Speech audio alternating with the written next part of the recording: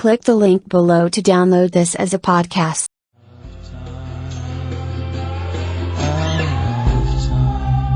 Blur and Out of Time. They're joking, there's 2 hours to go. On XFM 104.9, I'm Ricky Gervais, with me Steve Merchant and Karl Pilkington. A new leaf, bit of a blow at the Sonys. Not like that. I mean, you know, we were taken aback. Speak for yourself. Yeah.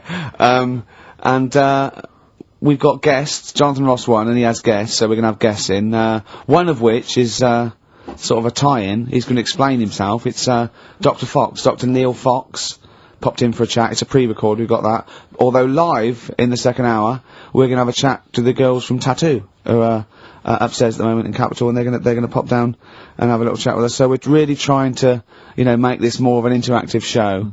Mm-hmm. We don't know yet whether we're going to give up or not. It depends how this show goes. Yeah, look forward to that. But we've got some great. We went down to the big library, so we don't have to rely on 4 Non-Blondes and the you know, the 2 jam tracks that are up here.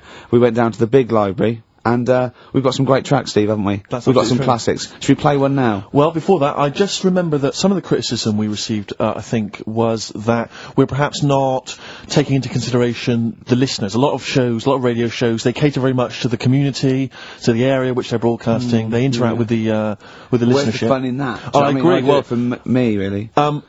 I'd just like to justify why we don't tend to correspond or interact with the listeners. Here's a typical email from Vicky, age 25. She asks, do you ski? Rick, that's her question. No, do you ski, yes or no? No, I don't. No, you don't. Right, there you are. Thanks, Vic. Brilliant. Keep those coming in. See, he's turned him against us, Karl. What do you think, Karl? What do you think of Steve's attitude there? It's alright. More insight like that coming later.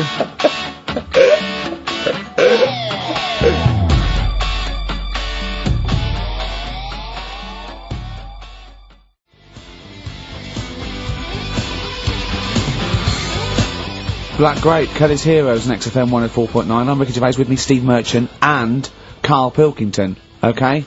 Proper radio. As you know, we're a bit gutted that we won nothing at the Sony Awards. We found out that on the panel was Dr. Fox, probably one of the greatest DJs in the world. One of the great living broadcasters. I certainly think that he's up there. Yeah. With Tarrant, John O'Coleman. And so Chris Moles. Chris Moles. We asked him to. He's also on the Pop Idol panel, so he can make and break people. So we asked him basically to explain himself. Why did we win nothing? Why were we so bad? This is what he had to say. The award, guys, was called the Entertainment Award. Right, now, in itself, I think that should probably tell you something about what should be on the tape. There should be some entertainment. And, it just wasn't very entertaining, actually. I don't mean that sounds quite horrible sitting here in front of you now, but it just wasn't very entertaining. But fundamentally, what elements did you not find entertaining? The fact that it didn't seem to entertain me at all was part of it. I mean, it's a bit of like, how long's a piece of string, isn't it? What is entertaining? We have talked about string on the show before, though. Then there were loads of people I'd never heard of in my life, and some of those were perhaps a bit more entertaining than you. The people that got silver, I think they were called Joe and Twiggy. They worked for a station in the Midlands, I think Trent FM. They were actually pretty funny. Funnier than ours stuff. Yeah, yeah, they were actually. Yeah, they were funny, and they seemed to sort of understand their local. They seemed to understand their market a bit more. And then I got onto yours. I think, oh, great, Ricky Gervais. Yeah, he's really funny in that program, isn't he? I must watch that. I'm going to absolutely die laughing here. And oh God, it was painful. How would you have improved it, just listening? Bit of humour, quite good. Bit of humour, essential, I would think, to an entertainment show. A bit of prep, you know, so get in there and actually think about what it's going to do, perhaps. Well, right, okay. Well, thank you, Dr. Fox, for your honesty. We've got to the bottom. While you're here, can I just show you this? That lump. Do you still do prescriptions? Dr. Fox there. He was, you know... He was honest, he was blunt. He was blunt, you know, that... I'd like a second opinion. I'm only joking, he's not actually a doctor. In fact, well, he used to be called Dr. Fox, and now he just calls himself Neil Fox. I think he's been struck off. No, he's Neil Fox MD. Right. He's just... I wondered if there was some malpractice, that something happened. I mean, Someone was under, and he sort of, you know, he went a little bit crazy. Let's leave it there! Yeah. Because Froggy will not take that lightly. Who? Froggy. What do you mean Froggy? He's Dr. Frog now. He's changed it. He didn't like Fox. Right, he right. hated Fox. But are we going to heed his criticism? Because it was about, there was no preparation, Yeah. we weren't funny, fair enough. Yeah. There was just really no content We in the didn't show. care about We didn't care about the show. the demographic we were meant to be aiming at. Just sounds like a lot of work, all that.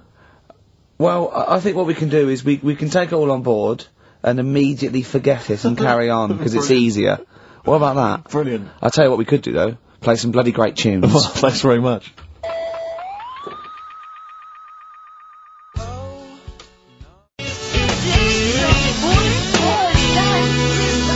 Athlete, you got the style on XFM 104.9. I'm Ricky Gervais, with me Steve Merchant and Karl Pilkington, innit? Alright? Brilliant. Well, you know, the funny thing was, the day of the Sonys, the radar figures came out. That's the body that tells exactly how many listeners you've got, etc. And, XFM went down a little bit, across the board. Except one show, Steve, that went up 34%. Keep talking. Well, what show do you think that was? I'm trying to think, would it be Zoe Ball? No. Would it be Christian O'Connell Breakfast Show? No. It was this little mother of a show. Really? Up 34%? Yeah. Everything else went down, we went up 34%. Yeah. So, maybe Dr. Fox should be listening to those figures. Indeed. Yeah, will we get a pay rise? Will we get a 34% pay rise, Karl? Ooh, up to 80 quid a month. No, because for the last, 2 years, there's been nothing there, and you've still been getting the same money, haven't you? That's the way it works. There's been what, there? You're not paid per listener, are you? It's just... You know what I mean? It seems like it. I think they've each given us 5 pence. Exactly. I went along to, I came in from the presenters meetings I've never been to one before, a presenters meet, I didn't know they existed, and I just came in to annoy Karl. It was about 5 to 6, so I was going to get him as he knocked off. We're going to have a Sorry, pint. and the presenters meeting is what? That's where they dish out which amusing news stories they're going to read out, is it? Yeah, or no, what order they're going to play, Athlete, Coldplay, Right. the Vines. And, I went upstairs, all the people were there, and, quite interesting, wasn't it? Karl? Yeah. You know why the figures went down a little bit? Go on. The war. Is that what they said? The war, yeah. At one point, I said to Karl, just how many listeners died in this war? Because I thought he was saying that they were at the front. Yeah. Or XFM listeners went, well, I'm going. Yeah. I'm going to Iraq. Well, the reason our listenership Tell went... Zoe to tape it for me. The reason our listenership went up is that just tells you who's listening to us. Cowards, yellow bellies, children, women, people with fallen arches. terrorists. Oh dear. Yeah, it was quite a good meeting. Now I saw some... So what exactly, is there anything I missed out on? Is it No, important they information? just, it went down a little bit, except our show, which went up 34%. Up 34%, but Yeah, no awards remember for that. And then you went out afterwards, didn't you? Yeah, we went to a bar to have a couple of drinks and that. Yeah. And then, a few of them went onto Stringfellas. No, they didn't. No, some of them did. Zoe Who? did. Zoe and, a few of the office people and that. I went home. Stringfellas? Yeah. To what? To watch lap dancing? To beat... What? Yeah, that's what goes on there, isn't it? I know, it's mad, isn't it? I've never been to Stringfellows, I don't know what happens there. But... No. Why would they... I don't know. I mean, I was talking to people about it the day after, and they said, oh, you missed out. I said, well, did I? So how does it work? They said, well, you pay... Never quite understood lap dancing. Never quite understood it. It's basically someone dancing naked rubbing their arse in your face. Yeah. That's basically the gist of it, is it? But you can't... The rules is you can't touch. Do they do a home service? I just think it's nearly, I've got to be careful what I say here, but it's sort of, I'm dissing Stringfellows or anything, but is that not sort of like one step down from prostitution? That's such an antiquated, what are you, from the 19th century? No, but I mean, what, it's like, I don't quite understand it. I don't get it. Because the thing is, I said, how does it work? They said, you pay 20 quid, you get some clean money, sort of like little vouchers that you stick in the knickers or whatever. Oh, God. Clean money? Yeah. Disinfected money, okay. They're just like vouchers. Can you put loose change in there? Because I got a lot of that. But, I owe you. Yeah. Yeah, go on. 20 quid it is. Right. And, I just don't get it, because, I mean, I'm not tight with money or anything, but No. you pay your 20 quid, they dance in front of you, but you're not allowed to touch, which to me is like going to a restaurant, ordering a nice big warm dinner, they put it in front of you, and it's like, well, you can't eat it, and you're saying, but well, it's going cold. I love the idea of some bloke sitting in Stringfellows, businessman, right, he's paid £20, there's an arse waving in his face, and he's going, can I not just, they go, don't, so he goes, it's going cold! Look at it, it's going cold! Oh, that is brilliant. It's going cold. That is, I mean, see, Karl in the week was saying that he doesn't like sayings and phrases and metaphor and analogy, and I was going, you know, and he thinks it's sort of like, you know, one step away from poetry. But he comes out with the most evocative phrases. That is a straightforward analogy. Lap dancing is like being given a meal that you can't eat. See, that's great. That's how you saw it, and that's so much better than saying it's mad, you can't touch, or it's a waste, or, do you see what I mean? we were trying to inflame his enthusiasm in the week, and I said about different phrases, and he goes, well, why not just say the actual words? I was going, well, it's more poetic, and I told him the Isaac Newton one, if I have seen further than any other man, it's because I've stood on the shoulders of giants. And I said, well, that's because, you know, he's saying, you know, I'm getting lauded for being this great scientist and all these discoveries and being a genius, but I'm saying, you know, if it wasn't for those scholars before me that had come up with what they come up with, you know, I wouldn't have got this far. Karl went, what did you say? I just said, well, I prefer him to give me a name check. Do you know what I mean, though? If he stood there and he's saying how good everything is, don't just class me, don't sort of put me in with a load of other people. Give me a mention. If you were one of the other scholars? Yeah.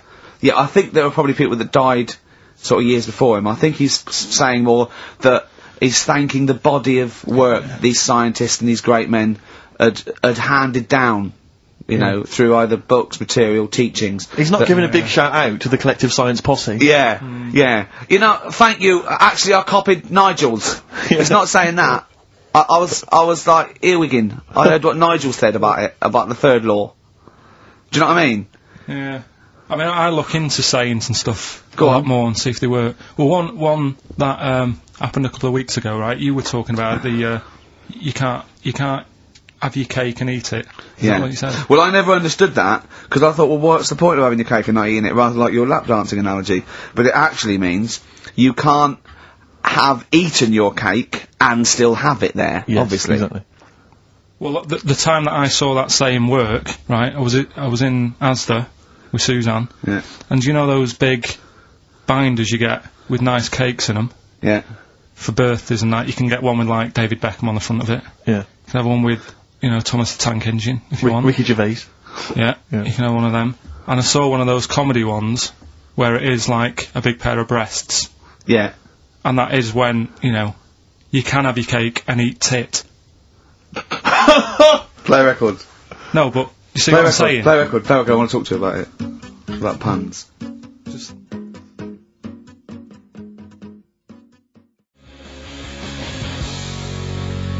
Placebo. This picture with the androgynous vocal talents at the helm there of Brian Moloko on XFM 104.9. Informed Yeah. broadcasting. Excellent. Did you see, I don't know if Karl saw it, I know you watched it, Rick, it was extraordinary, it was a Sky One TV show the other night. It was something like, reality TV. Oh, yeah, I can't remember what it's called. Yeah. Excellent. And it was about basically what, the fortunes of I various... cannot get enough of it. The fortunes of various reality TV stars, since they've come out of the show. Christine Hamilton coming out of the jungle. And obviously, once again, always a pleasure to find out what Fats Waller is up to, Rick Waller. I mean, he's in a band now. He's got his own band. He was playing in some club in Rochester. There was about... It's 20 sort of gospel, people in the sort of audience. gospel rock, that sort of soul gospel rock thing, like somebody see in the Commitments or something. And when it cut to the audience, it was like it was in Butlins. It was just a big dance floor, and there was just people that watching indifferently. And he went, the people that were here loved it. I mean, it's a bit And I sad. have to say, I know. the size of the man, his leather jacket, Karl, was extraordinary. I don't know how many animals had to die to make it. It was like, you know, it was It looked like, unbelievable. if he'd have fallen off, it'd been like the Hindenburg. Yeah. Because... It was like a Zeppelin. Oh, It the was- humanity! It was people... extraordinary. I still think, when I see him wearing a coat like that, it looks like he is stood on the shoulders of 2 other people. It's just a joke. Just a It's little just like head. a circus act or something. Yeah. Because his head doesn't make sense. Looks like it's one of those things that you steam yourself in. You put your head out that. And is that a machine you're in? No, it's a Or coat. one of those old-fashioned iron lungs. Oh dear. There but were some he's- magic moments. But there was a because once again, I mean, I missed a lot of the first series of I'm a Celebrity, Get Me Out of Here, but it Brilliant. showed once again the moment with Darren Day. Darren Day, a lovely guy, but that moment where he went off and sat on a rock and came back and he'd written a song. I know. Which he just it was also things like I'm in a hotel room in another I town. know. Don't. And do it was like something you'd write when you were 14. It was unbelievable. They showed it again. It's just stunning. I love songs you write when you're 14. It's like your first sort of like song where you know 3 chords, and it's always stuff like, there's a man, he's a lonely man, take a look at him, he looks a bit like me. Yeah. It is me. It's that sort of thing, like when you want to play it to someone and you want them to go, my God, you're deep. Yeah. My God, you're brilliant, aren't you? And that's about you, is it? Oh, yeah, it is, yeah. I have to say, this is such a terrible confession. When I was doing a school play once, when I was about that age, 15, right, there was a girl who was in the cast with me, right, and she sort of, she was giving me the eye. I was thinking, yeah, well, I kind of thought she was, right? And It was glass. But there was another guy. There was another guy there as well. I was sort of competing for her affections. Oh, no. And he was quite a witty guy. His name was Scott Hansen. He had long blonde hair. Exactly, yeah. And I thought, well, the way to impress her, because I was 15 or whatever, I thought I was pretty smart. I sat in one of the adjoining dressing rooms, reading a copy of the philosophical book Zen and the Art of Motorcycle Maintenance, which I didn't understand, but I sat there reading it in the hope that she would walk in and think, my God, you're reading Zen and the Art of Motorcycle Maintenance. You don't go with the crowd. You don't want to come next door when we're talking about nonsense and people are flirting. We're talking about the bangles Yeah, and yeah. curly whirlies. You're in here saying, look, just, if you want to come and talk to me, you're welcome, but I'm not... I'm a thinker. I bet you thought you were Kwai Chang Kane, didn't you? I thought it was like she'd think, Jesus Christ, I've never met anyone like him. That is genius. And I remember the one time she accidentally walked in, she went, oh, sorry, wrong room, and left again. And that was it. Sorry, at 15, so this is about the time you took to wearing a bow tie to I'm impress slightly people. younger wearing a bow tie. I love that. No, I used to watch a lot of Harold Lloyd films. And he always seemed to do very well. I love it. I love the idea of at 15 you going, well, it's time I went to wooing. Right. Right, on with the bow tie. Where's the Zen? Where's the pipe and my bow tie? It's a time I got me a bow. Yeah. I love that. But songs are great as well. And the other thing you do, sort of when you're about 15, 16, is start writing songs about, like, the world's trying to take a piece of me. Hey, you think I'm going down? I'm coming back. I'm against the ropes. They try to drag me down. It's like you want to be Cool Hand Luke. Yeah. They put me in this emotional prison. The man's on my back? Who? They try and take a piece of me. Who do? Well, You're 14. Parents and that, don't they? You're really comprehensive. The teachers, yeah. I absolutely love it. I still remember a poem. I'd like to say his name. We're about 14, 15, and we had to write a poem, and obviously everyone's was pretty rubbish, but we mercilessly took the piss out of this bloke because I still remember the poem, and how he did it is he went through a dictionary and found things with that, and this is a poem, right? Okay, remember? I've remembered this for 25 years, right? The reason why I had to die. Did I bleed the blood of greed? What was my destiny? And when we hear this, we were laughing. I mean, for a year, we would go, what was my destiny? It was just great. Can I hear it again? I enjoyed the reason why I had to die. Did I bleed the blood of greed? What was my destiny? Oh, that's almost as catchy as Monkey News. Oh, God! Oh! I've got some monkey news for you. Let's play a record and come back, and I've got some great monkey news for you, Karl.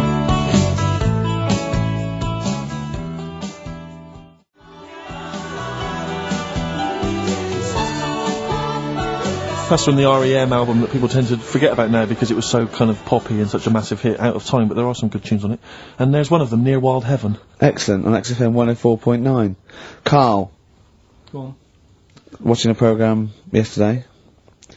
And it was about these Japanese snow monkeys. and it was all about how animals learn things that aren't instinctive, particularly sort of primates, because they see other people doing it, and they start a culture, and they can pinpoint when one monkey first went down and got in the hot water springs, and stayed there because it was hot, and the others copied them, and now it's part of almost a culture, you know, that won't be handed on because it's not instinctive, but has to be learnt each time, and you know, and they groom as normal like other monkeys, right? But they're really intelligent, and obviously the reason they groom other people, other monkeys, is because they eat the mites, but also the monkeys have learnt they like being groomed. Okay, so they showed this one monkey, it went to a deer, okay, and it was grooming this deer to get its mite off it, right? But then it didn't eat it, it held it in its hand, it went over to a monkey, put the mite on itself to show the monkey it had a mite, and got a free grooming. That's extraordinary. That's extraordinary. That is because it extraordinary. gave up the food, knowing that if you put one there, this monkey would look for mites on it, and it would get a free grooming, and it was like having a little massage. What do you think of that? It's not bad. I've got some better stuff coming up later. On Monkey News, on the official. Yeah, Monkey do you News. see that? Just see what mine though. Mine's true. I mean, that's an interesting and extraordinary. It actually happened. It's discovery. social behaviour amongst primates. So I saw it. It was, you know. Did it rob a bank, Rick, at any time? It didn't rob a bank, and it didn't open a hairdresser's. See, that's what you're letting. That's where you're letting yourself down. It's not quite good enough, is it? My Monkey News. No, I got some. See the difference where I named the species, explained it slightly, told you an interesting fact, as opposed to there's this monkey, right? And look at him looking at you. Yeah, he's not interested, Rick. Can I tell you now? Can I try and describe for people the face that Karl has? I'll tell you what it's like. It's like if you draw some eyes, a nose, and a mouth on a balloon, and then inflate it to about half full. That's what Karl's face looks like. That's what his head looks like. It looks like a face you've drawn on a balloon. Very small, the rest of the head huge. It's just that today I'm a bit tired, right? That's one thing. Why are you a bit tired? I just haven't been sleeping, right? Why not? I don't know. I've got a lot going on in my head. Oh, if this would be like The Simpsons, if we could actually look in there, there would be two monkeys grooming now. Plus, you've been talking about like stuff that I can't relate to and that. So I'm writing poetry, like what? Reading books, doing poetry and stuff. I never did any of that. What did you do? Well, at school they didn't bother. They tried to get us to write more, right? Right. By giving you a pen? Well, they used to give us these school diaries. Yeah. Little red book, and it was a way that they kept an eye on what you were doing out of school hours. Right. So some kids would write down, you know, stole a bike, burnt a house down. Yeah. But when I was at school, around that sort of 12 age, I didn't get up to much. You have no money. There's nothing you can do. So every night it was the same thing. I'd get home, and I'd have to go to the shop, right, and get some potatoes and some bread every night, right. And I kept taking this into school. Sorry, what was it? Dublin in the 17th century? Yeah. What do you mean every day you went to the shops and got potatoes and bread? That's kind of what I had to get all the time. That's what we had. Why? What did you have? Chip sandwiches? Yeah. Right, so you went to the you went there. So I kept with your hoop putting and that. stick. I kept putting that in the diary, you know, every night saying went to U-Phase. That was the name of the shop. Yeah. What is it called? U-Phase. What is it? U or U? Like H-U-G-H. H-U-G-H. Yeah. Oh, that was his name. U-Phase. Right. Used to go there, get the potatoes and bread and that. I love the fact someone who's named a shop after themselves. I'm not going to say what we sell. It's named after me or nothing, or I'm not opening. Mainly potatoes and bread. White sliced loaves, King Edward's. And the teacher used to always say, just write something different in there, make something up. Because, like, you know, Monday, Tuesday, all the way through to Friday, every night, it was just, went to U-Phase. Went to U-Phase? So you sort of, you think... Are you sure it wasn't an advert? Sure he wasn't paying you to say, get my name in the book? Yeah. The only time that it changed, and she said, oh, that's made it a bit more interesting, was when it was my birthday, and I had to buy a cake. Potatoes and a cake. And she said, oh, that's good. Yeah. That was my 13th birthday. My mum said, I got home from school, she said, oh, you're 13 today. Teenager, big turnover. Go and get a cake. That's your experience of writing? No, what? Well, no, that's your experience of your 13th birthday. Oh, by the way, you're 13 today, go and get a cake. Yeah. Brilliant, big surprise. Was it a big surprise? yeah, that is brilliant. I love it. That's the only sort of writing. What, and they never asked you to write essays or stories? Did you never write a story or a poem or a... The stories I did earlier on were, you know, you made them up, but it was that thing that I'd always end them with, and an alarm went off and it was all a dream. Every single one of them. Yeah. But they didn't, I mean, it was a bit of a... I bought some potatoes and some bread, then I woke up and it was all a dream. Then I went to shops and bought some potatoes and bread. But did you ever do anything that write about an adventure when you were a spaceman, or you were you were a cowboy, or... No? All the teachers, like, had scams going on, so, like, in English, right, you'd go in there, and the teacher would say, right, what we're doing today is, got a load of brochures from Thomson, but they say, like, 1983 on the front, so I've got a load of stickers here that say 1984, let's see how many you can do in half an hour. You are joking. Did you go to school with Oliver Twist? Sorry, you are joking. I'm not, that's what they did. So the teacher must have been getting, like, a freebie or something for helping them out. Honestly, yeah, that's what it was. That is fantastic. They were all at it. They were all other than Mr. Fagan, you had... Yeah. And then when they saw Karate Kid, they had every kid washing their car going, wax on, wax off, hurry up. Yeah. I'm teaching you something. Wax on, wax off, paint the fence. So I'm just saying, you know, that's why I'm a bit quiet, because you're talking about stuff I can't relate to. And why didn't you sleep last night? I haven't slept well since I was about 12. Do you sleep well, Steve? Well, wait, you can't let that go! I haven't slept well since I was 12. What do you mean? Do you know, like, a proper... I used to love going to bed as like a kid. Yeah. Whereas now it's like, oh, am I going to sleep tonight? And I sort of wake up about 4 times. Right. Whereas when you're a kid, I remember really... loving, like, going to bed. There was one time where I actually laughed myself to sleep because I couldn't believe me luck. There's something wrong with him. What do you mean you laugh yourself? Have you ever had it when you're really tired and you get in bed and the pillows feel... Yeah, it's all cold. Yeah, and it's like, I can't believe this. Yeah, and it happened twice. Once when I just went to bed and I was really looking forward to it, and also when I helped my dad out once, like, through the night. He worked at this paper company, right? And I helped him out, and I got in at about 4 in the morning with him. Got in bed, and I just was like, I was laughing my head off. I had to put the pillow over my head because I couldn't believe me luck. Like, I was like, oh, this is great. This. I'm going to sleep. I just have to say, life up north is so extraordinary. No, but you must be the easiest kid in the world to please. No wonder she knew she could just go get a cake. It's sort of like, what was he expecting me to say? He were expecting an extra hour in bed, but we got him cake as well. Go to bed without any supper. Brilliant. Brilliant, yeah. Your own bed. How long was it before you got your... What did you used to do before? Just some straw in the corner? No, it's just that thing of when you're really tired and... And do you ever do this with Suzanne, though? Do you ever laugh yourself to sleep with her? No, that's what I mean. She can't sleep because you're chuckling away. I don't know what's up with me. I've got a lot going on. What do you mean you've got a lot going on? I don't know. I was talking to the security bloke before saying, do you sleep? Have you got much going on in your head and stuff? And I don't know. No, he wasn't insulted by that, I'm sure. Going up to someone and going, have you got a lot going on in your head? That is brilliant. It worries me. It's interesting that your lack of sleep coincides with the diaries and the writing of the bread and potato story every day. I don't know if once you had that responsibility. Why don't you every night go to Hugh Fay's, get some bread and potatoes, you don't have to eat them, then go to bed, and I think you'll be chuckling yourself to sleep in no time.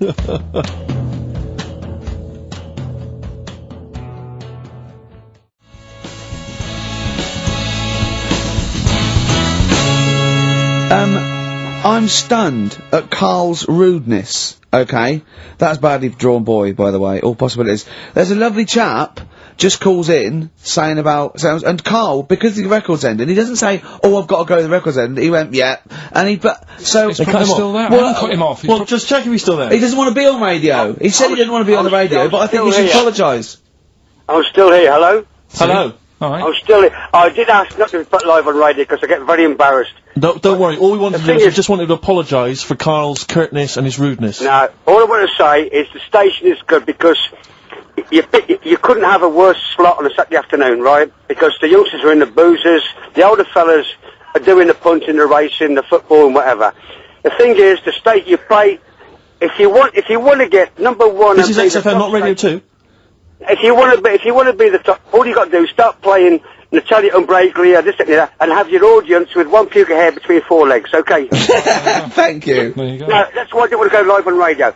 But you are dead. When Christian got a little bit sick about being 13, then he got to go, whatever. You're the soundest station in the area. You cover... I don't like all the stuff you play, the station plays, but you're actually doing what's there. Thank you very much. You keep going, persevere, and you'll it's well worth listening to anyway, okay? Thank you, cheers. Otherwise I wouldn't... Can you hear us? Thank you, bye. Dead so, mate. Be careful, yeah? I mean, I can see why you cut him off. No, stop it. Man alive. We've had so many calls. Carl was getting annoyed. There were so many calls. And, we've had suggestions from, Ned saying talk about Jimmy Savile. John in North London. I've just got John in North London. What does he want us to talk about?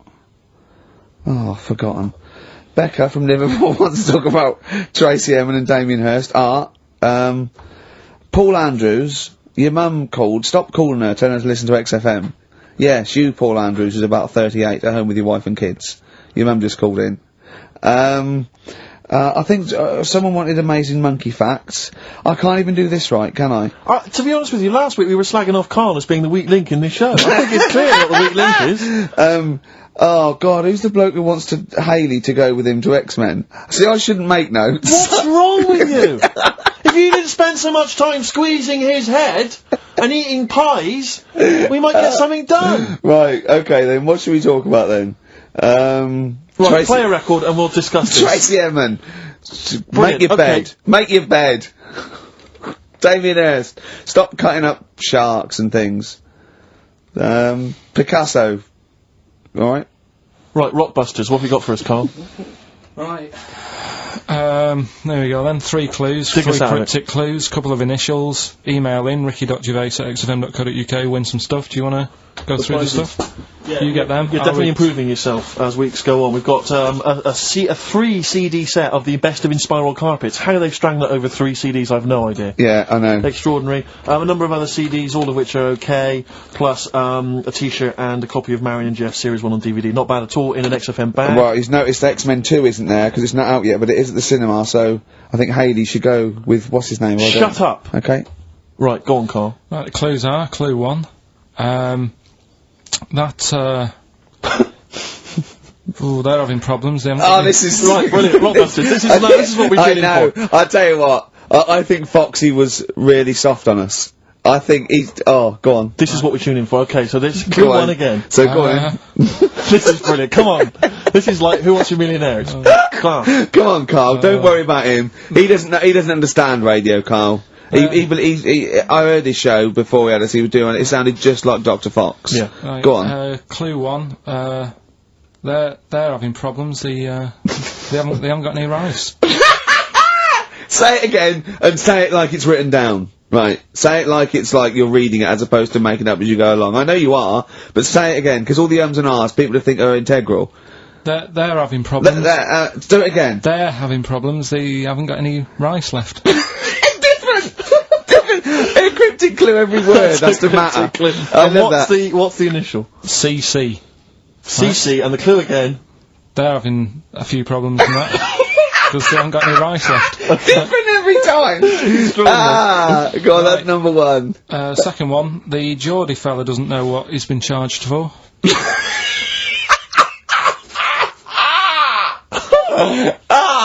Okay, and what's the initials there? BW. Oh. The Geordie fella doesn't know what he's being charged for. Right. And the final one, if he had 2 bricks, and he had to throw them at 2 women, right? Stop! Right, you've got to go through this without going, right? Oh, yeah, just do it again. Just say it again. Think what you're going to say, then say it. I had 2 bricks. Oh, no, it was if I had before. Well, I've got Stop it a minute! Stop! Because I'm going to burst. Right, Karl, work out what you're going to say and say it. Right. Okay, just calm down. Can we just everyone calm down? Okay, right. I had 2 bricks to throw at 2 women, and I didn't hit either of them. Right, okay. The initials MM. Right, so quickly again. They haven't got any rice. Got that? It's brilliant. That is a brilliant one. Okay. Right. They've run out of rice, they've got problems on their hands. CC, right? The second one, Geordie fella doesn't know what he's being charged for, right? BW. And I had 2 bricks to throw at 2 women, didn't hit any of them, right? That's MM. Email in, ricky.gervais at XFM. Brilliant, play a record. Win some stuff. It's email only, ricky.gervais at xfm.co.uk.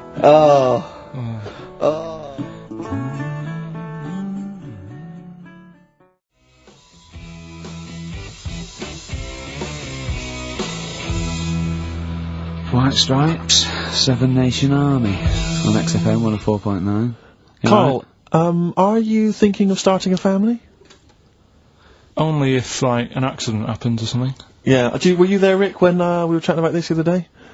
Oh, yeah, no. What did you say, Well, Karl? we were talking about his career and because he's on MTV and I was going, oh, you got to do this now. He's going, look, if it happens, it happens. I've said to Suzanne, if it happens, it happens. She goes, well, what are your plans? I was saying with Baby, she said, are we going to have kids or not? I go, look, if it happens, it happens. I go, well, how would it happen? He goes, if a condom splits. Amazing. I love the idea that that's the way you plan for a child. Imagine telling them that. Where was I conceived? Can't remember. The condom split. Yeah. You're an accident. I love that. The romantic nature of that is I was just told I was an extraordinary. accident, but, you know, it doesn't matter, does it? Yeah, it doesn't matter. That makes a lot of sense. Yeah, but it doesn't But matter. do many people sit down and say, right, do you think we should? Yes. Well, as they lay down. Yeah. I'm busy. You can't sit down, you haven't got time for that discussion. No, it doesn't mean the conception. I think it means bringing up a child till it's 18. But the thing is, as well, it's one of them, innit? It's like, if you think about having one, you go, well, the sort of negatives, you know, outweigh the positives. Yeah. I think. Right? Go on. But if you have one, you go, oh, it's not that bad, is it? So what are the positives and what are the negatives? Like I say, the negatives outweigh it. I can't think of that many positives. They get in the way, don't they? Mm-hmm. Cost you a lot. Costs a lot of money. Same with marriage. Like Suzanne's saying, we'll get married, so what for? Well, marriage doesn't cost anything. Well, it does. Well, no, not if you go to the registry office and then buy a house. But then what's the point? Well, tax breaks, you know, presents. I don't think you get them anymore. Don't you? I looked into that. You old romantic. What would you rather have, a ring or a 3% saving? Yeah. Oh, I love it. I love it. Well, I don't see the point anyway. I got down on one knee and presented her with some inland revenue forms. yeah. Just to show the benefits. That is great. I mean, if you are planning it, I think you've got to involve me and Steve in the radio station because it'll be... I mean, you take quite a lot on, don't you? Mm. So if you've got a kid at home and you're not sleepy, you haven't slept since you were 12, you've got this, you've got MTV, you've got a kid, you know, it might be one step too far, because I wouldn't want to push you over the edge. Well, Now, see, go on, sorry. No, I just was going to say, I was talking to Suzanne last night about it and saying, you know, about earning money and that, and she said, well, you're already sort of earn a little bit more than me, so, you know, if you get loads of money, she said, I'd be happy staying at home and doing nothing, maybe looking after a kid. I said, oh, so that's not happening. Right. I said, I could have a load of money now tucked away, I could have won some money and I wouldn't tell you. I still want sort of that check offer every month. Because I get a check offer to sort of pay the bills. Yeah. And I think you need to keep that in a relationship. Sure. Do you know what I mean? Work as a team. Yeah. Yeah, that's not working as a team. Of course it is. Well, no, you share everything. Sharing everything is working as a team, Yeah. whether Not you earn you most or whether stashing she... some 35 grand back. It's not like you think that, oh no, I won the pools, but I give her half, she'll get lazy, she'll just sit around the house doing nout. So she's still got to go to work in a job she hates. Yeah. I'll tell you though, she thinks that it'd be the worst thing that could happen if we got a load of money. Because she'd want to go to Egypt, I'd say I'm not going.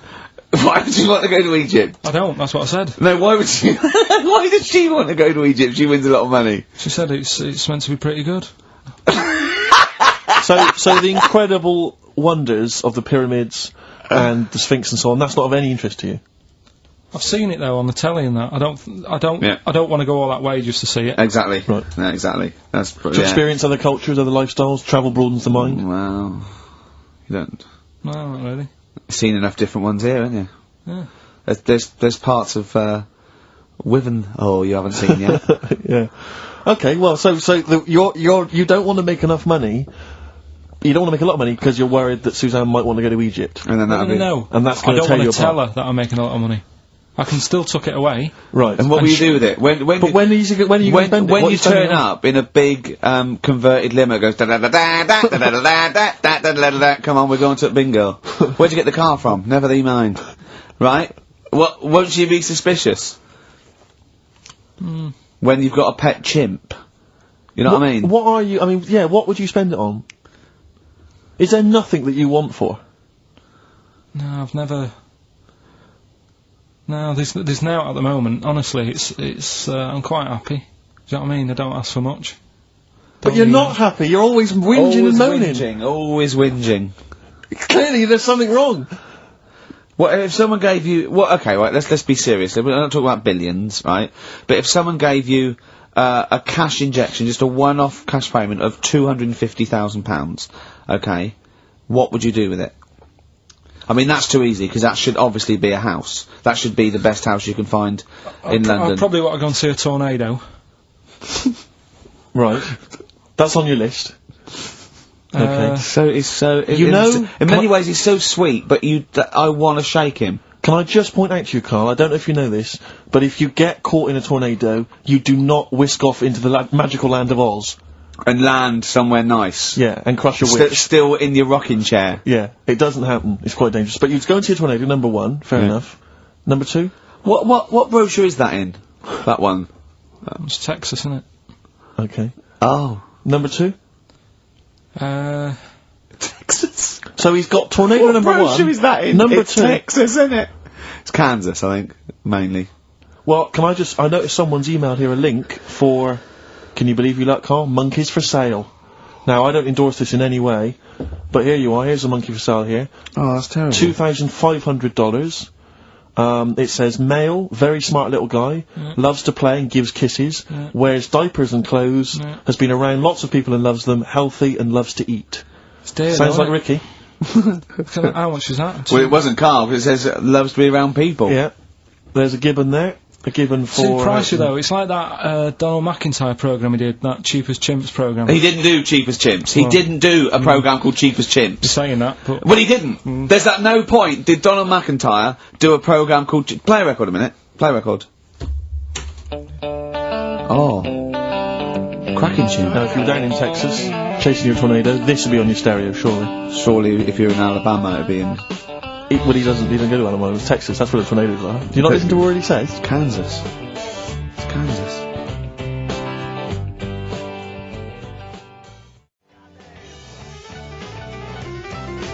Lynyrd Skynyrd, of course, Sweet Home Alabama. Always worth a play, I think maybe once a month. Yeah. Brilliant. Karl, we're talking about having kids and stuff. I've always been quite thankful that Ricky's never wanted to have kids, because, I just think he would set the worst example for a child that he possibly could do. Just in conversation the other day, just happened to mention that he's taken to eating in the bath. Yeah, well, let me explain something. Right.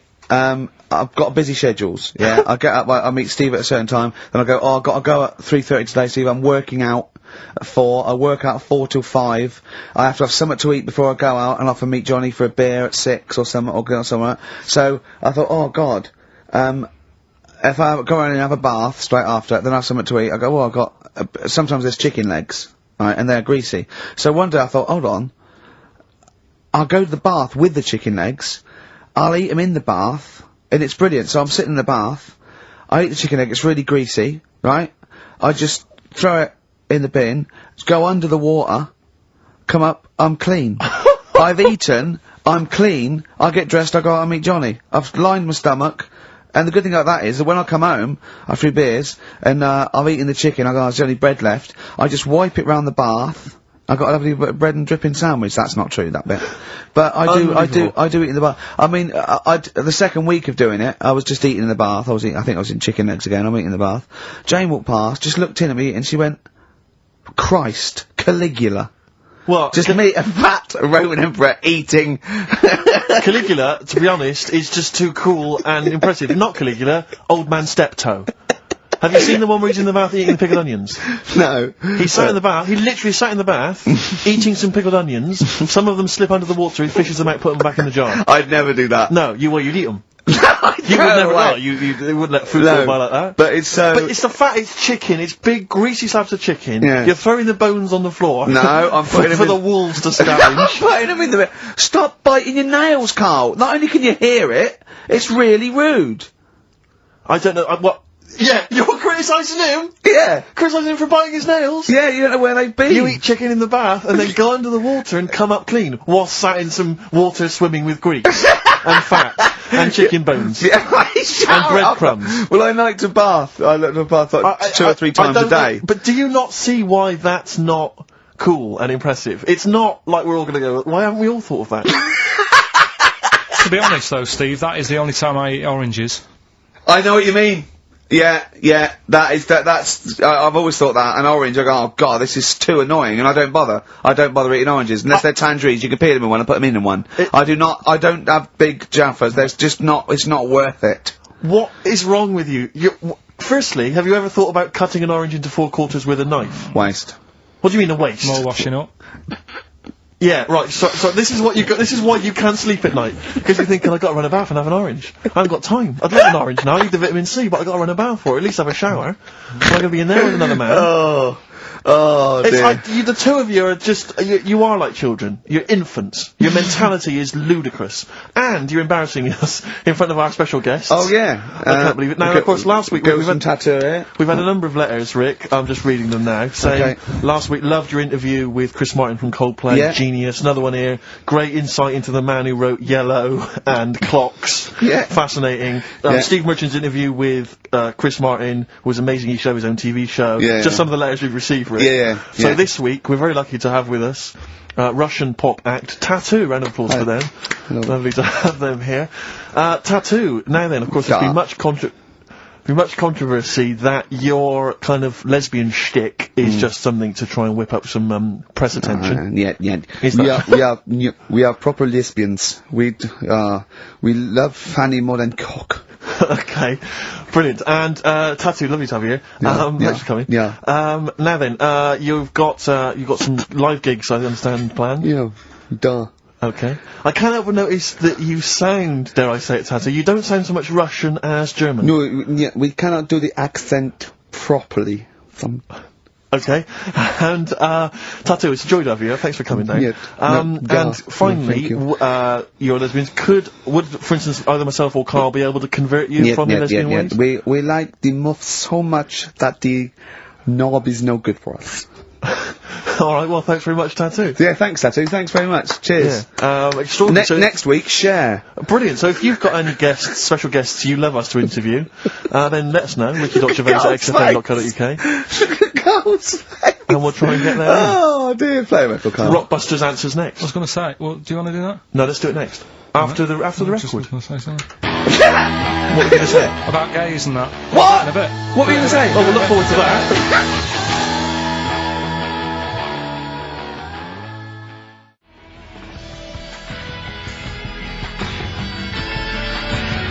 Martina Topley Bird. Need one on XFM 104.9. Right, there goes the girls from Tattoo. See you later. Well Thanks, done. girls. Cheers. Right, a couple of lesbians Carl, what were you saying before we cut you off? Yeah, it's just that, you know, you had the girls in and that, and it reminded me, I was talking to Steve in a week. Yeah. I think it's, when people were talking about going to Stringfellas and that. Yeah. I was talking about seeing naked people. No, yes, I asked him, I said, when he used to watch, say, if he accidentally flicked onto BBC Two and some ballet was on, would his eye ever been drawn to maybe the gentleman's lower regions rather than the ladies'? The gentleman's package? Yeah, would your eyes ever be accidentally drawn to that and you couldn't resist it? And you said yes. Yeah, because, right, Oh, I don't dear. think I'm, Oh dear. Well, go on, I mean, fair enough. no, right, I'm always looking at the beautiful ladies, but fair enough. yeah, No, go on. but, right, Have you ever looked at Wayne Sleep's testicles? I went out, Have you ever looked at Wayne Sleep's penis and testicles? I went out on a night out, right, and it was it got to some point in the night where 2 women and 2 fellas got on the stage, Right. started stripping off. Yes. Yeah. Just what, members of the audience? No, I think they were, like, part of the act, right? Right. And, What was it, panto? They downed the fellas had like their undies on, and the girls just had their knickers on. Yeah. Right. And sounds pretty erotic at the moment. Go on. And at the same time, they all whipped the pants off. Yes. Right. Yeah. It was Bucks Fizz, wasn't it? The adult show. Now I said to Steve, at that point. Sorry, I wasn't there. He said it to me later. yeah. I said, well, you have a quick glance at the fellas, and then the annoying thing was, I thought, right, now I'll have a look at the women, and it was too late. They put the knickers on. How long were you looking at the fellas? Not that long, but why were you looking at them first? It's human nature, isn't it? Why? I don't know, but I'm sure you would have done the same thing. You just sort of think, well, how are they shaping up? So it's a comparative test. So who had the biggest knob? Which one of the blokes had the biggest knob? No, it's like, normal. But this is a whole new side of you. This is a whole other area. So you look at ballet dancers, you look at the gentleman's. No, I don't. Package. I just was when he said this, it reminded me of this night when I was walking home thinking,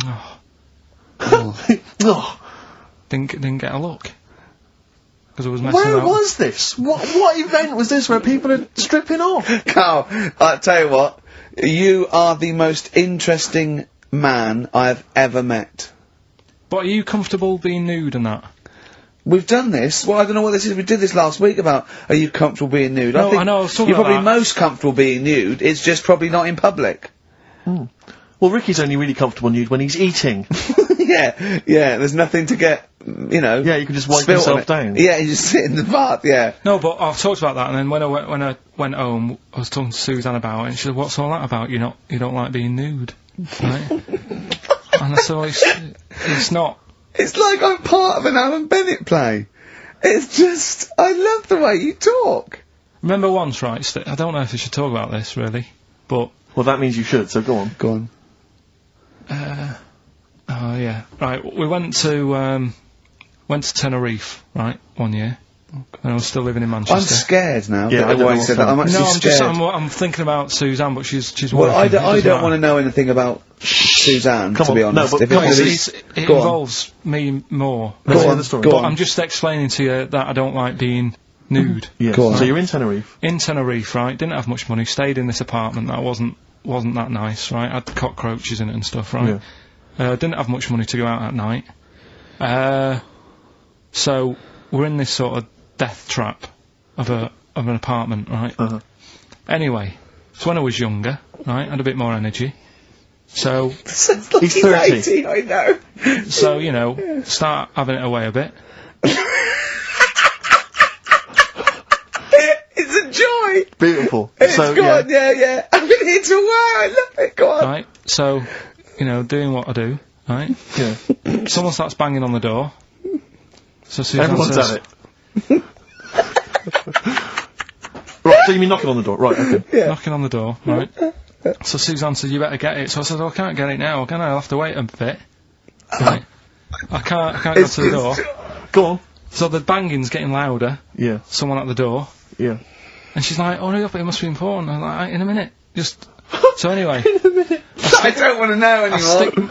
Keep going. No, come on, finish the story. Open the door. It's a fireman. So I just stick my head round, and he's going, you'll have to get out. The building's on fire. Right? So I'm like, in a minute. Sorry, you weren't still having sex at this point? No, but, Right. still sort of got to wait a minute, or I can't get my pants on. Oh, Carl, I wish I'm so sorry. Right, go on. So the place is burning down. So it could be a serious big fire going on. Yeah. I'm sort of waiting. You can hear people sort of screaming and that, panicking. Yeah. Is that because the door's open and you're nude? The fireman's saying, will you get out, I'm saying, in a minute.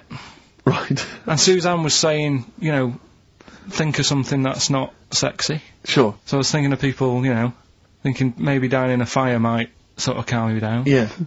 Then the fireman said, we need a big pole. Yeah. Yeah, sure, go on. But what I'm saying is, that, to me, I wouldn't have wanted to go out and be safe over, do you know what I mean, over being naked. I don't like walking about we're now on. So what I'm saying is, even if that fire... I love the idea of everyone huddled now, the other firemen, it just, the camera's pans along and it's Karl. Yeah, and just news report. Naked. With still But would you have gone out, we're now on... But why do I have to go out with now on? I'll just grab a pair of jeans. Alright, but you've just, you know... What? There's a fire, Karl! Yeah, but see, not everyone looks at men's packets. That's only you, remember. Most of the other firemen wouldn't be going, oh, look at him. But what I'm interested in is he's pleased to see us. Karl, how long did it take, and did the thought of dying in a fire help? After a bit, but the fireman sort of had a go at me. Sure. What do you mean? Well, he wasn't happy that I was dawdling. Well, to be fair... But what can you do? Answers on a postcard. To the usual address, XFM, care of Leicester Square. Well, let's just get these right. Let's play a record, let's have Rockbusters and Monkey News. We don't have time for Monkey News. We'll squeeze them in. Wow. It's a god-awful small affair to the girl with the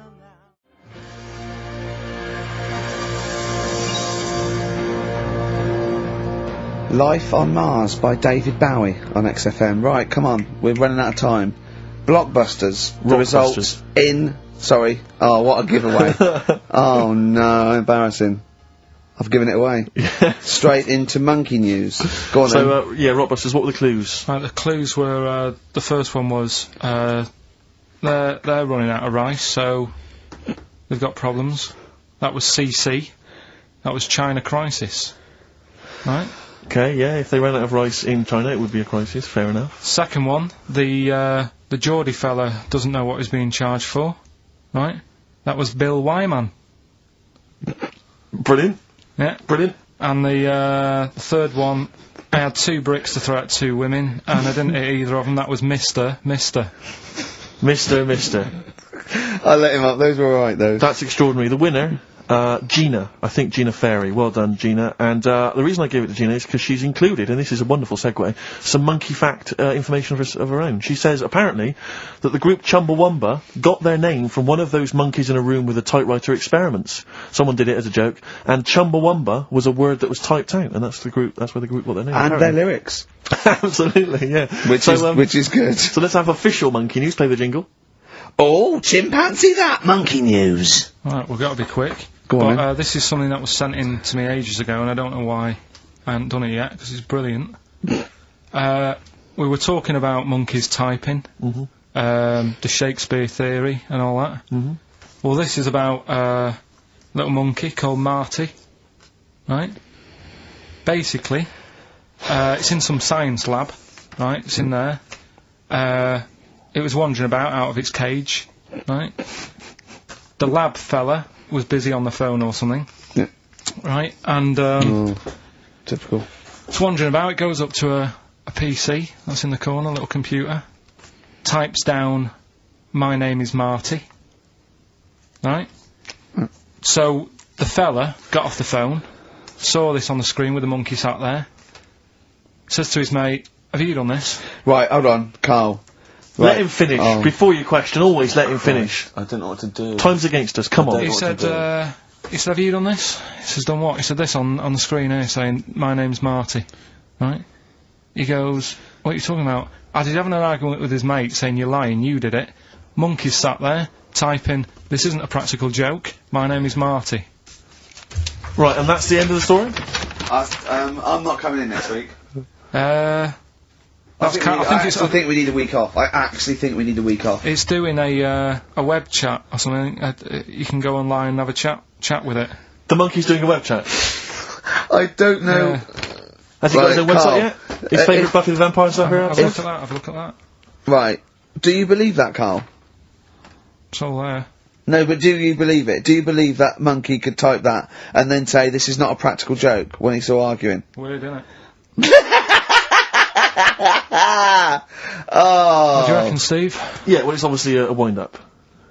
It's a joke. It's not even... You haven't even got some of the facts wrong. It's just a wind-up. Have you noticed the date? Is it April the 1st? It is April the 1st. You are joking. That it was sent. You're an idiot, Karl. It was sent on April the 1st, Karl. So you're saying the monkey knows it's April the 1st, but you And don't it's doing believe... a wind-up, yes. Yeah, I think the monkey has thought, I'll do it on April the 1st so that people think that it's a wind-up, but in actual fact, I am a monkey that can type and read.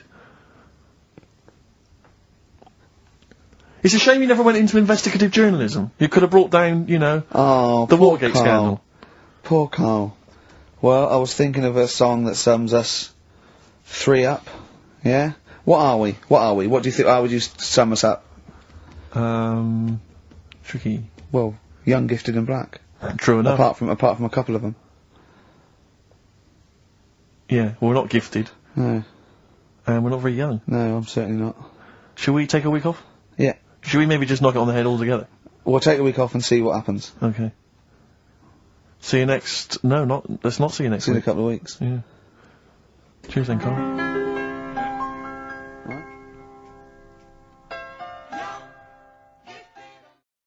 Out of Time on XFM 104.9. I'm Ricky Gervais. With me is Steve Merchant and Karl Pilkington.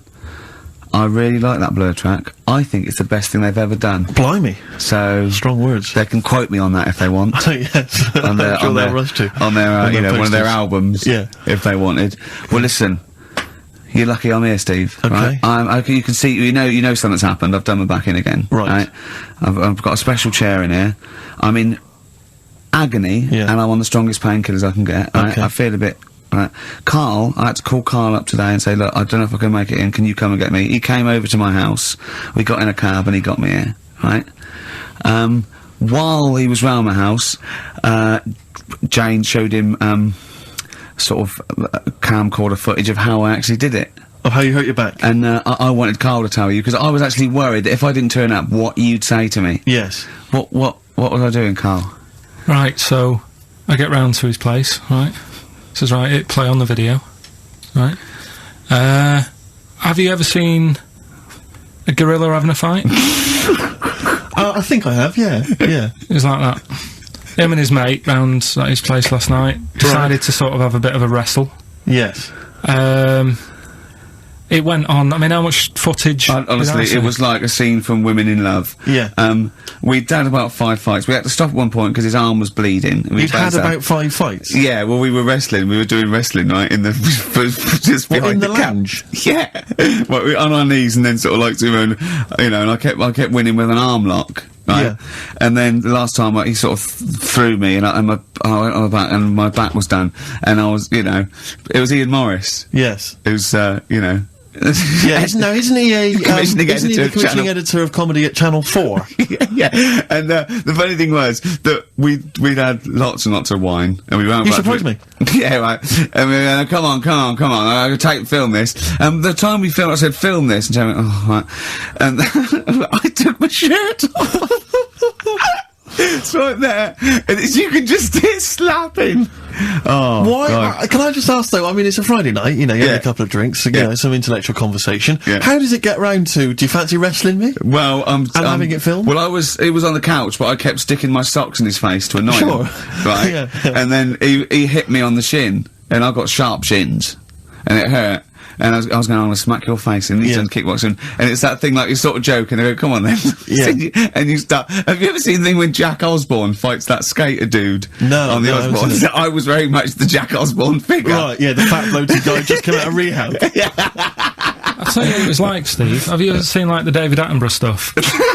Where, like, a tiger will be ripping a deer's head off, and you think, why doesn't the camera crew stop it? Yeah, You sort of watch, you thinking, why was Jane Why just is she letting not this stepping happen? in and intervening? Yeah. And the thing is, she said, right, you've seen enough, haven't you, and stopped it, so I don't know how much footage you've got. It wasn't much. It wasn't much. But because your lounge is not huge, and there's not much space between the back of the sofa and the Oh, table. it doesn't need no. It was just a pin or a submission. So it was all over with like one of us throwing the other one on the back. Arm And locked. how does it? I mean, how do you start with a wrestling match? Are you both stood up, or you already on your knees, and you sort of like go together like ratting steels. Yeah.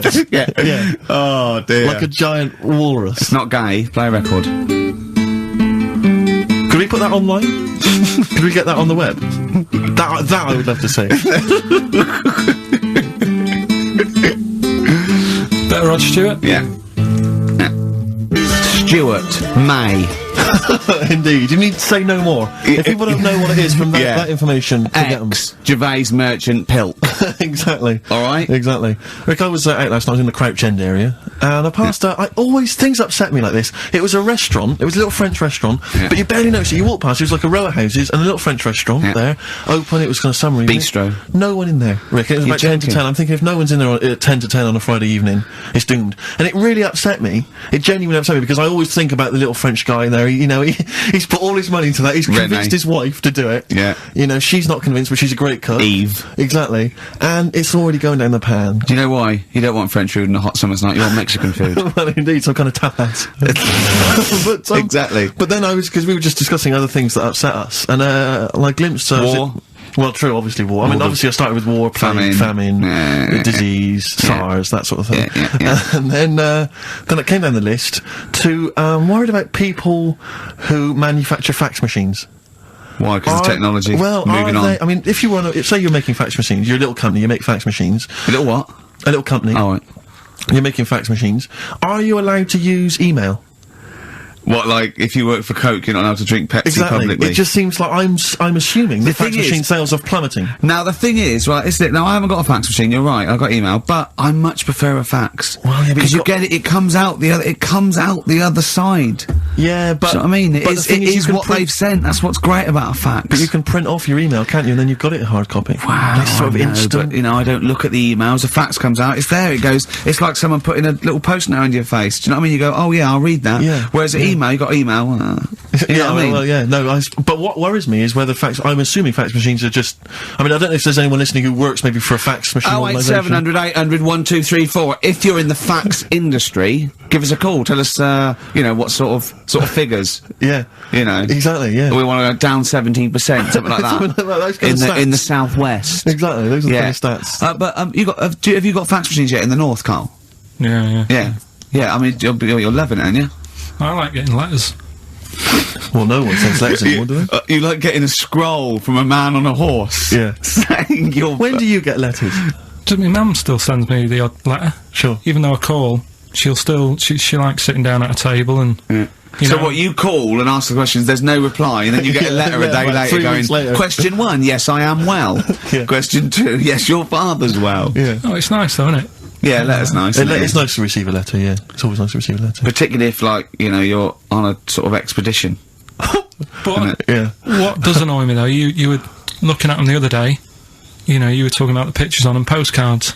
Yes. Don't like them. You don't like postcards? No, they annoy me. And just because it's never anything of any interest, and the fact that, even though it's been sent to you, you're the last one to read it. Whenever I used to send my mum a postcard, every time I sent it on, I'd horrify her by putting on it, having a lovely time, does that pig of a postman still read all your letters? And she'd just be horrified, just be terrified he'd looked at it all the time. This is what worries me. I've always assumed that people would read a postcard. If I was a postman, I would definitely read every single postcard. Yeah. So if you're on holiday, What do you mean? You wouldn't have a lot of time left if you read every postcard. No, but as you were posting it through the letterbox, you'd have a quick look, wouldn't you, to see what they were up to? Because that's why I never used to write anything of any interest on a postcard, because I didn't want to, I didn't want anyone to sort of know what I was up to. Let's say I was on a baudy lad's holiday, I would just write nice sunny, got myself a lovely pair of shorts, something like that. I'd keep the truth, Rick, for when I got home. Well, he's looking forward to going on holiday now, Karl, because he's got some prescription lens sunglasses. We'll be talking about that after the break. Bit of darkness. Look forward to that. Yeah. An amusing story about a man wearing glasses. Oh, the darkness growing on me. It certainly is on XFM 104.9. Love those boys. Keep the guitar riffs up, lads. I'm Ricky Gervais with Mr. Steve Merchant. Oh, it's good to see that your back pain has not impaired your DJing abilities. Yeah, I know. Well, I'm a professional. I'm a professional. You've soldiered on. Yeah. Put the glasses on for Karl. Well, see, now, because I wear glasses normally, I've always had problems with glasses. The thing about glasses is it stops you from doing so many things, and you may not realise if you're a non-glasses wearer, certain things that you can never do. If you're, like, for instance, I have never been able to go into the mosh pit at a gig and get carried above everyone. When they carry you above everyone on their hands. Because I knew someone would just grab my glasses. You don't need to, you can see from the back. That's the good thing about you at a concert. Indeed, you can actually stand at the back and look over. Being able to at least jump on the stage and do a stage dive and all the rest of it. So that's one of the things I've missed out on. Missed out on, sport really, because lots of boxing, for instance, I could never do. I could never do boxing, never do wrestling. So our big championship showdown is not going to happen. We'd probably be the same weight category. Well, possibly. You think your reach? Yeah, exactly. I remember when I first got glasses, I only had to wear them occasionally. I think I was, it meant I couldn't see things a long way away. And obviously I got them, but I was at school, and I was a bit self-conscious, didn't want to really tell anyone I had glasses. I didn't reveal to anyone I was wearing them. So, I used to go into a class, I remember being in science, and we always sat in the same spot, and I was sat right at the back, and I couldn't see what was on the blackboard. But I didn't want to put my glasses on, because I didn't want people to know I had glasses. So I couldn't see what was being written on the board. And you have to copy stuff down from the board, science equations, things like that. I had no idea. So I'd have to try and copy off someone next to me, but that wasn't always possible, because I had to do it surreptitiously. So what I took to doing was sharpening my pencil every sort of 35 seconds. Going up, memorising what was on the board. And I got a D in science. Oh, that's awful, though. It's a tough thing, glasses. So it really is. When you first start wearing it, if you're young. It was education versus vanity. Yeah, it's terrible, isn't it? And now he thinks, well, hold on. He's sorted out his hair. You can see he's quite stylish hair. Because when I met him, it was like, I mean, words or gummage. Yeah. He won't mind me saying that. Yeah. His glasses were, I mean, idiotic when I met him, and he's got some stylish glasses now, so he sorted that out. Yeah. His clothes, he's quite a fashionable bloke, and when I first met him, it looked like a nerd. Yeah. So, it's step by step, and with these on, I think you'll agree. Pop them on, Steve. Well, you know, imagine him on the beach. Close your eyes, Karl. Are they closed? I can't see, I've taken my glasses off. Oh. Yeah. So that's a weird thing as well, isn't it? Yeah. There you go. What are you laughing at? Look, what are you laughing at, Karl? There's nothing funny about those. Stop smirking. I can see through Don't forget, you can see they're not real sunglasses, they're prescription lenses, so you can see you now. You see, I never knew you had to do that with sunglasses. I didn't think you had to have the... Right, yeah, when it's bright outside, people who wear glasses don't need to wear them. So they're looking cool, but they're bumping into stuff. No, but if your eyes aren't that good, then the sun shouldn't be bothering them. Do you know what I mean? No, I always wondered about Roy Orbison. Why was he doing that? What? Roy Orbison always had shades on, didn't he? And he was blind and stuff. It's like, what's the point of that? Well, because I'm guessing. Well, I don't even want to. I don't know. What are you talking about? Roy Orbison was blind, wasn't he? Yeah. Was he? I thought he just had very, very bad vision. No, I think he was a blind fellow. I don't think he was blind. Was he not? No, I think he had very poor vision. Wear him, you know. I don't know what this conversation is anymore. No, well, once again, we've introduced Karl into the equation, and he's just gone off on a completely bizarre tangent. When he went, oh, I'm going to pick up my prescription lenses, and we had to wait. And the bloke came, he said, who's it for? Me. I said, oh yeah, Mr. Merchant, here they are. And as he was getting out, to try and embarrass Steve, I went to him, they are the exact ones that Keanu Reeves uses in The Matrix, are they? He went, what? I went, no, I'm joking. But, I'll tell you what frustrates me. Can I just say, as a glasses wearer, this is just a note to everyone out there who isn't a glasses wearer. When people ask constantly to try on your glasses, can I try on your glasses? And they try them on, and they always say the same thing. Oh, I can't see a thing. What were you expecting? X-ray vision? No. Yeah, I know. Don't ask. If you're a glasses wearer, you don't want people asking to try on your glasses. But I think they don't realise that what are you expecting? By going, oh God, your eyesight's bad. Yeah. It's not like going, you know what I mean? It's not like saying, let's have a go with your calipers. Right, and popping them on and going, God, bloody hell, you can't walk very well. But it's a form of disability, isn't it? Well, yeah, but it's one that doesn't impair that much. It's an inconvenience that you maybe have to put glasses on all the time. Did I mention the mosh pit thing? I know, but it's not, yeah, but you're not, what's your vision? It's just blurred, is it? No, I can't see anything. It's really bad. Is it really bad? Yeah, if I take my glasses off, you are just a blur. I see now, I can see nothing. It's just a couple of bald heads. And I know only one of you's bald, so... You're looking at Karl twice. Yeah, exactly. Yeah. Alright. Karl, it's your Vision 2020. Well, there you go. That's Steve's eyes on XFM. Next week, Ricky's knees. Bit of vinyl? Yeah, now listen, I want to mention this. This is from this new Morrissey compilation. It's a new series. I'm assuming a number of different rock stars are going to do it. It's called Under the Influence, and various rock stars get to choose, obviously, songs which they grew up listening to and that have influenced them. And this is from Morrissey. He's the first person to do it. And there's some stuff on there which is a bit odd and a bit oddball, and there's some stuff which is good. And there's a Ramones on there, and Nico and Patti Smith. But this is one of them. He obviously, famously, Morrissey was a member. I think he was the president of the New York Dolls fan club in England. And this is from there. And this is Trash. The New York Dolls Trash from this new compilation Under the Influence, compiled by Morrissey. Are they the original punk band? 08700 800 1234. Well, We want your everyone knows calls. they No, are, we don't. so- We don't want your calls. Everyone knows they are. Don't call in. Don't call in. Please, we're not interested. No point. Rick, it's 1:30. Yeah. Adverts? Yeah. Coldplay and the Scientists on XFM 104.9 with Gervais, Steve Merchant and Karl Pilkington. We saw an interesting sight on the way here, didn't we, Steve? Yeah. We came in yesterday to Well, to plan the show. to plan the show. Sure. Yeah, we actually annoyed Karl for half hour and left. Yeah. But a bloke with a completely tattooed face. Actually, I don't know what stage you are in, what stage you're at in your life when tattooing your own face is a good idea. But this wasn't sort of like, tribal or religious or anything. It was a bloke just had a sort of tattoo on his forehead and around his eyes, professionally done. It looked quite old, so I don't know if tattooists do that now. I think they've probably got to watch themselves, but I just think there's not rules about what you can tattoo. I'm assuming if you're a tattooist, you can do what you want. You can tattoo anything. I wouldn't have thought. There's probably some comeback, isn't there? I mean, I certainly, I think they've got to be sober. I think you've got to be over 21, I don't know, right. Over something, and I wouldn't have thought many tattooists would tattoo someone's face. Would they? Well, I don't know. Have you met tattooists? I mean, I don't want to slag them off, but they are like, I know why they're big. Well, exactly, and they've got needles. A lot of them are big. But they do seem like they live in the periphery of society, a lot of these people. I just wouldn't tattoo someone's face. Do you know what I mean? No. I've been you'd wrestle a man to the ground and then hurt your back. But no, you wouldn't tattoo someone.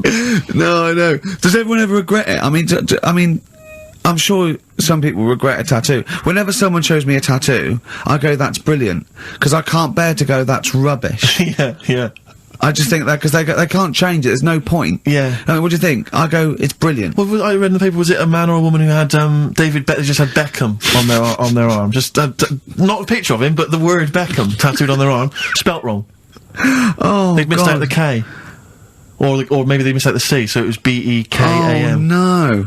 Anyway, it was spelt wrong. I mean, firstly, why do you just have the name of David Beckham on your arm? Home tattoos are the best, though. What's doing it yourself? That's done with a pin and a sort of some ink in prison. Like with skins. Yeah. It's sort of wonky because they've done it in a mirror. Yeah. What does that say? Well, read it. Tanuck. Yeah, I did it in a mirror. Profanity. Yeah. Have you? Would you ever toy with a tattoo, Karl? No, I mean, I've told you about me uncle Stan before, haven't I? The tattoo Stan. No. He's just covered in them. It just looks a mess. Do you know what I mean? You can be wearing the best suit in the world, but you still look a scruff. Sure. Yeah. Do you know what I mean? Yeah. Once you have it done. Well, some tattoos, can be quite tasteful. No, but he was covered. It was all like, cut hair on his neck and it's just, a mess. And he did a lot of his own. I've told you about him before. Have you? I don't remember it. Yeah, because I was saying, if you're going to do your own, at least make sure you're a good drawer. Yeah. It was just a mess. It was just sort of what he thought had he done? He sort of doodled snakes around. Yeah, and all his kids' names on his arms, and it's like, can't you remember them? Yeah. He might have had a lot. No, he did. Yeah. And do you remember even from a young age thinking that looks rubbish? Yeah. Yeah, and I mean, it'll probably be about 60 now. I'd love to see what he looks like now. Well, just look at this. There was a story the other day in one of the magazines that I read about this fella who had a. Well, it should be Bizarre or 14 Times then. Yeah. One of the magazines you read. Yeah. So it's going to be. It's not The Spectator. No. But this fella had a big eagle put on his back. Yeah. With a snake sort of covering it, and such rubbish, isn't it? This kind of these symbols of sort of dynamism and life. Yeah, I mean, a snake and an eagle. Yeah, a large-breasted vampire woman riding a dragon. Yeah. That's always a good one. But this fella had that, and he had it in his will that when he dies, he wanted his son to have the skin taken off. Oh God! And put in like a little frame. Oh God! That's horrific. What's that? That's my dad's back. Yeah. Oh, are you sure? God. No. Because I read it and kind of started having sort of memories of Auntie Nora again. Yeah. Because she used to always like. Now Auntie Nora is the woman who farted for 5 minutes. She had wind for 5 minutes. Sure. Yeah. But she also she used to say, "Oh, Karl, rub me back." Right. And with her being quite old, it was all sort of mouldy and warty. It was mouldy. No, Moley. Moly. Right. And what did you do? I didn't like it. I hated it, in It fact. was like reading a Braille book. Yeah. It was like putting your hand in a load of Cocoa Pops. Oh dear. All really big brown things. And I just thought framing hers would be sort of 3D-ish. Right. Yeah. What's that? A chunk of the moon? No. Yeah. Did you Artex that wall? Yeah. No, That's Auntie Nora. That's Auntie Nora's back. Oh God! Any piece of your body, Carl, that you'd leave behind for That's posterity? disgusting. Putting your hand in some. Is she the one with the split tennis ball when she wasn't wearing Shut knickers? up. That's the one. No, let's not discuss the tennis ball. Okay. So she used to get you to sort of knead her dough on her back. God, this is really bad. But like, what would she with her dress or whatever? Or She wore those sort of squid-looking things that Sorry, what? those squid-looking. Hey, it's Auntie Nora covered octopuses. What are you talking about? What do you mean? It's like a nightgown type thing, But what's squid got to do with it? because it sort of looked like a squid around the edge. Oh, I know, frilly things. Yeah. And she just said, I'm aching there. Oh. She was never well. She was never. Do you know what I mean? She's always had something wrong with her. I don't ask her how she is. It's just like she's not going to be all right. Did she have wind when you were sort of neat? It must have been like playing an accordion. Yeah, get a little tune going. Wow. Oh, who's your auntie with the tattoos? That's Hazel. Oh right, Let's leave that. Why? Oh, let's Why? not talk about Well, leave it. What have I come across there? What's up with Auntie Hazel? What's up with Auntie Hazel? There's nothing wrong with her. It's just a lesbian, which is nothing wrong with that. Well, no, but you've made it sound like there is now by not wanting to say it. My auntie's a I lesbian. know what you're saying, though. I know what you're getting at. Just because I call her Uncle Hazel. Play a record. He's from Manchester. Please forgive him.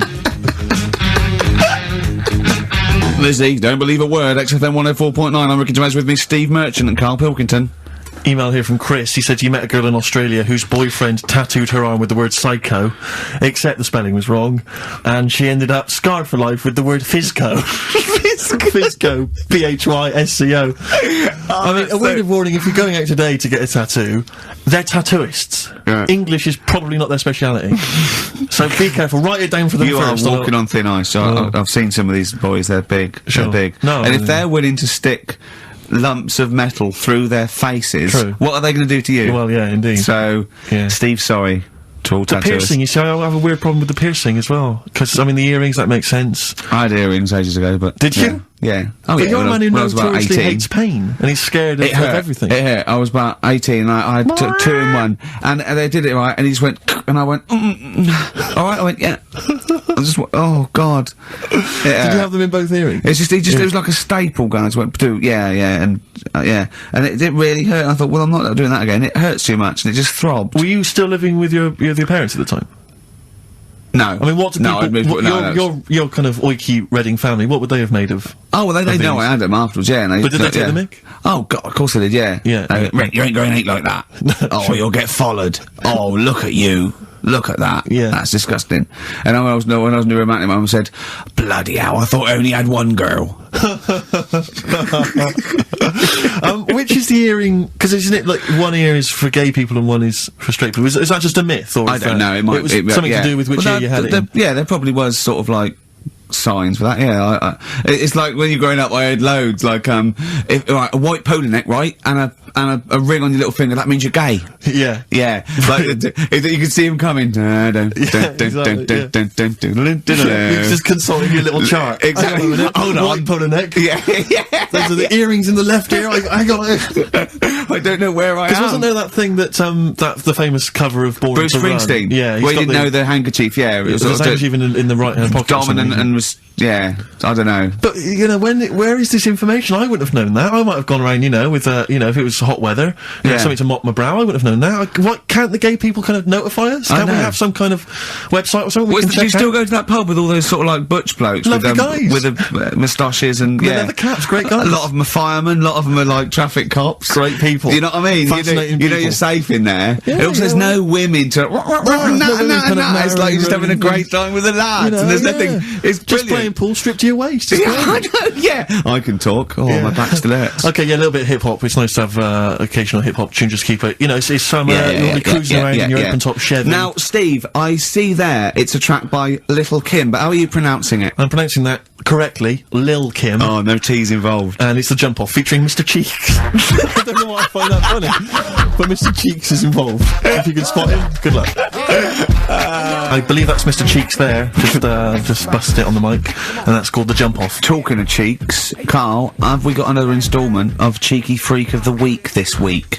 Yeah. Have we? Excellent, look forward to that. Is there some monkey news? Goes without saying. Of course. Does it really? That monkey news is safe, isn't it? It's not like, You're always going home with monkey news. You know it's there. Yeah. It's like songs of praise on a Sunday.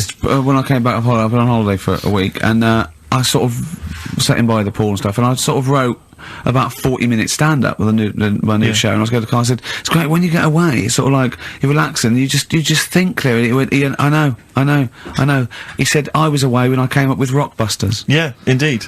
Absolutely. I was buzzing about writing 40 minutes of brand new stand-up. Yeah. He equated that to coming up with Rockbusters.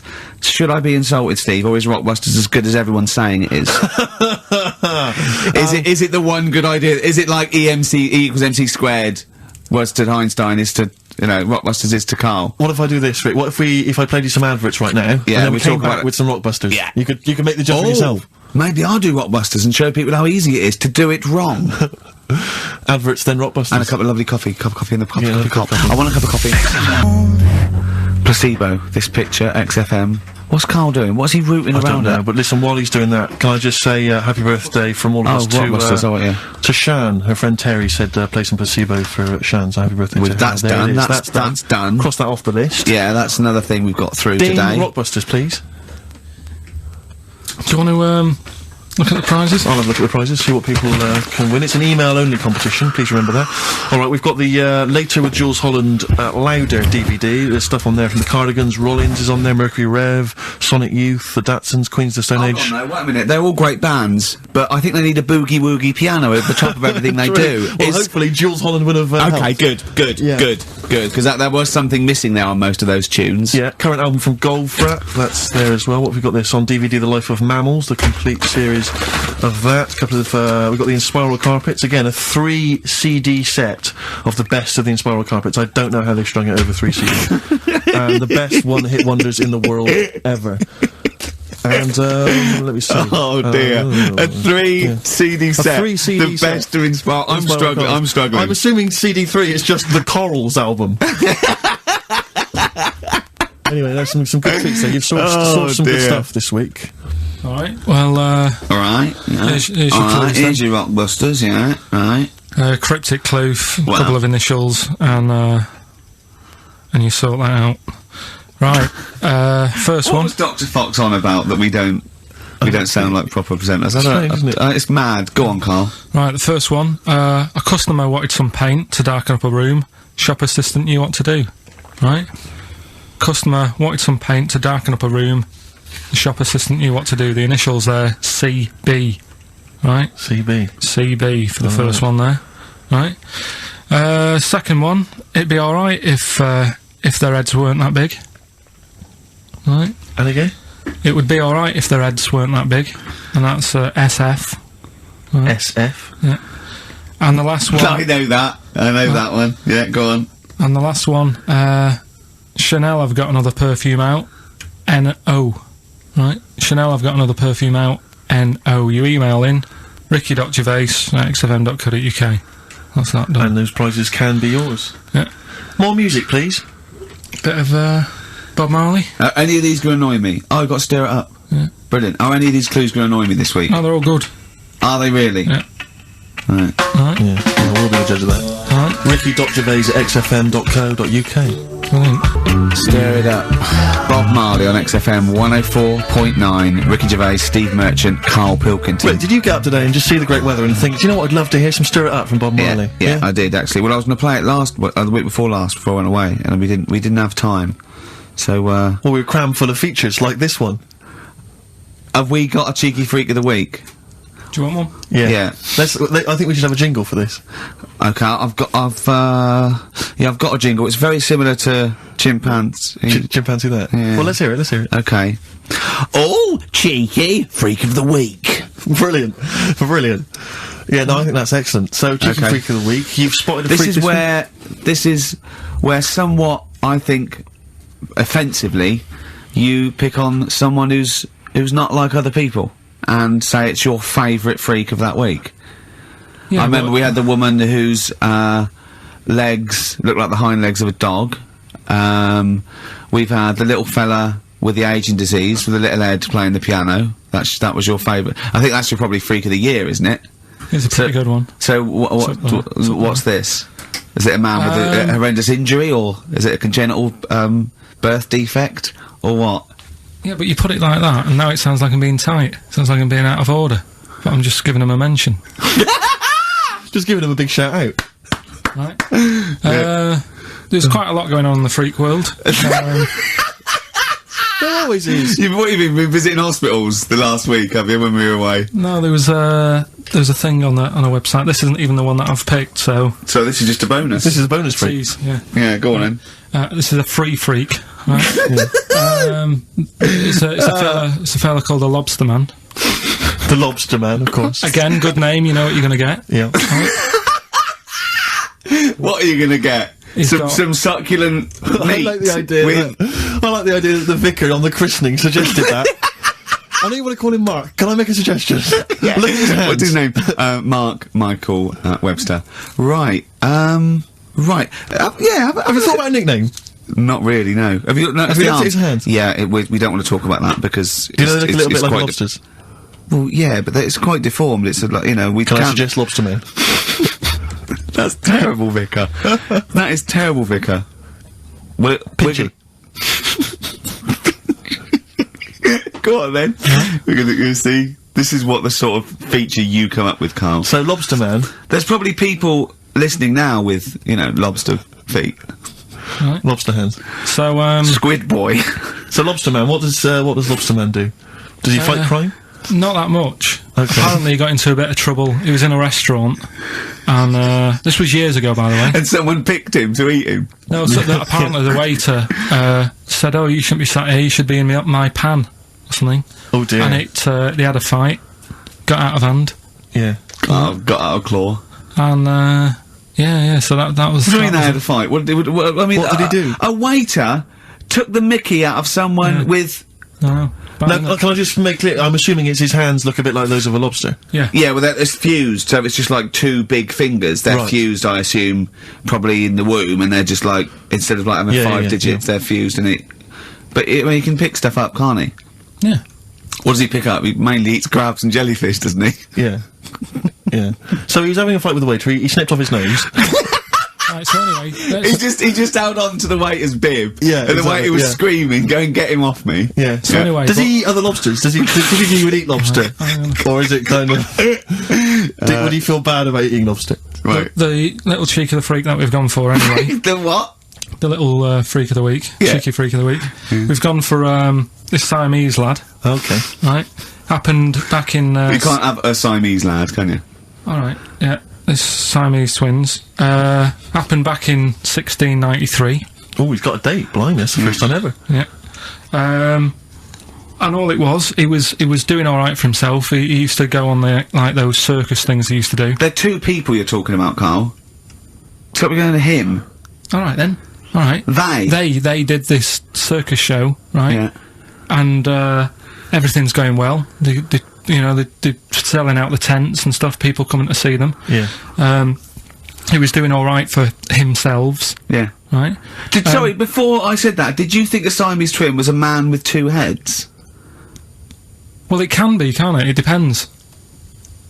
There's two people, they're conjoined. No, but it depends, doesn't it? The one that I shown you in that book that time was a fellow with two heads. No, it wasn't. That was a stupid picture in one of your stupid books that he had a growth that looked a little bit like it had a face on it. It wasn't a man with two heads. You're the same sort of people who send potato chips to restaurants and say, "Doesn't it look like Norman Cook?" Yeah. It's not two heads. We'll bin this feature. No! No, they're two people. They're two people. Conjoined twins. Yeah. Right, so these... It's just that they just happen to have a similar taste in clothes. Okay. Anyway, so they were doing alright, and it all went wrong when he crossed the road, got run over. The lad with two heads got run over. That's it. What? How is that Cheeky Freak of the Week?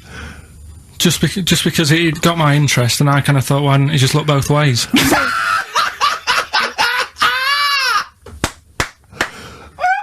I'm intrigued to know Why wasn't he looking both ways? I'm intrigued to know how you get run over. What was it, 1629? Yeah. Well, it's horses and that, wasn't it? Yeah. Oh, why wasn't he looking both ways? Karl Pilkington, you are a genius. Play a record, you fool. Well done, Karl. More Cheeky Freak of the Week next week. See what's going on. In the freak world. Universally speaking, Red Hot Chili Peppers on XFM 104.9. So, I've got a lot of rockbusters coming in. Yeah, all right, actually. People obviously seem at long last to have tuned into your wavelength, Karl.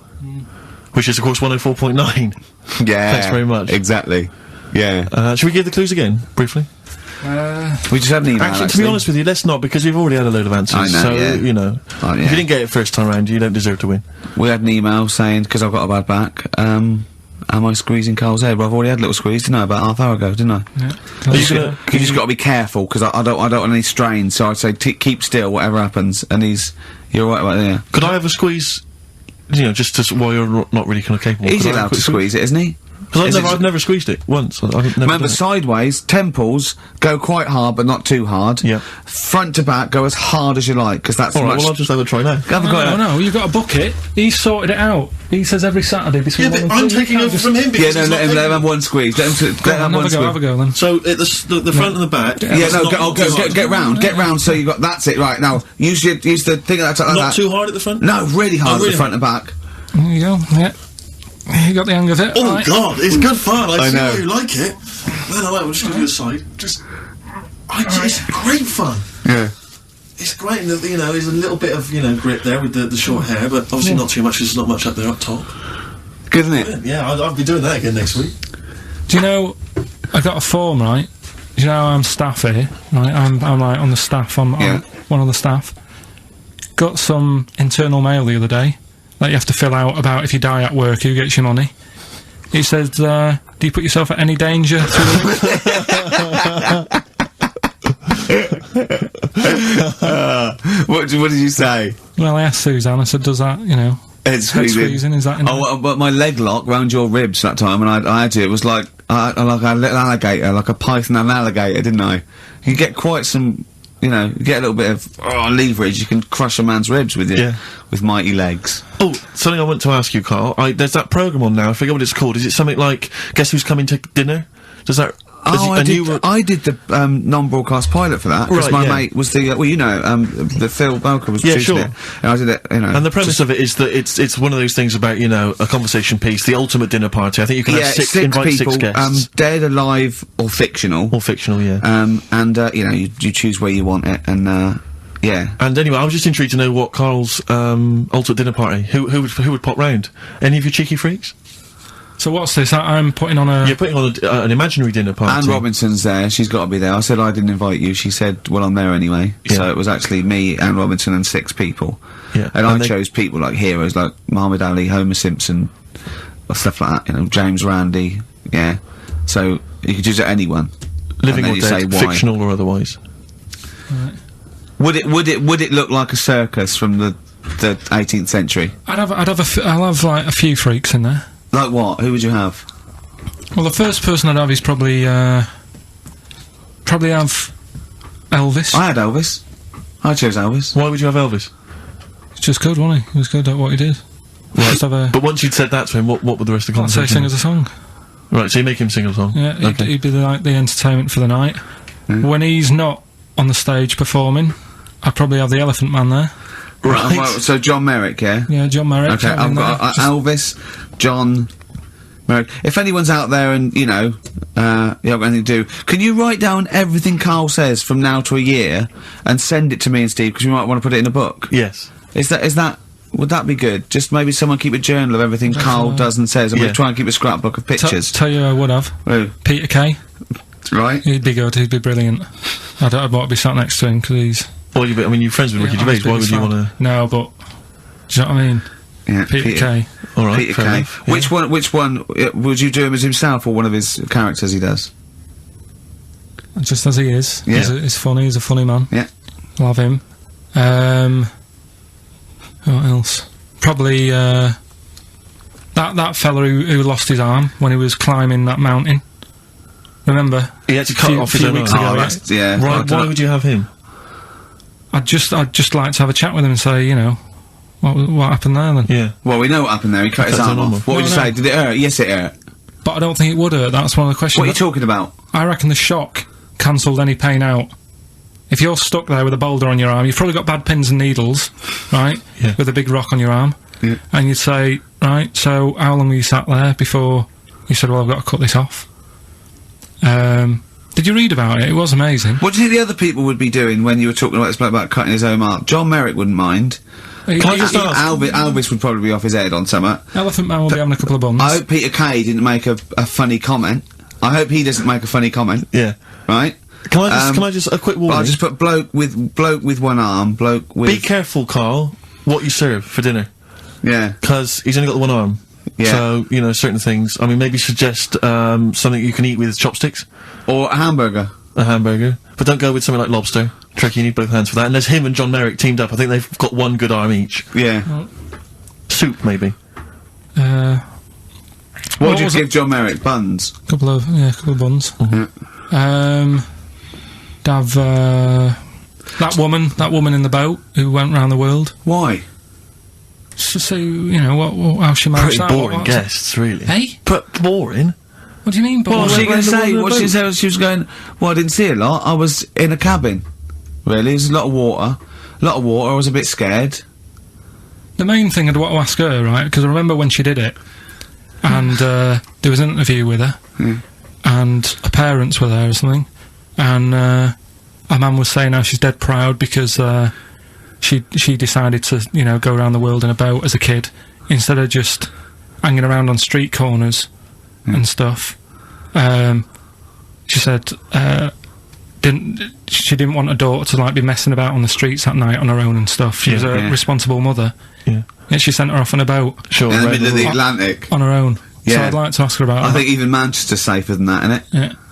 And I'd have, probably another woman, so to chat to her, probably go for, Kim Marsh. Kim Marsh? Sorry, you'd have the woman who sailed around the world, right? But you'd have to have another woman for her to have someone to talk to. Well, why invite either of them then, if you don't want to talk to either of them yourself? What? Sorry, I love this. Round World Yachtswoman, and Kim Marsh. But why, of all the women you could invite, Kim love Marsh that. is at the top of the list? No, that's the best list I've ever heard. Elvis, John Merrick, Peter Kay, a bloke with one arm, the Round the World Yachtswoman chatting to Kim Marsh. That is genius. Why haven't they invited you on this show? I'm going to call Anne Robinson. Right, okay, if anyone's listening to that, have Karl Pilkington. I know no one knows who he is yet, but what a great bit of conversation. Play a record, Karl, you're an idiot. Some Smith?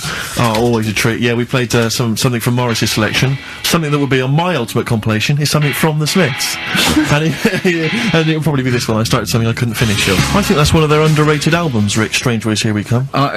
Might be my favourite. It's my favourite, certainly. Yeah. And that's from that album. I started Queen is Dead is a lot of people's favourite, but I don't like the wacky ones. It's the novelty ones. It's got some great ones. I think he's got some of his best tunes on there, but I don't know frankly, Mr. Shankly. Yeah, he's always got this tendency to sort of write music hall style songs. Yeah, but that's a great one, that. So there you go. Elvis, John Merrick, Peter Kay, bloke with one arm, woman who sailed around the world, Kim Marsh. What I like about those two, numbers 4 and 5, he doesn't even know their names. Yeah. I'm hoping he'll just write on the invitation, dear bloke with one arm. Yeah. Having a dinner party. Yeah. It's better than most people. I imagine most people when they do it, if they go, Nelson Mandela. I know, of course, yeah. I think I read an interview with Mick Hucknall where it was something like, who do you admire?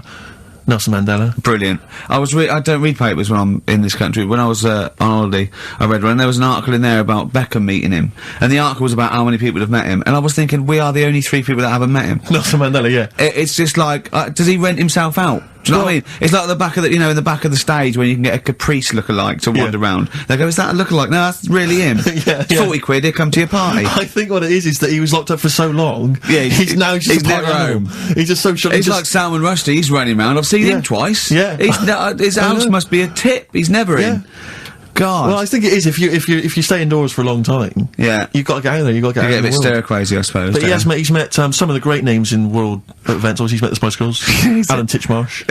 He's met him, yeah. They did his garden, didn't they? Yeah, David Beckham. Yeah. Oh, that must have been great. But I mean, maybe we could hold out and never meet him. Yeah, this is like even if we get invited to one of them, where I go, no.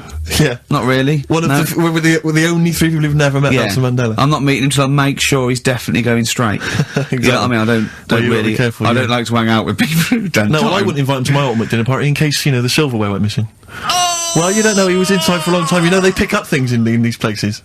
You can pick stuff up. It's usually Karl that comes out with those sort of things. Karl, what do you think of that? What, Nelson not having him around because he's nicking? Well, let's back out now. Let's back out now while we're ahead.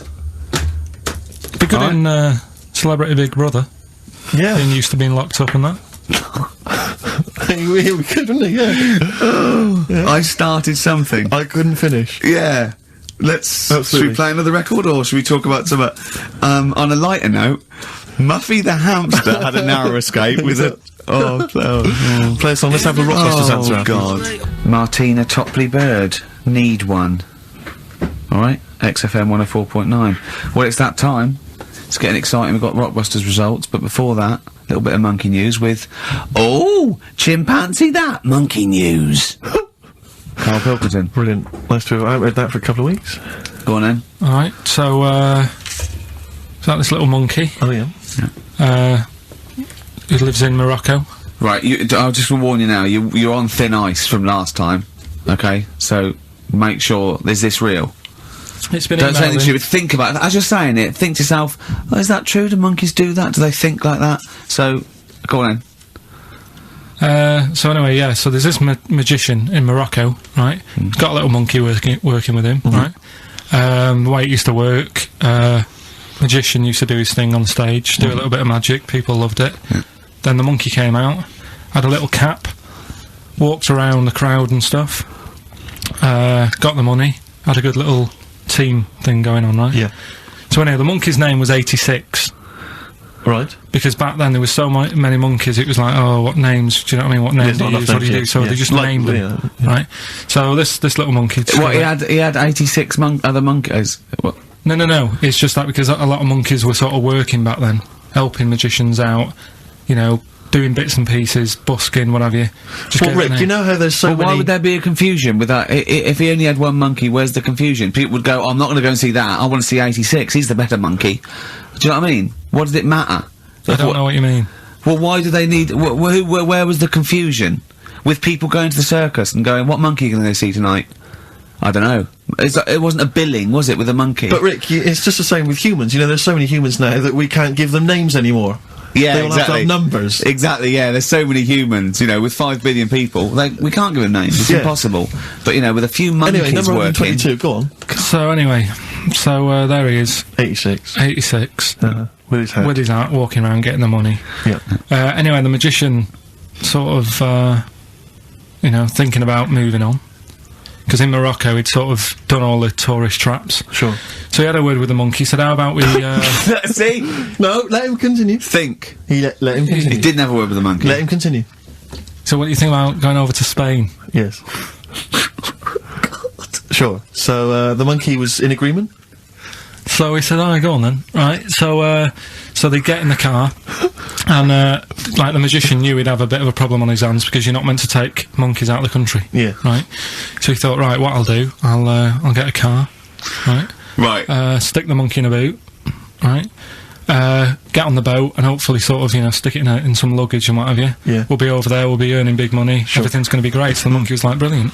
So they get in the car, they're on the way to the boat, and pull over at a petrol station, and just before filling it up, he opens up the boot and he goes, "You all right in there?" And it's like, yeah, it's sound.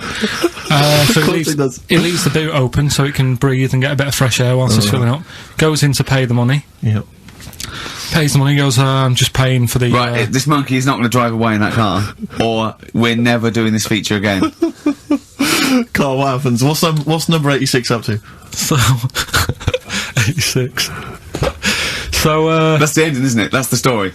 Come on, let Carl finish the story. It better not be. Brilliant. You're gonna love it. Right, so he's in the petrol station, and he's going, right, I'll pay for, pump 4. And the fella says, what are you talking about? Pump 4, isn't that a monkey? No. Sometimes I use numbers for monkeys, sometimes I use... No, I mean pump 4. Sure. So Yeah, he says, what are you talking about? There's no car at pump 4. Right. Keep going. Sticks his head out of the door. Yeah. The monkey's giving it some. Went over to Spain on its own. I don't know what to do. Well, hang on, let's just get a couple of the facts right here. Right, what do you mean, couple of the facts? Right, there are no facts. So, number 86. Number 86 he drove to Spain. You are, honestly, Carl, you must know. It was an automatic. Right. How Carl, did he... you must know that is shit. There is no way a monkey... Mad, innit? That's the thing with He his gets feature, though. stopped at customs. It's mental. How would he get through customs, Carl? Has he got a passport? No, he was sneaking about because he didn't have a passport. So he parked and then snuck through. Do you want the facts? Let me see it. Right, I'll examine this, Rick, and we'll play a record. Play a and, record, I'll have a because look I at the can't... facts That's nearly as bad as the armed robbery. Right, go on. Yeah. Play a record. Brilliant. Bit of suede. Yeah, stay together. My favourite. One of 86's favourites. Yeah, brilliant. My favourite suede track. No, stay together. XFM. Well, nearly time to go. But, before we do, a little bit of Rockbuster results. Just checking some of the answers, Rick, and it seems that an awful lot of people have got it right. Go on then. Tell us them again then. Remind us of them before you give us the answers. Alright, Rockbusters number 1 was like this. It was a customer... We're stopping monkey news, by the way, until you start getting some credible ones. Because that's it's ridiculous. It's not true. No, it seems mad. But no, but it's through the internet again, so anyone can go online, download that story. It's insubstantial. It's get ones from journals or where the source is quoted. Okay, or we're not interested, or we're not. Well, you don't. Okay, so same with on thin ice. We've pulled this once. We've pulled Rockbuster. We suspended it once, and you came back again. So it's. Do you know what I mean? So go on then. Right, so Rockbusters number 1 was about a customer who wanted some paint. Wanted to darken up a room. The shop assistant knew what to do. What did she do? The initials were CB. Cellar Black. Right? Cellar Black. Cellar some black You see, I paint. thought Cellar Black, because it's CB, and I thought, well, it can't be, because it's not Cellar. It's not Sell Her Black. Cryptic, It's Cellar. cryptic though, isn't it? No, cryptic doesn't mean it's wrong. They all got it. They all got it anyway, so... It's a bit weird, isn't it? Second one. It would be alright if their heads weren't that big. Right? Right. The initials are SF. Well, one of my favourite bands, yeah. Yeah. The Smaller Faces, isn't it? Small faces. Well, no, that doesn't make sense. Okay, go on then. And the final one, Chanel have got another perfume out. Right. I'll just say, we've had an email from one of our listeners who said, if this turns out to be New Order, he's never listening to XFM again. What's the clue again? Chanel have got another perfume out. New odour. Right, well that's another listener gone.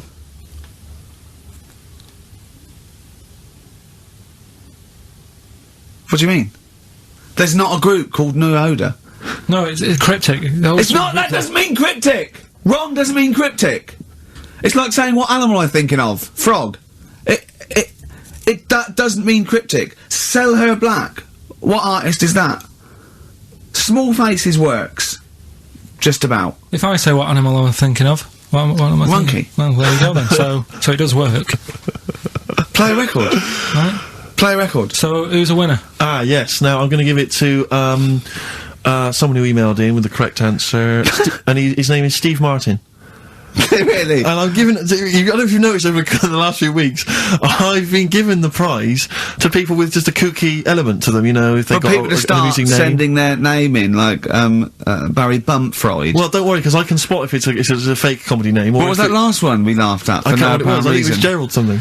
Yeah, it was. It was just like Gerald Smethurst or something. What's it? Preston? Gerald Preston. Why is that a funny name? Jerry Preston, a great guy, but for Gerald some reason, Preston, we laughed at that. he caught my attention. So this week, Steve Martin's caught my attention. Right. Yeah. When was the last time Steve Martin made you laugh? This Steve Martin, or... Dickers hasn't been... Yeah, we've had no correspondence from Dickie Anderson for some time, which saddens me. Little Dickmeister General, what is he doing out there? Has he got... What, he's got something better to do? Ridiculous. Pathetic, Right, isn't it? Well, that's the end, We've got the last song, so is there anything you want to It's the say? end of Rockbusters, and it's the end of Monkey News. Monkey News will give you one more go for it, and it's got to be credible, it's got to be real, it's got to be true. We need to see your sources, it needs to be corroborated. Okay. Rockbusters, they've got to be real band names. New Odour. New Odour. New Odour. Just anything. Just brilliant. Well done to Steve, he got them all. So is that it then? Yeah. Brilliant. Well, Cheers. I've enjoyed that. Hope your back's better, Rick. Yeah. And, Carl, I hope you, buck up your ideas. Your brain's better. Yeah. Got something interesting about a brain, we can talk about it next week. Tell it now. No, I'll Quickly, what is it? No, we'll leave it. Oh, like that's a hook. Like people will be going for a week. Oh, wonder what into a Carl's brain. Was it a brain that drove a motorbike across to Switzerland? You've heard it.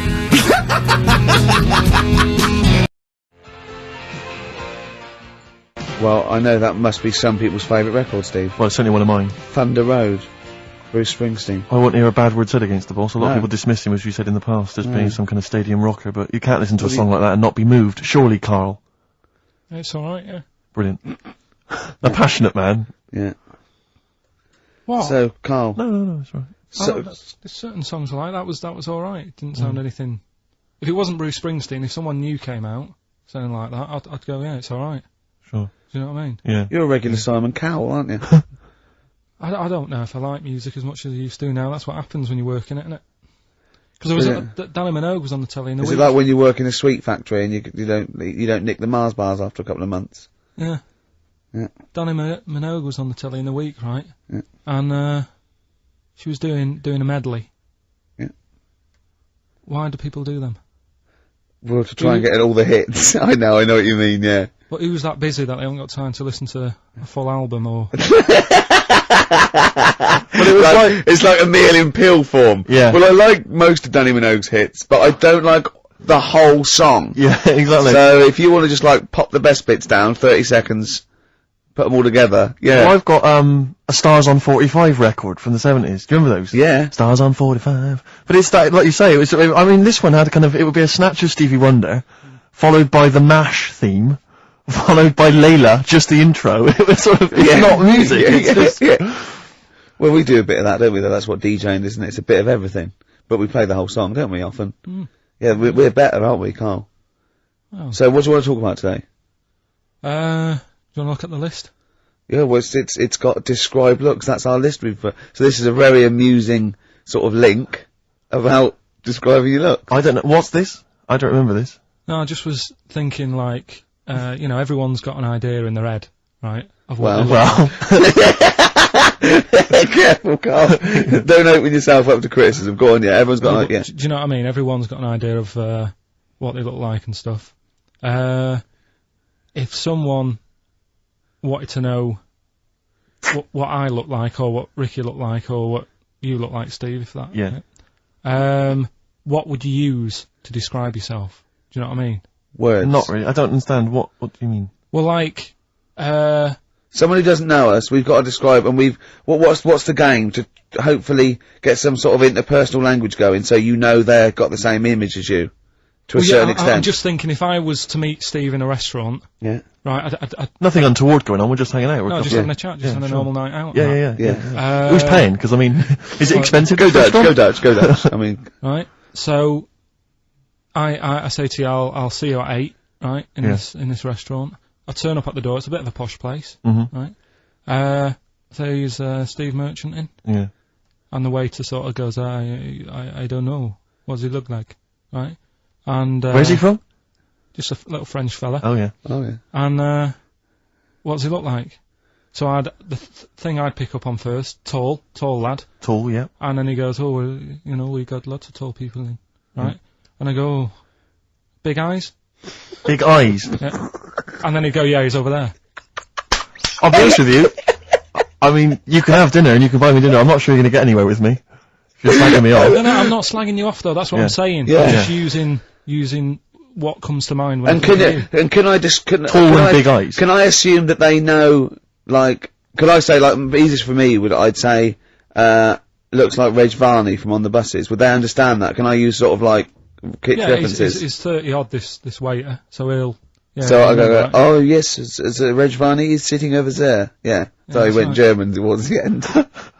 See, I describe you more, Rick, I think, as, I would imagine, I'd say, have you ever seen that Johnny Vegas on the telly? Yeah. Imagine he was inflatable, and you just let out a little bit of air. Alright, well at least that's nice. What Ricky would look like. As opposed to like, you know, pumping harder. Yeah. Okay, well describe, Karl I'd describe as, you know those little red monkeys that you see on wildlife programs, they're in the trees and they scream when they see a leopard or something. I think so. Shave that. Just shave one of those little red monkeys. And put some sort of, you know, old sort of Manchester gear on it, maybe. Yeah, you know what I mean? Yeah. An anorak and some baggy jeans. I'd like to see how the waiter would react to that. He's got a picture of a monkey, then he's got a picture of shaved. So he's got no hair, and then dressed like some kind of Manx scally. He's over there. Yeah, he's over there, Karl's over there. That's what I do. Brilliant. So, now coming up the verve, after that, an amusing link about gay handkerchiefs. Really? Looking forward to this.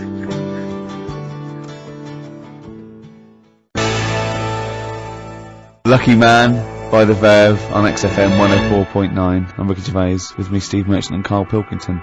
Karl, what's the problem with gay hankies? You played Bruce Springsteen last week. Yeah. Right? Yeah. And you said he had got a load of trouble on his hands when he had a hanky in his back pocket. Did I say that on air or? Well, we were just saying that famously on the cover of the Born to Run, Born in the USA album, it's just him, isn't it, with just his backside basically with a red handkerchief. I wasn't looking. Well, I just. I did it for research purposes for this amazing link. Yeah, he had a red handkerchief, I think, in his right hand pocket, and apparently that signifies homosexuality. Apparently, I don't know. Oh, I thought it was which way you take. I don't know. These myths, aren't they? Right. Yeah. Well, exactly. I don't even know if this is. No. Well, I read up about it. Okay. Right. Just research. And it's all sort of, you know, you've got all different coloured hankies. Are they? Right? Yeah. Right. And it depends what pocket you put it in as well. So you've got like the different colours, different pockets. Yeah. And sorry, how many variations are there? Different pockets is what? Well, you've got like your back pocket, your right back pocket. But what do they mean? Pocket. What do you mean? Well, what do they signify? You can't just tell us they signify something. What do they signify? Well, some stuff that we don't really want to talk about, to be honest. What? Sort of stuff that gays are into. Right. What do you mean? Barbara Streisand records? Yeah, Eurovision. No, like, a couple of things that were there that I know we can mention. They said something about... I love that, what he thinks he can't mention, I love it. Decency, what is this, 1956? No, but I mean, it isn't just, you know, having it away. Having it away, I love him! No, having it away! They get up to some weird stuff. I love the fact he didn't want to offend, but he's offended a lot more people by saying they get up to some weird stuff. Right. In your opinion? Yeah. What do you mean? No, but don't, if there is something that I don't know about that it's like you can't say on the radio. Yeah, I'd rather not. But what do you mean weird stuff? Well, one of them, right, if you've got a red hanky, right? Yeah. In your right pocket. Like Bruce? Yeah. That's exactly what Bruce had, yeah. Right, well apparently then, Bruce is an armpit freak. An armpit freak? Yeah. No. Really? No. But that's very specific. Karl. Seriously. Well, what? Okay. What else is there then? Sorry, is there some kind of homosexual body that sat down and came up with this at some point? Well, you said this is getting crazy. You've got like a blue handkerchief in your top breast pocket. I don't know what that means. You need to sit down. There's some kind of summit.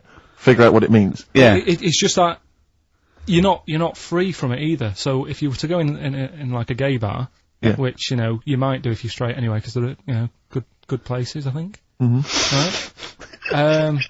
You can't actually go in there if you've got a cold, because every coloured hanky represents something. Right.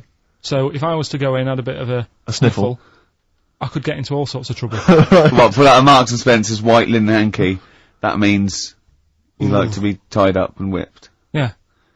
There was another one, armpit freak we've covered.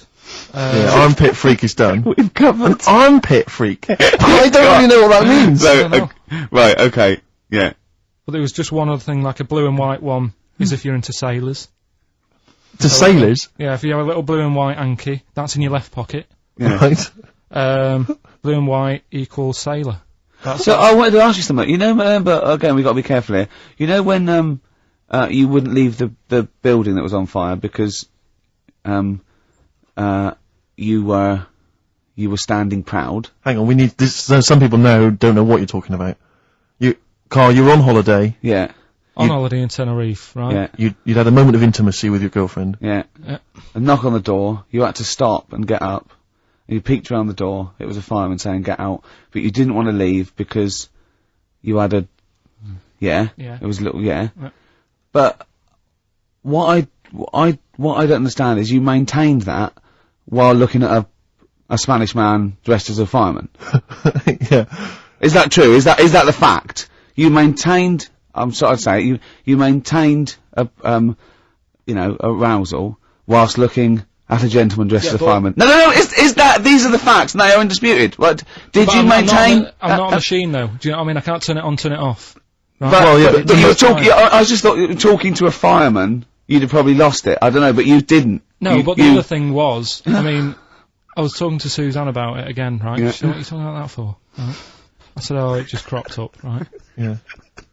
And the dilemma was, you see, I wanted to try and make sure that it was a proper fire because that was the last condom we had, right? So it would have ruined the night. So I didn't want to it was like, well, what's going on? Is it? Do we need to get out? Yeah. Is it a proper fire? Yeah. And you and talking to this man in uniform, was he? What did he look like? Was he good looking? Did he look like Ricky Martin? Say? Was he good looking? Was he good looking in his uniform? I can't remember. Can't remember. Did he have a moustache? Better play a record, haven't we? Is this bringing it back? What? You look uncomfortable. What? Did you just switch this on with your hand?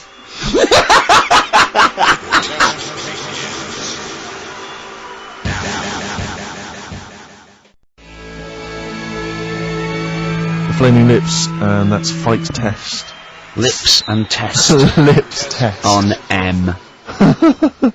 We were talking there about homosexual people, and I'm sure we'll move on to other topics. But I just mentioned, I was talking to a friend of mine in the week, Rufus, and he overheard, he pieced together sometimes if you overhear a conversation, you can piece together what's going on. Yeah. And it sort of transpired from what you could make out that one gay guy had just realised or just found out that his gay boyfriend had maybe been having an affair and was on the phone and had called this person, the third party. The other one was crying, wasn't he? The other one was crying in tears. Obviously, they just had a big argument about it. And all he heard on the phone was the guy saying, in a very kind of earnest tones, "I'm going to do everything in my power to destroy you." But I just like to think what that was. What was he, No more guest list to GAY. To GAY. I am going to, slash your diesel jeans with a pair of scissors. What if they're listening now? I know, I mean, it's probably an emotional time for them. Yeah, but they probably don't think we're talking about them. No, not those. It's probably happened quite a lot this week. Well, possibly. I do know quite a lot of gay people, right? But they do jump about when it comes to partners.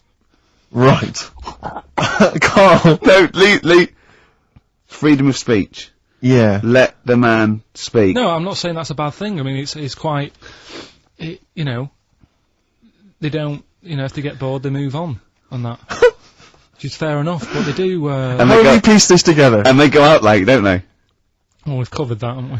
We've done that. Yeah. How have you? So you. Do you know how we covered that? His favourite record is Killing a Georgie, and he went at the end of the record. He went, see, but how late was it? Yeah. If he'd have been sort of going out at a decent time, that wouldn't have happened. Or Do you know what I mean, Steve? Though they're always getting ready to go out about 1:30 in the morning. You're asking for trouble. Yes.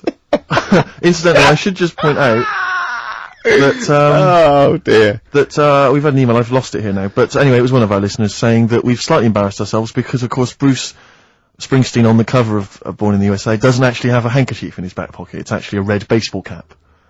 So, so I don't know if that also counts. I don't know if it's any coloured object. What does that mean, though? Yeah, into heads. Into little round heads. Oh. If Bruce Springsteen, and he's obviously not gay, but if he said, alright Karl, just, you know, little cuddle, would you turn down Bruce Springsteen?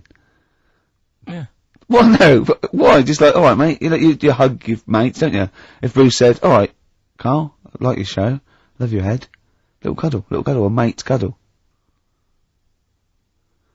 No, I just, I'd say what you're doing. You just say, look, we're a couple of old friends. Look, Bruce Springsteen, I've got those great songs. I like what you're doing. Let's cuddle. Let's have a little. All right, the mate. annoying thing is, right, Steve. Right? Do you know how he likes to squeeze me head? How Ricky likes to squeeze me head. Yeah. He had an old mate over this week. He's got a similar shaped head apparently as mine. Yeah. Right.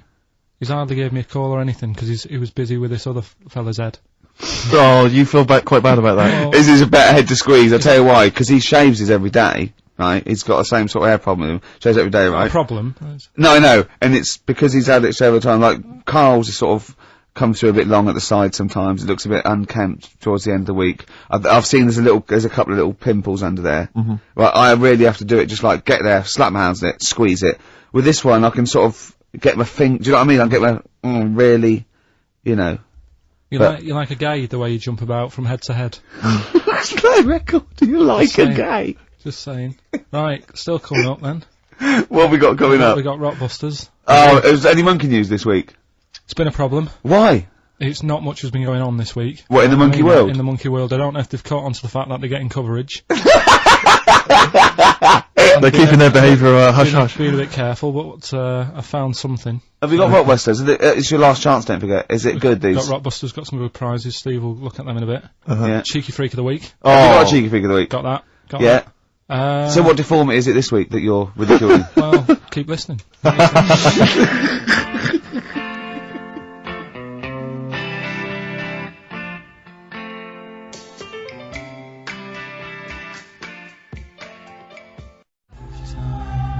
Out of Time by Blur on XFM 104.9. Alright, Karl, what are you thinking? Just thinking that stuff. You're an enigma, aren't you? I would just say hello to, we've got an American listener apparently, Karen. Anyway, what else have we got? I thought that might fill up 4 seconds. We're not struggling, are we? No. Well, just consult the list of Dr. Fox-esque amusing topics. Wet Ones, Screwball, Shop Train, Cheeky Freak, Ronan. What was Ronan? Ronan. I just was telling you the other day about, you know, that song that he does. Loving every day as if it's your last one. Right. Yeah. I'm just thinking he's saying that as if like, oh, I'll have a good day. But I reckon if you knew it was your last day, I don't think you'd be in the mood to do anything. Yeah, but that's true. But well, yeah. I think the point is that it's living a day like it's your last. So God, imagine if it was every day like the last. Right, let's go mental. And the good thing is we've got tomorrow, so he's got the best of both worlds. That's what Ronan's saying. He's saying cram it in because it might be the last. I think it's more like it's the not knowing, isn't it? Live every day. I'd actually be happy if I never knew when I was going to die, and I was definitely going to die in my sleep. What a brilliant life you'd have. Do you know what I mean? What, so you don't get an illness, but one night you go to bed and... I know that if you knew you were going to die in your sleep and never knew when you were going to die, it wouldn't matter if it was tomorrow or 30 years' time. It wouldn't matter, would it? Yeah. I've lost you, haven't I? I've lost you somewhere. I thought that was pretty easy, all that. I said die in your sleep and not know when you died. There was no high concept there. No sleight of hand linguistically. Where did I lose you? I think you lost him on sleight of hand linguistically. Just then. You've lost him again. Yeah, no, I think that's the way I'd want to go. I don't want to know about it. That's why I don't go to the doctors or anything. That's a good, Brilliant good approach. And do you know, remember him saying he's going to die of cancer because he doesn't check his balls. He doesn't like the feel. Of course. What do they feel like, your balls? Like a wet chamois leather. With 2 marbles, 2 kumquats in a wet chamois leather. No, but I just... Why are they wet? Sweaty. No, they're not. I'm just saying smooth. Are they smooth? Yeah, because a chamois leather's smoother when it's... Do you shave them? No, I don't. In case a fireman pops round, you want to look your best. It looks like your head. You know, the fireman pops round, there you are, and he goes, oh, nice, smooth. So you never go to the doctors? What, even... I don't like it. But if you found some buboes under your arm or something, I'd wait for a bit, and I'd say to Suzanne, what do you think of that? Just see if it develops into plague. Well, yeah, because you know, don't you? Old bandages round your head. Yeah. And a bell. Yeah. Suzanne, how can you get me a bell? Exactly. Brilliant. There was this kid at our school we took the piss out of for basically the rest of his time there, because when he was about 11, someone said, how would you want to die? Right, we do that thing, drown in fire, that. He said, I want to die of old age in my mother's arms. How old was he? Like 11. Loser. My mother's arms? No! What, getting off with her? What does that mean? Die of old age in my mother's old cheek. Brilliant. I want to die of old age with my nan and my mum. Yeah, all in the same bed. Oh dear. So if it was the last day, if you had one day to live, okay, what would you do with your day? Now let's assume that you're not in a state of ill health. There's not much you can do. It's just the end of the world. And What do you mean there's not much you can do? I mean, that's what we're asking you. It's the last day of your life. It depends, doesn't it? If we're all in the same boat, if someone says, oh, unlucky, without bitterness, like, oh, we accidentally exposed you to some radiation poison, you got a day, or if it was like, there's a meteor coming this way, we're all in the same boat, I think it would be different. It depends whether it's you and the rest of the world. No? I'd do the same thing. I'd steal a car and go joyriding. But like, go mental. I'd be smashing stuff, I'd be knocking people over for a laugh. I'd be going crazy. It'd be like Grand Theft Auto. Right, It would be extraordinary. Brilliant. Driving through parks. That's what I did in the getaway. Yeah. I tried to play it seriously, and within about 10 minutes I was just going around areas I knew trying to knock people over. Yeah. Yeah, I don't think I'd want to do that much. Seriously. You couldn't watch telly, because you might not know how the thing ends. Sure. Yeah, very waste of time. You could watch 24, couldn't you? If you had a day. Yeah. On DVD. Do that then, do that. Do that, yeah? Well, but I mean, let's be honest. Let's say you can take all the money out of your bank account. You can fly anywhere in the world. You can do whatever you want. Well, not a long flight. You could. Well, no, but you've got your Australia, you wouldn't make it, would you? No. Why wouldn't you go to the monkey sanctuary down in Cornwall and just go around cuddling as many monkeys as you can? I'm going to tell you something now. Go on. Go in there next week. Are you? Yeah. Taking my mum and dad away, because like Suzanne's mum and dad are What, you're donating them? Most people put them in a home. What are you going to say? How you a monkey sanctuary is cheaper. Taking them down, taking them down to Cornwall. Hold on, I thought you said you'd never go away with parents again. No, but that was Suzanne's mum and dad. Oh, is this to get even or something? So we'll do that, and then we'll can it, then. That was your outing. Your phone and both sets of parents, and it goes, right, you won't be seeing us ever again on holiday. We've taken you away, Be careful that the monkey people don't buy you off your parents. Yeah. And don't make sure they don't leave any of the monkey's food in the telephone box, because Dad'll have that away. Yeah. No. I was talking to him about that the other day. About the, nicking in phone boxes. And he, should we just explain that to people? They live in a small village in Wales, and, it's like one sort of utility store, and when it's shut, they leave you shopping in the telephone box across the road. And Karl's dad found out about this and goes and helps himself. Yeah, to other people shopping. That's terrible. Yeah, go on. And, I was talking to him about that, saying, have you picked up any surprises in the phone box? And, he said, no. We were talking about other stuff he used to do.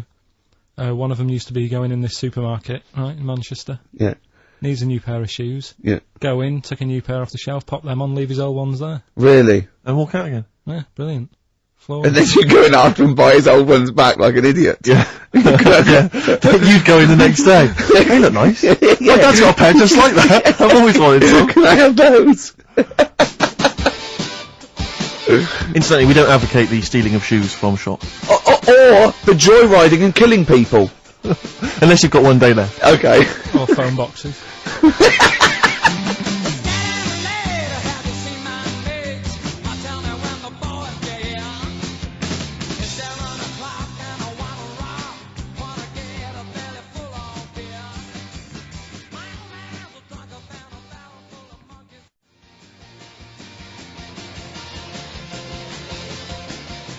John, fighting. M. Gervais, Merchant, Pilkington. Rockbusters. Oh, brilliant. Is there a jingle for Rockbusters? I don't think there's ever been one, is there? No. Could you come up with one quickly? Oh! Rockbusters! Brilliant. Alright. Well, the prizes this week, there's not many. I have to say, Karl's not sourced many, but what he's got are actually good quality. Well, I'm trying to instill in him that it's, quality, not quantity. Absolutely. As opposed to, 15 copies of, Fools and Horses Christmas Special with a giveaway 3-wheeler Yeah. car and Primal Scream's greatest hits on 11 CDs. Yeah. Not Primal Scream, in Spiral Carpets. Oh, that was it, yeah. Spiral Carpets. Anyway, yeah, we've got this new Kiss FM hip-hop classics compilation, which has got some really good stuff on there. New stuff from the likes of, Outkast and the Wu-Tang, but some old classics from Public Enemy and, of course, LL Cool J's Mama Said Knock You Out. It's worth having alone for that track. Yeah. I think this is 4 CDs? No, 2 CDs. The Best Air Guitar Album in the World, Volumes 1 and 2 in a special box set. Yeah. You've got all sorts on there. There's May. Brian Adams is on there, Robert Adams, Palmer. May, but also Palmer. excellent stuff. Beastie Boys, Clash, we got the Kinks, so that's good. Abigail's Party, the DVD thing with Alison Steadman. I know you're quite a fan of that, aren't you, Rick? Yeah, it's good. It's good. Which is, from many years ago, if you've not seen it, it's good. This Later with Jules Holland DVD, it's got live performances from PJ Harvey, the Cardigans, Rollins. But he is playing Boogie Woogie over their tracks. I would hope so. Okay, good. And also, is this the new album from The Thrills? Yeah, it Is is. it the album? Yeah. Yeah, so that's a little... Wow. Is that exclusive? It's not even out yet, is it? Oh, no, not even out. Not even out Well, that's the sort of things that Karl can come up with if pushed. It's all about the game, though. It's all about the game. The prizes are just for fun. It's all about the playing the game. Let's see what Karl's come up with this week. This is his last chance. If I ever hear anything like New Odour again, that's the end. Okay. They did get it, though, didn't they? So they're working out. They will do it. Just let's have the jingle again. Alright. Oh, Rockbusters! Right, if you haven't heard it before, cryptic clues that make up a band and some initials to help you on your way as well. Right? So, Well, you'd never get it without, but go on. First one, that fella likes sucking on iron. Right? That fella likes sucking on iron. Yeah, the initial M. Right? Okay. That fella likes sucking on iron. Right, that's the first one. Second one, the Jamaican fella spots a boat. Oh, God. Say that again. The Jamaican fella spots a boat. Spots a boat. Yeah. Right. The Jamaican fella spots a boat. Yeah, that's right, yeah. Alright. Initial D. D. D. D. Okay. D. Alright. And the last one, do you want a game of tug of war? Well, it's up to you. You own it. Right? Interesting. I've just got number 2. Right. Do you want... Oh, God. Right, The go third on. one, do you want a game of tug of war? Well, it's up to you. You own it. And what's the initial? E. All of them again, quickly. Right, so the first one, that fella likes sucking on iron. That's M. Second one, Jamaican fella spots a boat. Right, that's D. And the last one, do you want a game of tug of war? Well, it's up to you. It's, you own it. Right. He embellishes it like it's a whole story by the end. That's E. Ricky.gervais@xfm.co.uk. Please don't phone Email in. only. Email him. We cannot be bothered to answer the phone. Ricky.gervais@xfm.co.uk. Brilliant. White striped. Excellent.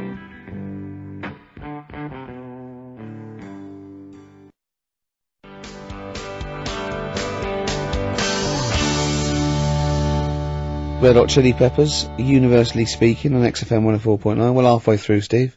I'm Ricky Gervais. That was Mr. Merchant I was referring to there as Steve. Familiar. Friends by now. 5 years in the making. Karl Pilkington, I known him a year and a half, but he's a good friend as well. Alright. Alright, XFM, where paths cross. Alright? Oh, so, any interesting things to talk about, guys? Dr. Fox style? Any amusing observations? Have you taken a sideways look at the week's news or anything, Karl? What have you... Tell you what I did here last night. Go on. Go on. 5 Live. They do like a review of what's gone on in the week. When we've been busy in the week, I haven't always got time to follow what's going on. In the world, sure. Someone's made a chicken with teeth. For what reason? Don't know, because they can. Just because they can. And like they So it chooses food. Yeah. they had a few guests saying, well, you know, where will it all end? So you sure you weren't watching a Wallace and Gromit video? No, seriously, right? It's they're doing it. They're a chicken with teeth. Why would they spend millions researching? What do you mean that? they've got a chicken with teeth? What do you mean there's a chicken with teeth? Sounds mad, doesn't it? What are you talking about, Karl? That's what they've done. Do you know, like... Why? I don't know. They're just messing with science and that, and that's what the people were saying. Why are you doing that? Do you know what I mean? Where will it stop? What's the next thing? They did the sheep. They did the cloning. Right? The rat with an ear on its back. Did that. Can hear a cat coming, can't it? What else were they talking about? They were talking about that sheep again, that cloning one. Yeah. Dolly the sheep. Do you think it's that clever? Because they do all look the same anyway. What's it got to do with its cleverness? The Being fact that cloned. Being cloned, is it, do you think that's a good thing? He doesn't think it's that impressive because they look the same anyway. Right. They could have just put any sheep in there and go, look, they're the same. Yeah. Brilliant. So there was a programme, people were talking What about are you talking about, a chicken with teeth? It was the latest news. It was like all about the war and that, and I was like, yeah. And then it said chicken with teeth. I said, hang on a Your minute. ears perked up. Yeah, you didn't hear anything about the war, did you? That was like, they might have been, was I speaking French? Or just like whistles. And now, story about a chicken with teeth. I know. You stop washing Maybe up, someone can let us know, you know. Oh, God, don't open the floodgates. No, but I'm just saying I don't know the full thing. They just Of course you Surprise, don't. surprise. They just touched on it. Yeah. Anyway, other stuff I did do proper research on in the week. Go on. Having testicles done. Having your testicles done. Yeah. What does that mean? Same magazine that was doing the hanky coverage, letting you know what all that's about. Sounds like a great magazine. How can we get him as a pundit on these news shows like Newsnight? Do you know what I mean? Sky News. On there, wouldn't he? Just on there, just ask him what they think. Wouldn't that be amazing? Is there a producer out there that would take a chance on Pilkington? It's Pilkington, Raggy Omar, Ian Hislop, and a panel of people, and they just ask people. Yeah. So you can have your testicles made bigger. Why would you want to do that? Well, that's what I was asking. What's the point? Well, the actual testicles, or do they just inflate your ball bag? Because you could do that, couldn't you? You could have some air injected so it was like a big... so they'd look bigger, but they'd rattle around inside, wouldn't they? Make a little noise, wouldn't it, when you're at... like manacas. Like some kind of instrument. Yeah. Like was sort of like one of those African instruments, just like a big sheep's bladder with all... There's Pedro on the manacas. Yeah, they just, yeah. Yeah, just stripped to the waist. Yeah. Just, yeah, with us hanging out. Why, and then when you're sort of like, the neighbours would think, what's he doing? He's been playing those manacas all night. And really, you would, you know. Why the mouse with the ear on its back, go and keep it down. Yeah, this is really loud to me. Hey, why would someone have that done then? You brought it up. Yeah, Well, presumably so that they could draw a little funny face on them. Yeah. Obviously. And you could let them down after the holiday, like you do a Lilo. Exactly. Just let 'em yeah. On holiday you're floating round, you know, like you're just in the sea with your big instrumental manacas, right? Just floating. You're having a whale of a time, right? People playing it as they go past. Exactly. Alright, Karl. Alright, Become a bit of a sort of local celebrity. Yeah, there's Karl with his floating manacas, like a big jellyfish, right? Yeah. And then the end of the holiday, or Saturday. If you've got a little pair of tight speedos, it'll be like Jordan walking around. And then you just like, just let them down when you come let back. the knackers down for the plane. Yeah. Because apparently they do get bigger, don't they, as you get older? When you're an old fella. No, I think they get lower. I think that's it, that testicles and breasts get lower. Is that purely gravity? I think so, yeah, probably stretching a bit, innit? So is wear and tear. Is the old fellas who are walking about saying, oh, sick of these? Yeah, they don't tread on them. Well, that's why old people have always got to have a little sit down. You know, Yeah, 100 metres. Just Yeah. Stick them in the socks. Exactly, yeah. Or they can have I suppose you can have like a little ball lift. You can have a facelift, can't you? Have a little nip and tuck. Or probably a facelift would help, wouldn't it? Because if you pull your face up... That's going to bring the skin up. Bring up a little bit, yeah. Don't go too far, you'll have a little knob as a tie. but you can, you can tighten stuff up. Speak for yourself. Steve with his kipper tie. That's a lovely tie you've got there, Steve. And you look so young. Yeah. What's that little sack underneath it? That little brooch. Well, wait. Playing with your little manacas all night, Carl. So, a chicken with teeth, and you can have your balls done. Imagine Kirsty Ward, whatever her name is, on Newsnight, saying that. And now, 2 features of the week. The war in Iraq, let's forget that. Who wants their knackers done? And look at this chicken. Careful, it bites. I think we should send this link to Dr. Fox and see if he thinks it's an improvement on what he heard during the service. Play a record. Yeah, get this link, send it to Dr. Fox. He'd love it. Alright. Plus, he'd be able to offer some kind of medical explanation. Yeah, exactly. Teenage Fan Club. Oh, brilliant.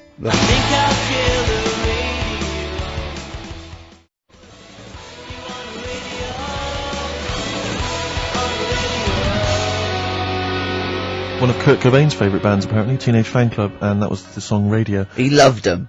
We've just had an email here. It says apparently they created the chicken with the teeth in order to prove that DNA can be reverse stimulated. The theory being that if you can revert chickens to a state in which it has teeth, I don't know if it ever had teeth, you can alter someone's DNA to stop them going bald. Carl.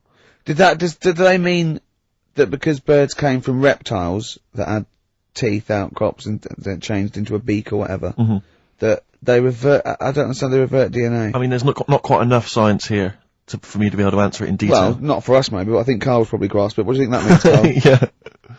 What did you say? Okay, moving on. Ah, dear. Oh. Life's too short. What else is there? Have you got a monkey news coming up soon? Like I say, it's been a struggle. We'll do that. We'll do Cheeky Freak of the Week. Do you want to? Oh, definitely. Should we do Cheeky Freak of the Week? Cheeky Freak of the Week? I can't wait. I'll always do these. I'd start off with these. Alright, well, let's have the jingle for Cheeky Freak of the Week. Oh, no. Do you remember it? No. I remember it. Oh, Cheeky Freak of the Week. Brilliant. Something like that? I want someone though, because that was slightly half-hearted. Oh, Cheeky Freak of the Week. Excellent. Right. This, we're going back again. Yeah, 17th century? Well, it was 1829, right? Oh, I'm impressed. Yeah. Now, the problem is with Cheeky Freak of the Week. Not so much the week, is it, if you're going back to 1829? Well... Not even of the century. You haven't even done Cheeky Freak of the century. There's... What's the problem with Cheeky Freak of the Week? Just because... Other than the sort of moral implications. Yeah. Yeah. Well, last week, it was a fellow with 2 heads. Yeah. We've done Siamese twins. It's Siamese twins again. No, it was Siamese twins. It wasn't a fellow with 2 heads last week. It was Siamese twins. Conjoined twins, sorry. They're 2 different people. This is what I'm telling you. But this is the problem. They're going to crop up quite a lot just because they've got double a chance.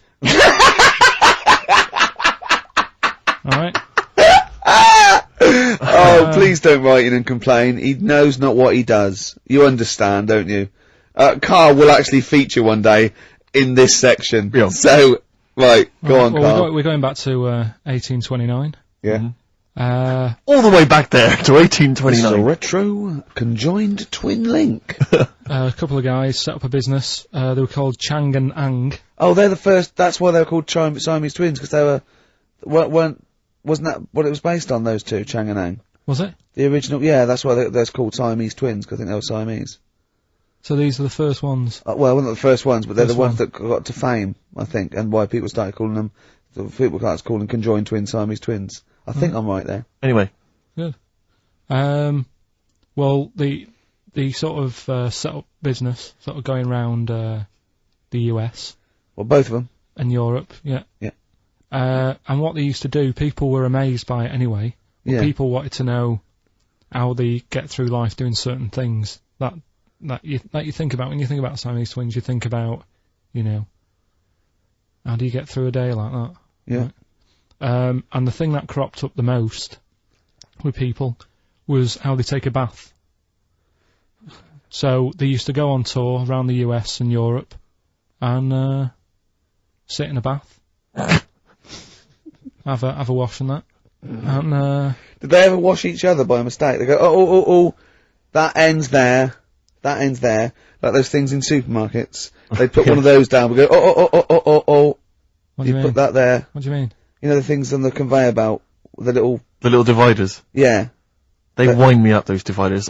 Sorry, I said a complete tangent, but for some reason, it's my own psychosis, but I get so annoyed if I'm in a supermarket, I've got my shopping, I'm just about to get served, and you can always see there are certain people who stand behind you getting edgy, itchy, worried that I'm not going to put the divider down to separate my shopping from theirs. It's like they're terrified that I'm somehow going to deliberately pay for their shopping. Sneak in their onion. Yeah. Oh, I didn't get an onion, I'll have that. And it's just, but what annoys me is it's not so much that, obviously it's a practical thing, it's the fact that they get a little bit edgy. You can actually see, certainly kind of, dare I say it, certain breed of woman, and a certain breed of fella, will, just get a little bit itchy, a little bit edgy, and they just look at you, can just see them sweating, especially if they can't reach. I just lean over and do it myself. Well, I know, but the thing is that it's like they almost feel that they ought to wait for me to do it, as though somehow it's my obligation. And it just for some reason, I know it's ludicrous, but it really annoys me, and I actually deliberately don't put the divider down just to see them sweat. I like the way that they're actually quite well made. There's some that are brass with like a felt bottom. Yeah. Like you really care. Like a twig would do, wouldn't it? Do you know what I mean? But I just leave a slight gap. And then when it gets to when the woman's putting it through the till, or the guy, I just say, that's my stuff. Do you ever look at other people shopping and go, oh, I should have got that? Often. Oh, yeah. That's annoying. I'll tell you what it is, it's the same thing, and again, it's my psychosis. When people, if you're on a bus or a train, and we're pulling into the stop, but there's a good, kind of 35 seconds before we're actually going to come to a halt, they leap up, and they're straight by the door. Yeah. But it's this fear that they're going to miss out. Oh my god, what if I fell over now and broke my ankle? I'd never get out. To be fair, I've never had that commuter's worry. I've never commuted, but every second counts, doesn't it? Because you miss a train, it can make a difference of half an hour. So that's why commuters literally run to get their connections. But the thing is that with a bus, there's often there'll be people who are sat right next to the exit, will get up and stand up for a while, waiting to get out. It just, again, I'm not saying it's not, it makes perfect sense to them. It's my psychosis. They're going to be mowed down in the streets. They will just be a few of the You're going to be in a lovely Chrysler. Exactly. Yeah. Well, I will be going straight through a branch of Waitrose. Yeah. Taking people out in the So we do not condone going through Waitrose in a Chrysler. In a car. Now, Changanang, they're in the bath, they're washing their own bits, they've got one of those dividers, right? They go, well, that's definitely yours. I marked mine. That's definitely mine. Don't wash that, Chang. I wouldn't, Ang. I wouldn't wash that. Right? So what are they doing? They're in the bath. Carry on with the story. That's about it, really. I mean, that's the fact that people... So, two little Oriental fellas, joined in the hip, had a bath. No. That's your story. No, they didn't have a bath. They they must have done some sort of research, right? Who? Changanang, right? And they said, well, what do people want to see? Isn't that a Bay City Rollers song? But it's an idea that people have queued up, they've paid their money, they're in a tent, well, I hear they're gonna have a bath, Two Siamese people have a bath. How would they possibly do it? Well, I've heard they get into a bath. But that's I don't know what they what's wanted to see exciting. them nude and where the join was. No. More than, how do you get in the bath? I don't know, that's what they picked. They said, what would be good to see, what do you want to see them do? Having a bath. How'd you get into trousers? Was there Exactly, this is all part of it, isn't it? That's why they picked having a bath. This is all part of it! Well, then watch them get dressed afterwards. Yeah. Who was the best out of Changanang? Who was your favourite? They both look the same, to be honest. There's a surprise! One was a short ginger woman. Oh, dear. Is there anything, what would be better than having a bath for you when you'd seen them? What would sort of make you go, oh, I wonder? One of them pulling and the other one going home alone. Yeah. I go, look, she's definitely up for it. I'm taking her home and go, what am I going to do? Can I watch? Definitely not. Definitely not. Look, you go to bed. I want to wine and dine her. But if he's got back to their place and they're going at Hammer and Tongs, but are you saying one of them? No, Hammer and Tongs were their cousins. Right. They lived miles away. Yeah. If one of them gets knackered, can the other one take over? God! I think we play a record. That annoys me. What? That sort of being at it all night. What do you mean? Let's put a song and I'll come back What to do it. you mean? No, come on. Seriously, because... Okay. R.E.M., yeah. Well, after R.E.M., night swimming, being at it all night, and why it annoys Karl.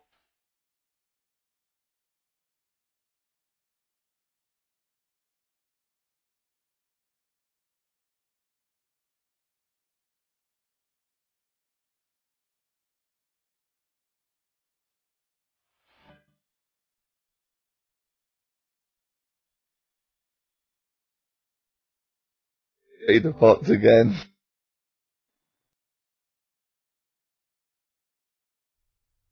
Relations.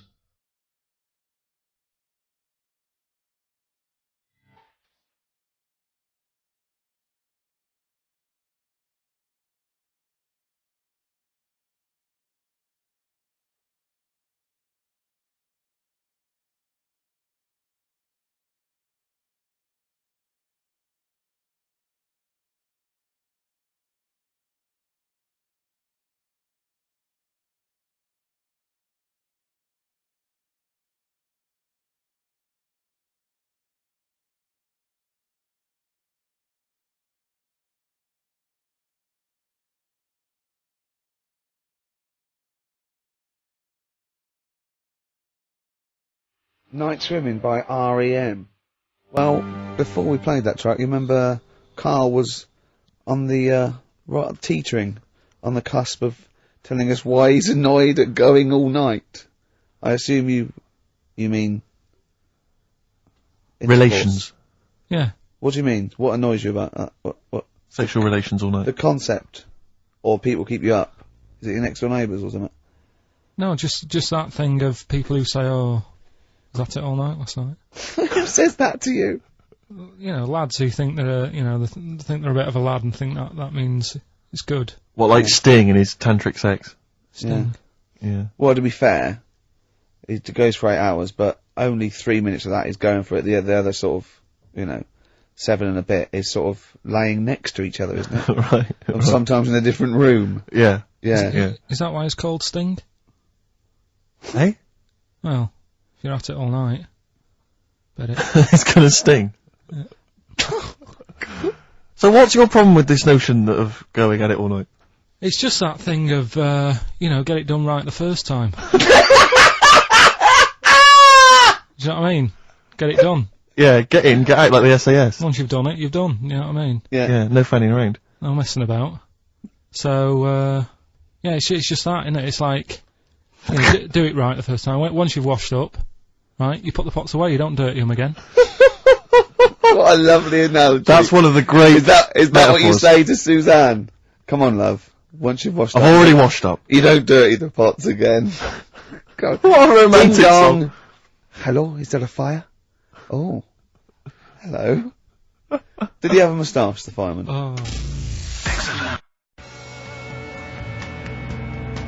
Radiohead, they're there on XFM 104.9. I'm Ricky Gervais, Steve Merchant, Karl Pilkington with the answers to Rockbusters, the biggest quiz on radio, probably. Mm-hmm. Do you want to remind us the quiz? No, you mean the crappiest quiz on radio. Yeah. Right. First one was, that fella likes sucking on iron. Yeah. Right. The initial was M. Yeah. What was the band? It was Metal Liquor. Alright. What's Metal Liquor? No, wait, I've never heard of a band, Metal Liquor. Metallica. No, you said Metal Liquor, I don't understand. Yeah, Metal Liquor, Metallica. What? No, say it again and try and make Metallica sound like Metal Liquor. Metallica. Metallica.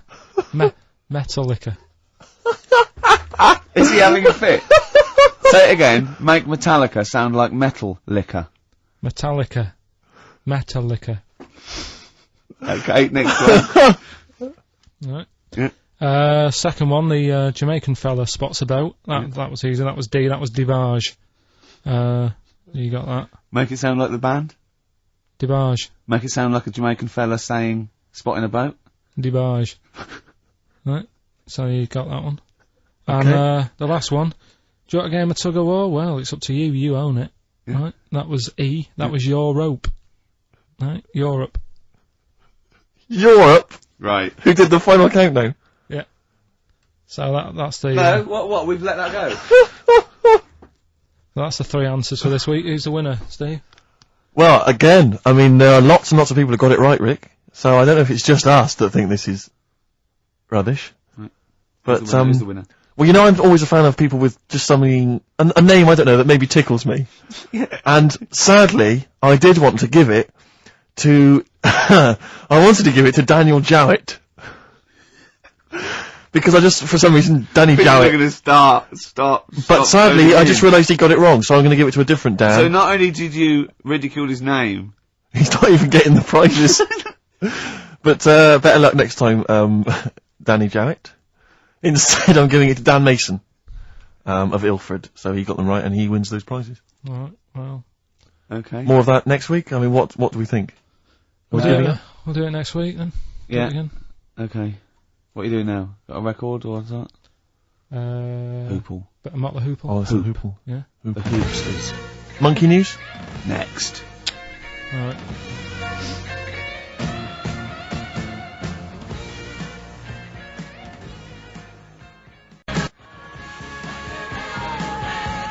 Mott the Hoople. Roll Away the Stone. Classic little ditty on XFM 104.9. Alright? Play the jingle. Oh, is it? Is it? Brilliant. Oh, chimpanzee that monkey news extra. Well, Is there monkey news? I tell you what, I've been having a bit of a problem this week. Why? It's just been a struggle. Normally, I can come into work on a Monday and there'll be something that's happened over the Saturday, over the Sunday night. Do you know what I mean? Over the weekend, the monkeys have done something. Been very quiet. I thought I'll be alright. Let's see how the week goes on. I don't know if they've caught on to the fact that we're giving this coverage now, or I don't understand. Normally people are emailing me stuff all the time about monkeys. Been very quiet week. Been checking. I was looking in books last night and stuff. Is there any monkey news? I've got some, but just because it's not that good. Something else I found out that I thought I'd share with you. Go on. I was looking in the Guinness Book of Records, right? Because I thought they'll have something in there about monkeys or something, right? Mm-hmm. And there's a little monkey. I think it lives in Asia, right? There's loads of them live in Asia. Might just be travelling, but yeah. And something I found out. I don't know if they've got it right, and that's why I want to bring it up. Apparently, it's the mammal, right? That's got sort of the pointiest eyes that pop out of their head. Steve.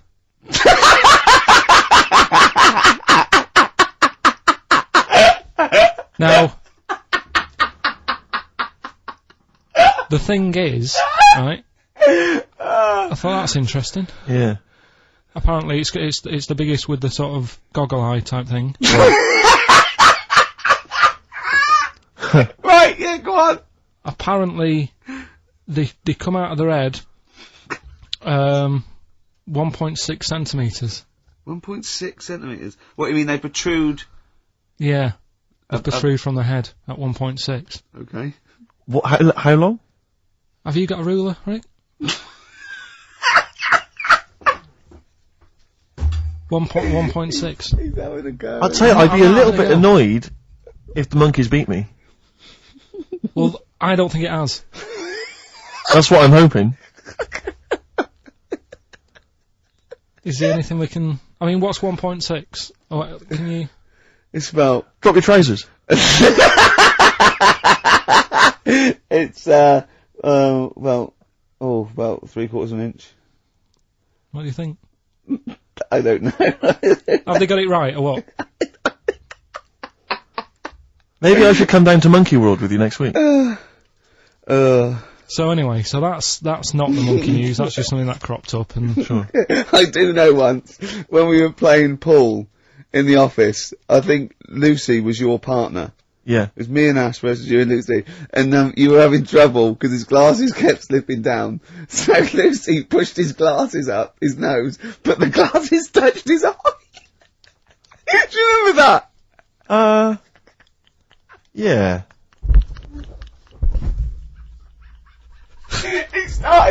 He started it. Well, you're the one who joined in. No, I know, and I feel bad now. Yeah. He makes me nervous when he goes, yeah. It's not, play a record. No, I'm just trying to think about which part of your fat, middle-aged physique I can pick on. The tits would be a good Yeah, start. yeah. Oh, the belly. Sure. Oh, what do you think of that? Oh, that's... What is that? Play a record. Is that monkey news for this week? Have we not got any other monkey news? Well, it's just, it hasn't been that good. I mean, the one that I found out here, because we've covered so much in the monkey world, right? The fact that we've done a monkey that was a sort of half man, we've done a monkey that got a decent job in a train station. Can you think of any of the other? Well, that's just some of the great monkey news from the past. That's what I mean. So that's what you got to compete with. So even though this is quite amazing,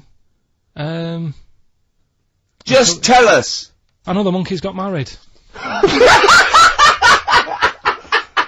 Oh, not another monkey getting married. What do you mean? It's got another one. You know, it was knocking about with some woman monkey for a bit. A woman monkey. They decided to, you know, get married. Yeah. They did. What do you mean they decided to get married? Was it pressure from her parents? They had a good do, and good do. I love the spread. I love that peanut vol-au-vents. Yeah. Celebrated in a pub, and then they both went off to the cage that night. That's what I mean. Even though that is quite impressive, because it's not true, or it's a joke. It's nothing. It's not. On an Over website, official sort of news website. 2 monkeys have married in Romania. After a whirlwind romance. Well, that's after a whirlwind romance. God, yeah, a quick one hanging onto the rope. Yeah. She was in the tyre. Yeah. He saw it. Yeah. He went, "I'll have a go at that." They go, "We got to marry her now." Yeah. Her parents came in and said, Did you just shed He was in a zoo knocking one off. She went, "I can do that for you." Yeah. Yeah. Guests say the monkey bridegroom was scared by the number of people attending the wedding and refused to get out of his cage. So his bride not bloody Hello Magazine again. No, it was. No, I think it was like last minute nerves. Right. Like right, you know, right. I'm single now. It's like it's the big step. Yeah. But his bride enjoyed every minute of it. She was loving it. Yeah, she sure, looked lovely, by sure. the way. She looked lovely. Yeah. Did she look good? Reports she only appeared to have problems with her veil and dress. Do you see? This is. The guest I hope they didn't ruin it like Anthea Turner and maybe get sort of sponsorship PG tips or something. Totally, with strong plum brandy, so they got them drunk as well. So they carried on the celebrations at the pub, and the bride was taken to her new husband's cage at night. I apologise. Play a record. I'll tell you what winds me up. What? Monkeys getting married. I know. And I'm not getting any action, and I got bigger eyes.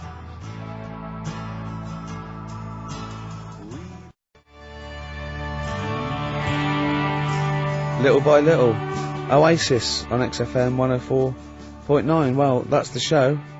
Ricky Gervais, Steve Merchant, and Karl Pilkington. Karl, do you think it was a good show today? It was alright, wasn't it? With some.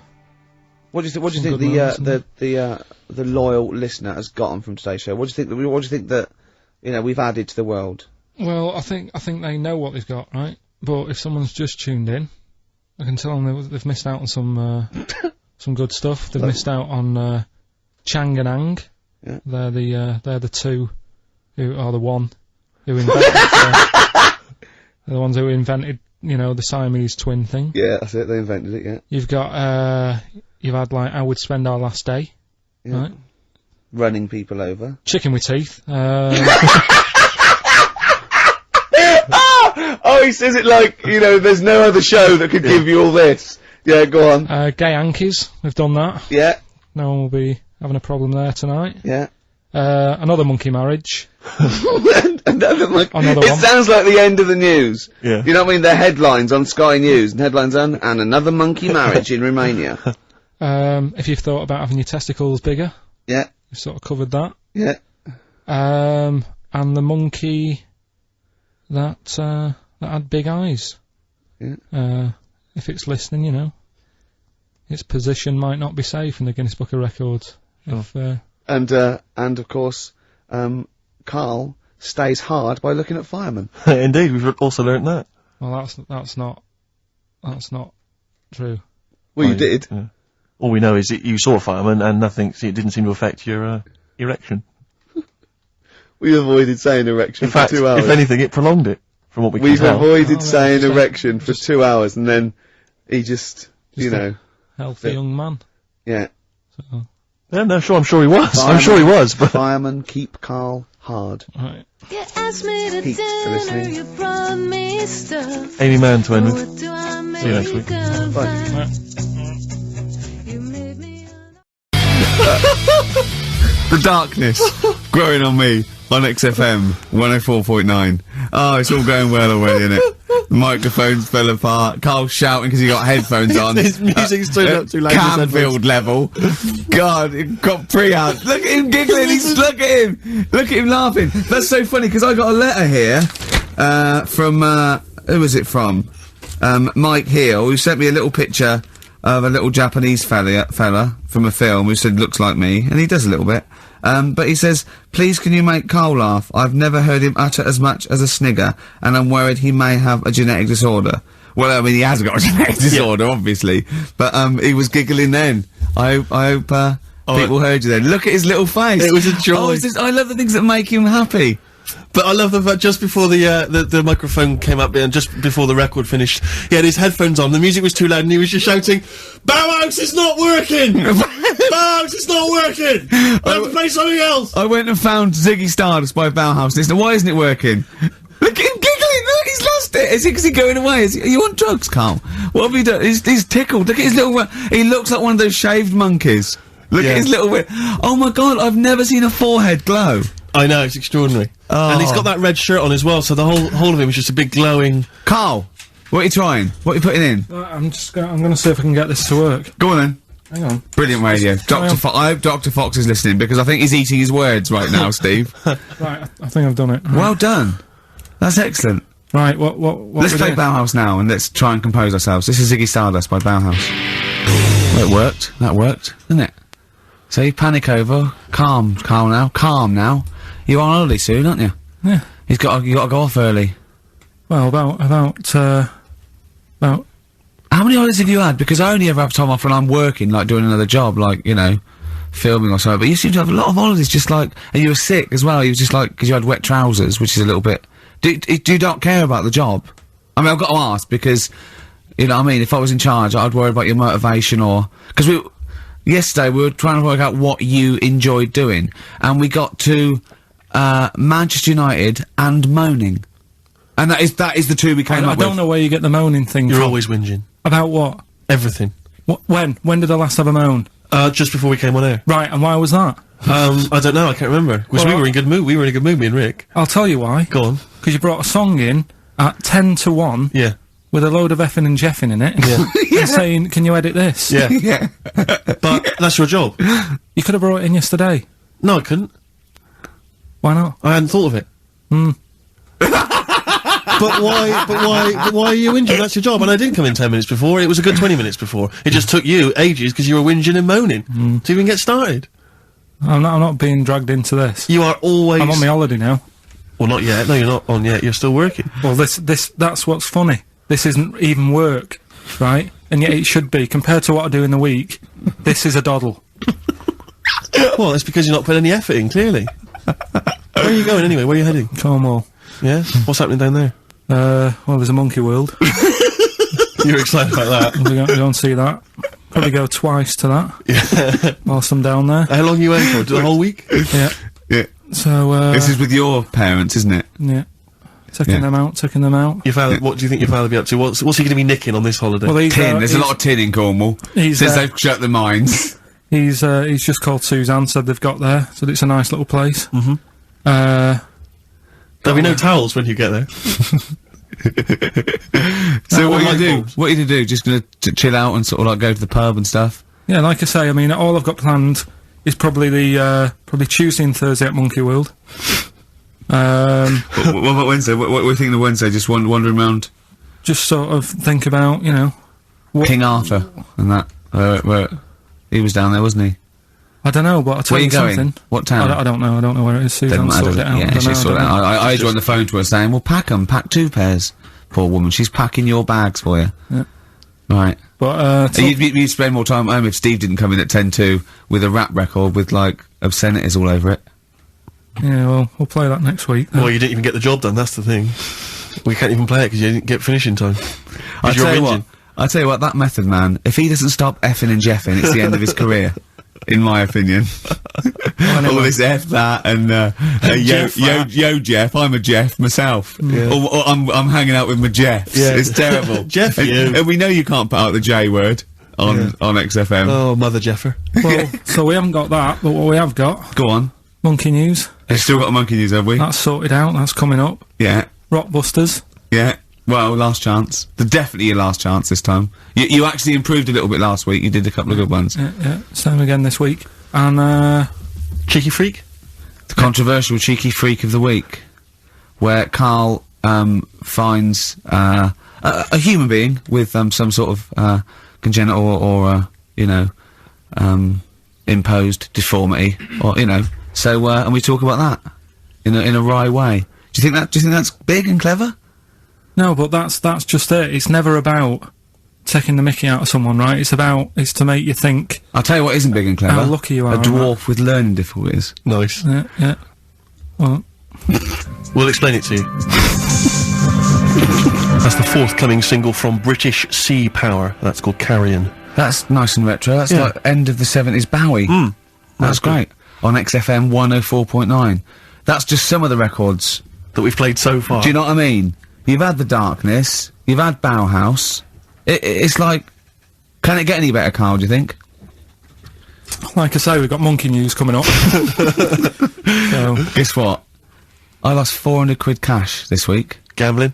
No, that's tragic. This is why it gutted me. It wasn't even on your gambling addiction. No, I had a photo shoot, I had a suit, right, and I'd claimed back some expenses, and I'd had it in my pocket, and then when I took the suit home, it must have fallen out in the street or the cab, and I remembered it, and I went every pocket twice, and it was just the fact, I don't think about, oh god, that's terrible, that's a terrible blow, I think, oh god, if I had it back now, it would be free money. Yeah. If I suddenly found it now, I'd have £400 that was just free money, and I had a little nap to get over it, and I was... and you were fine. I was okay. But that was good. Someone just found, what a gift that is. Oh. Just, I mean, untraceable. Was it in a money clip? Was it rolled up in a money clip? No, it was just literally 400 quid in an envelope. Oh, and that's so a treat. I know, see, I'd always hand it in. I genuinely would. Unless I found it in the middle of a forest or something. If it was in the street. Do you know what I mean, though? Because a bear dropped it. Yeah. But, I mean, if I found it in a pub or a cab, I'd just hand it to anyone who was rummaging through. Yeah, exactly, yeah. But I'd hand it in. Well, but there's no way, if they found it in the street, there's no way they could do it. It goes to the police station and it sits there for 6 months, but... Yeah, exactly. Well, it's a waste of time, pocket it. But, because when I was younger, I remember being outside a post office once when I was about 10 or 12, and finding a purse, and thinking, oh, that's nice. Yeah. And opening it up, there was some money in there, and a pension book, and so it was obviously an old lady. I found an address, I sent it to her, and my mum said, you've been so good there, you'll probably get a little reward. She'll probably send you a little reward. Nothing! I got maybe a thank you note, but no cash, no moolah, nothing. Really? And I was livid, because I'd been told that I was gonna get a reward. I thought I've been a good Samaritan, nothing. So, many moons later, when I was at university, I learnt from that, and this is the most bizarre thing. This explains a lot, doesn't it, Karl? This is like the Mary Celeste. I went to a cash point to put I thought, I can't get my card in here. And I realised there was already somebody's card in the machine. They'd put the code in, but then they just disappeared. They'd been kidnapped or something. So it was just there, waiting, sitting, said, what do you want to do? And it gave you a number of options. I thought, interesting. Steal or go to heaven? Yeah, exactly. He went, oh dear, Yeah. Well, I pressed, balance, just to check what their bank balance was. Unbelievable. It was a considerable sum of money. I'm not gonna lie to you. It was not typical student debt. It was like, I think they were a foreign student, there was a lot of cash in there, a lot of money. Did you feel a slight bulge in your trousers when you saw the amount of money? I couldn't believe my luck. I thought to myself, now then, I could just take that card out and hand it in, or I could teach them a small lesson. Right. And maybe give myself a reward, because last time I did that, I didn't get a reward. So if I give myself £30, then I'll take the card out. 30? Give myself 30 You didn't really? Well, I thought that's a good reward, and I went in, I handed the card in, I took that Steve, and that's a little reward for me. And I'll tell you this, don't think it's evil, because I went in and I bought everyone a drink. Well, brilliant. Yeah, I didn't tell them I got the money free. Well done. Excellent. So probably gangsters are quite generous with the money they've stolen from other people. Yes, but someone's negligence, Rick, has lent... the thing is this, right? I believe it, except they're buying people a drink, Karl. What do you think? Well, I kind of thought that when he said it, but then I thought, but they'll be buying him back. So he's still... that, so in a way, he's still a winner. Yeah. Everyone's a winner in that situation, including the student, because frankly, if there had been a less scrupulous person who found it, they'd have probably helped themselves to a considerable sum. I cannot believe he did that. There was thousands and thousands of pounds in there. What if Beadle had jumped out and slapped you with his little claw, and said we've been filming this, Merchant. Well, what? So what? How old were you then? I don't know, 19, 20? Would you do it again, or was it just to get the world back for the old lady's purse? Possibly do it again, yeah. You're joking! Well, you've got to think of it this way. You've got to think of it as there was a lot of money in there, and someone less scrupulous than me would have taken a fortune. They'd have cleaned them out. Whereas I just took a small reward, which I thought was more than enough for someone's negligence. And I've returned the card, they've got the card back, everything's fine. Think of someone else, I could have gone on a spending spree, I could have been buying stuff, all sorts. Yeah, but it wasn't yours at all. Yes, but they probably would have given me a reward, and because, you know, sometimes people forget, or, you know, they don't give you a reward, I thought I should You had take to it go at myself. your dad from nicking a loaf of bread out of a phone box. Yeah, but that's because it's for old people, geriatrics and stuff. How do you know how old was your people who you were robbing from? It was on a student campus. Wow. I think it was more, I thought it was excellent behaviour. I thought it was that's good, honourable incredible. behaviour. That's showing another side to him, isn't it? What would you have done, Karl, in that situation? And tell the truth. I might have helped myself a little bit. There you are! I don't know what this is helping yourself a bit. Like you say, just sort of, you know, stand them back and sort of say, you know... If you find a £1 coin in the street and you can be bothered to bend over for it, then have it. But someone's cash point card or personal belongings... I'd let them know, though. Did you send it to them and say, I've you know, service charge included. I've took that out already. No, I handed it in to the, Let them know! What do you mean you'd let them know? I'd say, you know, you're lucky here. Right, I just took, I'd probably take 20, actually. Okay. Because that's just like one note. Sorry, right, okay. You are winding me up. No, I'm not. I mean, not for once. I mean, I know what Steve's like. He is tight, right? He is. And you know that, don't you, Steve? Financially, you mean? Well, no, I mean, just the way you are. You're very sort of, you know, you're not wasteful with your money. I'm careful. No, I'm not wasteful. Absolutely right. No, but to the extreme. Not towards the extreme. Not towards the extreme. No. Look after the pennies, the pounds will take care of themselves. Alright? Simple to remember, good advice. Yeah, alright? But the thing is, right, I know that I take the mickey out of you for, like, you know, the way you look and stuff. Sure. Right? Well, I'm right back at you. But the thing is, you can't help that. Absolutely. But I'll tell you something that women don't like. Sure. And it's fellas who are tight with the money. Sure. I'm not frugal with money with ladies. I'm frugal with money with you. Well, I've got no reason to splash money out on you. I've never seen you splash money out. Well, you've never been out with me. Steve, have you ever splashed out on a lady? No, but I hope to one day. The right lady. Play a record.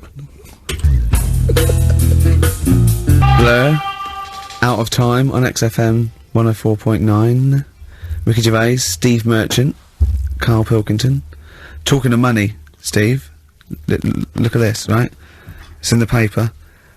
A wife has had her beauty insured for £100,000 in case she grows ugly and her husband walks out. Nicole Jones, 26, of Chipping Sodbury, Gloucestershire, says £200 a year, pays £200 a year for a policy. She arranged it as a present for her husband Richard. Her beauty will be judged by a panel of builders. So...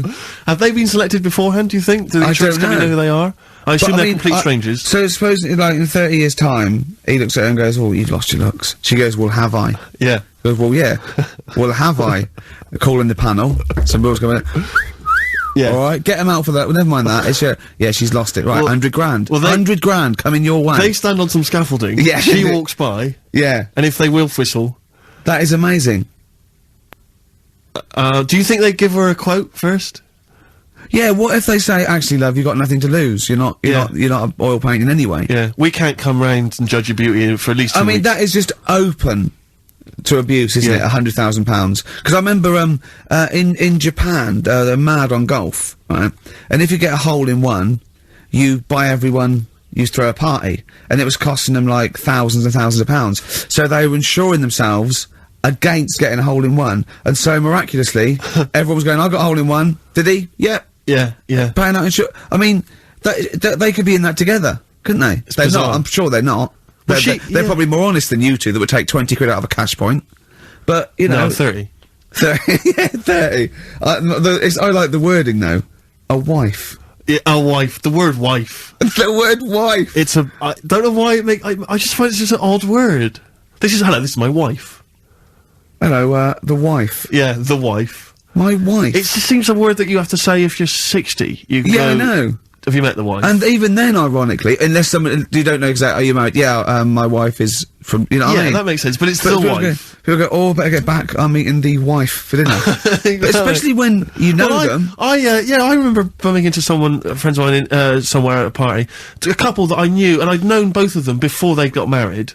In fact, I'd known her, I think, longer. And I said, where's so-and-so? And he went, the wife will be along in a minute. And it's just this notion that, use her name. I know she is. I know her name. It's that I used to call her by that. Why? It's like someone going, you know I'm married. You know I'm married. It's like showing in the off. eyes of God, we are wed. Exactly. Yes, that makes me more of an adult than it's you. the ownership. Yeah, it's like going, I'm a real man. I've got a wife, and here she is. She's my wife. I find it, there's the words that I find hard to say. In a shop, I could never ask for wet ones. Do you know what I mean? If I have to go and ask for wet ones, I won't bother. Or toilet duck. Another one I have a problem with, I never say, Snickers. Why? Dunno. I think it's I grew up with Marathon. Yeah. See, this is so pathetic, I still get embarrassed buying, toilet paper. Really? You know, if you go into, like, your 24-hour shop just round the corner, not a supermarket, big shop, but if you just go in there and you're just maybe buying some milk. Yeah. A chocolate bar. 'Cause it's like they know what you're up to. No, but they know you're going to use it to, when you're going to the lavatory at some point. It's too intimate. But you just go, I know what you're thinking, I'll be using this after masturbation. Thus saving all embarrassment. It goes with the porn mag I just walked. Elvis Costello, Alison, from way back on XFM 104.9, a retro cut. Indeed. Wow. Up to the modern day, the newest game show around, Rockbusters. Whee! Isn't there a jingle? It'd probably be something like, oh, Rockbusters. It would be very, along those lines. I've got to work it out, but I mean, let's go without it for now, and then we'll be ready next week. Excellent. The prizes, once again, sourced by Karl Pilkington. I think it's, been in the prize bag before, Karl, but good to see it back. The best air guitar album in the world ever. Do they keep sending it back? Is that just fun? Is that, it comes through the window, tied to a brick? Actually, there's a lot of good stuff on there. There's, the Kinks. Knopfler? Is there Knopfler? Knopfler, I believe, is on there. Is Clapton anywhere to be seen? Definitely Clapton, I would have thought, a Deep Purple. We got Quo, Skinnerd, Mac, Snake is there, Straits, excellent, and, there's all sorts on there, obviously. Yeah. This is always an odd choice, but fair enough. This is the, current album by the Yardbirds. Their first studio album in 35 years. So, the new music station XFM giving away that. Excellent. I suppose it's new music in some ways. A Smash Hits compilation. We got stuff on there. It's Aha, it's Curiosity Killed the Cat. It's all the old favourites. Plus 2 DVDs. Columbo. What Columbo? It's got a couple of classic Columbo episodes there. Suitable for framing. One of the best, TV programmes of all time. Why do I get... You can always tell immediately who the villains are. Suitable for framing. I'm assuming that's some kind of art dealer. Yeah. Maybe an artist. Candidate for crime. Presumably some kind of, presidential political candidate. That'd be good, I'm sure. Columbo. I mean... Stab Woman. That was my favourite episode. Stab Lady Wife. I mean, to be fair, I'm not sure why... Who would buy a Columbo DVD? Like, you can't find it on TV. On now. It's on now. I guarantee, because someone could maybe email in, is there an episode of Columbo on now anywhere that got cable or digital? I think it will be. Almost certainly. But it is great. And the other DVD here is Cruise of the Gods, which was the one-off TV kind of comedy film that was on at Christmas, featuring Rob Brydon and Steve Coogan. It's good. Williams. So, there's a few gifts there, not bad at all. Right, now we get to the real deal. Okay, this is what everyone tunes in for. This is Monkey News, I think, not the music. Go on. Well, here we go then. Yeah. 3 cryptic clues and that, and just work not it really out. Cryptic, but easy as that. Email in. It's email in. Right. Well, what's the email address? ricky.gervais@xfm.co.uk. Well, don't say that I know it or care. I think. Yeah. So the first one. He's got American coins all down his spine. Right. He's got American coins all down his spine. What band's that? What artist is it? Email in. What does it begin with? What? N. I know it, I've got it already. Right. That's rubbish, too easy. Yeah, Right, go on second next. one. Jeremy Beadle has got arthritis. Right, Jeremy Beadle has got arthritis. Yeah. That's the second clue. The initials there, SLF. Right, SLF. Jeremy Beadle's got a little bit of arthritis. And the third one, Foxy, Shipman, and a country western singer on a merry-go-round. SD, right? So Foxy, Shipman, and some country western singer having a go on a merry-go-round. The initial SD, right? So email in, ricky.gervais. I'm intrigued with that one. I'm genuinely intrigued with that one. I like the fact there's a certain whiff of controversy about it, because Shipman is mentioned. I know, yeah. Oh, A little bit edgy, that.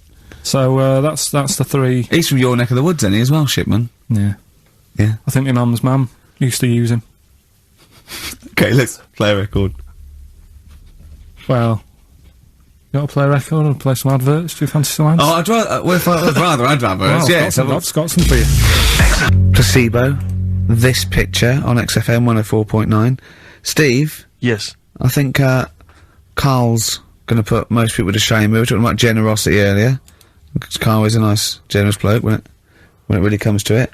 He's paying, for Father's Day, he's paying for the cottage that he's going away with his dad. Are you really, Karl? Yeah. Right. Well, there's no way of us proving if that's true or not. Well, what do you mean? Well, you could be lying. But why would I do that? Well, because you want to show off.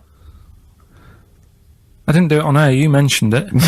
I don't want people to know how generous I am. I just do it, just get on with it. You know what I mean? Yeah, yeah. Look, charity work in that. Yeah. Exactly. But I'd have thought that you wouldn't have fallen for Father's Day. I'd have thought you'd have known it was like... Well, we don't, I mean, to be honest, there's a bit of a coincidence, because I paid for it anyway, and it's happened to fall on Father's Day. Right? But don't and my buy a dad's card. not normally that bothered. Don't fall for it. I mean, obviously that and Mother's Day and a plethora of other things were, I mean, literally invented by card companies to make more money. I know. Yeah. That's, I mean, my dad always says don't get him a card or anything. Because he hates it, with all these things that I'd like, you know, rip-off times, really, just ripping people off. Yeah. Sounds a bit stingy, that. But fair enough. Well, no, I mean, he's right. Yeah. He's right, it's just, because fellas aren't bothered about getting cards anyway, are they? But the other thing that he noticed, you know, helping out the flower companies, the Princess Diana thing, when she... Oh, sorry. Yeah. No. Jesus Christ. God. So when Karl, what do you mean? What do you mean? That's what he said. He said, "Oh, I nearly swore then because I was. You surprise me all the time. No, I'm but just. that is incredible. Sorry, what? I don't understand. What you're talking All about? the flowers that were sort of sold that day. Right. What for Right. people to leave as a commemoration? Or Yeah, something? they made a mint, didn't they? Who did? Flower companies. Right. So what So are you you're saying? saying? So he was just saying, you know, makes you wonder. What? About what? Whether it was Interflora behind the hit? Oh, So it's a conspiracy. It's a conspiracy by the flower I would companies. love to see you and your dad just sitting at home watching a bit of Channel 5 when apes go mental, right? With your when's roast that dinner. on? When's that on? And then talk like, well, yeah, well, you know, kill Diana, don't you? Flower company's son. Right, quite right, Dad, you're not wrong. What are you talking about? No, I'm not. You know, I'm just saying it's like you were saying about the cards. You know, on Father's Convenient Day is and what that. you're It's saying. just a bit Coincidence. Too just much of little a bit weird. coincidence. Too much of a coincidence. I'd be interested to see sort of, you know, like the business graph Sure. on how the companies were doing. Then suddenly, Yeah. you know what I mean? Yeah. But then by the same token, Elton John, you know, he had the biggest selling hit record, didn't he, off the back of that? I mean, so is he incriminated as well? If you want, I mean, It's a put him in conspiracy there, put him theory in you've there. not kind of analysed terribly closely. You've put it out there, and if people maybe who are investigating want to kind of add that into their inquiries, then they can. yeah. Sure. But no, that's all I'm saying. I'm just, you know, because it's always the same thing, innit? Like I was out shopping the other day, you know, treating Suzanne like I do. You know, I like spending money and that. Yeah. I was in WH Smith's. Yeah. Oh, classy. Getting what was it? Was it a big birthday? Was it? Was it her 30th? No, I was getting a. Was it 2 biros for the price of 1? I was getting a card for my dad for Father's Day anyway, because I'm seeing him. Yeah. Big Toblerone. Yeah. There was a giant who is it who said Father's Day? They love a Toblerone. I've never understood Toblerone, because the only time I see Toblerone is in airports, right, and minibars. That is what the small Toblerone is for the minibar in a hotel, 3-star upwards. And the big Toblerone. Well, the big Toblerone is a gift, isn't it? It can only be a gift. You wouldn't buy a big Toblerone for yourself. Yeah, a duty-free gift. The Toblerone. It's next to, Chanel No. 5. Toblerone and a bear. But it's who specifically would you be buying that Toblerone for? I don't know. Someone who's clearly never had it before and would think it was interesting novelty. Yeah. Well, this gift's interesting. I'll tell you what, though. Toblerone is brilliant. I mean, if whoever makes that, if they want to send sort of, some Toblerones, I will eat Toblerone. Well, yeah. I think very much the same about, I think very much the same about fags. And of course, cigarettes. If you've got any boxes of cigarettes and, that you don't want, duty free or whatever, send them. I'd just like to say that, in no way do I endorse Karl's dad's theory that flower companies were behind the death of Diana. No. Maybe I could say that on air as well, just to save any complaints. I'll tell you what though, talking about fag packets and that, do you know, like now, they've got, if you have these, they'll do you in, sort of thing, on the front now. They've got these special stickers on them. Yeah. Saw a thing in a magazine the other day. In Brazil, it's got, like, pictures of ill people on them. Blimey, that is It's gone really, hardcore over there. That's good, isn't it? But, I mean, to be fair, what more can they do? I mean, there are fag packets now that say these will kill you, and people are still smoking them. I mean, I don't know what they. I don't think the message is getting through. You could ban them altogether, I suppose. If it seems weird to sort of like, you might as well sell guns and go, careful, you can kill people with these. Well, ban them then. Wow, just be careful. Let's have your eye out with that. This is poison. This is poison. These are really, really mental poison drugs. You know those people with you ever see them in the street? They're selling fags duty free. Obviously, they're just selling them on the street. Have you ever seen these guys? I walk them down Finchley Road lot because I'm just near my place, and all these people they're sort of looking a bit shifty, and then they think that you're maybe a smoker. They just fags, and they'll open their jacket, and it literally will be like something from the 1940s. They won't go to you though, do they? No, smoking stunts your growth. They know you must have never had a fag in your life. But I might be buying them as a gift or something because I'm quite a generous guy. But it struck me, I was chatting with my friend about, there seems to be, there are certain people who are very, maybe they have trouble getting work, or maybe they, they're immigrants who've not landed on their feet and they've had trouble, and so there's a couple of jobs they can do. It seems to be there's the fag selling, there's those people I noticed on Oxford Street who bend a piece of wire into the shape of your name. I mean, what kind of a gift is that, really? You know what I mean? I know. It's like they're literally giving them out. Or you can you can have the bending the name. You can be selling those things that you throw at the wall and they sliver down. At Dover? Yeah. What are you doing? I'm a trained carpenter. Right. Can you write really small on a piece of rice? I could try. Could you write people's names on a piece of rice? I could try. It's quite tricky, but what about the rest of your family? Well, that one's only 2, but he could be trained. He's got smaller fingers. Okay. Do you want to sell some knocked-off perfume? How about that?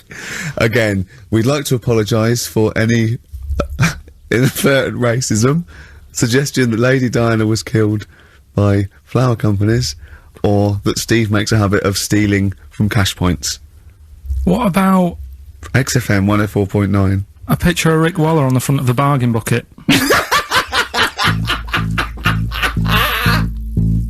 Red Hot Chili Peppers, universally speaking, on XFM 104.9. I'm Ricky Gervais. With me, Steve Merchant, and, of course, Karl Pilkington. Now, people come up to me, and they say, is Karl for real? And I go, what do you mean? He goes, well, they want to say, is he that stupid? And the answer is yes, right? Some people think that he's putting on. Some people think that he's a character that we've invented, like we've got an actor in, like he's a Gareth Keenan or a Tim or something, and I go... That we've scripted. Exactly, yeah. No, it's absolutely real, aren't you, Karl? I go, where did he come from? Well, just to tell the story, we came here, and, I was much too important to run the desk myself this time round, so they just gave us a tea boy. Steve came in with you, I remember that. yeah. Why do you remember that? Well, Steve knows, I don't want to keep going over it, but it's just the way he looks, it's just Were you taken aback? A little bit. Yeah. Right. And he's just developed into my favourite thing. I also said that you get bored with, like, you know, battling tops or, you know, pets sometimes. I mean, I love my cat, but he's not as, you know, Colin. my cat. Yeah. Colin. Actually, Carl's away next week. Is he available to run the day? No, well, he's actually not as intelligent as Karl, and that's the truth. He's not, you know. Well, he's marginally. Yeah, and then in the week, he's like one of those little Tamagotchi toys, Karl, because I have to phone him every day and keep his interest up. Yeah. Like I'd give him an interesting fact. And, I got a book out and I found out I'd call Karl about that. And I thought this was a great fact, right? A 2-day-old gazelle can run faster than a racehorse. Right? I thought that was incredible. Sure. Okay. So I phoned him, I said, a 2-day-old gazelle can run faster than a racehorse. He went, what's it do after that? I went, what? He said, well, how fast can it run when it's adult? I went, well, even faster. He went, oh, I thought we could just do it then, but then it sort of lost it. I went, what are you talking about?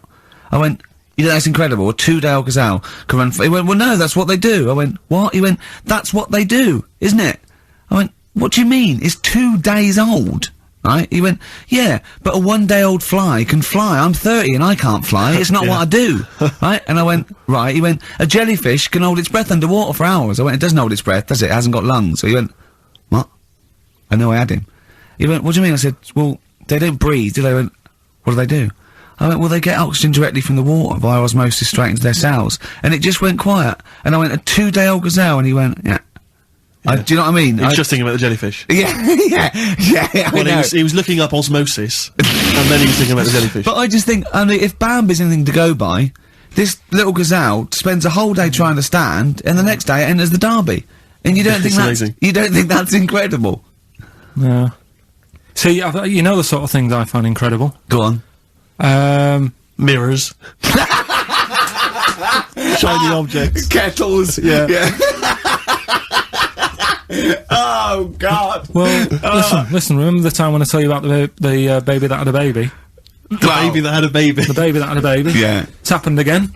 No, it hasn't. Well, it didn't happen the first time. It was in the papers, I think, on Monday, in all the tabloids. So it's a twin where one has grown and the other one is still at a fetal level. No, it wasn't, though. It had grown. He was saying to his mum... who was saying to his mum? The little kid who was 7 years old. And he kept saying... Yeah. Yeah, he was pregnant. And he was pregnant? Yeah. I know. What do you mean? And he was saying to his mum, oh, God, I don't feel well. And, like, his belly was all swollen, and they thought he'd just been eating cake or whatever. And he was saying, I can feel something moving about, and they were like, stop messing about, there's nothing wrong with you. Eventually, I think he was in gym at school. In gym? What, Jim was pregnant with him? Oh, no, it was like a Russian doll. He was at school, right? Just about to do sit-ups or whatever they do at school, right? Yeah. And flew out across the room. Teacher goes, you're a bit fat. You look a bit pregnant.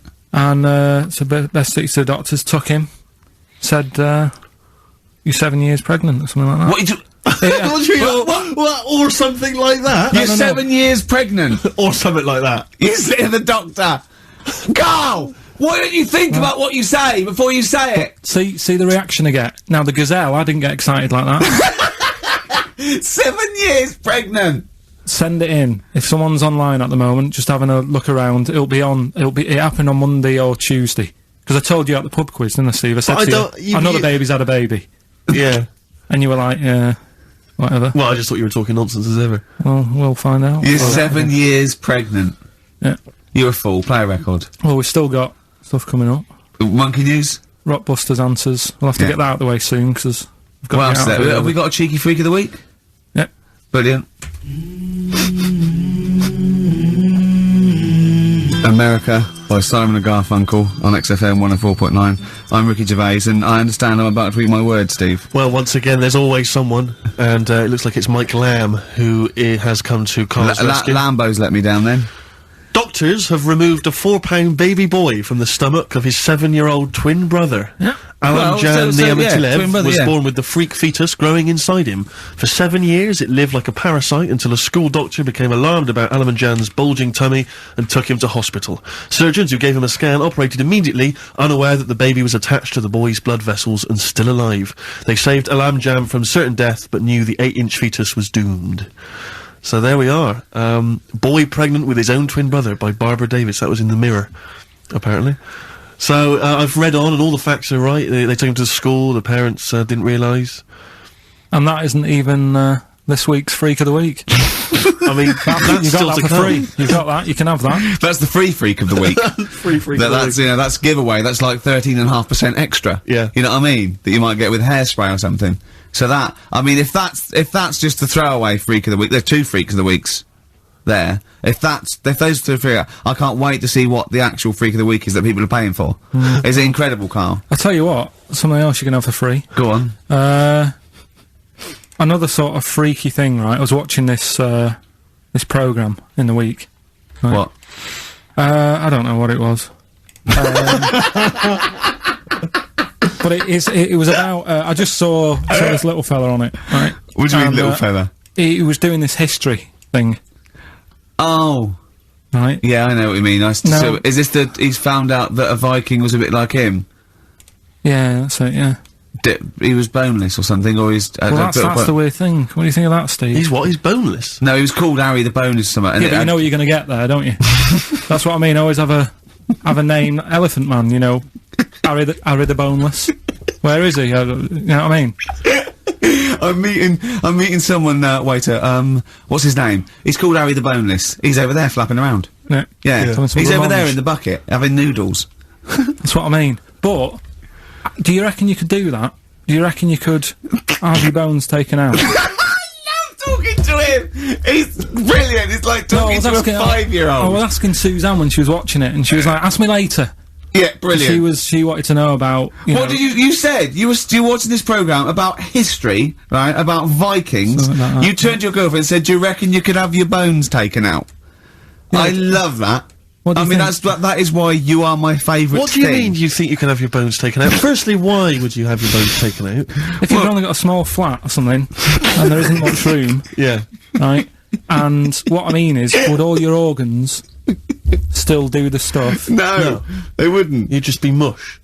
Listen, I'll teach you something now, right? The skeleton, right? Spam. Yeah? Support, movement, anchorage. No, support, protection, anchorage, movement. Spam. That's what the bones do. Yeah?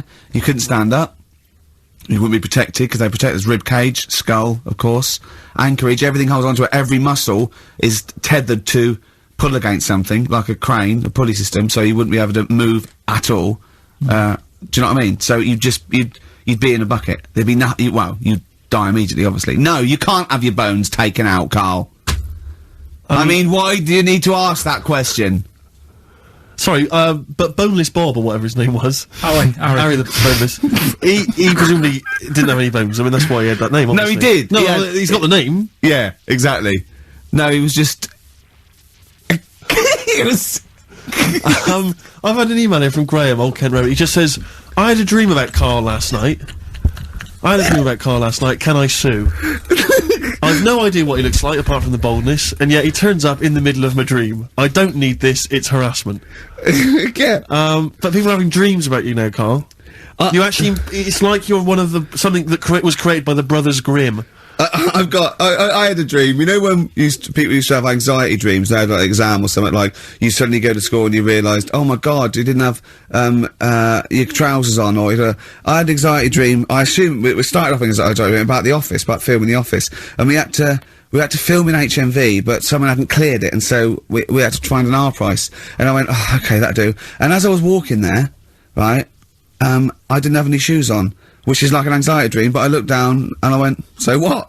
Yeah. So I'm so lazy now, I think even anxiety dreams don't kick into me. I'm not sure that's a dream. I think that's just a memory. I wouldn't be at all surprised if you, turned up with the film in The Office. Yeah, with no shoes. We don't need shoes. When we were originally doing the pilot for the very first series, obviously Ricky's the main character, he's in it all the time. It's obviously important, it's our big chance to get something made for TV, you know, it's going to launch our careers. And, I turn up on the Monday, he's twisted his ankle. He has to be wheeled around in a wheelchair, because he went out jogging, stepped on a tin can in the street, and fell over. Who left that there? Like a 40-year-old man with brittle bone disease, he just twisted his ankle and he was out of action. It was pathetic. Yeah, that was the pilot. Absolutely pathetic. But I still turned up, Carl. That's the sort of trooper I am. Well, yeah, but you moaned the whole week. Wait. Well, I didn't like having to go around in a wheelchair, did I? Yeah. It's not pleasant, you know, but in a weird way, it taught me all the problems. do you have anxiety dreams, Karl? Do you ever lie awake worrying about stuff? Can't because I have a lot going on in my head. Yeah. I don't have. That What do you do? Rent it out to people? Is it two monkeys swinging in a tie at the moment? Yeah. I just don't have that many dreams. No. I love that. I love the fact you don't have that many dreams. Well, you haven't had a decent night's sleep till you're 14, according to you. 12. Really? Yeah, so I know what you meant. I know what you mean, though. Now, when sometimes you're so tired, because I'd forgotten that you're so tired, and you think, "Well, I'm so glad I don't have to go out tonight. I'm going to go and just lay on the couch and then go to bed." Yeah. Have you had one, Steve? Anxiety dreams, I do have them periodically, yeah. It used to be a lot of, things like running to get to school in time, but, suddenly your feet are running in treacle and you can hear the school bell and you I can't haven't had get them for there, years. I just haven't had an anxiety dream for years and years and years. Don't know.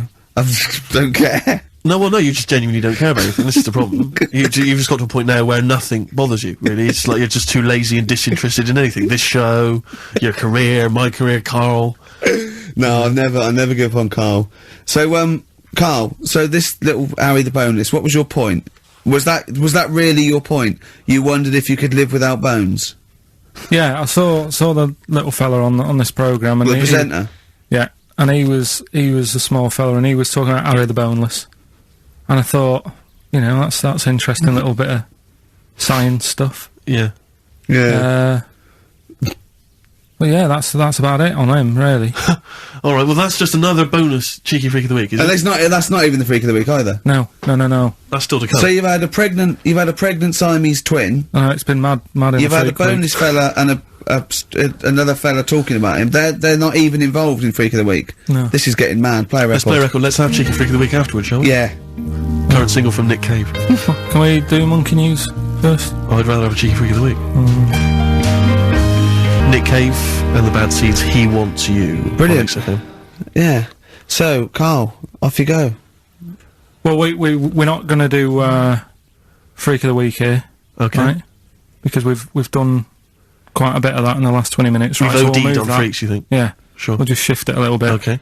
And I don't, like I keep saying, don't want people to be thinking we're sort of taking the mick out of anyone. No. Right? Because we're not about that. I feel that, like, I can do a little bit of it because I work with you, Steve. Yeah. Right? Sure. It gives me that right. It's like a care worker. Yeah, I understand. Well, it's like that thing of you can't be homophobic because I've got a couple of gay mates and stuff. Sure. I think it sort of gives me that edge. Yeah. Right? So you're not freakophobic because you work with Steve? Yeah, that's right, yeah. So, yeah. Okay. Well, by that token, I should be able to sort of slag off, the mentally ill. What do you mean? At least mentally handicapped. Now there's a term you don't hear very often. In 2003, there was the mentally handicapped. Isn't that what it was? I don't know where to start. But I'd like to apologise for the Lady Diana stuff, the term mentally handicapped, and any inadvertent racism that we may have stumbled over. What's the actual term then? Is it retarded? Right, come on now. Oh, chimpanzee that! Monkey news, earlier than usual. I'll have to save this link now. Monkey news. We've done a lot of stuff, right, on monkeys, and most of it has been is bollocks. No, has been like happy stories. Oh, is this it's not. Is this gonna be like our tune? Our monkey tune. Simon Bates, and welcome to our monkey tune. No, but do you know what I mean? We've done stuff about a monkey that robbed a bank. Yeah. Why is that happy? He had a great life after that. Right? What, in Marbella? Yeah. Right, we did, the one who saved someone's handbag in a railway station. We've had a lovely marriage, couple of marriages. Couple of monkey marriages. Yeah, There was the one who got a job in a railway station. Yeah, the hairdresser. The one who set up a business in Spain. I don't even remember that one. But, I'm willing to believe that happened. Go on then, Karl. But anyway, yeah. So today's isn't that happy really. It's about some monkey. I think it was a chimp.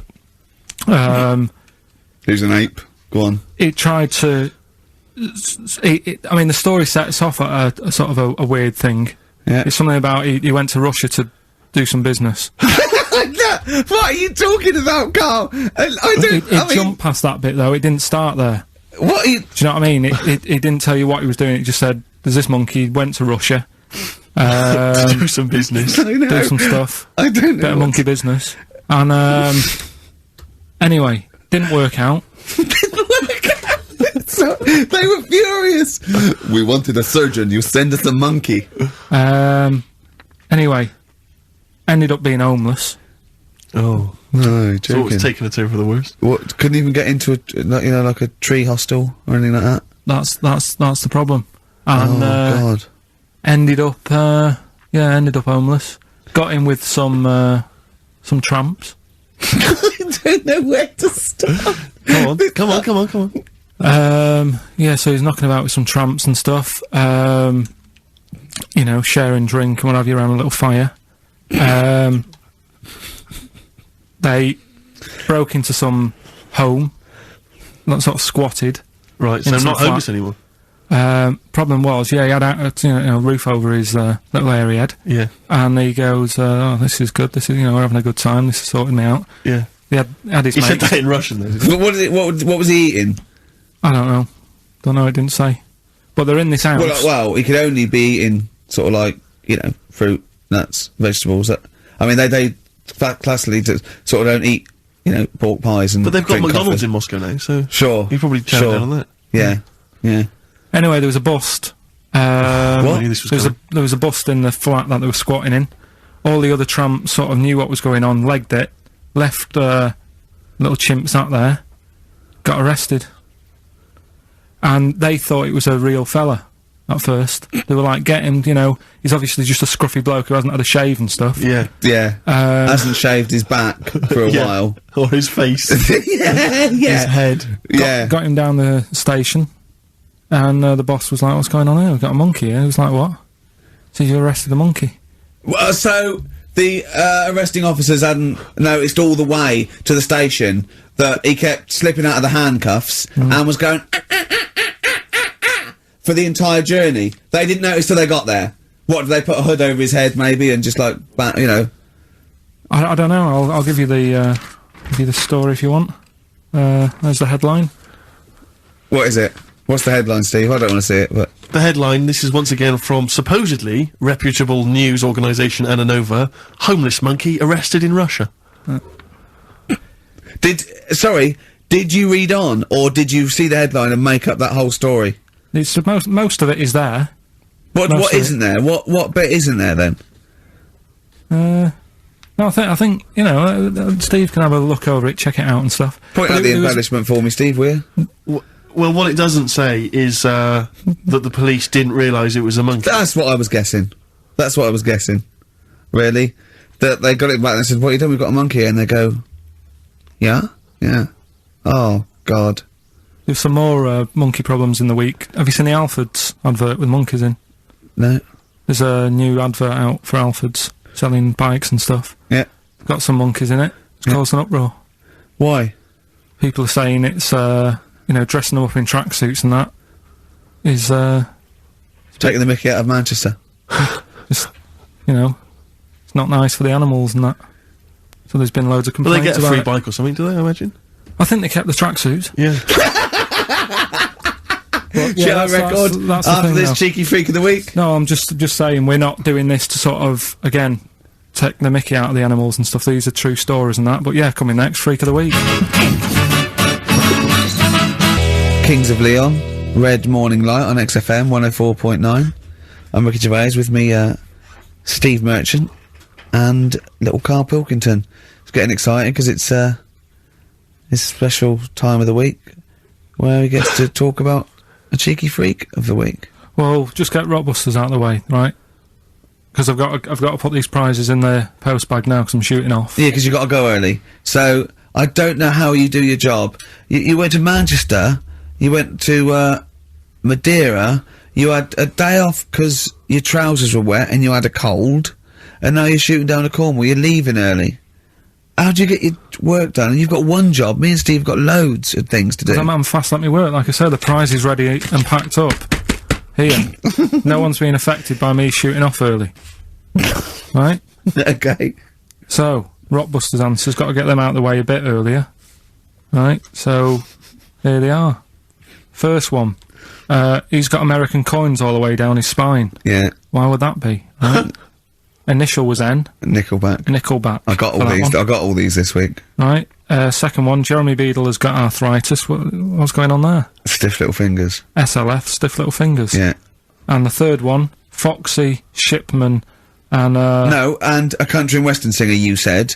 Now, what's the initial? SD. Yeah, so, Spin Doctors. Yeah, I got that. And then I said to you, why is it a country and western singer? And you said Dr. Hook. Why is it Dr. Hook? Why does that give anyone the clue Dr. Hook? A country and western singer. It's just what was in my mind. Well, there we are. There you go. So, we'll change this to Rockbusters, or what am I thinking? You could have had Dre. What's in my mind? You could have had And the Medics. Alright? Yeah. Just think it through. Who's the winner? The winner, very lucky, Sandra Cassidy of Leon C. She gets all those great prizes. You know, we've actually had people emailing in saying, this is the worst Rockbusters ever, because it was too easy, it was boring. Oh. This is just, don't shoot the messenger. Oh, Other dear. people saying, it really has run its course. Some people genuinely agreeing with Ricky. Oh, Karl, this must hurt, mate. Stinging attacks on you. Some people just slagging you off generally, saying that you whinge all the time. Looks like Steve was right when he, sort of like poo-poos your ideas. So. When he wheezed on your bonfire. Someone else, I swear to God, someone else emailed in and said, don't bother sending me the prizes, take them to a charity shop, or pawn them, give me the money, I'd rather have it. So I don't know what to say, Karl, I just wonder if it really has run its course now. Alright, well, we'll see what you come up with next week, then. Let's see what you do, let's see what you come in with. Sure. Oh, yeah. About 5 to 1. I'm guessing you'll be popping in with another hip-hop track full of effing and jeffing. Well, again, I won't bring it into you, I'll do it myself at home, because obviously that makes it easier. Oh, obviously dear. you can't cope. Oh, dear. Are you actually going to be here next week, or are you still going to be in Cornwall? No, you see, there again, I'll be back in time. And in the week, when I go to, Cornwall, see the Monkey World. Yeah, you're 2 days past the Monkey World. That still work. Yeah. That still work? What? You're going to interview some of the monkeys? I Get some love stories? that. I love that. You were going, could a monkey live without bones? And so I'm going, Karl, shut the please, just look at the monkeys and eat your ice cream. And that's work, is it? Right. Right, are we having Cheeky Freak of the Week? Do you want to do it? What time have you got to shoot off? Could do with shooting off sort of soonish, Okay. to be honest. This is not radio. Have you ever heard that on a radio show? Chris Tarrant going, I can't shoot off right now. I couldn't get a later train. I know! Why did you get a later train? There isn't a later train. So I couldn't get to Cornwall tonight if I had to. If I had to finish this show, I couldn't possibly get to Cornwall. Rubbish. Of course there's a later train. Oh, I've booked it now anyway. Right, well that's the point, isn't it? Yeah, you're not thought whatever. I don't think the show's lost anything. I think we've still had the, Freak of the Week's coming up now. Oh, cheeky Freak of the Week. Right, well, we've had some interesting things we've been looking at. This week, it's about the strangest couple that ever got married.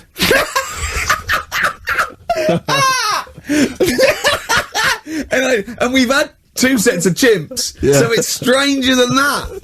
Oh, it's not Dale Winton and Nell McAndrew, is it? It's not your parents, is it? Well, we're going back again to about, I think this is about 19... something like that. 1940. Yeah, whatever. Yeah, whatever. Yeah. Strangest couple, a fella, right? He had skin of a lizard. He had the skin of a lizard, okay. And the woman who he which married... he used as a condom. The woman who he married. Yeah. Airiest woman ever. Right. And that was their act. They used to tour the world, and they'd say, it's like, couple who've met, they're having a great life. Let's get them out on stage, here they are. And they'd what do you mean he had a skin of a lizard, first of all? That's what it said. He had some sort of, some illness. So he was called Lizard Man, and you like that because it was good description. I thought that's good. I'm here, hello, we booked a table for 2. Who are you meeting? I'm meeting Lizard Man. Oh, he's over there. Yeah. You know he is, right? Yeah. I'm meeting the hairiest woman in the world. She's over there. Yeah. Yeah. So what did they do for their act? Now, bear in mind that we had some Siamese twins last week, and their act was having a bath. Yeah. So I hope it's an improvement on that. What did Lizard Man? He came out and ate some flies, did he? I don't really know. I just think they stood there and that. Yeah, when you read this and it goes the most interesting fact ever, Lizard Man, and you go, that's enough. That's enough. I can extrapolate from that. But straight away I start thinking. I'm thinking, right. I wonder if they got the wedding photos. Right? And then, like it said that they had a kid. Oh, what would that be like? Half lizard, half it'd be like an ostrich, wouldn't it? It would sort of like. That's what I was thinking. What did you think it would come out like, the baby? I didn't think what that looked like. I just was thinking, oh, parents' evening. You wouldn't want them coming up to the school, would you? So little Johnny, who starts off relatively normal, he's quite good at, he's good at nature, isn't he? And his mum and dad come into the room and they'd be looking round, wouldn't they? Well, it's always like that thing at school when, like, you find out your mate's mum and dad are really old. Right, Have you ever seen that? Yeah. When you go, your gran and granddad bought you? Yeah. Mum and dad. Yeah. And you go, oh. It is weird. What's that we're talking about? He calls him mum. What was that? I was sorry. Do you know what I mean? Yeah, And no, like, that's always strange. If you had Godzilla and King Kong as your parents, and it was, they're always fighting. They're always fighting, and like you say, if you're in a school play or something, you wouldn't tell them, would you? You wouldn't want them coming up with a video camera. He didn't tell his parents he was in the. Well, exactly. You did Little Donkey. You didn't tell your dad, did you? And he came along and videoed it. Yeah. Kept it quiet. Don't want them to know anything. But you didn't. What was it? You was meant to be playing. You had a little drum, didn't you? Yeah, I was doing. I had a little drum. I think I was meant to be playing We Three Kings. Yeah. But he started doing Little Donkey, and I thought I can add a touch to this. Sure, you improvised. Started playing along. It was like the with first remix, wasn't it? It went down well. But yeah, that's all I was thinking with the Freak of the Week this week. That's what I'm saying about Freak of the Week. It's to get people thinking, right? Thinking how lucky they are that they don't have to comb their face. What are you talking about? What do you mean? Freak of the Week is to let people know how lucky they are. Just what about the little freak you're talking about? What are they thinking? They're going, oh, he's talking about me. I'm a little hairy lizard man on a stick. Pop in, give us a call. That's what I'd like to do on a TV programme. That's what I want to do. I want to go and, like, meet these people and say, right, let's just go shopping, we'll film what your normal day's like. Yeah. Let's pop out. Nip into Sainsbury's or whatever. Yeah. Buy a comb. Park right up close to it. You know what I mean? Yeah. So what you're saying is you just want to get a little message out there, which is that there's always someone worse off than you. Well, there's proof of that in this room. You know what I mean? Oh, Carl, when's your train? In a minute, I'm gonna get going now. I'll see you later. Thanks, Carl. Brilliant. What are you playing? You gonna play a song? Kirsty MacColl. Yeah. I'll see you later. Cheers. Kirsty MacColl, New England. Karl Pilkington has left the building. He's rushed away. He's on his way down to Cornwall. And we're left by ourselves. Indeed. In the room.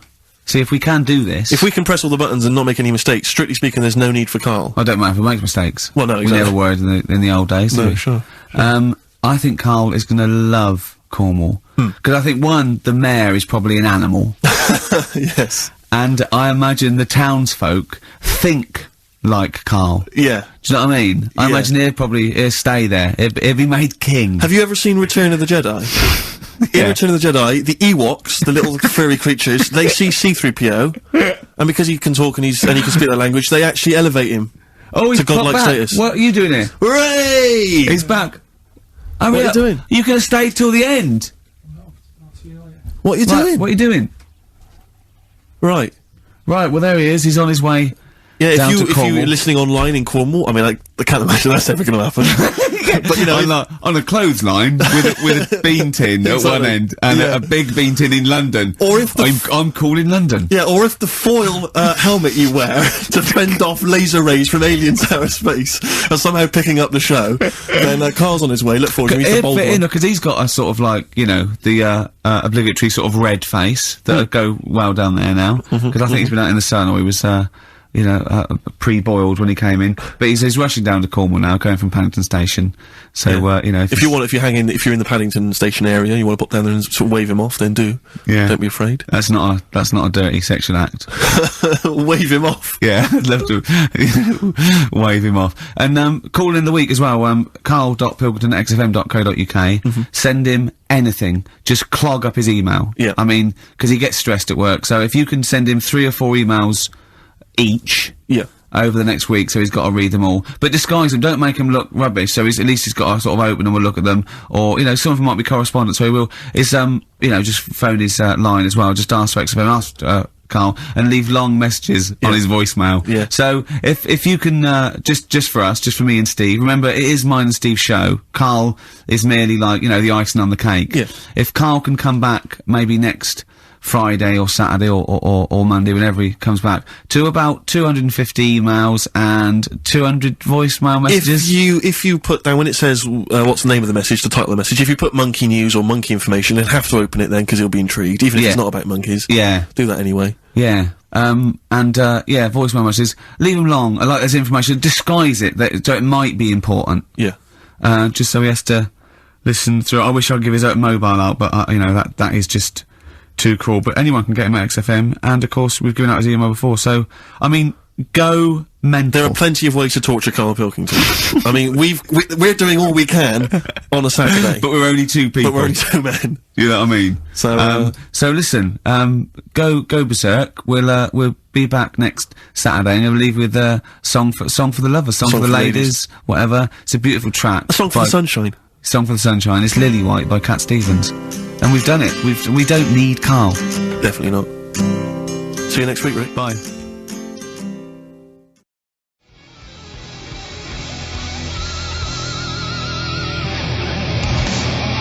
Well, where's the darkness? They believe in a thing called love. Karl, do you? This is XFM 104.9. That is my favourite band at the moment. You love them? I absolutely love them. I think they're funny. I think they're straight down the line with a little bit of tongue-in-cheek. Ah, brilliant. Did you see them on Jules Holland last night? I didn't, sadly, no. Brilliant. Were they good? Yeah, absolutely jumped. Oh, I mean, Jules didn't know what to do. was he playing some Boogie Woogie? They wouldn't let him play Boogie Woogie over their song. That's why he stayed back. But I can't imagine it was very good. Then. He shook the. I'm surprised you say they were good. It was Jules wasn't thinking. I mean, I thought, hold on, this is missing something. Yeah. This is missing someone from Squeeze vamping over them. Exactly. But they did well without him. Extraordinary. Yeah. Well, here we are then. We're back. XFM 104.9. Karl had to leave early last week, but you stay to the end this week, mate, or yeah. You don't need another holiday. Oh, he's started already. I mean, Steve's made you look like a bit of a twat already, and it's only 1:05. But the only reason you don't go on holiday is because you have to spend money. Oh, and he's come straight back! Well, he's come straight back! I can't come back to that. Oh, it's just dynamite. It's just absolute. That was Although searing. the last holiday Steve had, he sort of found a third world country so he could live like a king for a week. It was Cuba, wasn't it? Going to Cuba, amazing. You can almost rule the place. If it weren't for Castro, I'd have been in charge. Kind of cash I was flashing around. They do anything for $1 over there. It's extraordinary, literally. I mean, it's amazing. Yeah. Oh. Definitely, and I went to Kenya before that. So he thought to the prostitute said no. You were going. Yeah, well, it was $2. I mean, I'm not made of money. Did you have a good holiday, Karl? Yeah, it was alright. It's alright. Went down to Cornwall. Now, you were going to the monkey some odd sanctuary. people down there, Steve. Well, don't look at me, I'm not from Cornwall. Well, you're from that sort of area. Well, not really, but never mind. Genetically, he means. Right. They're weird. Well, you must have slotted right in. What are they weird? What do they look like? Just all, sort of odd people. A lot of old people, but not just old, sort of messed up old. What do you mean messed up old? You can't just say that. There was a woman with a funny neck. Okay, in what way was it funny? Why did she have a funny neck? If you were writing an essay, you wouldn't say there was this woman with a funny neck. How would you describe it? She sort of had her head, like, pointed down all the time. Like Don't do it, it's his radio. No, but just for you, I didn't like that. Yeah. About, Yeah, okay, right. So, brilliant. I don't know. I was saying to Suzanne, what happened, what do you think? Because Suzanne knows everything. That's the good thing about her being with you. You just ask her, what happened to her? And Suzanne goes, Karl, I don't know. Yeah. I haven't been here before. Suzanne, your girlfriend, or mummy as you call her. Oh, sparks are flying. Yeah. I got a little bit of chocolate. Can you just lick a tissue and wipe it off? Oh. Well, she said it might have been like, because back in the olden days they carried stuff on the The olden days. What do you mean the olden days? This woman was probably what, 50? No, she looked about 70. Yeah. But like I do on Cheeky Freak of the Week, right, I always turn it round and we get, like, something good out Something of it. positive, yeah. I said to Suzanne, I bet she finds a lot of money. Yeah! Always staring at the ground, yeah. Oh, dear. It was always good. So, you're Maybe back. she just had new shoes and she was admiring them. Yeah. Did you think of that? Before you point the finger and judge? Or a necklace was too heavy. Exactly. So, you're back refreshed. So, what have we got for this week? Have we sort of... Because we didn't meet last night, which, we usually meet sort of I called you and said it'd be good if we could, you know, I wasn't getting back into London. Well, I was up until for it, I was up for it, 7:30, yeah. but... Yeah. Yeah, but we all need to be there. It's not Yeah. good just me and you being there. Yeah, so... Yeah. No, you're right. I mean, you're absolutely right that I wasn't there yet because I wasn't willing to just be governed by your particular schedule. You want to jet back in from another of your holidays It wasn't a at holiday. 8 o'clock. It wasn't a holiday, though. Well, so what? You What were do you out mean? of town. What do you mean it wasn't a holiday? What was it? It was a treat, wasn't it, for my mum and dad? So it wasn't a holiday. What, so you didn't enjoy the 5 days off? You'd rather have been here moaning 8 hours a day, 7 hours a day? You see, we said last week that you're always whinging. Here you are whinging now. I'm not And you're moaning. saying it's not even a holiday. You're saying it's not even a holiday. What was Right. it then? Would like a nurse who take sick children to Florida, would they say having a great holiday? Sorry, what particular ailment did your parents have for the week that they had to fly in Karl Pilkington, MD? Yeah. What are you talking about? Well, alright, it was a holiday. Well then, good. Now some honesty, now some truth. So you came back from your holiday, you wanted to start back to work straight away, Steve couldn't be bothered to meet. Is that what you're saying? That's what I'm saying. So we've got nothing prepared for this. Well, you can rely on Rockbusters. Right, that's coming We've got up. nothing. Monkey News. Even though you were away, you were still working. Still doing stuff. Did you go to the Monkey Sanctuary? I'll tell you about that. Tell us later. about it. Play a record. Alright. Do you want Smashing Pumpkins? Smashing Pumpkins. Yeah, I thought an old yeah, classic yeah. from them, Cherub Rock. Yeah.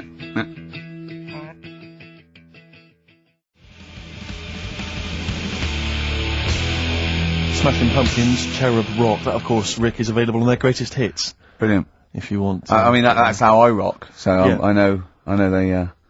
I'm very much the shape of a cherub as well. Well, indeed, indeed. Naked with a couple of and a rosy big arse. and a trumpet. Yeah. Do they have trumpets? I don't know.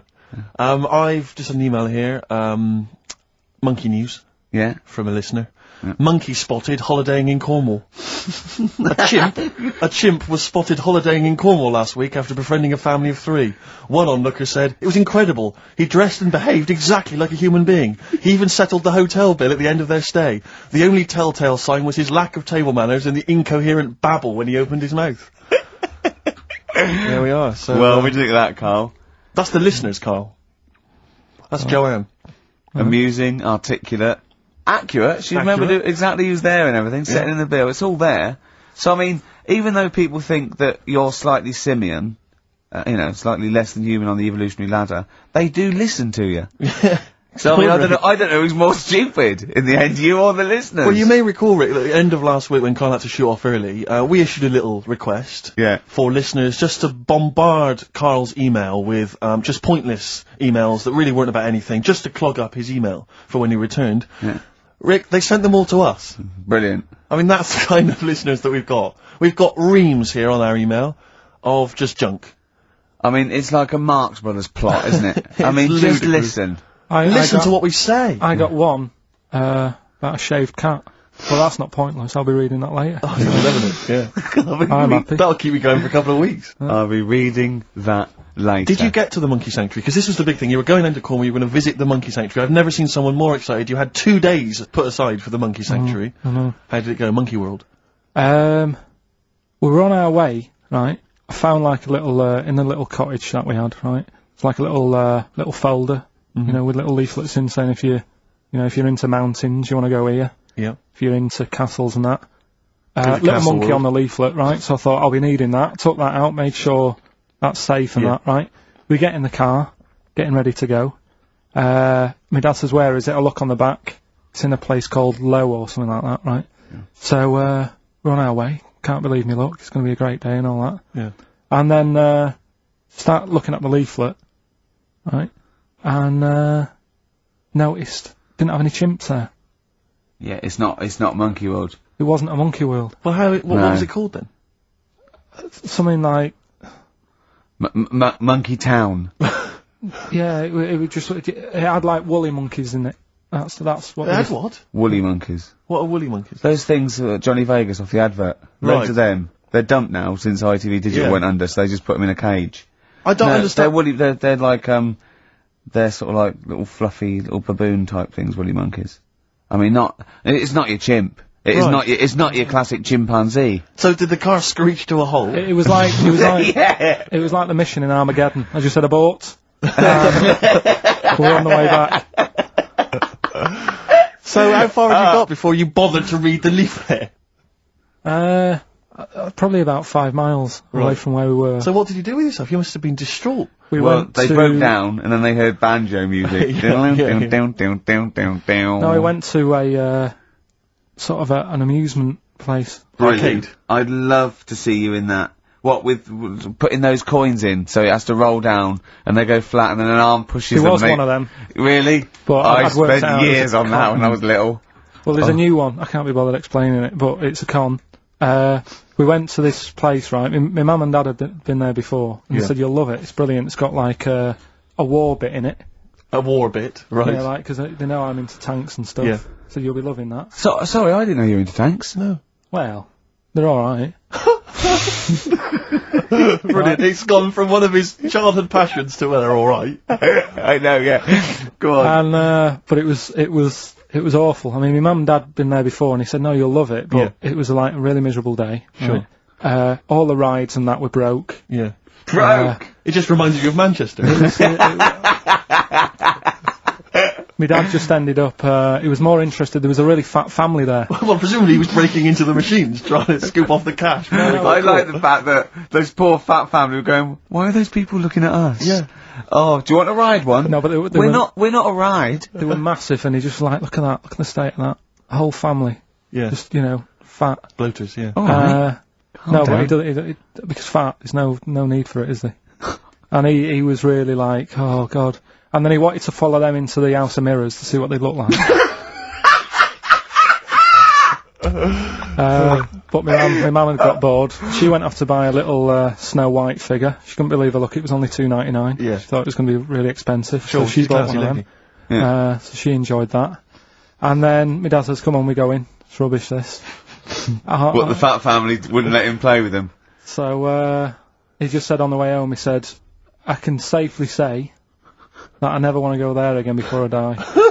So, that was that. And then we went home. Why would he ever give you that information? In case it was like a secret birthday present. You go, oh god, what if they get me a trip to here? Or if he's in a coma and you go, I'll tell you what, bring him out of it. That fat couple yeah. by his bedside. Yeah. But Suzanne said she now realises why I am the way I am after spending like a week with them. Well, She said- they told her that they dropped you on your head as a kid, or No, just like, the way they act and that. right? Yeah. I No, they were saying things like, Suzanne, so, why is the moon out at night and the sun in the day? Yeah. Oh god. Yeah. Oh god, there's it- 3 of them. Suzanne, can you tie my shoelaces again? It was the bit when my dad said, don't waste money on a coffin for him, just put him in a bin bag. Your father said that about himself. Yeah.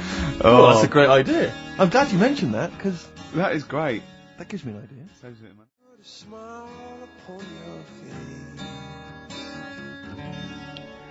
Coldplay, God Put a Smile Upon Your Face on XFM 104.9, Ricky Gervais, Steve Merchant, Karl Pilkington. Reading the paper yesterday, they were talking about the fact that Blair has been, I think, he's been in Greece, discussing EU matters. Oh, yeah. And they used the old Trojan horse analogy Yeah. to say, here's a particular policy, and it seems like they're trying to sneak in some kind of dubious ideas. Disguised to something else. Exactly.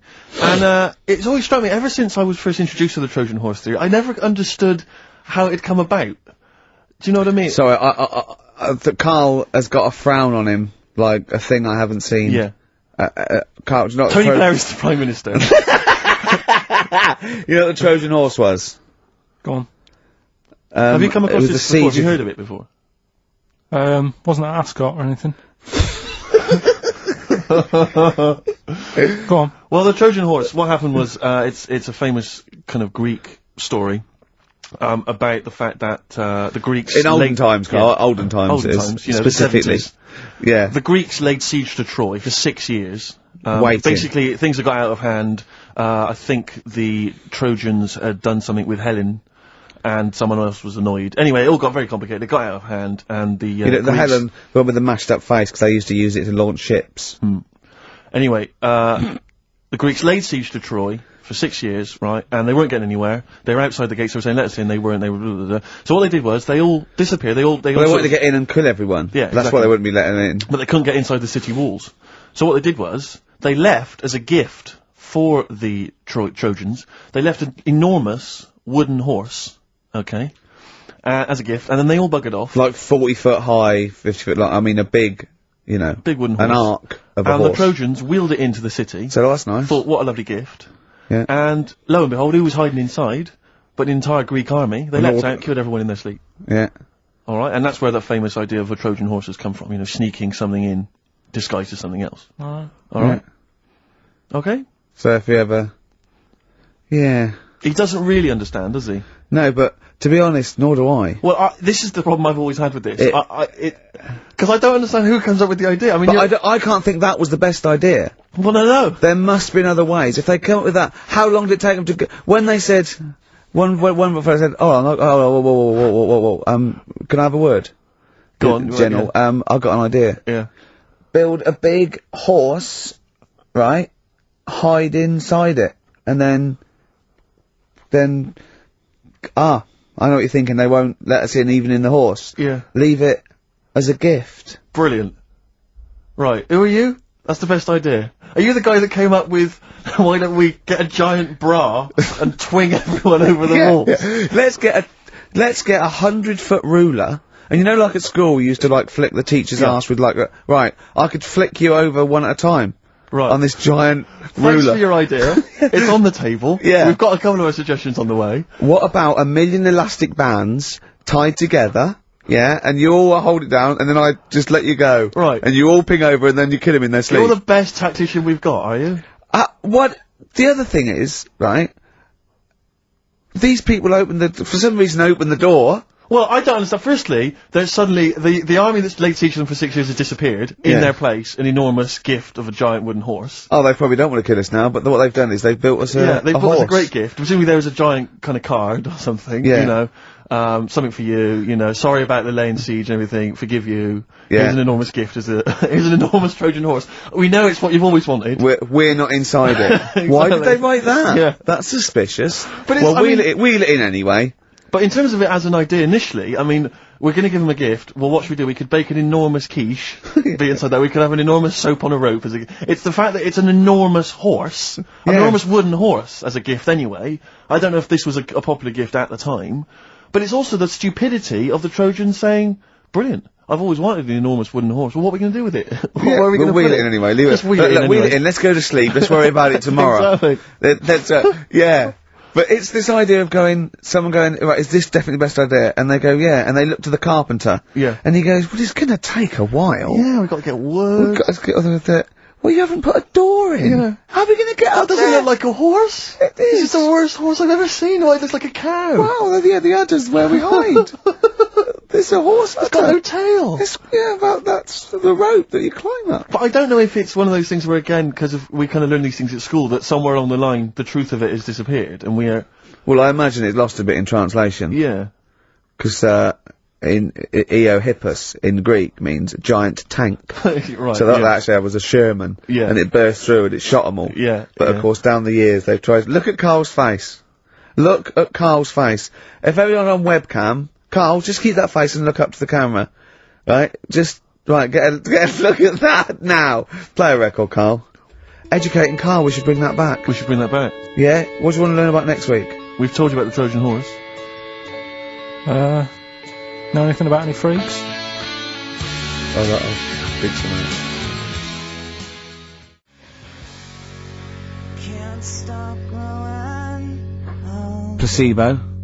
This picture on XFM 104.9. I'm Ricky Gervais, with me Steve Merchant and Karl Pilkington. Right. So you've been educated there, haven't you? The Trojan so, horse. Yeah. The Trojan horse. And that's of course where the phrase, beware Greeks bearing gifts, comes from. Silence again. Yeah. You ever heard of that one? Go on. What's that again?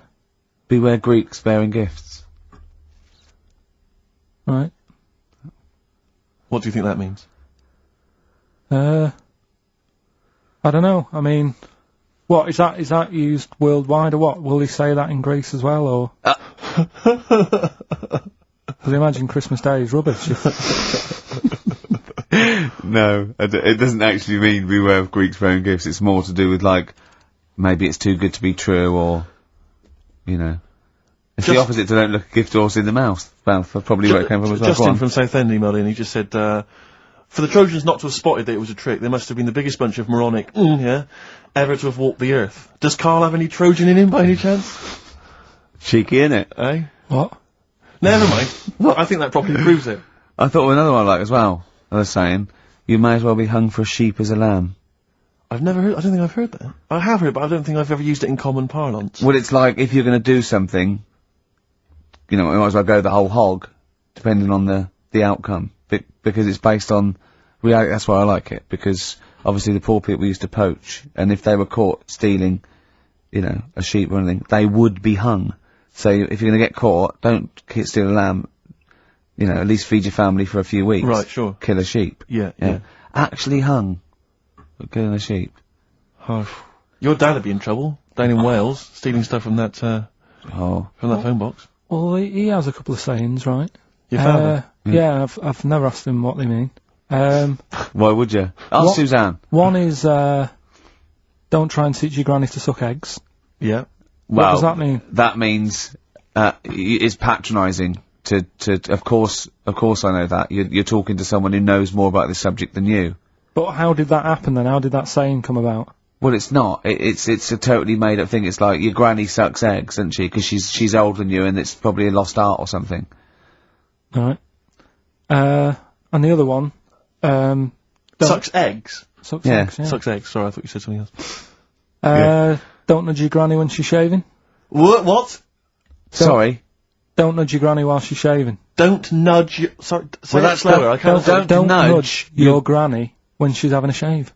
Well, what is that in context? Because I can't work out what the analogy is there, because that might just be you when you were little, you used to run up to your granny while she was shaving or something. But why is your granny shaving? Well, no, what context is that said in? Tell me the last time your dad ever said that, and I'll try and work out what it means. Can't remember. I don't know. Are you sure these aren't specific to your granny? I was to say, were you nudging your granny? She was going, get lost, Karl. She was shaving off her moustache.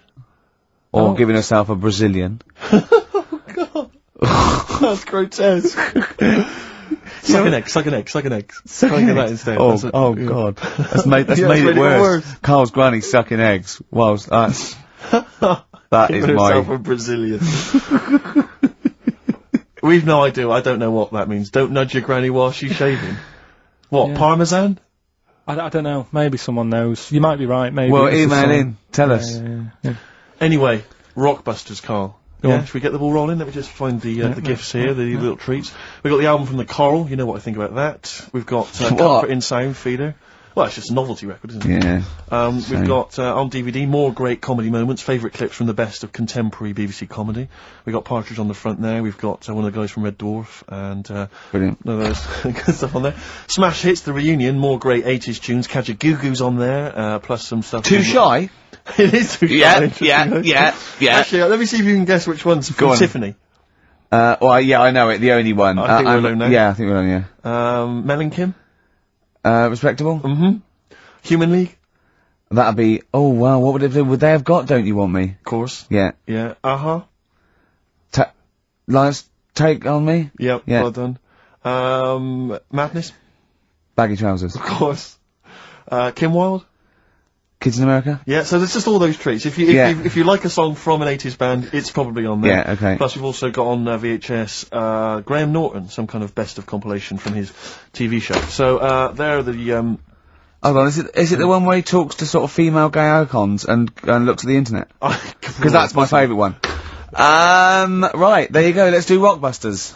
Right, email only, of course. Yeah.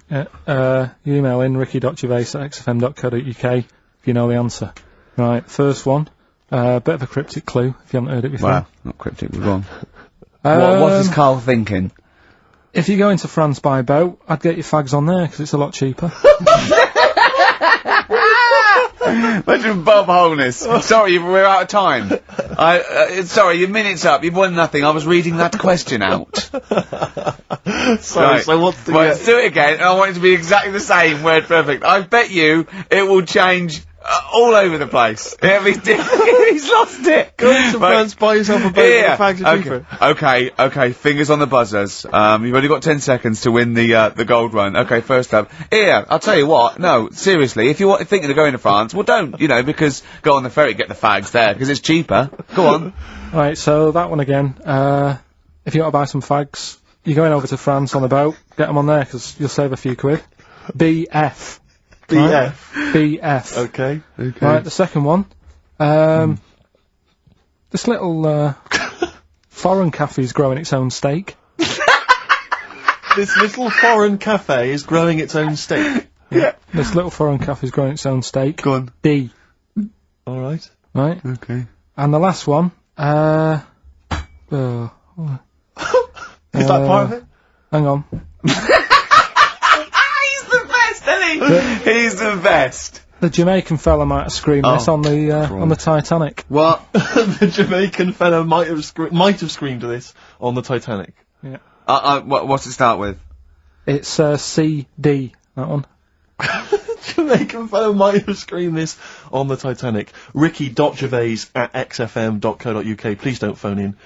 If you can get those, we just don't want to talk to you. Better Nelly? Yeah, It's a summer tune. sweet. It's a summer favourite. Sweet.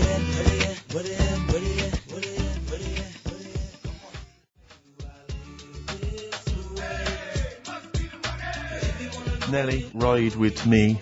That's featuring City Spud. I don't know if you're aware of that, but there we are. Good, nice summer tune. XFM. Carl, tell Steve what you just told me when Steve was in the toilet then. Right, I'd just been away with my mum and dad and that. And one of the things I always like doing is having a good chat with my dad about stuff he got up to when he was a kid and that. Yeah. Right, because he got up to loads of stuff, and every time I see him, he tells me something, and I think, it's like, why are you just telling me that now? It's brilliant. Yeah. Right? So, I mean, to me, he's kind of like Ronnie Biggs or someone. He's just the most extraordinary kind of. well, this happened, right? character. I can't remember. There was a delay yesterday. There was problems on the Paddington line, and he was saying, trains aren't what they used to be. Sure. He said, I was looking. They used to be horses, didn't they? Well, he was looking in the booklet, and it was saying how you can have your bags collected if you want, but it costs you £5. Yeah. So that's outrageous. Sure, of course. Right, so he said that's the problem with this country. We've got good with computers and that, but when it comes to, like, getting service, it's gone out the window. Yeah. Right? So he said, when I worked on the trains, and he was going on like this, that and the other, so I said, I didn't know you worked on the trains. He said, yeah, when I was 18, right, it was his job to get the coal, right, and chuck it in the engine. Uh-huh. Right? And one day he's in Grand Central Station in Manchester, which is now the GMEX Centre. Right. Right? And that was like the main station. And he was in there. The fella who should have been sort of driving the train, right? He said, I'm just nipping to the pub. Sure. So you just stay here, keep the engine topped up and stuff. Yeah. So he's like, all right. For a quick getaway. Yeah. Right? So the fella goes in the pub, and my dad's in there, putting the coal on. He did his bacon and eggs on a little shovel. Yeah. And anyway, fella comes up. He says, right, can you move the train forward now? Oh, blimey. So he was like, oh. So he didn't want to say, the fella's in the pub, because he'd know we'd say, what's he doing in the pub? He should be working, right? So he said, yeah, no problem. I'll sort it out. Right, so he puts it into gear or whatever you do on them trains. Sure, right? puts it into first, yeah. Starts going forward. Now, people who don't know about trains, something that I learnt is if you're carrying a load of coal or whatever on the back of it, they don't have brakes on each carriage, right? It's only the engine that has brakes on it. Uh-huh. So when you pull the brakes on the engine, the whole weight of what it's pulling is pushing you forward. Sure. Right? Yeah. So he doesn't realise this though, because he's just used to cooking bacon and eggs and chucking coal in. Of course, thing, yeah. right? So you've got to slam the brakes on sooner than you would normally. Yeah. Well, you have to anticipate it, I suppose. Yeah. But he didn't know that, course so he didn't, he's yeah. pulling in, he's thinking, right, Well, he's a Pilkington. I'll put the brakes on now. Yeah. Right? Puts the brakes on, the train just keeps going, he's going, oh god, it's not stopping. Sure. It ploughs right through the signal box. Right? Loads The of baboon damage. pulling the signal doesn't know what to do. Yeah. loads of damage done. Apparently, if it was today's money, it'd be about £3 to £4 million worth of damage. It shut the station off for 4 weeks. But he didn't lose his job. The fella lost his job, the one who was in the pub. Yeah. He said the funny thing was, he said like £4 million worth of damage. He did his ankle, his wrist in. He had 3 weeks off sick and got paid. So it's brilliant. So I love your family. It's extraordinary. The Pilkington gene. Weird, isn't it? I'd like to see a documentary following you and your family. You'd have to get the family involved. No, the sort of stuff my dad goes on about. They'd never put it on telly.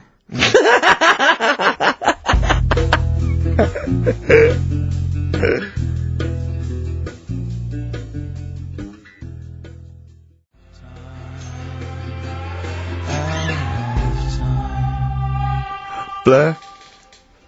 Out of Time on XFM 104.9. We ought to give those Rockbusters clues again. Yeah, go on. We've had very few contributions so far, Carl. I think you've really stuck people. This might be it. I've told you, you're on thin ice. If this goes wrong, if it's rubbish, and if everyone doesn't get them all, that's the end of Rockbusters. Right, well, the first one again, right? Yeah. If you go out to France, right, by boat, you might as well get your fags whilst you're on that, because you'll save a few quid. Right? Different every time. BF is the initials of the artist that little cryptic clue makes up. The second one, Little Foreign Cafe, it's growing its own steak. Right? That's D. Little Foreign Cafe, it's growing its own steak. D. And the last one, if there was a Jamaican fella on the Titanic when it went down, he'd probably scream this. CD. Right? So email in ricky.gervais@xfm.co.uk. Yeah, right? They're not flooding in, but yeah. Well, we'll see how we do. Carl, have we still got monkey news? We've got monkey news coming up. Now, you must be disappointed because you didn't make it to the monkey sanctuary, but you still managed to scrape together monkey news on your holiday. Yeah. That's so impressive. I found some of that. We've got... How do you get so many breaks and holidays? Because you went away with Suzanne's parents. You've just been away with your parents. That's a couple of weeks, 10 days. So that's probably about 3 weeks in all. You went to Manchester. You had that day off because your trousers were wet. I mean, and I suppose because you've only got one job, and I've got a lot more. This is just one of my jobs. But I mean, don't you ever count your blessings? Go, God, thank God, I can have time off. I don't work too hard. I'm not stressed too much. No. It's just all to do with when you do work, do a lot. So I get a lot done. Yeah. What do you mean? I'm always doing stuff. I mean, even though when I was in Cornwall, right, I'm sat there on the grass.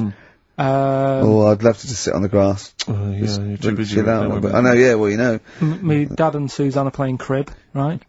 I'd sort of fallen out with him at Your that dad point. and Suzanne are playing crib. Why did you fallen out? Because you do live in the 1940s. Yeah, why did you fallen out? Because with crib, have you ever played crib? Yeah. Right, you've got to be pretty good at maths. Sure. You've got to make your cards add up to 15 and all Well, that. yeah, I was just gonna correct you on you've got to be good at maths. Yeah. What, algebra, quantum physics, what? No, just adding up. Adding up to 15. Brilliant. I mean, You can almost do it on your fingers. my dad's, You could in Cornwall. Yeah. but my dad's really good at maths, and like he said, how many have you got? And he always counts his, and it's like 15 2, 15 4, 15 6, 3 for your at, 1 and all that. Do you know what I mean? Yeah. He adds it up really One quick. for his knob. Right, so I was like, right, hang on a minute. And he goes, no, what do you mean, hang on? I don't, what have you got? He says, oh, forget it. I said, this isn't fun if you're going to start getting all arsey with me. Sure. So, Forget it. Yeah. I love it. But I don't know him, but I'm sure he's just winding you up. His victory is you going, forget it, I'm not playing. well, anyway, right, so it doesn't matter. I think I'll go off and do some prep, right? Yes. Do some research for Saturday. Found one of Suzanne's magazines, right? Flicking through, because there's always interesting stuff in there. There was something about swingers. Right. And I was like, what's all that about? Yeah. And it had an interview with some people talking about, how they sleep about a bit. Yeah. And I thought, if my wife looked like that, I probably would. Because there was a few pictures of them, and they were all pretty ugly. Yes. I thought, right. So I took that in, soaked that up, thought, there you go. Carried on reading. There was a bit in there about how women still have crushes, right? Yes. And the woman was going on about how she's 38, right? But she still fancies Chris Martin from Coldplay. Uh-huh. And, you know, even though it'll never happen, she's still got that little bit in her head that thinks one day she'll leave Gwyneth, right? And end up with her, right? Right. Anyway, so I'm thinking this is a bit boring, but I'm flicking through it all. And, Is this a Rockbusters clue? No. Right. And I read further on, right? And, she said, you know, I like to go out with my mates, and we come up with lists in pubs of people who, like, oh, you know, they'd be nice to go out with. She also came up with a list of unlikely lost objects, I think she called them. Yeah. Guess who was in that list? Ricky Gervais. Think again. Karl Pilkington. Right. Next one. Johnny Vegas. Said, lanky co-writer. Rubbish. Lanky co-writer. What do you mean, lanky co-writer? Well, do I need to say any more? He said... Hang on, wait a minute. Let's not talk about... I don't know what you're laughing at my expense. I'm an unlikely lust object. Yeah, but yeah, what was it called? The list? The unlikely lost object. Yes. List. You were in there, right? Who else was? Well, you weren't in there. Richard Madeley. Fine. Yeah. He's a good-looking guy. Alistair Campbell. Brilliant. Another handsome dude. Hmm. What you talking about? You think I'm ashamed or embarrassed about that? I'm proud of it. What magazine was it? I need to buy a couple of copies. Yeah, it was. Need to get a t-shirt made. Yeah, and did she leave her number? Yeah. What magazine was it? Just out of interest. I think it's called Red. Yeah, sure. Yeah. But now you've dissed those people that have put themselves in their swingers because you've said they're ugly. So now we know what magazine it is. People are going to look at that. People are going to look at that poor woman, and they're going to know you think she's a hog. No, but I think they even know.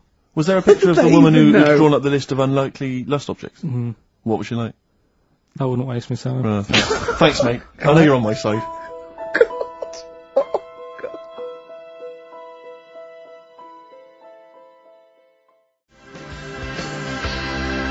The Thrills on XFM 104.9. I'm Ricky Gervais, with me Steve Merchant, object of unlikely lust object, Steve Merchant. I'd like to have that now, prefixing my name everywhere I'm written about. I know, yeah. Did he make the freak list? Whoa! Which is a different magazine, isn't it? And I'm joking, of course. Karl Pilkington, a man of sort of quiet dignity and and in a way, he's got his own sort of inner beauty, hasn't he, Karl? Not really. Don't you think? Well, I'll tell you why I don't think it is, because the woman that wrote the piece, saying that I was an unlikely lust object, has just emailed in.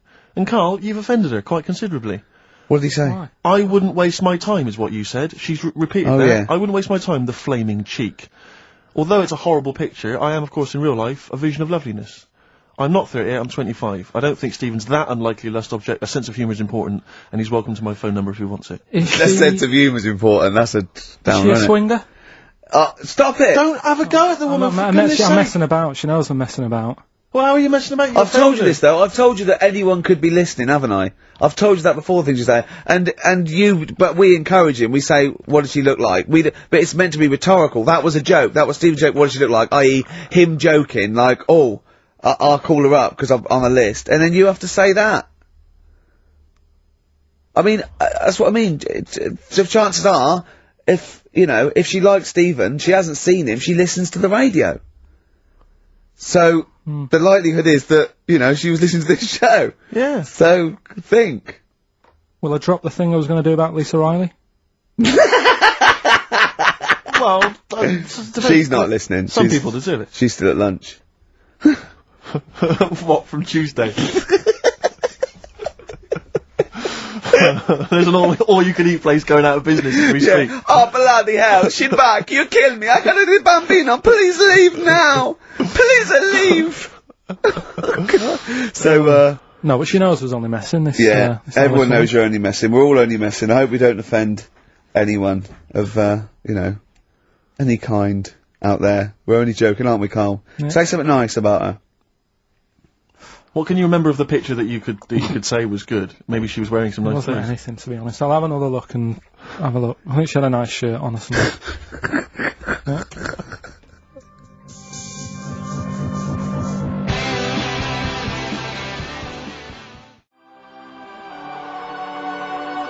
forthcoming single from British Sea Power. That's called Carry On. I love it. It's great. It's fantastic. On XFM 104.9. What do you make, Karl, of these people? I was reading a paper today. They've been queuing up for 12 hours last night for the new Harry Potter book. Oh, God.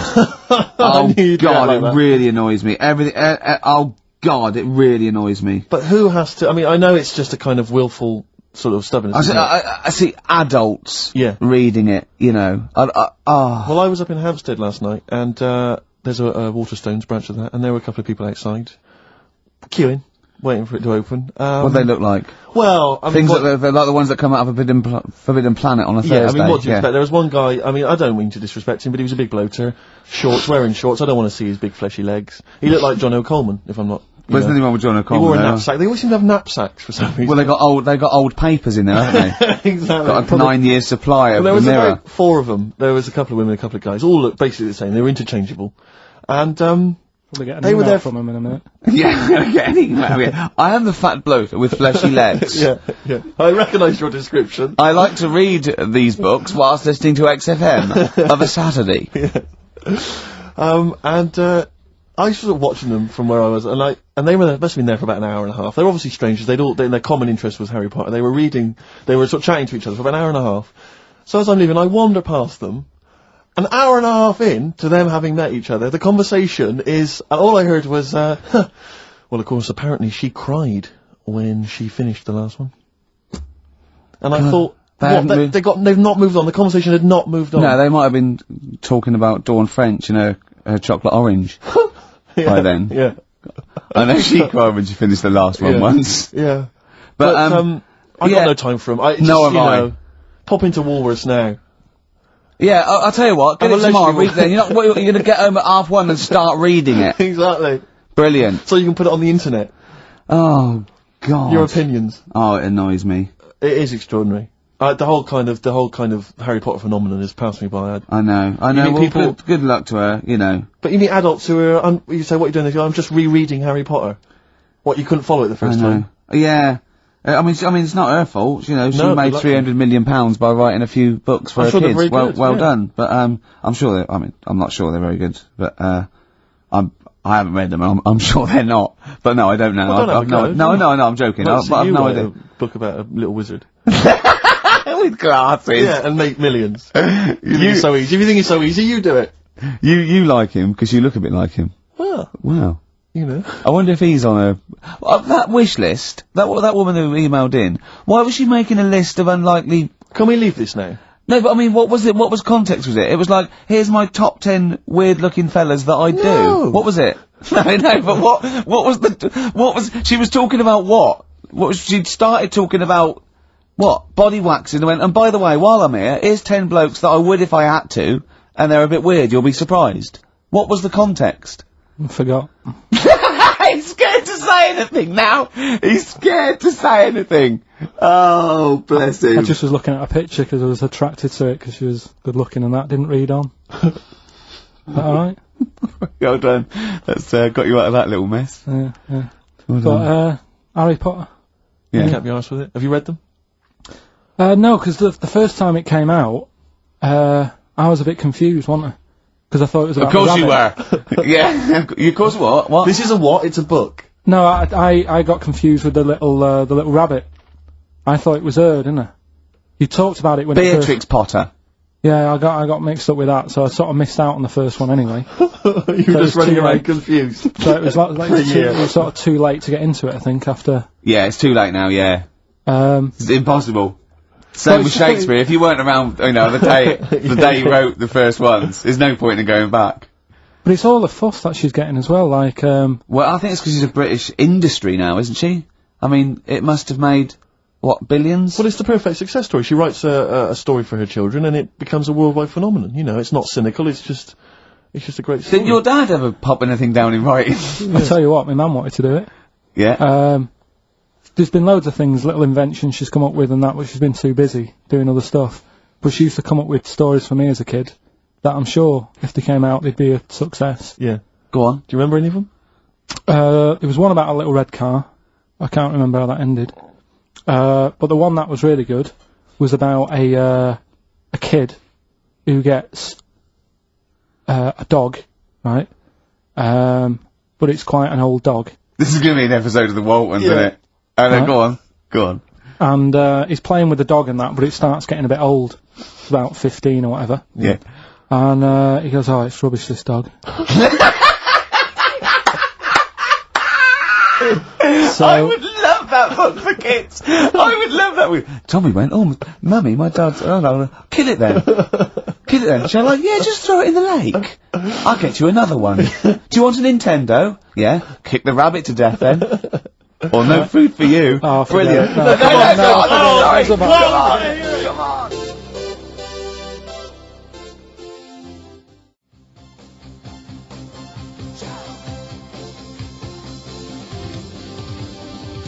Jump, Van Halen, on XFM 104.9. Right, come on, Karl, we've got a lot to fit in now. We've insulted a lot of people. Only about 25 minutes to go. We've got monkey news, we've got rockbusters. Have we got a cheeky freak of the week this week? Could cram it in, see how we do. Do we want to hear the end of Karl's story? Yeah, what's I really wanna hear the end of your kid, story. little Timmy and his 15-year-old dog Lucky got a bit bored with it. Right, so he said, "Oh, Mum, you know, this dog's rubbish and that, I'm sick of it." Yeah. So she goes, How old were you when your mum was telling you this story? don't know, about 4. Okay. It wasn't last week on holiday. No, right. So she goes, "Oh, alright then, we'll get you another one." Yeah. She goes, "Brilliant." What did you do with the old one? Just kept it, but didn't sort of play with it or anything. Just ostracised it into Yeah. of its own free will, or curled up and died. Yeah, go on. Yeah. So, What'd you get him? What sort of dog? I think it was a little baby, like Labrador. Puppy. Little puppy, yeah. Yeah, Labrador, Right. good one. Good choice for a second dog. So, Yeah. so I'm anyway, loving this story. It's a great I am actually story. loving this story. So, Where does he live? I don't know, it didn't matter.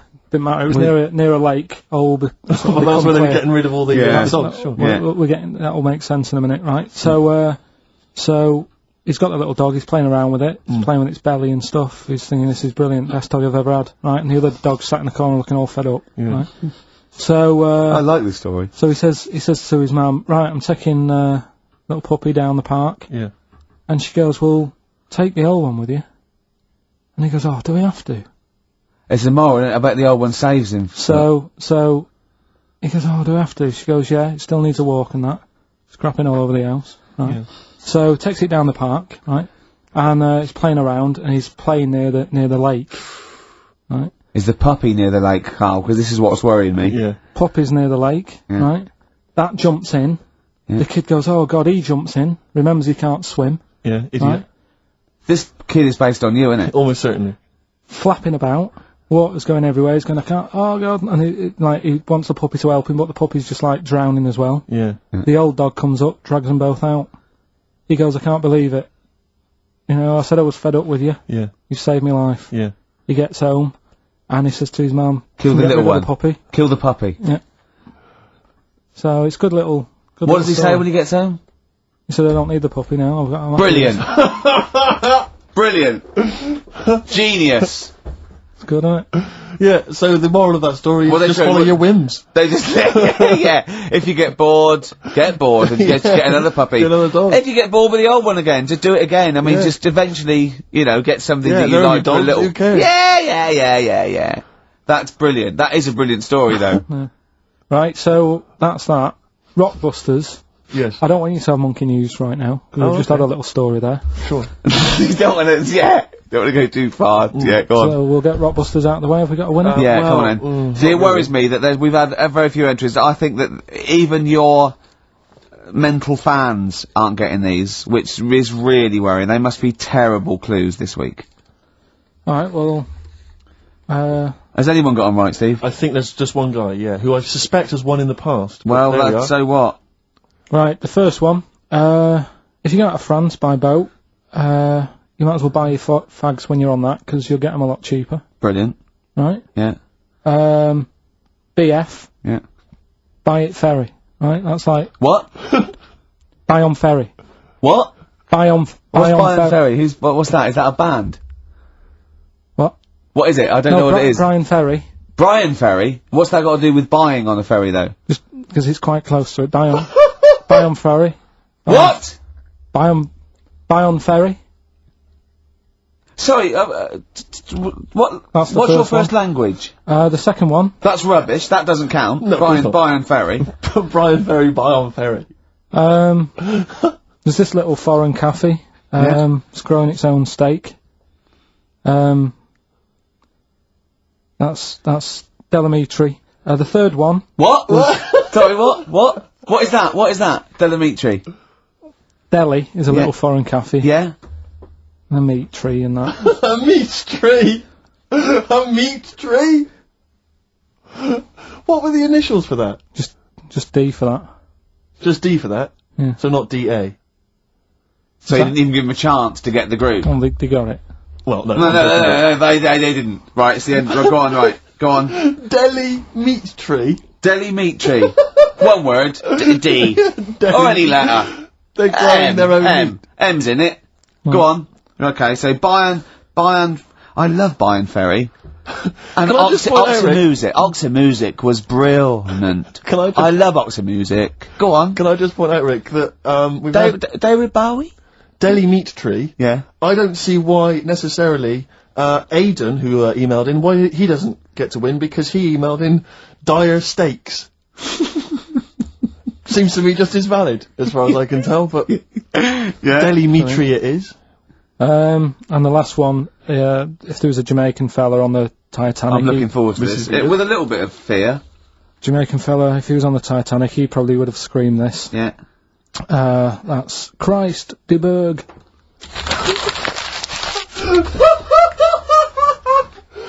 Oh! I don't know what to do. Stunning. So who's the winner? I'm not going to give it to anyone. I just don't... what's the Jamaican bit got to do with it? It's the D. Just Christ de Burgh. Say it again? No, I think they've worked it out now. Got to say it again? Christ de Burgh. And who's that? What? Who's that? Who's what? Who's Christ de Burgh? Chris de Burgh. Who's the winner, Steve? Do you know what? I'm going to give it to Aidan. Because he just treated you with nothing but contempt. Steve Martin, emailed in again. He got the first two, and then the last one he just emailed, I neither know nor care about this answer. I'm tempted to give him Do you know what you've done there, don't you? Go on. You've put the nail in the coffin of, Rockbusters. I warned you for 3 weeks, and you sort of bucked your ideas up for a little while. But Christ de Burgh... Those are the worst you've ever done. The worst... Delimitri. So, and didn't just put D... And then Bayern Ferry. Bayern Ferry. Bayern Ferry. So, is that it then? Aren't we doing it Play anymore? record. Aren't we doing it anymore? I'm ashamed. You're an idiot. Are we doing it anymore? I'm just gonna keep saying you're an idiot. Play a record, Carl. have you learnt nothing from Dr. Fox? Yeah. That's not a Sony out the window. Huh? Aren't we doing it anymore? What, you need to start working on it now, because they're so good, you need to start working now for next Saturday. Aren't we doing it anymore? Just, I don't know. Aren't we doing it?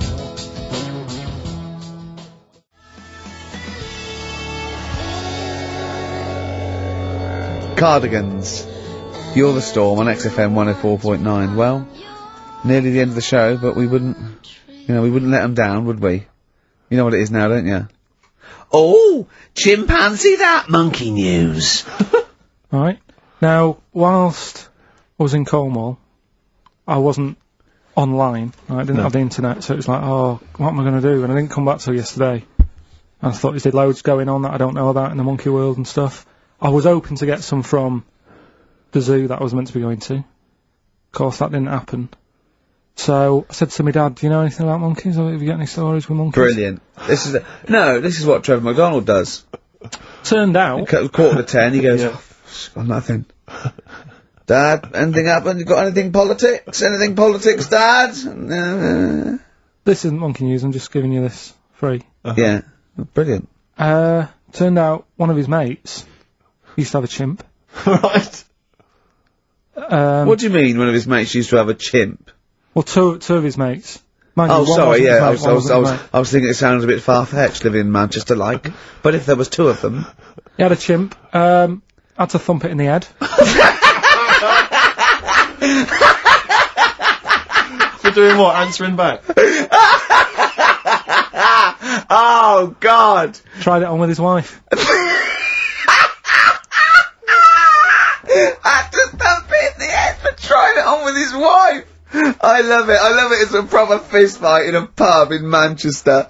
Oh. I'd call him up, but he's one of them who, like, swears all the time. Oh. I mean, it'd be good to get him on and just... Let's interview him. Can we not interview him pre-record? We can bleep out the swear, and I'd love to hear his story. Do a lot of work, that. Yeah, well, we're not scared of work, are we, Steve? I'll do it myself if you can't be bothered. Yeah, I'll have a word, I'll sort it out. Yeah, try and sort that out next week. Sort that out, yeah. Well, don't tell us the rest of the story then, let's let him say it in his own No, words. but there was another one as well. When you say you can get him on, but he swears a lot, you mean the monkey?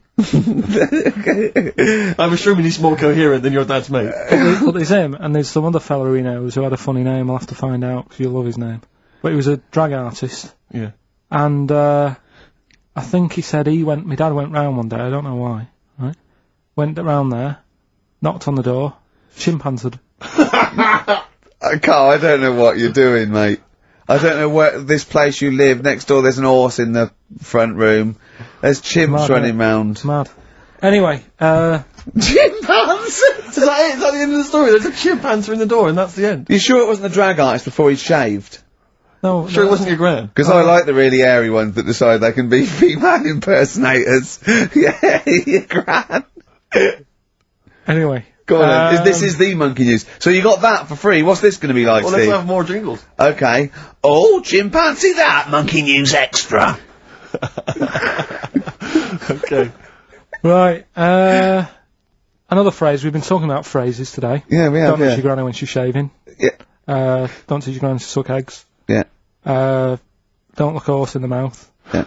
Don't let the chimpanzee jaw if you're chucking your cock in. Familiar with the phrase monkey business? No, never heard that one before, Carl. That's brilliant. Right, well, it came about. This has been emailed in and I haven't really had a chance to look at it, so I'm just weighing it up now. God. Yeah. This is the biggest shambles on air, isn't it? Really? Oh, I'm ashamed of it. I mean, what was Dr. Fox? Dr. Fox must have been really polite. He must have been thinking, I don't know how to put this. He must have wanted to scream and go, you shouldn't be in the radio authority. My parents listen online, I can't look them in the eye. Right, I think I've weighed it up. Long time ago, right? Yeah. In the, olden days, yeah. In the Amazon jungle. Yeah. Right? Yeah. Little family of monkeys in there. Mm-hmm. Right? Having a good life. Good. Right? Didn't have any predators in there. Right? So, they were loving it. Yeah. They had a load of food around them, they had loads of banana trees. Yeah. Right? No, I don't think so. No, they did. Sorry, yeah. Everything's going great, so they're happy in that. They go to bed. Okay. Wake up in the morning, load of bananas gone. Ooh, hang on, interesting. Hold on, wait a minute. So... Either your dad's been around, or... This isn't the great Amazon banana robbery, is it? So anyway, turns out it was another load of monkeys from another part of the island, from the rough bit. From the rough bit! I love it! They went into a middle class area. They're the ones with the earrings and the leather jackets. Oh, that is brilliant! From a rough part of the island. So the monkeys thought, well, there's no point getting into a fight with them because they're harder than we are. Yeah. Yeah. Of course, and they carry chains. I So... love all this conjecture! They got flip knives and tattoos. Yeah, go on. So basically, they said, let's do some business with the bananas. Let's do some business with the bananas. Shit! This is... What are you talking about? Oh, for Christ's sake! Right, calm down, we haven't got much time left. Oh, God! What do you mean they said it? Forget it. No! Don't forget it! Carl, do not press seriously. that! Switch the record off. Switch the record off. Christ. Switch the record off, Carl. What are you talking about? What did they do? Oh. Let's do business with the bananas. Yeah. So they said, well, rather than them coming robbing them, we'll flog them. So that put a stop to it then. The monkeys came. They didn't have money. They said, give us some bananas. And it says So what, they exchange bananas for bananas? For berries and nuts. So that's where the phrase monkey business No, it's comes from. Little business they set up. Right, there, God. That's the end of that as well. So that's the end. That is a shame. That's the end of Rockbusters and Monkey News. Well done. You've done it in one show.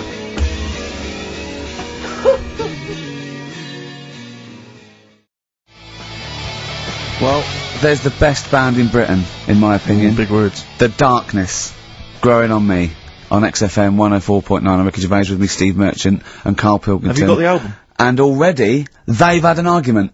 Yes. Well, I mean, I don't know whether we need to cheapen the show by discussing it, but I asked for a particular track. Karl is the producer, and he failed to get it for me. He's failed to bring it up from the record library. Completely failed in his mission. He needed to get 2 records, and he failed to get one of them. A 50% error rate there. Yeah, but like I said, I looked in the system, it told me what album it's on, I brought that album up. I'm busy. But, okay, so fine, you're absolutely fine then, that's no problem. You know, once again, that's a great excuse, Karl, brilliant. The show has been ruined, it's been partially ruined, but you've got a bit of an excuse. Alright, I didn't make a big deal out of it when you said, oh, and whilst you're down there, get us a new 50 Cent single. I never said, while you're down there, get the new 50 Cent single. I asked you if 50 Cent single was lying around. Yeah. If it hadn't been here, I wouldn't have worried. So I get it, yeah, I did that for you. Right. And when I come up, you say, has it got swearing in it? Well, I don't know, it's 5 to 1, Steve. You're the I haven't got time, I've been whizzing around. producer, it's the brand new single. I'd have thought it had been lying around in the XFM office anyway. But I don't have time to sit around listening to music. Sure, well, yeah. Right? I know that you have, now you've got an iPod that can hold 7,500 songs, I don't know when you're gonna get round to loading all them on, but I haven't got the time. Sure. Busy. Yeah. Fine, okay, no, that's a perfect excuse, Karl. Well done, mate. Right. I just hope that I never have to depend on you in a real emergency. I had a bit of bad luck as well. I wanted to play REM, and maybe the listener can help me here. Can you email in ricky.gervais@xfm.co.uk if you know what song I'm thinking of? It's an REM song. I think it's on the album of the last one before. And he says Mulholland Drive and I'm Steve McQueen. That's all I know. I'm sorry, I can't think of the title, so I need the title to look it up, if you know what I mean. I can't put in like that. I can't put in Mulholland Drive. The system goes, what are you talking about? So I need the actual title of the song to look it up to find it down in the library. Oh, well, I'd go down yourself if you're going to go down to the library and get that. I wouldn't send Karl, because... Ricky.gervais@xfm.co.uk. Well, if he wanted to, he did have time, because he came in at 12 rather than 5 to 1. Yes. No, I told you about that record that I wanted it yesterday, didn't I? So you've had 24 hours notice. So that's not really an excuse, is it? But I did find one of my favourite songs of all time, which is Bones off the Benz album, and it is Radiohead on XFM 104.9. And here it is, because you gave me lots of time to find it. So. Sure. Yeah. Could have brought it in himself. No swearing in it.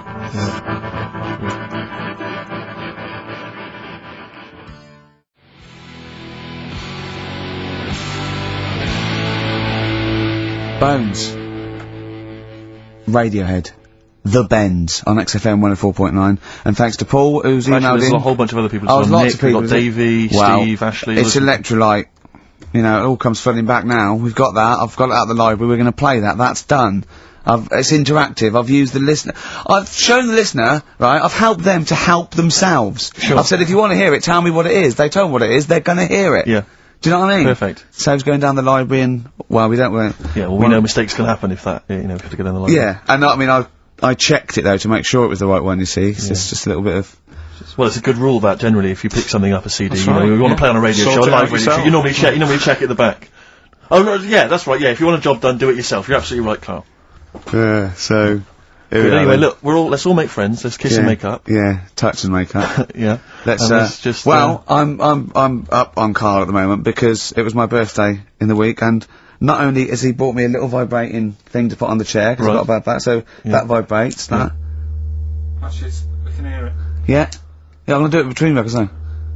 Right, and what's that doing to you as you It's just, it sort of like sends a little pulse into sort of muscles relaxes, doesn't it? I've got to relax on air. If I'm relaxed, the listener's relaxed, we're all happy. Sure. He's also got me this little electronic bongos, and I thought we could do like... Oh! Chimpanzee that! Monkey news! So it's like a jungle sort of thing. Sure, yeah. Brilliant. Well, that's always been one of the great jingles, but even has so I've got the vibrating... Oh, chimpanzee that! Monkey news! So, Dr. Fox, if you're listening, I think you'll know that's a clear improvement in this show. So thank you for those. It's alright. Yeah. What did you get him? What did I get him? I couldn't get him anything, I was too busy buying myself an iPod. You're joking? Well, it's a little bit gay, isn't it, giving gifts to blokes? Yeah, it is, but for someone who's like major. Yeah. Play a record. Someone who's major? What do you mean, someone who's major? What, because he's a major celebrity? No, made you. Oh, made you? Yeah. Right. That's what. Yeah.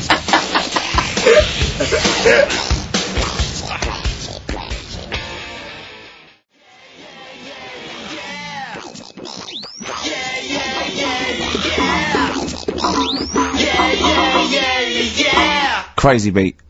Blur. Alright? On XFM 104.9. Brilliant. Yeah, so, I also got, Jane got me a few nice presents, including, my favourite of all of them, a real bow and arrow. A real bow and arrow? Yeah. Right.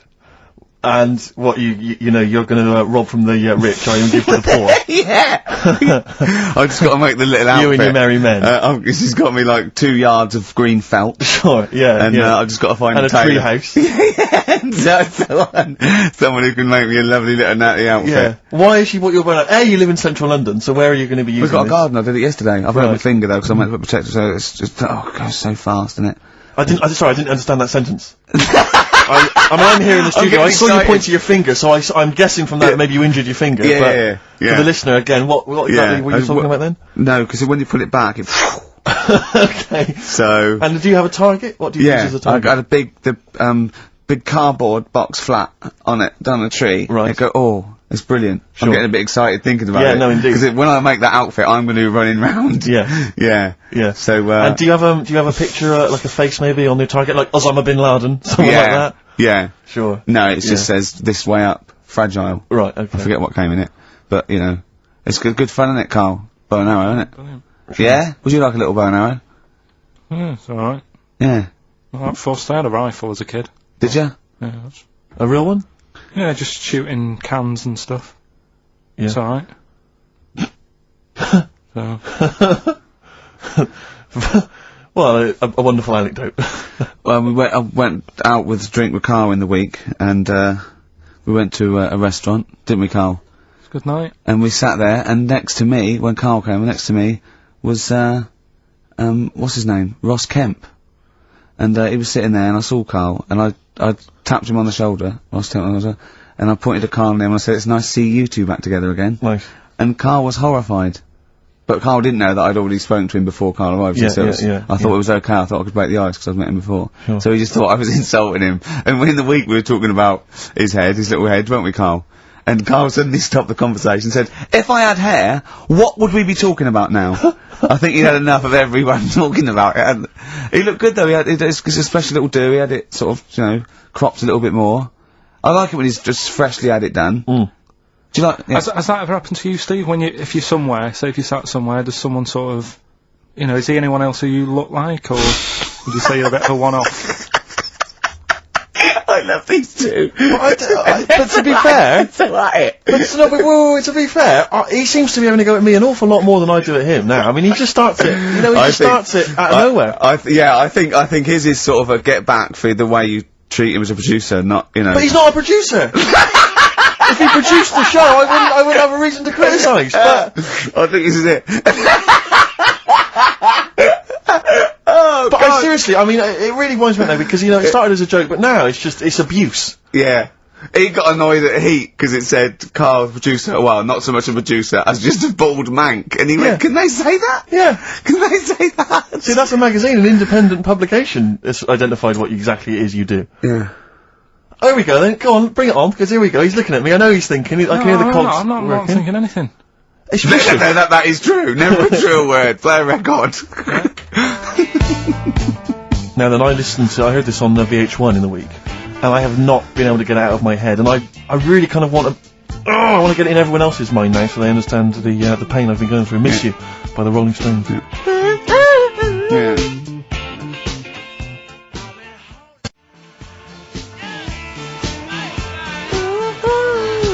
I hope that's now embedded in your brain and you can ruin a week by having to sing that constantly, irritating people in shops and everywhere you go. Miss You by the Rolling Stones. Good track. Good track.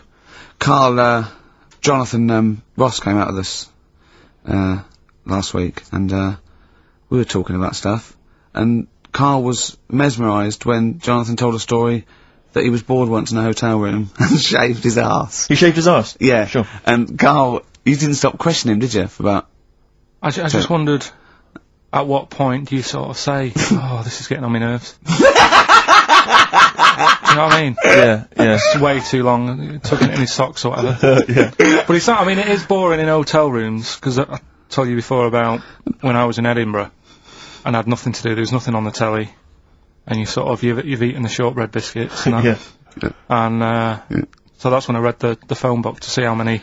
That's when you read the phone book? Well, to see how many Macs were in Scotland, McAtee, Macintosh, Sure. Yeah. and it was like, 42 pages worth. Yeah. Jonathan, I don't know if he'd already done that. Yeah. And, he said he shaved his arse. Now, when we say shaved his arse, so Not his cheeks, his... Oh, all of it? Yeah, all of it. Did he say that? Well, I think that... But other than the cheeks, But then, there's not much left, is But there? then we got to the fact that me and Jonathan, if we pooled our wealth, we could have shaved Karl's arse for £1,000. Right. And he said, yeah, for £1,000 you can shave my arse. Suzanne said, can I say this bit? Your girlfriend said what, Karl? She was annoyed. She said, well, I'm not allowed to go there. Why is anyone else? And of course the whole table stopped and leant in and said, what? She went, he doesn't like me touching him there. I went, what do you mean? This is too much information. It was too much information.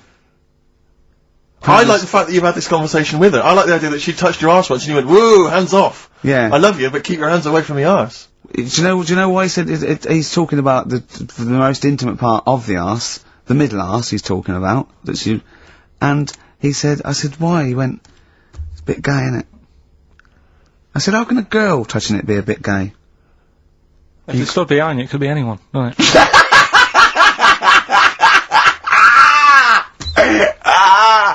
Oh God! And it seemed, I mean, you can imagine the conversations we were having, right? And it's that thing that the waitress heard something every time she came over. She heard the word, like, cock or... Jonathan Ross saying I shaved my arse. yeah. And, oh dear. But it was, it was a good night, wasn't it? So, it's £1,000 now, isn't it? But presumably you give Suzanne half anyway, so everyone will be happy. You've used the arse to best effect. She's got half out of it, so she's made as much out of your arse as you have, in a sense. Me and Jonathan are happy. Yeah, but to be fair, it's his arse on the line. So... I know, but I mean, it's just not like she's getting a bum deal. Well, she's getting 500, yeah. quid. No, I understand that. But, do you reckon? Just thinking of some more.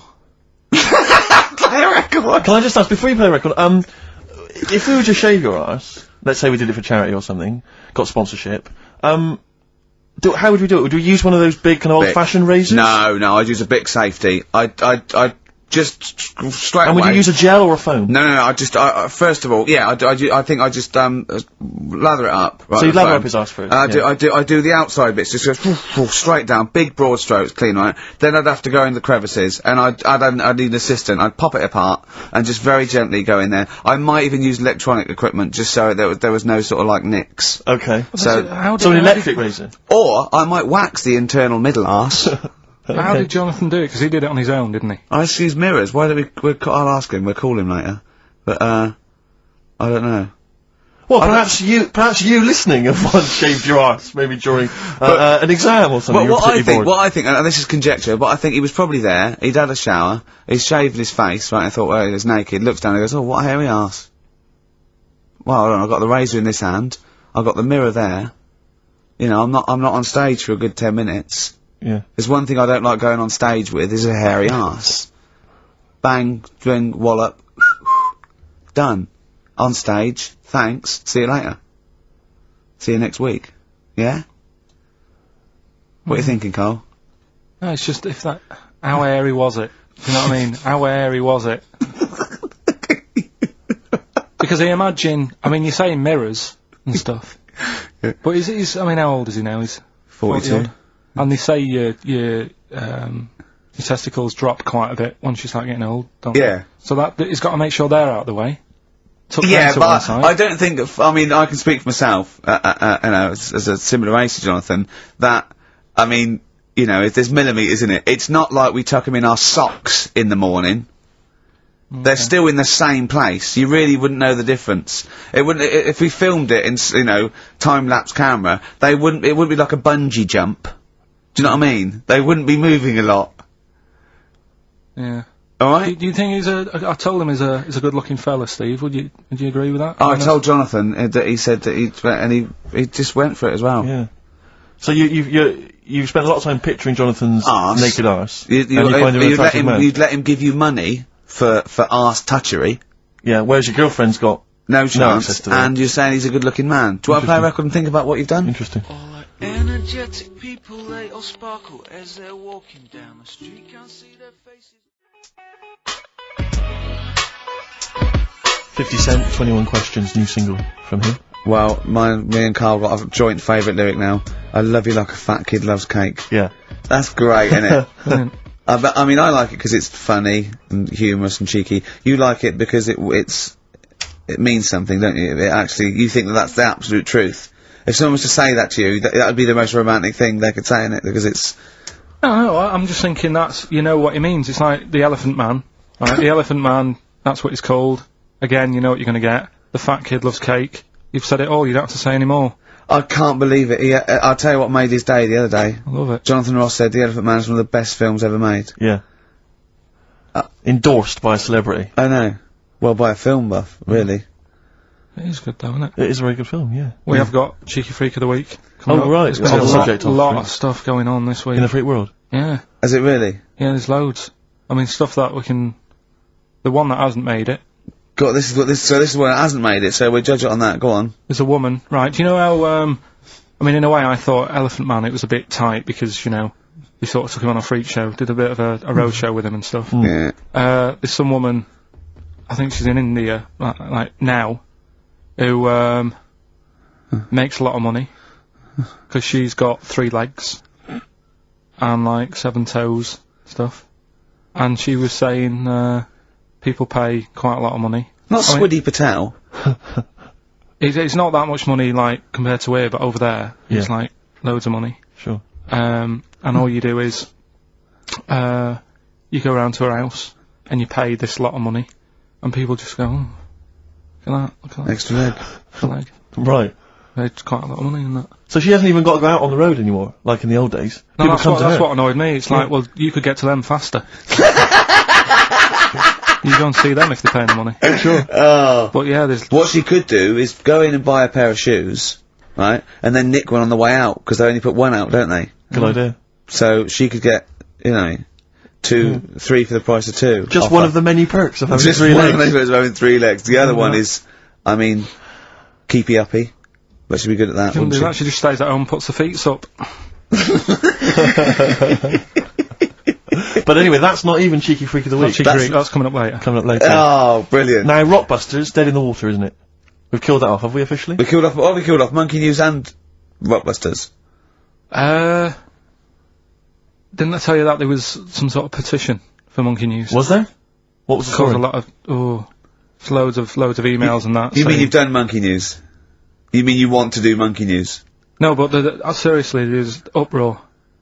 And people were like, you can't get rid of Monkey News. Yeah. Don't be doing that. Loads of people. Was it monkeys? Trying to write the complete works of Shakespeare? Did Tony Blair get a whiff of it, and he's coming down like a ton of bricks? News.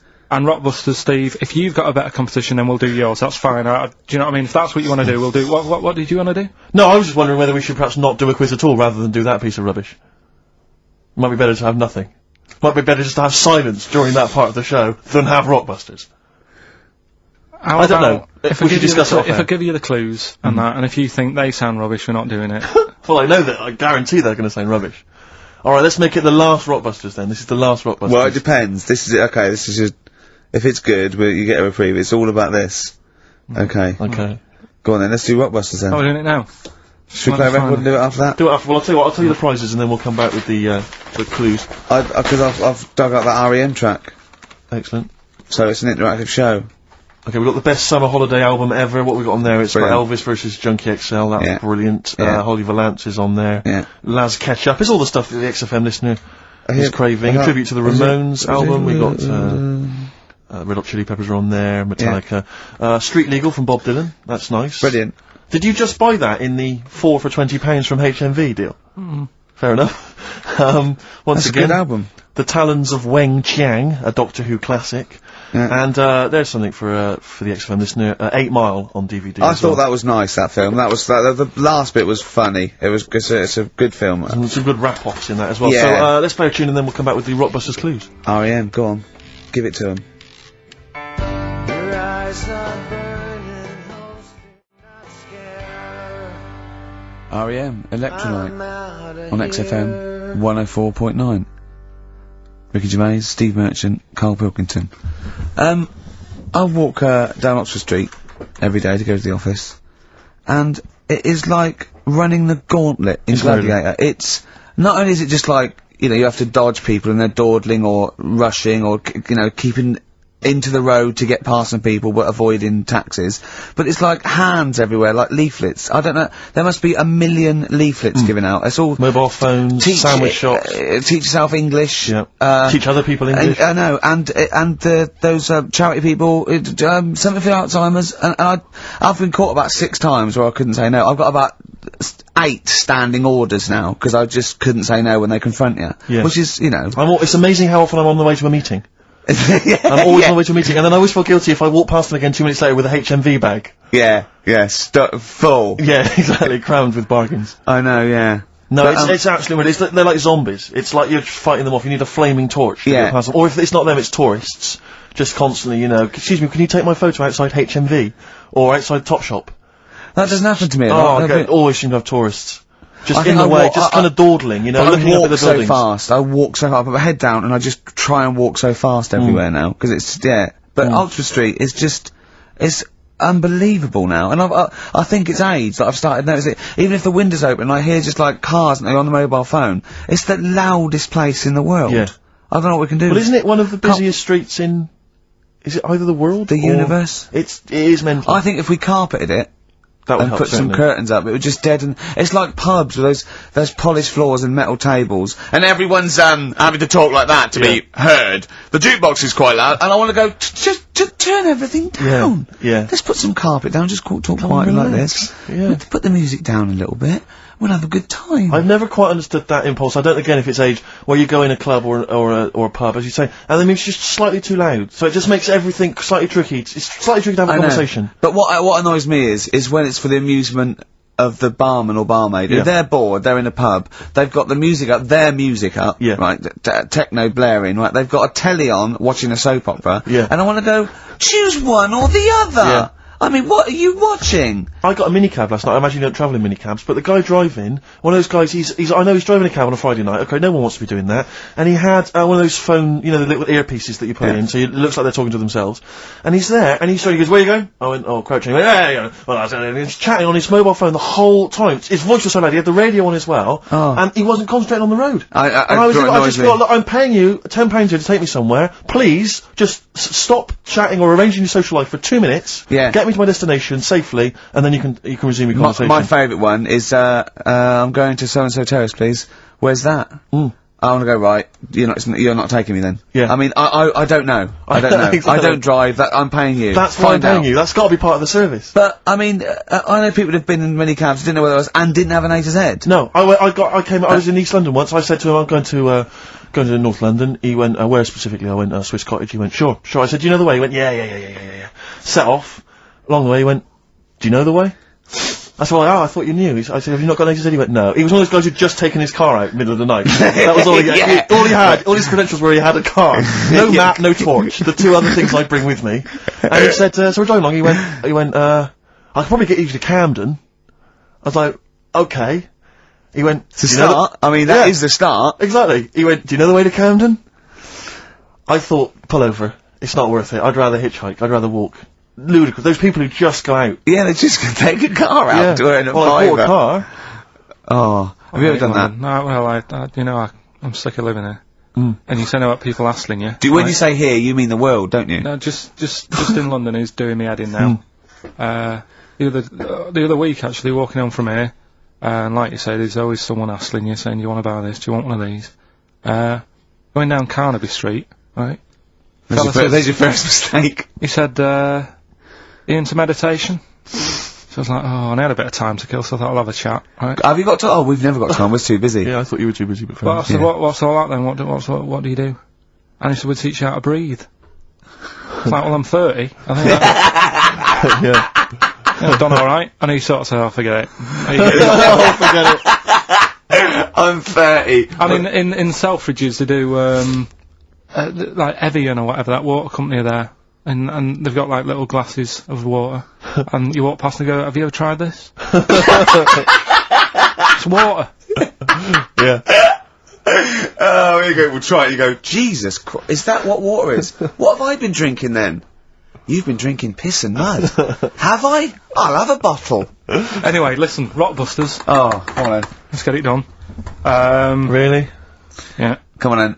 Right, so cryptic clues and initials, you work it out, it's a band and stuff. Yeah. Right, Brilliant. first one. Bob Holness. The first clue, the doctor said part of the foot and the leg was no good, so he took him off and he threw him away. Right, that's the clue, the initials Okay. TB. Okay. TB, right? The doctor said part of the foot and the leg was no good, so he took them off and threw them away. Second one. The Scottish monster has got a bit of a tan. Right? The Scottish monster has got a bit of a tan. Okay. That's TD, right? And, the last one, well, the 60s singer had a heart attack whilst he was having it away. We won't be seeing him again. Right? And that's FNM. FNM. Well, the 60s singer's had a heart attack. He was having it away. We won't be seeing him again. Email in ricky.gervais@xfm.co.uk. Remember, this is to save Rockbusters. If people don't get this, right, it's no more. So you better, if you want this feature to stay, you better get the clues. Right? Good work, Carl. We'll give those clues again after the next tune. What are we playing? Listen. Yeah. Oh, you love it, don't you? You love it. Good, it's a good stomping pop #1 rock. XFM.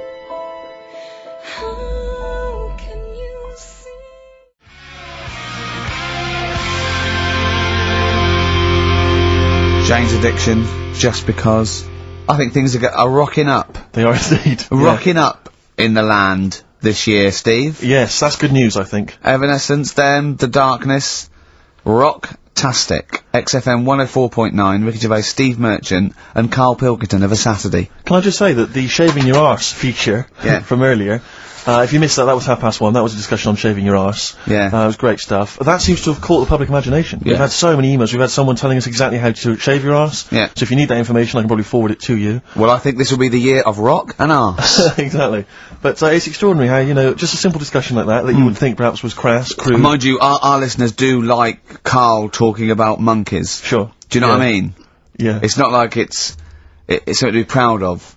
It's not like we changed a nation or freed a people or found a cure for something. We hit them in their, you know, at their level with monkeys and arses. Yeah, exactly. It's what our listeners love. Yeah. Monkeys and arses. Yeah. We should put that on the poster. And they go together, because I joined the zoo, last time. I went down and became friends of the zoo, right? Oh, right. I thought maybe you had to sit in a cage for 6 days a week.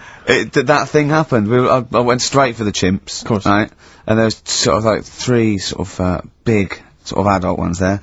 And, there's people with their kids. And I could see the people just putting their kids away as one of them went up and started putting his face up the other one's arse. Sure. And it was sort of like, I just can't be bothered to explain this to Yeah. my children. Exactly. So I watch people just move and went, oh, come on then. There's the lions. Just going to have a look at the lions. Yeah. What are they doing? They're just sniffing each other's asses. Yeah. Yes. I remember when I used to go to the zoo, I always felt there were certain animals that weren't getting a look in, really, that no one was particularly interested in. The tapir. Exactly. We were going straight to the snakes we were interested in. Yeah. Birds. So I don't remember being particularly interested in birds. Big cats, although it's a bit depressing. Great apes. Reptile, you're right, reptiles, yeah. Birds, unless it's a big one that you think can rip a dog apart. Yeah, a vulture you go, or an eagle, brilliant. Yeah, exactly, yeah. Owls are brilliant. Yeah, owls great, but I've always wanted a little owl on my desk. I'd like to be doing work, and there'd be a little owl there, and I go, can you give me that pencil? And it just sort of goes over and gets me a pencil, goes, cheers, and it just watches me, and it thinks I'm brilliant. Do you know what I mean? Not really, no. No? No, I've never had an urge to have any kind of animal sat on my desk. No, Karl? You'd like a little owl, wouldn't you, that helped you? No, I had a little magpie, didn't I? We've talked about that. Oh, he came down and started pecking your grifter, didn't he? Yeah. What was his name? Maggie. Sure. Brilliant. Inspired. And you took it to school and it didn't come back once, did it? Didn't come back, didn't see it again. Oh dear. Did it ever peck your head? Because you used to have hair, didn't you? Mm. Yeah. No, it did. It started getting a bit violent. Really? Yeah. Was it becoming sort of age for adolescents? Probably sexual frustration, sort. You know, because I think magpies go for shiny objects, don't they? And you were probably sort of probably losing it a little bit then in the front. And so when the sun was out, there's a bit of a sheen on the front. they saw a glare and thought, "I'll have that." Yeah. What is that? That's brilliant. Yeah. Or as it was sort of pecking away, it mistook it for a tree. Yeah, because of the noise. Because of the noise. Yeah, the hollow sound. I squeezed his head yesterday. We should just point out, if you're a new listener to XFM, you might not realise that one of Ricky's many sexual peccadillos, I'm assuming it's a sexual thing, I can't justify it any other way, is to just squeeze Karl's head. Yeah. Front-wise, sidewise. I don't know what it is. I don't know if it's sexual or, you know, like when you've got a little kitten, you want to squeeze his little face. Do you know what I mean? Do you know what I mean by that, Karl? Yeah, I said that. I said it before, squeeze a little head. Yeah, exactly, and I feel that with you, because it's sort of like, it gives so much. Look at Karl's face, he gives so much. It is like he can understand what we're saying. Yeah. And that's what the connection is, I think, between me and Karl and other animals. It's like he can understand what we're saying. But I squeezed it yesterday, and Karl went, I definitely had something crack. Yeah. Because I'm trying to see how hard I can squeeze it. Yeah, I think that was you just thinking, Karl. To be fair. I think the cogs just started to... No, I mean, I think there is a danger, because I think there is a danger that you could squeeze it too much. Yeah, I know. He did a good deed today, the other day, didn't you? Yeah. What were you up to? You were just, you were talking about, like, you know, being hassled in the street and stuff. And, I get hassled a lot by the homeless. Don't we all? You should go home to sleep. Yeah. I'm here, mate. But no, I do treat them a lot. You know? You treat them. I love that. You had a good day? Yeah. You been good? Yeah. There you go. That's 50p. Suzanne does the, Save the Children thing. You were talking about, you know, charities hassling you all the time. She does that. And I sort of say, well, you do that. I'll look after you. You'll take care of the homeless. I'll take care of the odd tramp around where I live. And how do you treat them?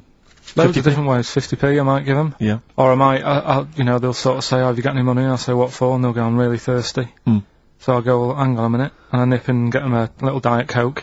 Sure, a Diet Coke? Yeah, they want to watch their weight. Yeah. They're going full fat. Oh, what an insult. Yeah, exactly. To a man like me. Yeah. You know, I'd rather treat them than... Because a lot of people spend money on, you know, problems abroad and stuff. Right.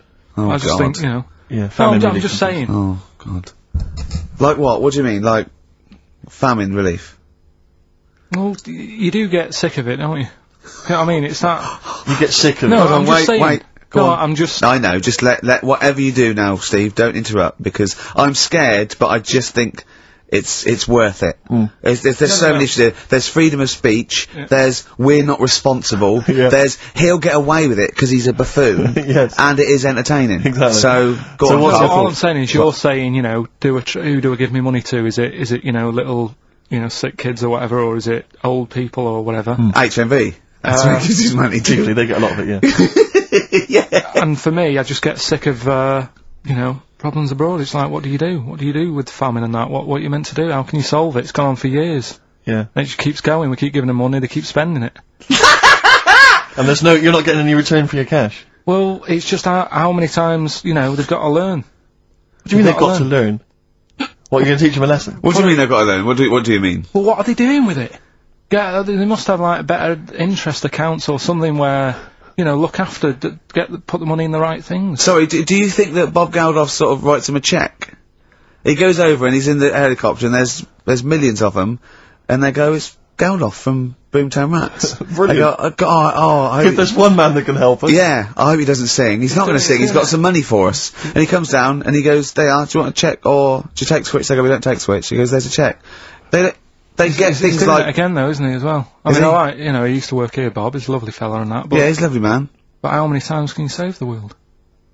You know, he's over there again helping out, and it's like, well, you know, what do you do? Are you saying don't bother because it keeps happening? Not well, I'm not saying that. You know what I mean? I'm not daft. But that's what you're thinking. And Karl, you are daft. Yeah, exactly. I don't know what the answer is. Do you know what I mean? So you're just saying wash your hands of the whole affair, leave them to it? Yeah. Sure. Are you really just saying it's nature, it's tough luck, just don't interfere? Like a wildlife programme. Is that what you're saying? Don't interfere. Are you basically you're saying it's not my concern? This has got a bit heavy. Can we do Cheeky Freak of the Week? Let's play a record.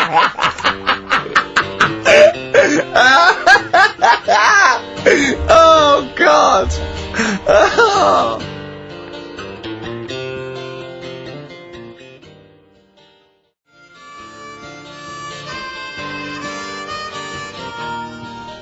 My Hey Hey Out of the Blue from the album Rust Never Sleeps by Neil Young. Such a brilliant song. Oh, he's a great musician. He's amazing. Yeah. He's incredible.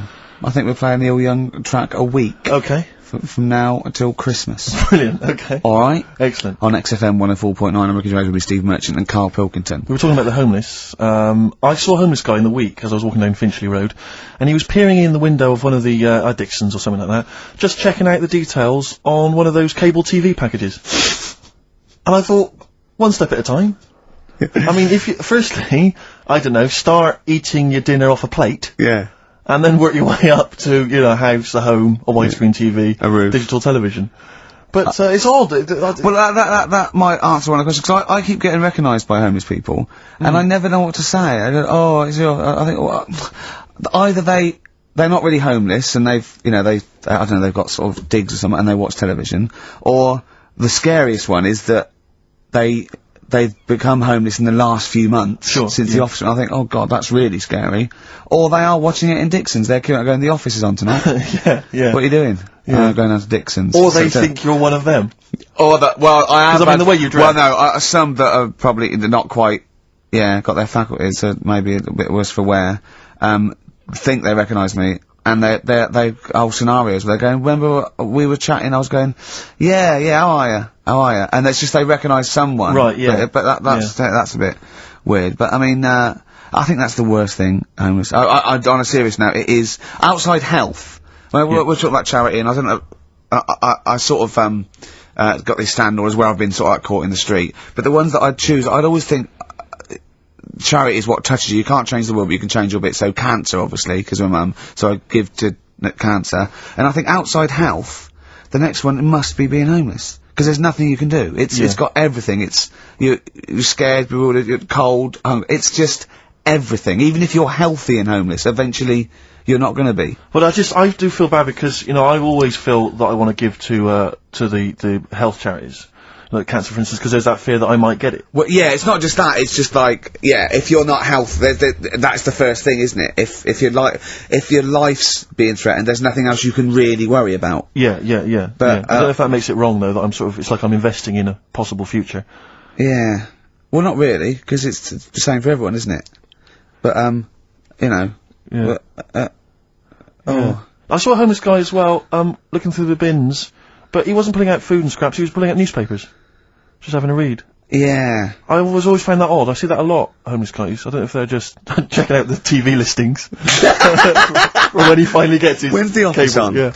Yeah, the office, they've moved it to Choice and, UK Gold. I don't blame him, because there is some cracking stuff on cable TV. Some great stuff. But I was flipping through the other day, and on digital TV you can see what other shows are on while you're watching something. I was flipping through, and there was one, and it was called, now, when are you ever in the mood to watch a TV show called I Survived a £200 Tumour?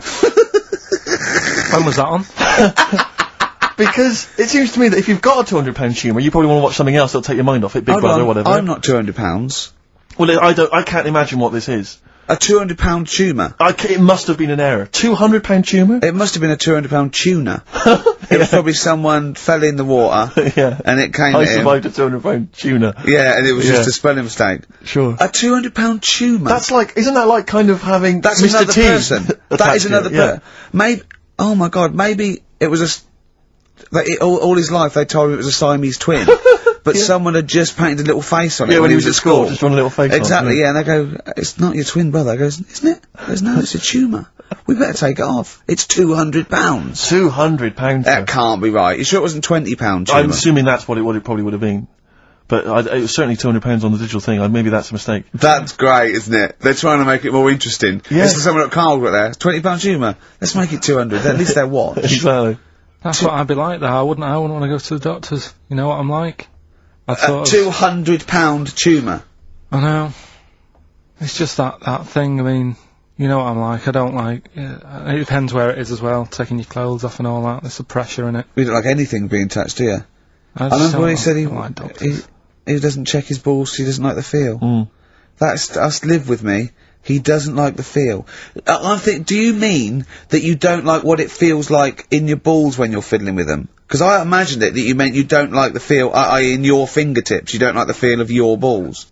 It's the thing of, you start thinking about what you're actually touching, and there's something in there, and you might break them and all that. I don't like... Break them! They are delicate. I am scared with the little knobbly bits, yeah. What knobbly bits?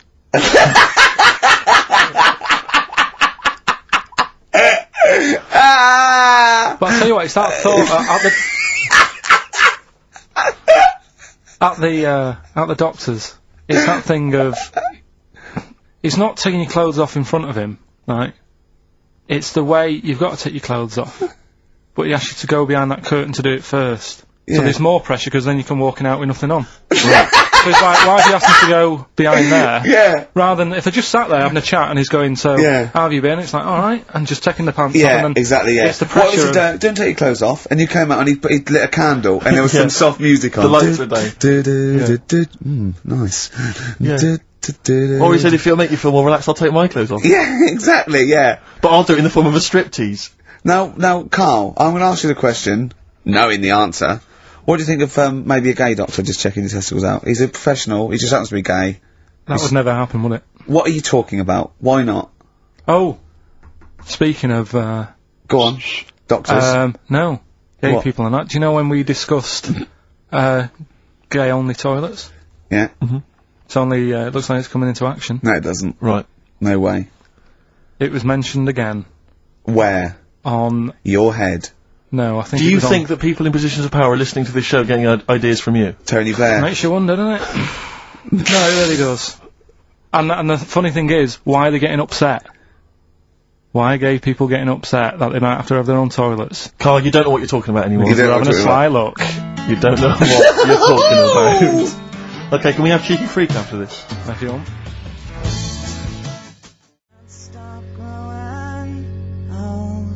Placebo. This picture on XFM 104.9.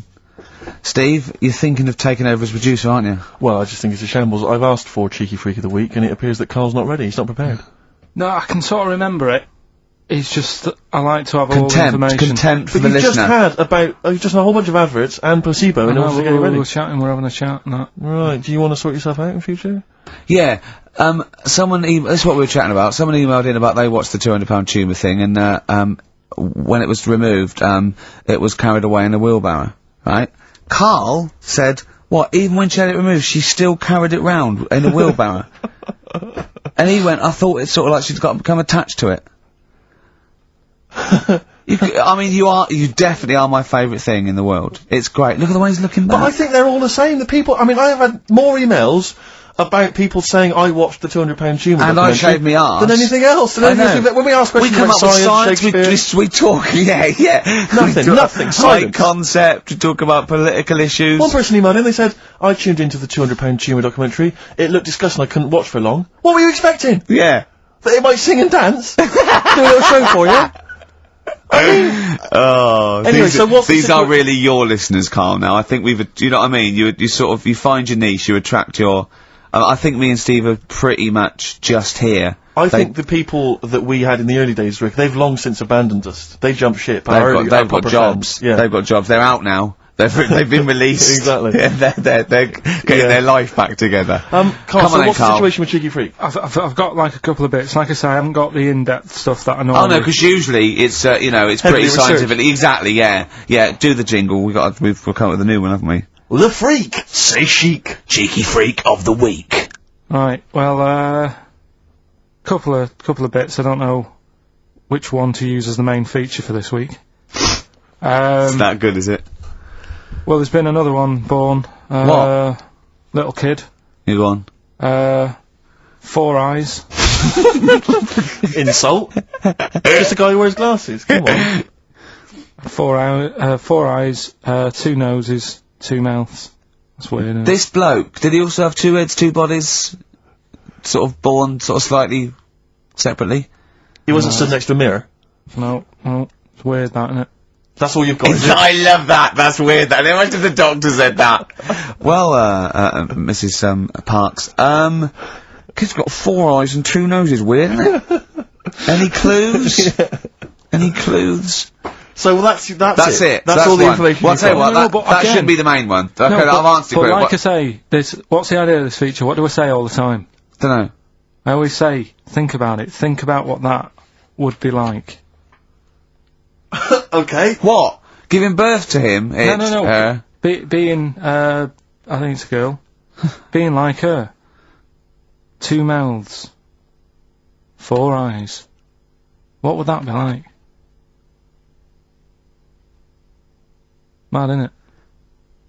I don't know what this feature is. I don't know why. Is there another one? Is that, you said, I mean, I hope everyone took the opportunity there during that silence to just think about what it would be like. I know I was. Could she talk with a mouthful? What? Is that allowed? Because she's got 2 mouths. Yeah. Yep. Would that be alright in her house? She'd be eating Yeah, one, she can talk with one mouth and eat with the other, I Right, well suppose. listen, the main one, right, you've thought about that, that's good. The main cheeky freak of the week, I haven't got all the details. Smallest person ever. Right? How big would you say that is? Karl is now sort of like holding his hands up like a fisherman, long ways. That's about 1 foot. Right. Smallest man in the world. I printed the thing off and I can't find it. There's a little picture of him. Right. The odd thing was... But why have you asked me how... Did it say, or was it a picture of him? I didn't really read it. Of course you didn't. Jesus. I just saw it and thought, oh, that's... What, that's you that straight away sorted. assumed it was natural size? It was that big. But what do you mean it was that big? Little fella, like that. But why are you doing that? What? It was a page with a little fella. How do you know that was natural size? No, it was, because it said it's world's smallest man. And the funny thing is, I've read the first line, I always read the first line, it said world's smallest man. Well done. The weird thing is, he's got an head like a light bulb. The shape of it, apparently. I don't know if that's got anything to do with his shape and size. Oh, God. That big. His name's Mr. Watts. And, the annoying thing is, what got me is, if you're that big, right, don't have your picture taken next to a fruit bowl. Why was he having his photo taken next to a fruit bowl? Dunno. Whoever the photographer was, obviously having a bit of a laugh. Yeah. At his expense. Because you would just stand in the middle of nowhere, you'd look normal and that, but he was stood there, just leaning on an apple. Leaning on an apple? What is this? In what world do you inhabit? No, this was on the internet. And I Leaning printed it off. on an apple? Was it Tom Thumb? What is this? Are you sure it wasn't that some sort of sci-fi show they're advertising? No, it was Leaning on it. Can you just lean on the apple? Just lean on the apple there. Do me a favour, you stand next to my chihuahua. You're not taking the piss, are you? No, not at all, no. Would you mind leaning on this matchbox? Yeah. Leaning on an apple. And that's what, so it just said he's the world's smallest man leaning on an apple. Smallest man, said about his head being like a light bulb, I don't know what that meant.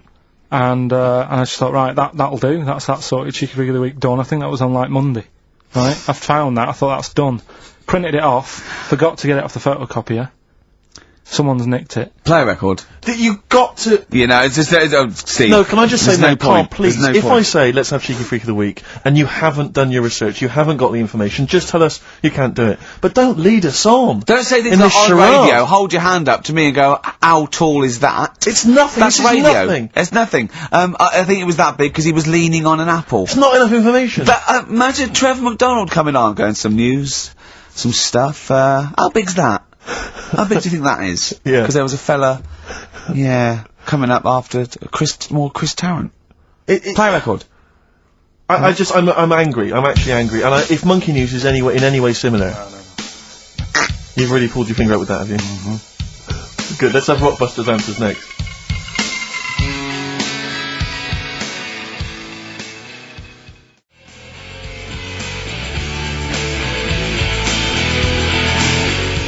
Supersonic, Oasis on XFM 104.9. Right, getting through it. It's the Rockbusters.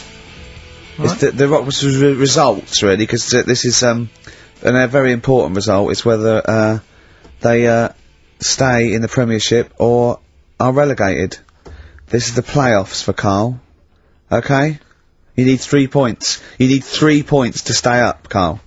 Go on. Right, we had a lot of right answers in that. Right, okay, that's in your favour, you know. Okay. The first clue was, the doctor said part of the foot and the leg was no good, so he took them off, he threw them away. Yeah. The initials TB. Yeah. Right? Go on. Tony Bennett.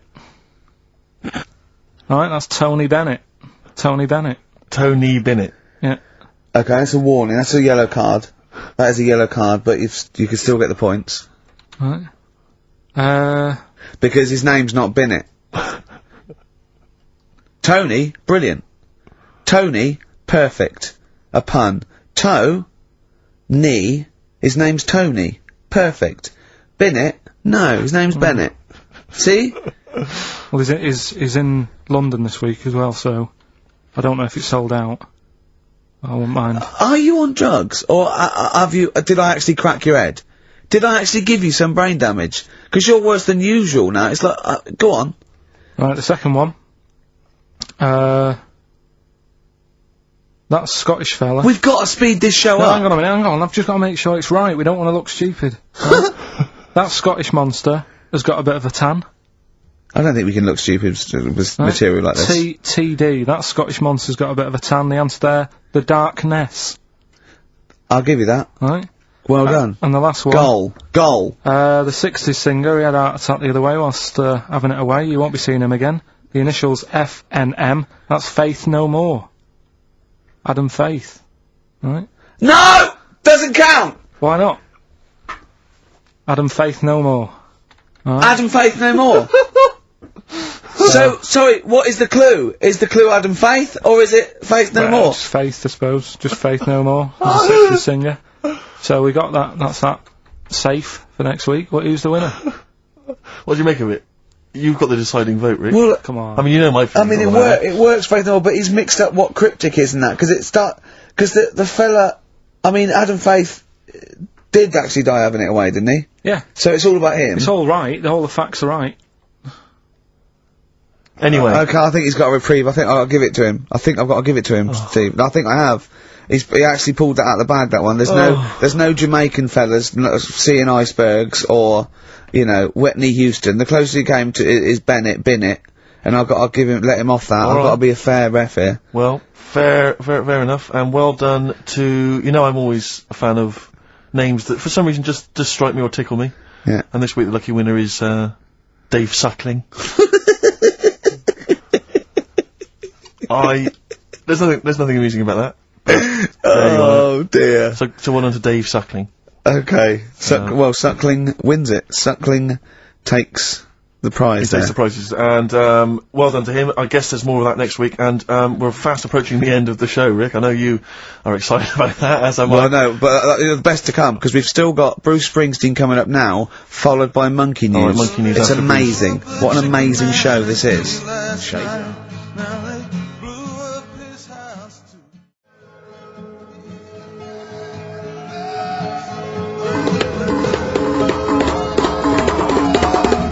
Oh, chimpanzee that Monkey News! Excellent. So, Monkey News time on XFM. Karl Pilkington, the man in the hot seat. Karl, what have you got for us? Okay, Monkey News this week. We've covered a lot of stuff. We have indeed. Now, do you know, like, there's places where you can go for, like, weekend rests and stuff, Sure. and you relax, you sit in a little spa, you might have a swim and stuff.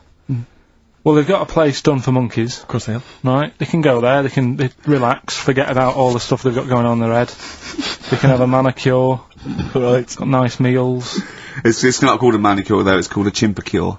Beauty treatments. Yeah. Right? Look good and stuff. Yeah, well, look good, feel good, yeah. Now, you might think, well, that's pretty normal. Well. The bit I haven't told you about is it's actually run by a couple of chimps.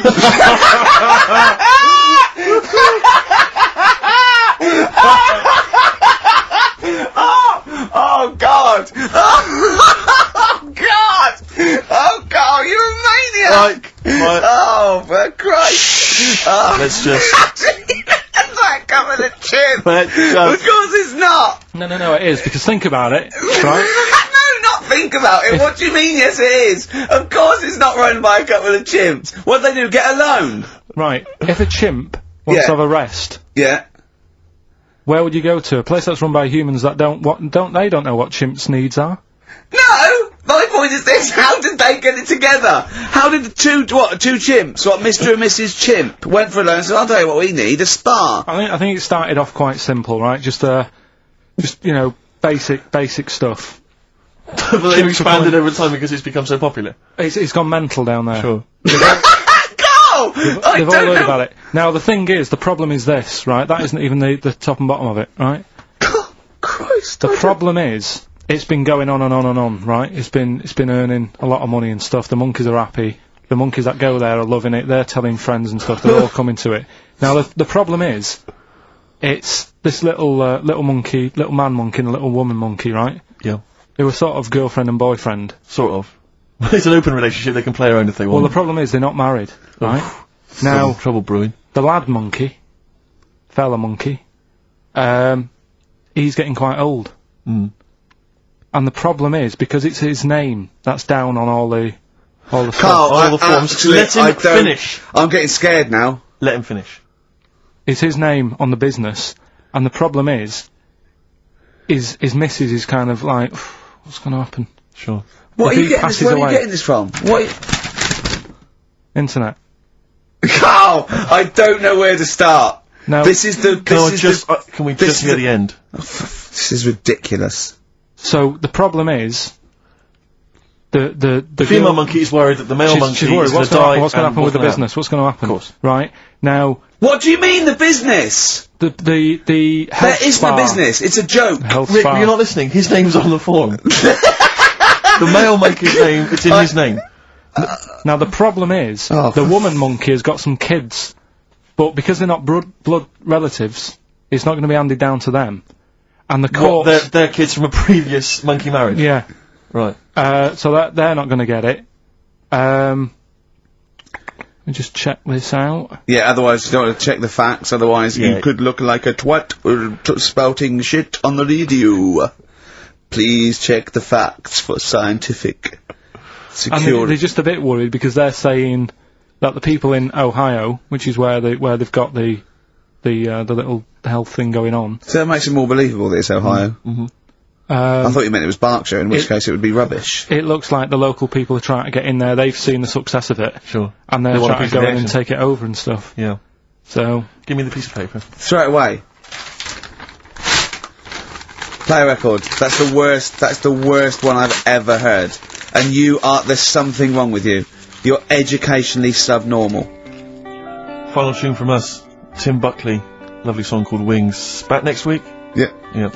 See you, Carl. Although you've spoken many times before.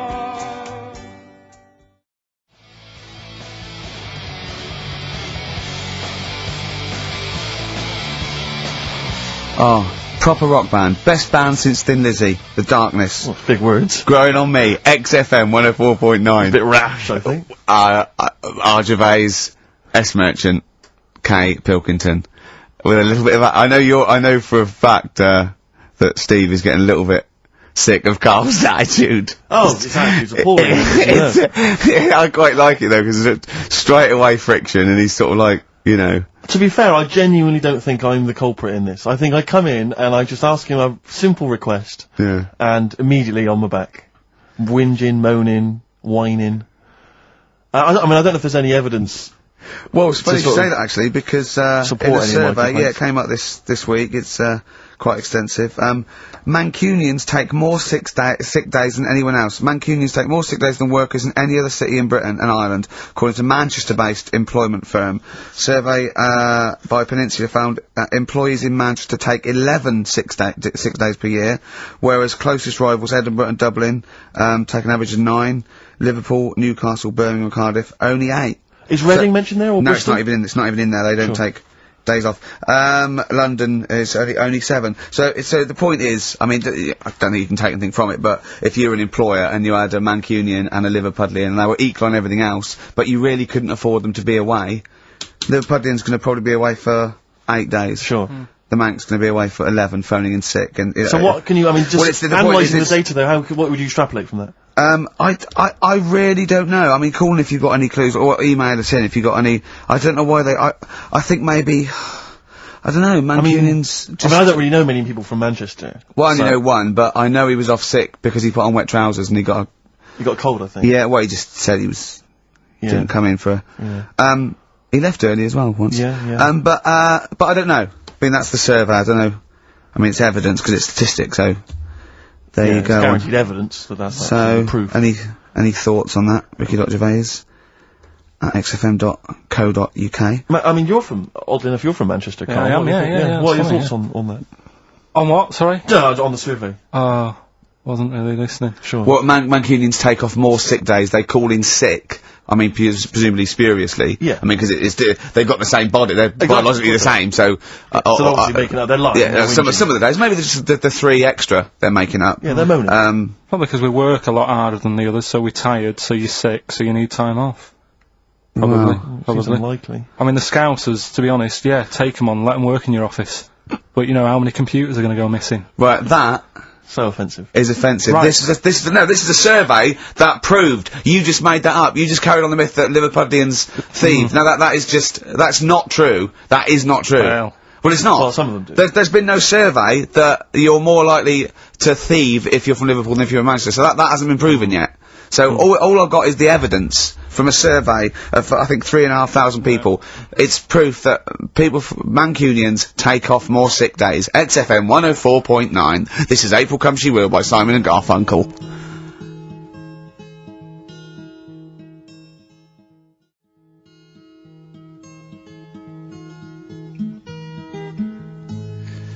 Simon and Garfunkel, April Come She Will. A lovely love song there. The X-List was all about sort of like sexy songs because of death of Barry White, of course. And Karl and Steve having a little argument. Steve said, well, there are such things as sexy songs, of course. Karl said, I can't understand it. How can something be sexy? How can you woo one with a song? Steve went, well, you don't woo one with it, you just put it on in the background. Karl said, stick the telly on. Stick the telly on. I love that. You don't believe there's any such thing as a sexy song, is that right? I don't think it can get you in the mood. You know what I mean? Right. You're either in with a chance or you're not. I don't think it matters what song you put on. Well, I don't think it ups your chances. I don't think if you take... It does. If you put Channel 5 on a Friday night, right, see a little bit of that action, gets anyone going. It's worked for me, and that's all. What's on when pets go mad? No, you know, like, I don't know the titles of them, I don't look at the titles, but... What, that show with Chris Moyles? Do you mean the kind of erotic thrillers? Yeah, put one of them on, that gets you going a bit. I might be tired and that, but... What does the woman go, oh, that's an idea.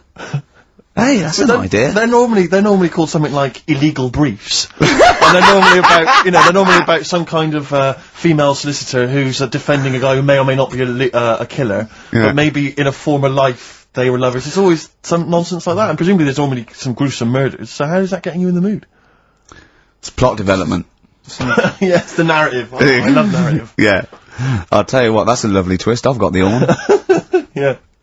Brilliant. So, if you're from Manchester, sorry about that. I mean, it is true. We weren't making that up. We weren't doing a stupid stereotype like Karl did with Liverpudlians. It's just a survey that Mancunians take off more sick days. But they might be genuine. They might be sort of an iller people, or it might just be people who are in Manchester go, oh, I can't be bothered to go to work, it's rubbish. Whereas if you're in London, you go, I can't wait to go to work. What a lovely place this is. Some great jobs, don't you? Great jobs, don't they?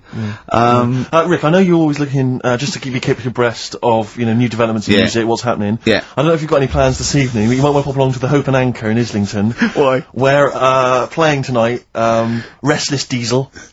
Please welcome to the stage. Restless Diesel. I mean, we've talked about it before, band names where you just have to imagine you're supporting U2, Wembley Stadium. It can never happen. Please welcome to the stage. And Restless he comes on and after the first song he goes, thanks, great band before us, Restless Diesel. You hear a lot more of them. Exactly. Yeah, it won't happen, will it? Sure, they're a great band. I think. What's the tax on that? £5 in, is it? It's not telling us actually, but yeah, to pop down to the Hope and Anchor, maybe tell us how Restless Diesel were tonight. Yeah, just call in. Maybe call in on Christian Show Monday. Just tell us how Restless Diesel were. We can make that a regular feature. Now, what's coming up on today's show? Well, listen, we got all the usual favourites. We got and some new ones. We got Monkey News. That's sorted. Carl told me. People are guaranteed Monkey News. He called in. He said, "I've got some Monkey News." Brilliant. He's done that. I had to make sure. Yeah, we got that. We've got some great tunes. I've got a great song from Tupac, some Cat Stevens, some Jimmy Webb, some Thin Lizzy. Can I surprise you with something from Aerosmith? Brilliant. And a little treat from Evan Dando. We're quite rocky today, aren't we? There's a threat that there won't be Rockbusters. Good. That's no threat.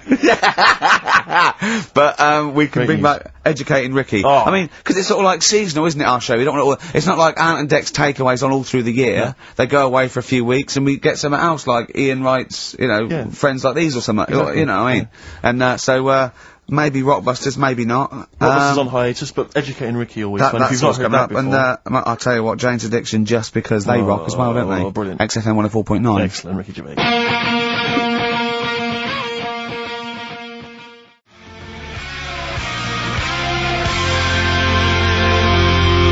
Jane's Addiction, just because on XFM 104.9, broadcasting from London, where people prefer to only be off sick when they actually are ill. Sure. Yeah, I don't think I've ever taken a day off sick. Except when I had that terrible tonsillitis. Is that when you went home, stayed with your mum and dad? Yeah. Why is that a problem? No, it's back to health. No, I'm not saying it's a No, it's problem. back to health. Yeah, I've got a loving family. So sue me. What do you make of The antagonism and piss taking is just like, oh god, 3 blokes in a pub. If there's people listening, I can't go. Are there? Carl, what do you make of London? Because you often say you'd much rather be up north. Well, he wouldn't, or he'd go. Well, this is what he constantly says. You've chosen to live here, you've lived here for years, you've got a flat here. No. No. I chose to come here because I was offered a job that was good money. Yeah. I wouldn't have come here if there was no job. So you prefer to be somewhere where there's a good job, so you've chosen to live here. I don't like being here, though. Well, no, but you can leave. To what? Well, exactly! So you've chosen to stay somewhere that's better for you. It's not better for me. Well, it's making me ill, I'm not sleeping. Well, so you say you're ill, I think you call in ill, but I don't think you are. But I mean... Are there any stats to prove that? Well, yeah, because, it'd be, of the 11 days that he calls in sick, I reckon probably 7 of them are genuine. I'd love it if I dropped down dead tonight. Honestly, I'd love it. If you drop down dead tonight, you'd have it. Why aren't you sleeping? What, you're feeling ill now, are you? That's funny, you weren't feeling ill earlier, but you read that, and you're suddenly ill. I'm run down. Well, you should take a holiday. Oh yeah, you just had about 8 in the last 6 months. Oh, God! Why are you run down? Why are you run down? Yeah, what have you done? You sit in a little air-conditioned office. I haven't got time to tell you. Let's move on. Let's get on with stuff. What have we got anyway? Because we didn't have a chance to meet up this week. Me and Ricky could have done, but you said you were busy, Steve. Yeah, so I was. that's probably why you don't get run down. But finishing work at about 4 o'clock. No.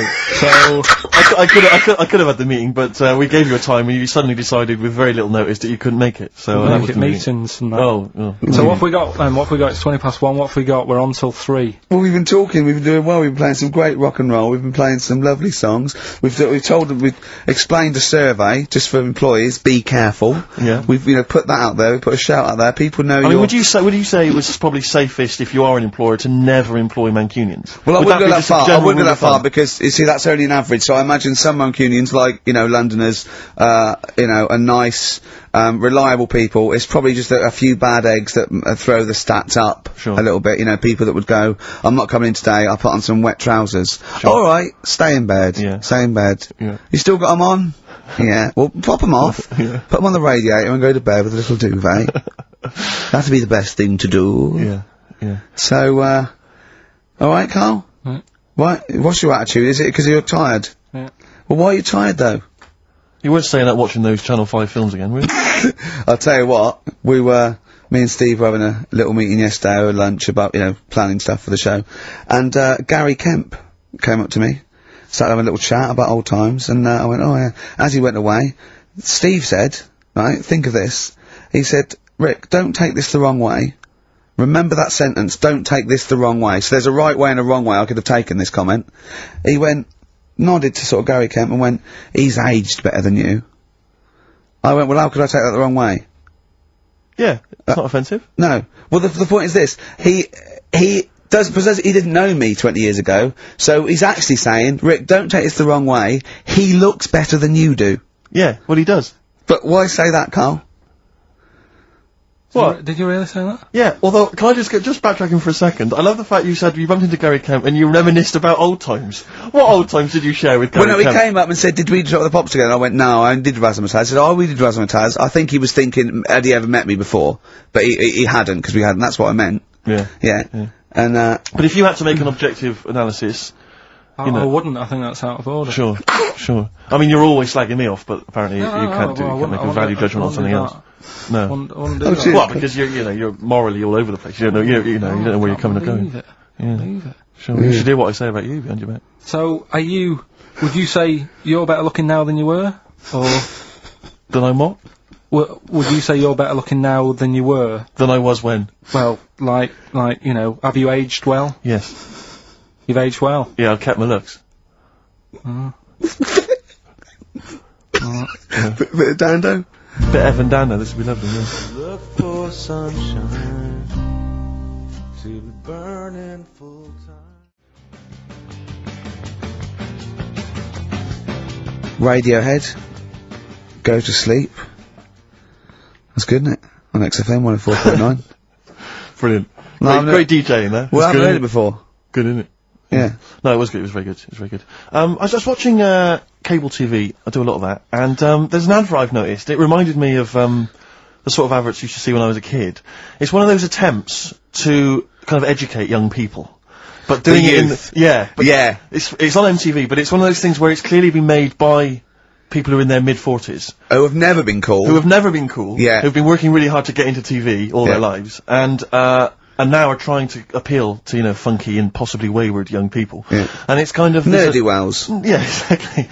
And it's a kind of, stunning model, and two of her stunning model friends, but they're just a couple of average girls, going about their business. And, it says something like, it's all shot very funkily, like a kind of, lock, stock and two smoking barrels kind of thing.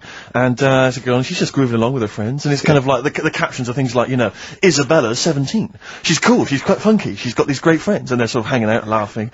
And, she just pops into a tattoo parlour. Why not? Her friends are like, what are you doing? But she just goes in, she has a tattoo done, and it sort of says, she's wild, she's crazy. She lives life as she sees it. She takes every day as it comes. She's not tied down or anything. She doesn't smoke cigarettes.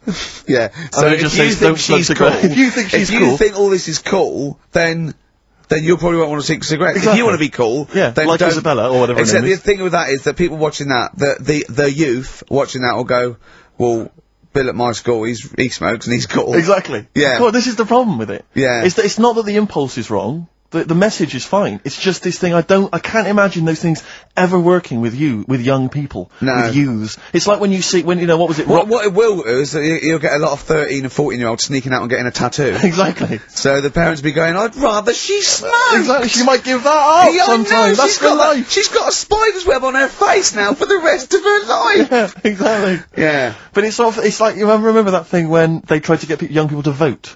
Do you remember that? Was it Rock the Vote? Was it called Rock the Vote? Was it people like Billy Bragg and people kind of... Yeah. I don't know who that appeals to. I don't know, some youth is kind of smashing up a bus shelter, throwing bricks at old people. Goes, and was that Billy Bragg? Billy Bragg, yeah. I just can't, I don't believe it ever. I think it was Mick Hucknall was another one. What's that, Mick? Oh, dear. Well, I remember the ones where you just, if you were gonna go off with a stranger, your cat went, well, don't. Yeah. Ask mummy first. Yeah. And I remember I was trying to jump in cars left, right and centre, but my cat, exactly. when I was like 5 or 6, would go, and I go, good point. Yeah. You're right, he could be a nutter. But I seem to remember the Charlie's, the Charlie Says. It was Charlie Says, wasn't it? Yeah. Charlie Says. Charlie Says. I always find them really unnerving. He lived in that really eerie kind of world where you never really saw anyone. Yeah, but it was very kind of, it was very eerie. It wasn't very kind of comforting. No, they hadn't spent a lot of money on the cartoon. No. But I always got the sense with him that he was probably really quite lonely. But I like the fact is that, he had a cat. Mummy was so pleased. But by the time I came out, they'd gone off and I missed the picnic. But Mummy was so pleased that I'd asked her. She gave me an apple. No, I think Charlie got something he liked. He gets a fish. Yeah. Right. I was thinking an apple. No, I seem to remember it being that, I'll get an apple anyway, get me some sweets. Yeah. Or a tattoo. I always thought it was a con when your parents got you, some clothes you needed for Christmas. Yeah, I'm not falling for that. Exactly. I'd go, look, I'm getting the clothes anyway. I want battling tops. But the Charlie says, I seem to remember when they asked him to go off for the picnic, by the time he'd asked Mum, because she was on the phone, I don't know who she was chatting to in the middle of the day, the kids had gone, and I seem to remember one of her clients. Exactly. I seem to remember that, he said, don't worry, it was fine, because Mum took him and Charlie on a picnic. Not as good. Who'd rather go, with your mates, or with your mum on a picnic? And your cat. Yeah. I mean, I think they were friends. The Scotch egg stinks of fish. Well, I had to bring it for Charlie. Don't bring raw fish in the picnic basket. But I think they weren't friends of his, they were just local kids who go, let's go and ask that weirdo with the cat if he wants to come down the park. Let's go and ask the weirdo who thinks the cat can talk, and then run away when he goes to ask his mum. When he goes off to ask his mum, they're just going, ask your mum, ask your mum. Yeah. Hello, hiya. Alright, we're the local lads, the cool local lads, we smoke, we got tattoos. Do you want to come and play with some puppies in the disused mine? Ask your mum first. Quick, run. Exactly. So look, he's talking to the cat. Look, he's talking to the cat. They were just round the corner spying on him. They were just laughing. There was no picnic. Did you ever go on a picnic, Carl? Was there places to go in Manchester, or was it like Quarryland mostly? The problem with those adverts, like when I was growing up, they'd sort of give you ideas, because remember the Charlie's one, right? And we were on holiday, right? And I met these two lads who are knocking about with like mates and that. And that advert came on, and we thought it'd be a good idea to wind his mum up, because this advert had just been on saying, you know, kids are going missing in Wales, right? Yeah. So we said, oh, this will be a good laugh. We put the kid in the wardrobe. His mum came back from shopping. We said, oh, he's gone missing. We haven't seen him for hours. That's terrifying. I know. That's an appalling. How old were you? About 13. And what was his mum? She must have been. Yeah, she was going mad, and that's when we thought, oh God, we've gone. Will we say anything? Will we pretend we don't know where he is? Open the wardrobe, he'd suffocated. Yeah. That's horrible, Carl. I know, but it's just what you do, isn't it? It's just what you do. Well, no, you do. What do you mean? It's just what you do. But what was it? Was he in the wardrobe? Was he listening to this? Why didn't he go, Mum, it's alright, when he heard her crying? No, she wasn't crying, she was just panicking and, like, screaming a little bit and that. Screaming a little bit. And okay, we'll tell her when the screaming starts. Exactly, yeah. And then, what's the other thing? Like, on the same, like, you know, all this was going on when I was growing up. And, one time we're on holiday, and my mum says, right, if you're going on the beach, it's a big beach. But, you know, if you're going to go out and play there, I need to know where you are. So where are these bells? Where this cowbell round your neck? She gave me a balloon. Good idea. A balloon, and it just, you know, sort of attached to my arm, so wherever I was playing in the sea and that, you can see the balloon and that. Brilliant. But then the problem was, everyone else thought that's a good idea. And it was just like loads of kids with balloons and that. Oh, I ruined it. So that didn't work. Yeah. I had to bin that idea. Weren't you in a car park once? Oh, no, it was New Year. And, we were all gathering up, you know, like in Trafalgar Square at New Year, everyone gathers and they have a big kind of party and stuff. Well, in Bristol, they do something very similar on a smaller scale. And I was there one New Year, I was with my friends, and, I for some reason I picked up a balloon during the evening, you know, I don't know where I got it from, but I was holding this balloon. And these girls came up to me and I thought, yeah, nice, you know, maybe a little New Year kiss. They came up, they said, hey, are you gonna be here for a while? And I said, well, yeah, I probably will. They said, it's just that we've arranged to meet back at you at midnight. What do you mean? Because I was so tall and had a balloon, I was towering above everyone else. I said, what? They said, we're going to meet back at you at midnight. They said, don't worry, you can go about your business, because we can see you wherever you are. This is where Nelson's column is. No. No, this is in Bristol. Oh, right, okay, yeah. And so I'm sort of wandering around, and then at midnight these two girls turn up again, and some of these lads come and meet them, and they're sort of laughing and joking. I'm thinking, oh, they're probably going to invite me back to a party. I watched them get in a cab. They went off. They had a wild night. But then I did have a balloon, so it was a great New Year for me. I did have a balloon. Oh, should we have a little bit of Tupac? Yeah, if you want. Yeah. There's a great lyric in this. It's picture me rolling, right? But at the end, he's saying about look at me now. I'm you know, drinking Remy and I'm in a Rolls Royce. And he goes, oh yeah, I forgot the DA. Can she see me from here? Can you see me, ho? And I think this is like District Attorney turning on the radio and Tupac going around going, can that ho see me? She's going, yeah. Yeah, I can see you. Yeah. It's brilliant. Yeah. Clear enough for you?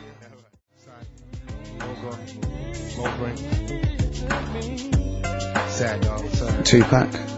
I'll tell you what, we should get rolling. Rockbusters. No. Alright? No. Well, he has done it. He just said that he was worried about it because we said it's the last one. What do you think, Karl? I just don't think... I mean, can I just say now, Karl, seriously, I'm only responding to what we're getting on the email, which is people do not want Rockbusters. They really... There's one guy here who is... He says, it's James Pooley, he says he's preempted Karl by giving my answers to this week's quiz. I don't know what the clue would be, but his answer is No Van Ear, Nirvana. Yeah, good. No Van Ear, yeah, that sounds like one. Number 2, he's just guessed, I don't know again what the clue would be, but the answer is Kid Creosote. Yeah, that's good. That That's would a be typical perfectly Rockbuster. That is brilliant. That's a better game. And the last one is Harry Seacombe. Yeah. Yeah, that'd be good. So, I mean, maybe we should reverse it so people just, and we have to come up with the clue for them. And we win the prizes. Yeah. Have you got prizes ready as well? It's all there, but... Oh, I feel sorry for him now. Read what the prizes would have been. I'd rather just give them away to the first person to email in, frankly, than have to go through the torrent of Oh, Rockbusters. God! Look at Karl's face! I wish you could... Oh, can't we get this on telly just for Karl's face? Hey, I'll tell you what we could do, Steve. You know, like Smiley Miley and that used to take the Radio 1 Roadshow out? Oh, man, that would be amazing. Come on. Should we take it out? Hello, Bournemouth! Yeah, how many miles have I done? Don't care. No, should we do this? How many miles have we done? Well, XFM's down the road. Yeah. 1. Yeah. Should we take it out the road just so they can see Karl Pilkington? To be fair, though, I mean, you're not really keen to leave W1, are you? Well, we wouldn't. Right, so where exactly would we take the roadshow? We'd do it outside. Outside the building? Yeah. Right, okay. And what would we do? It's called a roadshow because it's in the road, I imagine, isn't it? And we'd give away t-shirts? Throw in t-shirts, and then we'd have a band. We'd have band playing. What was that band playing tonight? I forget, something Diesel, was it? Yeah. See, instantly forgettable. I mean, that was my point, really. we could have them on. Yeah. Great. Yeah. We'd get a couple of celebrity pals down. Someone from Big Brother 2. That would be ideal. Well, Josh, the other little gay fella. Yeah. He'd come on, just wave. Yeah. I'm beginning to like the idea. Yeah? Brilliant, yeah. So we'll have Josh, something Diesel, we're playing the Bull and Gate tonight, whatever it is. Yeah. Right, I'll throw out some t-shirts. Yeah. And then, Karl will do a live Rockbusters. Yeah? Well, I don't know, do you want it? I just think that ruins it slightly. It would just bring the whole afternoon down, Rick, I think. We get it sponsored by someone. Yeah? No? Well, I'm just trying to inject a bit of... Read the prizes, what they would have done. There's a PlayStation game here. I guess it's maybe not been released yet. It's a little demo of that. What's this? The American Song Poem Anthology. I don't exactly know what that is again, but lots of songs on there and a couple of compilations, arbitrary compilations, the Club Anthems compilation, the best summer holiday album ever. Wow. You've certainly sold it to me, Steve. The best air guitar album again. Brilliant. And an old edition of Only Fools and Horses. So, you really haven't put the effort into the prizes, Karl. So if that's the prizes, if that's the whole point of the competition, and they're the best prizes you could conjure up, in God's name, how bad are the clues this week? That's why he doesn't want you to do it, Karl. Alright, we won't bother. Forget it. Doesn't matter. Good. Excellent, well that's resolved. Brilliant. That's excellent. What we have got though is Educating Ricky, haven't we? Well, another one of my little things. Oh, it's brilliant then. So how long's this gonna last before you wanna get ditched this? Well, we'll see, a couple of weeks. Not like that, Karl. It's all one. It's one love, man. We're on the same team, man. Yeah, we're just one voice, man. One true voice. Like those lads. Yeah. They could play. Right, well, the Educating Ricky, They could play. Well, why don't we play a record and come back with Educating The Ricky? Wind, Cat Stevens, we need to get the jingle song. queued up as well. Yeah, I'll get the jingle queued up, No, yeah. I haven't got Neil Young lined up yet. No, not you, young Cat Stevens. I gave it to you. I know, we're not playing that yet. Can we just play a record that's just sounding rubbish? Well, I told you to. See, so why aren't you playing the record I told you to play? Because we've just had something chilled, right, from Tupac. Let's lift it up a bit now with a little bit of blur. Right? Come on, play it. Oh, how much you off? I just have.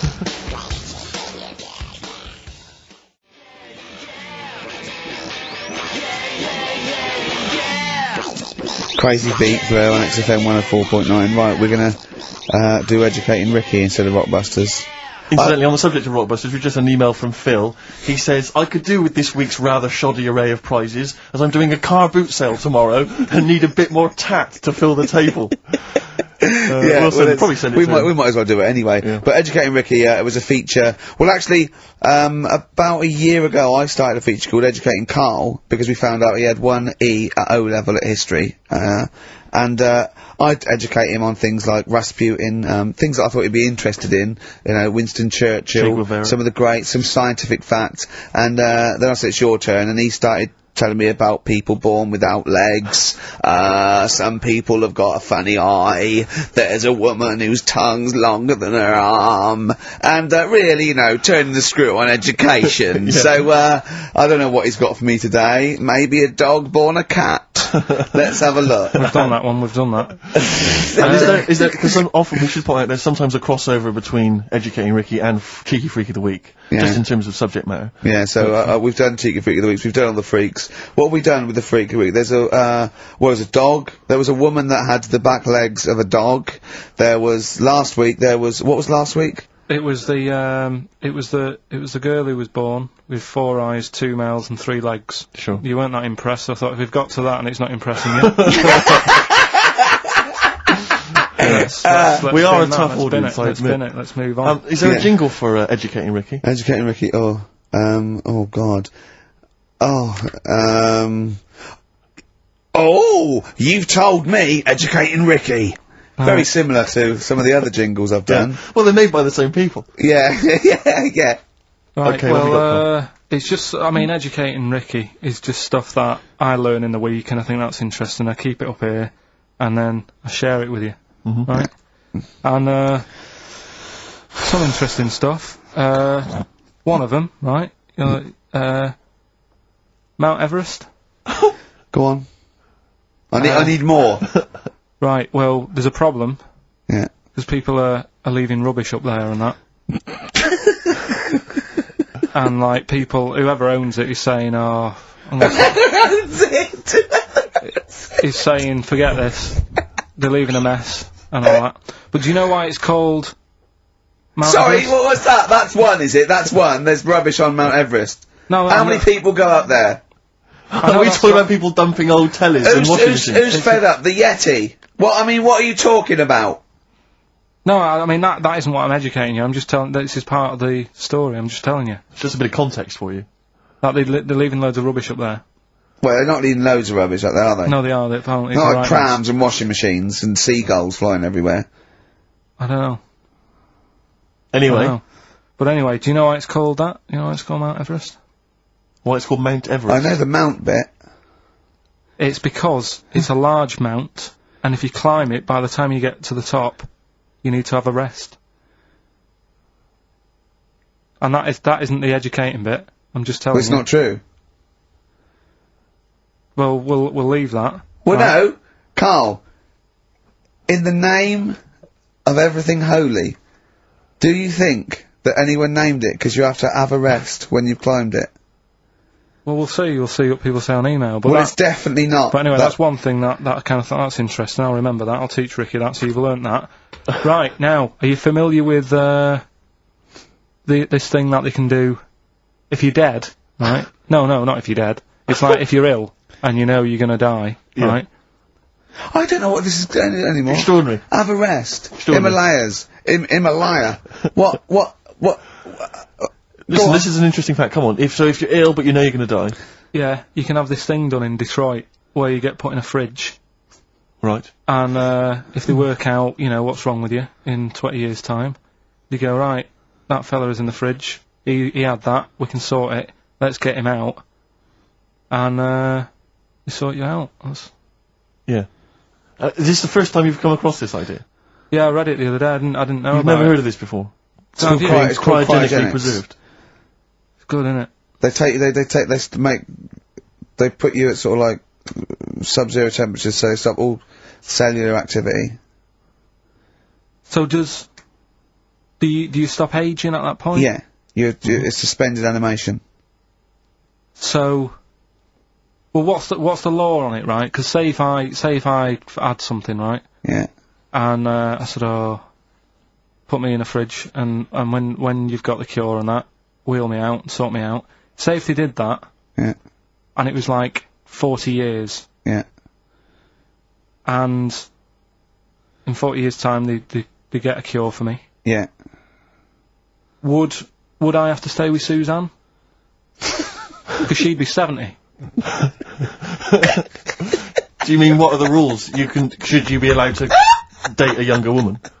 Well, it's not fair, is it? It's like good news, we sort you out, but... I don't think she'd mind. I reckon she'd have the best 40 years of her life. Yeah. And plus, they're never going to find a cure for what ails you. That is genius. That is brilliant. You come out, you're cured, and you go, oh no. I love the fact that's what he'd be lying there. If you could think while he was in that state, you'd be thinking, oh god. She's losing her looks. Yeah. Just, oh dear. But everything else as well, like, my job wouldn't be here. No. No. Although the figures would have gone up, a little bit. Yeah. Flat's probably gone or knocked down or whatever. Sure. Yeah. Most of my family would be dead. Yep. So what's the point? What? How do you know about it? Who's done it? Well, famously Walt Disney, apparently. I mean, Walt Disney actually did die, but had his body preserved so that should they one day be able to bring back people from the dead, they need Walt Disney. Hang on, who do we have? But with him, nothing is going to change, because when he comes out, Mickey Mouse will still look the same. Sure. Unplug and all that. Play a record! I don't know where your mind is! Play a record! It's brilliant, you just say words! It's the amourette!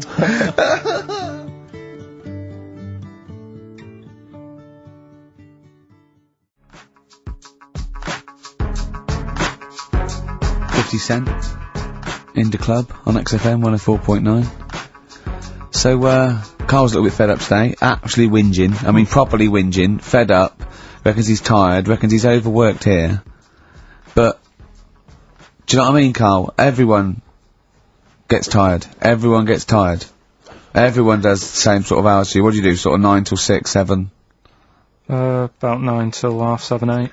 Well, no, because a couple of times this week I've sort of met you for a drink about 6. So, it's funny, isn't it? That's weird. Some of the times I've come back after it, just for another 40 minutes or something whilst no one's around, try and get stuff done without phones going, without emails coming in.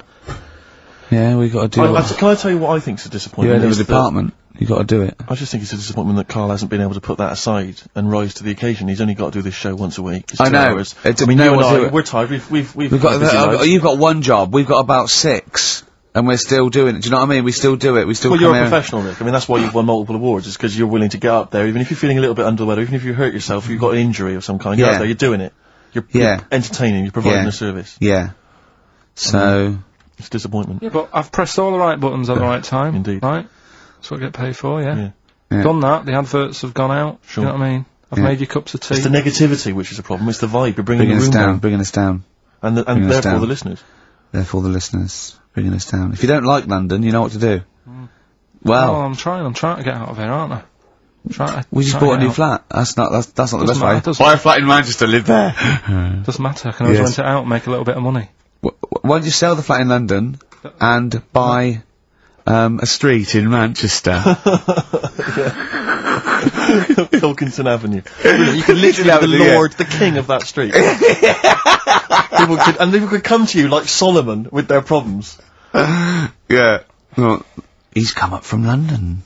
He's got London ways. Now, interestingly, have you heard? Do you remember the famous King Solomon story that there are 2 women arguing over whose baby it is, and they present this to. They say, "This is my baby." And the other one goes, "No, this is my baby." So he knows one of them's lying, but he doesn't know which one. And so what does he do? How does King Solomon solve that? How does he figure out whose baby is his? What would you do? They're both white fellas, yeah? Both what? White fellas. Women, 2 women. Right. It's 2 white women. To be properly, they probably weren't, completely white. Yeah, whatever. Yeah, they're of the same ethnicity. No, but I'm just working out. Right, alright then, so that's alright. And don't think about what King Solomon would necessarily do. Yeah, it wasn't that easy.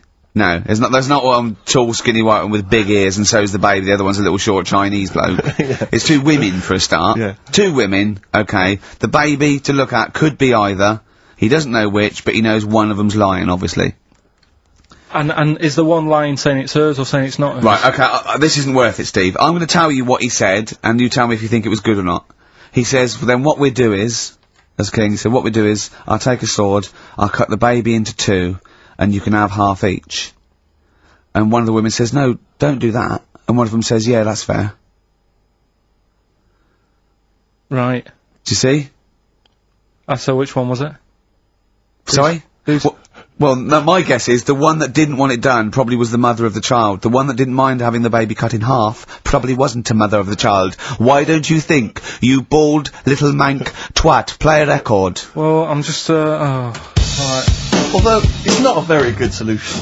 No, that doesn't I happen think in the NHS. the woman who was lying could have come up with something better than, yeah, cut it in half. What she should have done is, yeah, I'll give it to the other one as well. Yeah.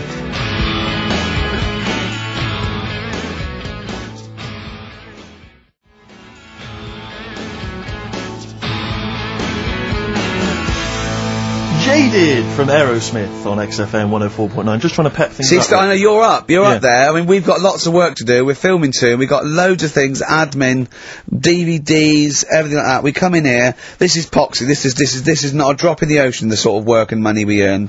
Right, really? If we do this to keep charitable status. Because, and yet you know, Karl, come on. What's the matter with you? Are we doing Rockbusters? I'll tell you what. No, come on, Rick. I'll tell you what. Because it's your special day, and I want you to have a great time today. We're going to do Rockbusters. If you cheer up, miserable. He just got ratty then. Going, don't push it on me head. Don't put it on me head. Right, what were you trying to put on me head? I was trying to put a pear on your head to knock it off with a ball, like William Tell, but it was because your head is so round and the pear was round. I tried to flatten it a little bit, and I didn't know it was a juicy pear. So I thought it'd be like just to crush it a little bit, and then he went mental because he had juice running down his face. Oh. Why is it my fault? The pear's a faulty pear. Exactly. Get proper fruit in here. It worked with the apple. That was fine. And then he gets ratty with me. Okay, let's not waste any time with Rockbusters. Can we really let's whip through Just it? whip through it. Just do the clues quickly. Quick, go Rockbusters. Right, go. Right, the first clue. Yeah, hurry up, faster. All the police cars are on fire. All the police cars are on fire. What's the initials? BS. BS. All the police cars are on fire. Good. What's the next one? The director of 28 Days Later is shouting about sleeping outside. Yeah, okay. What's the initials for that? DB. Right, okay. Okay, yeah. Right, go on then. He wants to be a sailor. Why is that? Yeah, what's the initials there? B. Brilliant. Okay. Give them again quickly, because I didn't quite catch the second one, but go from the top. All the police cars are on fire. Yeah, that's BS. BS. Yeah. The director of 28 Days Later is shouting about sleeping outside. Yeah, okay. DB. Yeah. Right? He wants to be a sailor. Why is that? Yeah. B. B. Okay, then brilliant. Okay, now Karl, you gonna cheer up now? Email only, Ricky Gervais at virgin.co.net. Radio 1 Roadshow. Smiley Miley. Smiley Miley's mileage game. If anyone remembers that, I mean, here's a man, right, whose job, Smiley Miley was not a DJ, lest we forget. Smiley Miley was the guy that organised the vans that carried the equipment to and from the roadshows. Because he was such a crazy personality. Because he smiled a little bit. Exactly. He got recognition, Karl. Longevity, lots of money, and lives where he wants to live. The town that he wants to live in. Why don't you just enjoy the town that you've chosen to live in, because it's so good? London. What towns have you been to? Have you travelled at all? I've been about a bit, yeah. Right, okay, then what towns did you like? Okay, forget Manchester, that's safe, you like Manchester. Right, I'll do the big three. Shouting. London, New York, Paris. Okay, you don't like London, even though you live here, got flats here. Good, excellent, that makes sense. Have you been to New York? Yeah. What do you think? It's an amazing city, isn't it? Like it. It's just noisy, it's smelly. Right, it's the city that never sleeps. I'm not surprised with all the racket and that. Paris. The city of love. The most romantic city in the world. Not really. I remember seeing an old woman in McDonald's in there, and it put me off. That's where that thing happened, where the old woman was. What's that? Tell us. We talked about it before, the old woman in McDonald's. Yeah, what happened? She was sat in the corner there with her legs open, no knickers on, alright? Oh, God! That's Paris. Did that put you off your cheeseburger? Next city, where next? Have you been to, I don't know, the most beautiful city, Venice? Yeah, I've been there, yeah. It's good? No. Why? Because they sell it to you as if it is a romantic city. Where did you see it sold? No, I saw it on, when I was growing up, right? Remember 321 with Ted Rogers? Yeah, of course. Right, it used to be one of the star prizes on there. Right. And they'd say, let's show you the video, let's see what you're going to, let's see where you're going to be loving it for a couple of weeks. And they'd show you this scene of, like, the gondolas. Yeah. And all the city lit up at night. Yeah. Like a man and woman sat on a boat, loving it and stuff. Yeah. I went there, bin bags everywhere. Play a record! Yeah, it's a mess. Play a record. It's London. That flooded. is Wish You Were Here with Karl Pilkington. Alright. It's London flooded.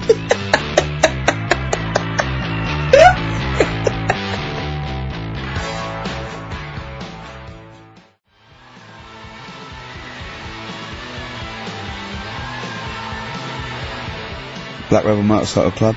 Stop. On XFM. Karl's back. He's cheering up a little bit. Because I think he's vented his spleen a little bit on cities around the world that aren't as good as Manchester. So, is any of your family left in Manchester? Because they all moved away, didn't they? You came here, your dad's moved to Wales, for Christ's sake. Well, your family are all around the... Brother joined the army to get anywhere. Just take me anywhere. I don't know where he is. His sister's moved away, so no Ireland.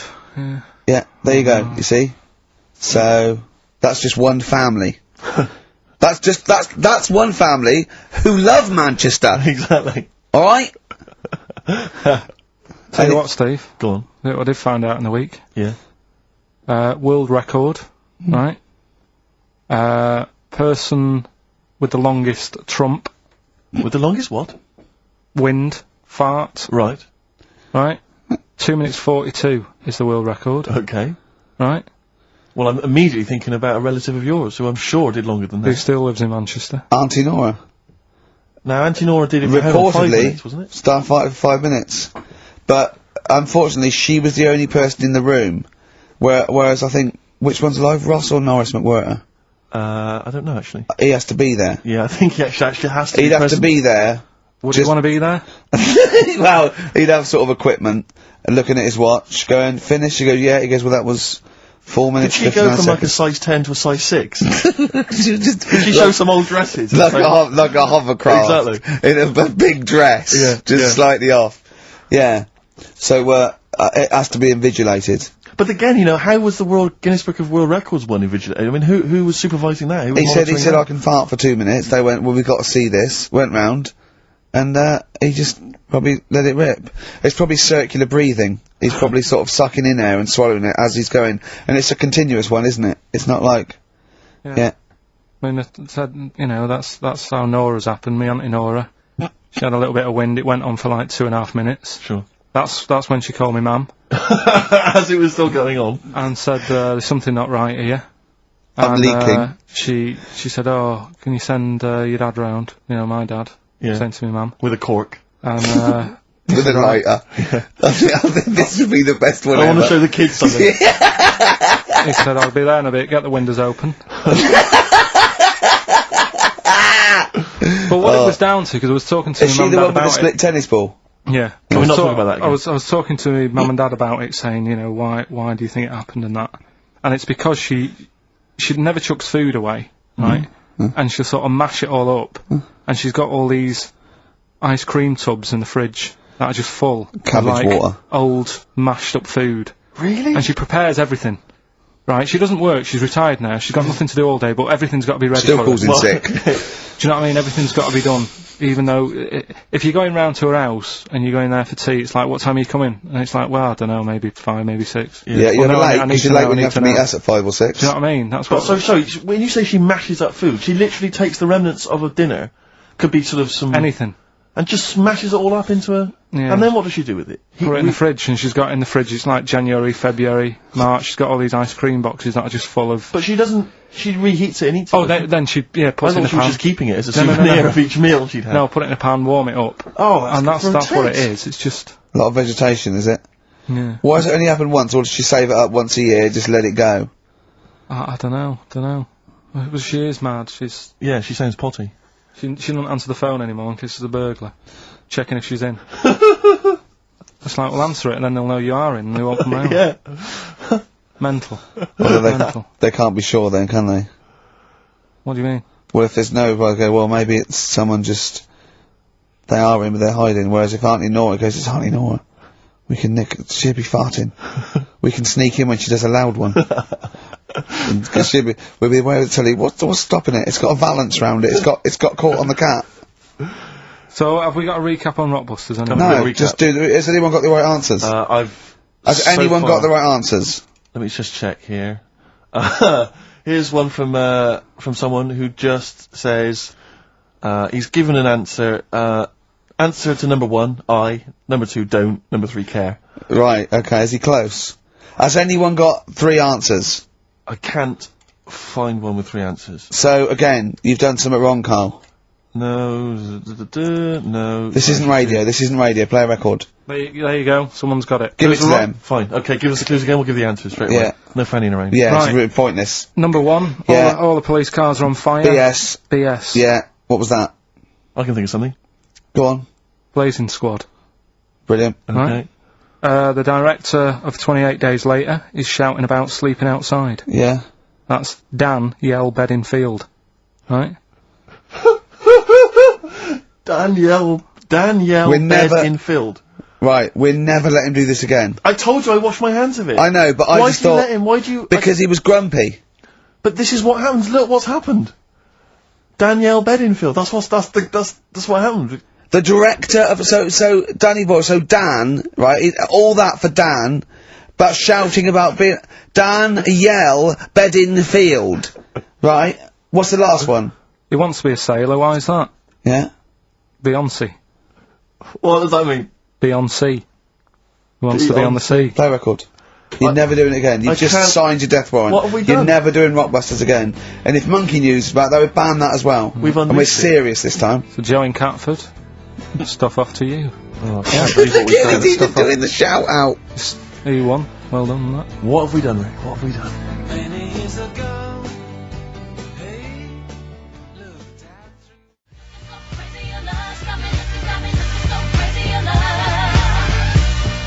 There's a little sailor fella. He wants to, join the Navy. Why?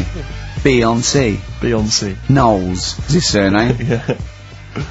Midshipman Knowles. Now, Karl, we're going to do another edition, I think, of Wish You Were Here, because that really cheered you up, didn't it? Where else you been? Have you been, you've been around Europe, haven't you? You've been to any hot country? You've been to Greece?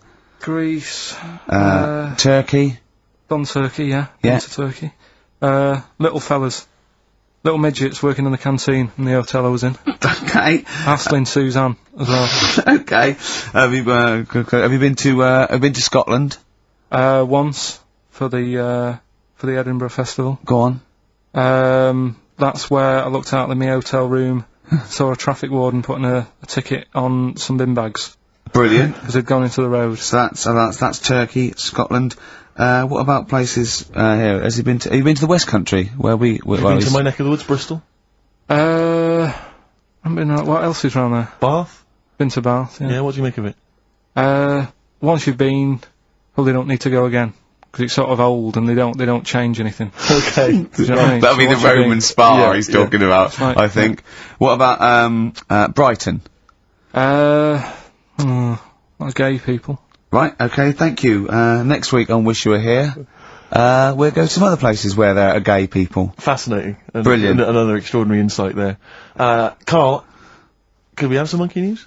Well, just before we do monkey news, right, can I do a little, psychological test on you? On me? Yeah. Okay. It's brilliant, this. Someone emailed it in. Brilliant. Right. Little story with a question at the end. Okay. Right? Right. This is going to be so annoying. No, it's not, honestly. Well, it is, because you're going to think it's science and it's going to be trite. Alright, well... Go on.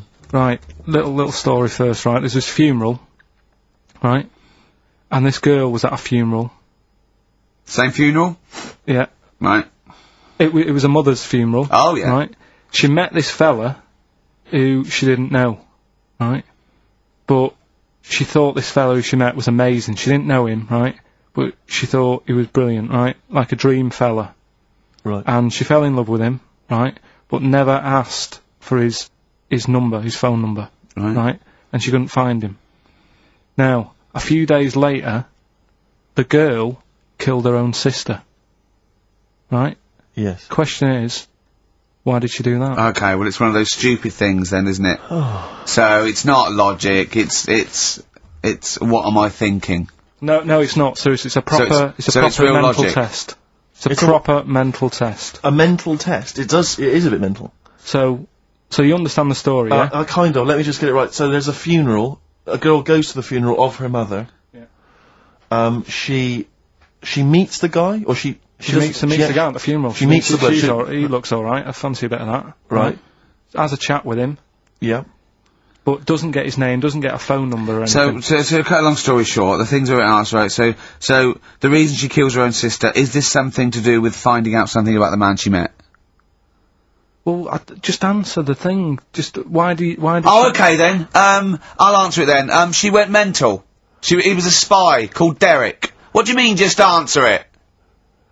Anyway, I'm testing Steve. Right, well, she killed her own sister because, her sister, had stolen some money from her. And was sleeping with her husband. Is that it? Well, I don't know, Carl. Is that an answer? What's the answer on the paper? So, well, come on, come on! Well, the answer is... No, an answer is... that she was hoping that the guy would appear at the funeral again. He'd go to the funeral. Right, that's not a proper psychological test. It's one of those stupid little shitty things. It's like a man goes into a field and dies. Why? His parachute didn't open. That's what I'm thinking. I'm surprised you learn anything. Oh, I love that. I'm surprised you Romeo learn and anything. Juliet. Oh, Juliet's a fish. It said she was hoping that the guy would appear again at the funeral. If you answered this correctly, you think like a psychopath. This was a test by a famous fella, right, who used it on killers, and most of the killers got the answer right. Did you also think that? Was that the answer you gave when you first read it? No, I didn't know. But I wondered what you would have got. Good, so that's proof that I'm not a psychopath. Yeah, but that's the point, but it's a psychological test for looking at something very, very specific. What's up with that? Well, what was the best that could happen? That he'd got it right, so he is a psychopath. What annoys me is you're not happy with that test, but before you wasted 3 minutes trying to balance a pear on my head. What were you getting out of that? Let's play a song and have some monkey stuff.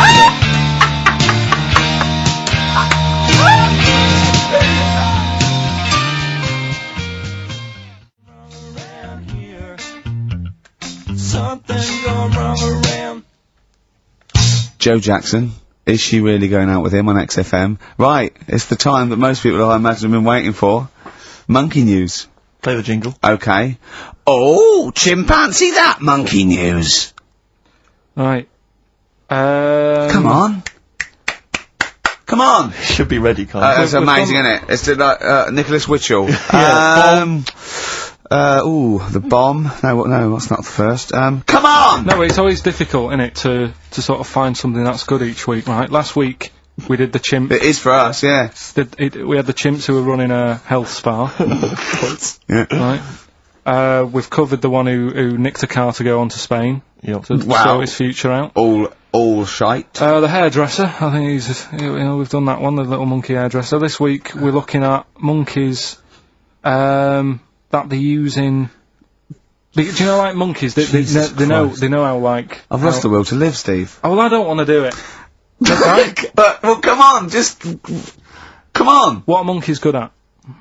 What are monkeys good at? Yeah. Well, running small businesses, cutting people's hair, and driving cars. Yeah, they love Spain. Oh, and foiling bank robberies. Yeah, they're great. Well, something else they're good at, right, is, like, weighing up the situation.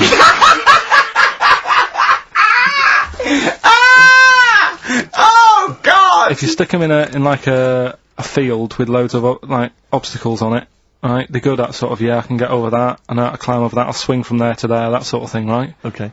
So the people in charge of somewhere, I've thought... Oh, somewhere! Come on. I've thought we can use that skill, right? And what they've done is they've got a load of little monkeys, right? They've given them an IQ test. Yeah. And the ones that score above 80, right? Get to produce this show next week. Join the army. Right, how do they join the army and what do they do? They just, what they do is they set little obstacle courses up for them. They do that. They do a cross-country run. They do the cross-country run. Yeah. Okay. And then once they've done all that, they make them a little uniform, made to measure little uniform. Slightly longer arms, shorter legs than usual. Yeah. Yeah. And basically, then they taught how to use a gun and that sort of thing. Yeah, of course they are. You're talking rubbish again. This came through literally, pretty late on. So you've not had a chance to corroborate all the facts as usual. Just have a look. Right, it's the bit I'm looking for is, well, A, why are they doing it? Why are they doing it? Yeah. Why do we need monkeys in the army? And secondly, why are we giving them guns? I'll just check to see if any of that I love that we only let gays in recently.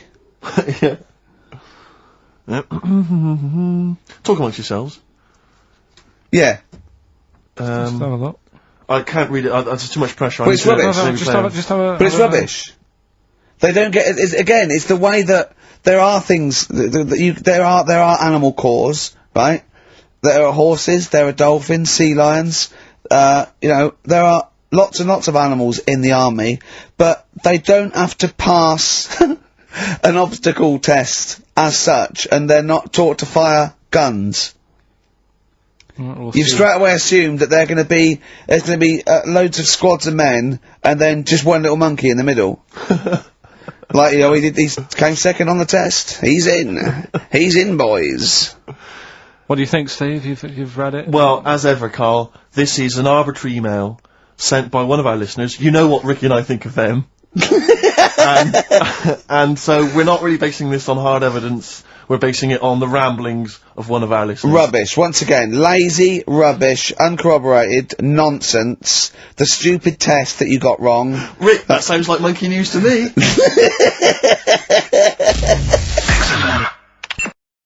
Okay, let's have a great show, everyone. Oh, yeah, good luck. Good luck. Right, that was Jane's Addiction, Just Because, on XFM 104.9. Right, everybody up, let's give them a great show, yeah? 2 hours of, fun chat. Let's keep it, let's keep it cutting edge. Let's not be too, that's what the listeners of XFM would, oh no it isn't, is it? No, because, hold on, wait a minute, because we came in yesterday and did this little skit, didn't we, where we bleeped it out. A little sketch, it was quite naughty, it was quite controversial. Karl called me last night, and we're not allowed to play it out. But we've been censored? Yeah.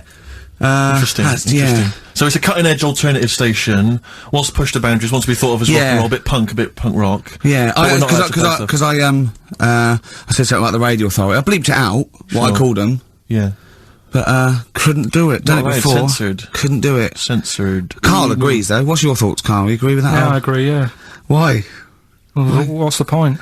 Well, it was funny, wasn't it? And it wasn't offensive. Not really. It's not some of the best stuff that would have ever gone out on this show, but, Right, what are you putting up against, exactly? Cheeky Freak of the Week? Well, that springs to mind. Yeah. Rockbusters? But, the thing is, the things that you have put out there, we better be really careful. Who's worried about complaints? It's not just swearing, is it? It's taste and decency and everything. Yeah. So, we can't laugh about the disabled anymore in the Cheeky Freak of the Week. Can't do stories about elderly relatives with genitals looking like a split tennis ball. Can't tell your bad dad putting a child with learning difficulties in a bin. So, what should we just play music? I think that's all it's gonna have to be, yeah. Accidents Will Happen by Elvis Costello on XFM 104.9. Karl's a little bit stressed, because it's not his fault. It was the boss that overruled him. He came along. What did he do? He heard you listening to it? Yeah. What did he say? He said, what's that? I said, it's what Ricky wants to play out tomorrow. Yeah. And he said, well, can't go out like that. Too many...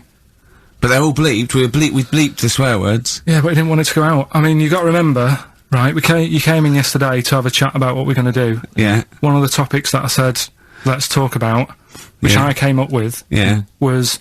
Let's talk about swearing. No, you said you never had a problem with swearing, which is normal. Yeah, that's right. And then we did the thing about, isn't it funny that you can, the thing about you can bleep a swear word by taking out the vowel. So we were going, so it's the vowel that's offensive, and we did a little sketch around that, and then ended, and he wanted to completely obliterate the word in the end, didn't want to put the thing in that we said about the radio authority, which I think it was valid and wouldn't have got a complaint. Yeah, but at the end of the day, he's the boss, and what he says goes, doesn't it? Sure. So, yeah, I was just gonna say, right. But what you got to remember is what he also said is if you want to pay the 70 grand fine, then go ahead and do it, Steve. There wouldn't be a 70 grand fine there, would there? Well, you don't know what it'd be. But will you pay it? Will you pay for my mortgage? Will you pay for his mortgage? Will you feed his kids? He wouldn't be fired.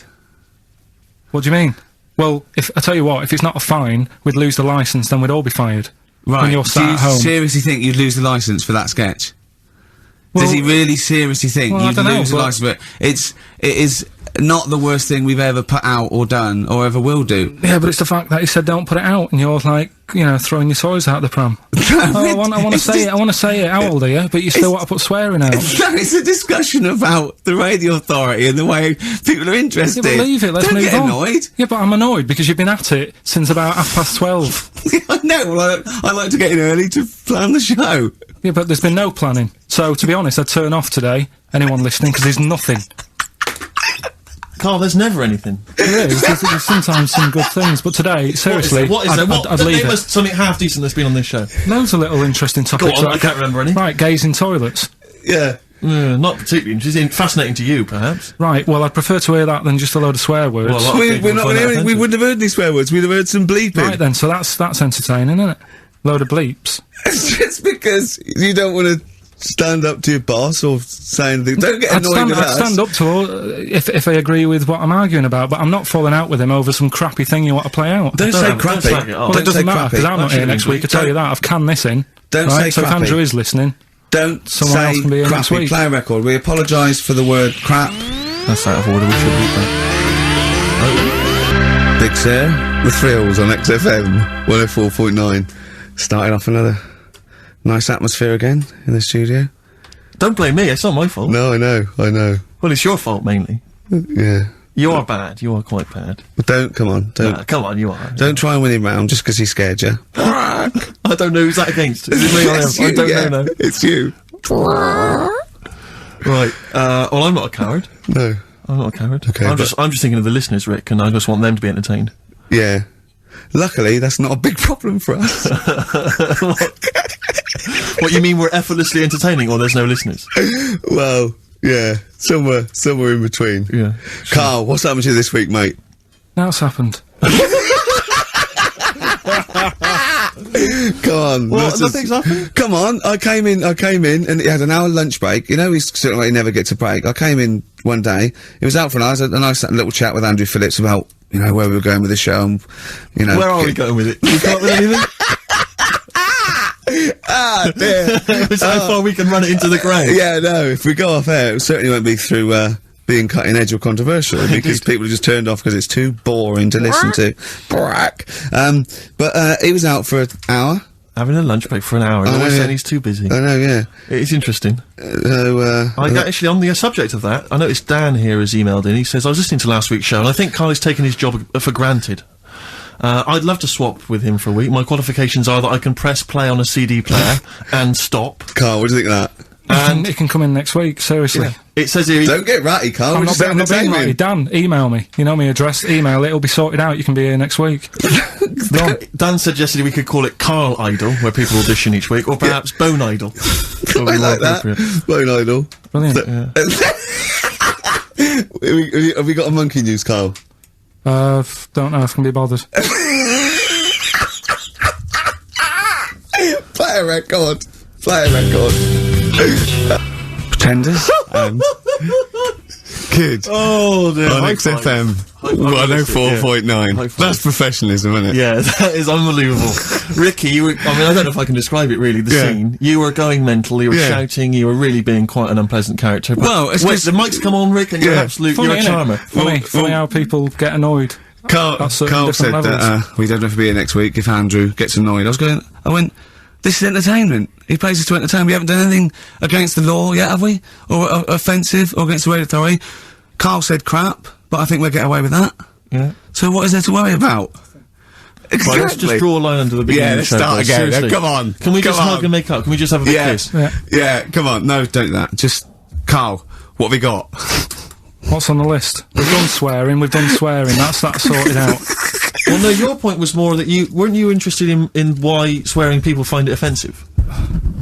Yeah, a little bit. Because that seems obvious to me. Because you were saying yesterday that you never understood why people find it offensive, weren't you? That's right. Yeah. But I know. Well, yeah, carry on. Yeah, but that's what I was saying to you, why you can't do it on the radio, because people find it offensive for some reason. I don't agree with it, but some people do. Yeah. I'm saying everyone swears. Bleep it out, I would. Well, Bleep it out. Bleep it out, that's my theory. But you say that everyone swears. Not everyone does swear. I don't know why you've got this in your head, that everyone swears. I'm convinced. Everyone. What? Everyone, like, you know, religious people, religious leaders. Jesus, I bet Jesus swore. Right, what's your evidence for that? No, I'm just thinking, I mean, things are better now than they were back then, right? Right. He's wandering about in his sandals getting pebbles stuck in there and stuff, and that's annoying. Nails in his hand, that must have hurt. What I'm saying is that's offensive. No, it's not though. That's blasphemous. No, but what I'm Don't laugh at the crucifixion. Play a record. I'm not laughing at that though. That is terrible. I'm just saying. No, you can email in, if you want to complain. Karl. Yeah? Pilkington@xfm.co.uk. Wasn't offensive though, I'm just saying it's a fact. When you stub your little toe, you let out a little effing and jeffing. And what do you think is he it's an effing and jeffing? So the kind of ancient Hebrew version of effing and jeffing. Ooh, I'm worried about this. This is naughty. No, it's not. Yeah, it is. Just, when did you start swearing? I started swearing at school. Right. I hope you haven't offended any Christians. Right, there's a lad at my school, right, who, got caught swearing. I mean, I got caught and I got... When you say get caught, well, what was it? You were right behind the bike sheds having a swear. Have you got any EMF? Yeah. No, I've only got one C left, it's my dad's. Oh, come on, let's have a go on it. Let's say hunt. Yeah. Let me say the hunt. Getting older kids to buy you some swearing. Look, just smoke it down to the car. Yeah. So you're right there, you're behind the bike sheds having a swear. Yeah. And a teacher hears him say, right, the S word. The S word. The S word. Well, yeah. So, the way this teacher dealt with it, he said, right, it's not a clever word to use, and he tried to make him get sick of using it by, he had to write an essay using that word 300 times, right? Yeah. So I would have loved that. But that's just practice for a kid. But that is like the father catching the kid with a cigar and making him smoke. Yeah. Doesn't work with heroin if you've got a young teenager who's jacked up for the first time. Yeah. It can be dangerous. The funny thing is, though, right, his mum found his textbook. Of course. Thought he was depressed and wanted to take him counselling. Because everything was S. He was writing down, this is... And did it work? Did it wean him up? Did it? Yeah. The teacher, I mean, he disappeared. He got kicked out for hitting a kid on the head with a bit of wood. So it wasn't you, was it? That was Longview, further. That's great, that. It's a good tune. Can I just give a big shout out, Rick? Go on. To John Kay. He's listening online in Los Angeles, City of Angels. Brilliant. It's his first time listening to the show. Who knows what he's making of it? I wonder if we should explain what Karl is to him. He's up early. Well, he's got up apparently to record it, and then he's gone back to bed. Oh, right. So he's listening to it any time, so, oh, yeah. Exactly. Karl, Can you explain what he is? Well, he's a little bit of a grumpy, spoiled, lazy prat at the moment. Oh, that's but usually he's quite a funny, nice, sort of genuine guy who's in awe of the world if it's furry. And doesn't really care if it isn't. But, anyway, we're all one big happy family. Come on, Karl, attitude up. Happy. Right. Happy. If we're happy, the listener is happy. We were talking about, schools, swearing, kids at school. I just remember at school, loads of my friends now are becoming teachers. Yeah. And I can't imagine what it must be like in an environment with kids. Because when we were at school, I mean, not particularly me, but lots of people in the class, and you'd all end up doing it, would just treat teachers like they weren't humans, like they were just creatures from another planet, that were there to be tormented. Because, it's a game, isn't it, to see how far you can wind someone up to distraction. But and most people grow out of that. But is it because, not everyone, but especially if they've got a bit of cash in their pocket now, and a little bit of success, they tend to think that gives them license to treat people badly. It's terrible. But I remember there was a guy, this is such a terrible story, there was a teacher, he came in, and he was teaching us, and one kid, one of the hard nuts, he'd found out that this guy, he lived on his own, and he had a cat, and the cat got run over. And so we got in early, like everyone was in early, and before the teacher came in, and this kid drew a picture of a cat being run over by a car, in chalk, on the blackboard, a huge picture of it. And the teacher just came in, saw it, burst into tears, and ran out. And the thing is, that was like the beginning of term, so he could never get us back after that. There was never going to be any respect for him. It was just... I know, yeah. It's just like, I just remember now, thinking about it, just thinking, I mean, at the time I remember thinking it was bad, but now it's just heartbreaking, it's devastating. I know. It's just they just forget, they let their guard down a little bit. Did you ever do the one where you just... just humming? Yeah. And he'd tell us to stop it, and then everyone would just go... We used to, there was one teacher, me and my mate used to go up to and just, when we saw the other one, just sort of sniff him slightly, and then sort of like, so he goes, what? I go, nothing. And he'd walk away sniffing his armpit. But those kind of mind games, it's like... I know. Incredible. Once, right, I was talking about this in the week, actually, we had this, teacher, and he must have been sort of 60 then, right? And we're all about sort of like 12. We had to do French. You had to put your thing on the booth, and it was I told you something. Le chat est and all that, right? And répété, cats on the wall, right? And you'd repeat it in French, and of course everyone was going F. See, just for fun, and he heard this, and he listened back to all of them, and he realised it goes, and he went mental. He went, I don't believe this! Do you know how much these cost? He was going mad, and he was going red and bursting, like Karl was earlier, and it was like, I can't stand this anymore! And he picked up an exercise book and said, look at this exercise book! Look! And, I won't say the kid's name, he went, so-and-so, look, oh look, he's put... And, I'll change his name, Smithers. He went, oh look, he's put Smithers in his shit. He goes, he's got Clever on this side. He's put Smithers in the lamp of shit. That's good. Right? And he went berserk. He went, oh look, he's drawn a picture of a penis with wings, and he's written underneath, Dicky Bird. He went, is that clever? He went, do you want me to put a piece of paper up so you can come and write swear words and draw ladies' genitals all day? And I went, like that laughed. He went, I'm glad you think it's funny, Mr. Gervais! And he stormed out. Oh, God. Yeah. And did he ever come back? No, but we put the bit of paper up for him and said, look what we've done, you sir. That's a fanny. Yeah. There's some knobs. Yeah. Was it biology? No, it was French. Oh, French, of course. Yeah. Oh, that's right. I just remember things like games like, there was some cupboards at the back of I think the maths class, and one kid just got in the cupboard before the teacher came, and then sat in there for like, 45 minutes, and just towards the end of the thing just came out. Brilliant. Just came out and just went, and sat down. And just things like that, which just kind of, it's not, I don't know what it is, or I don't know what, it's just an utter lack of respect. I played a trick like that once in my first year at college. This is pathetic, right? We're on a hall of residence, right?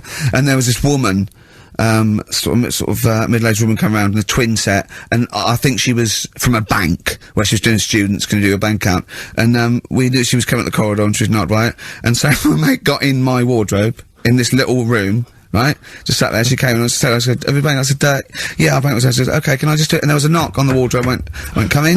And he just came out, and I went, all right, and he left, right, and she just looked at me, and I started laughing. I went, sorry. She went, you're not interested? I went, no.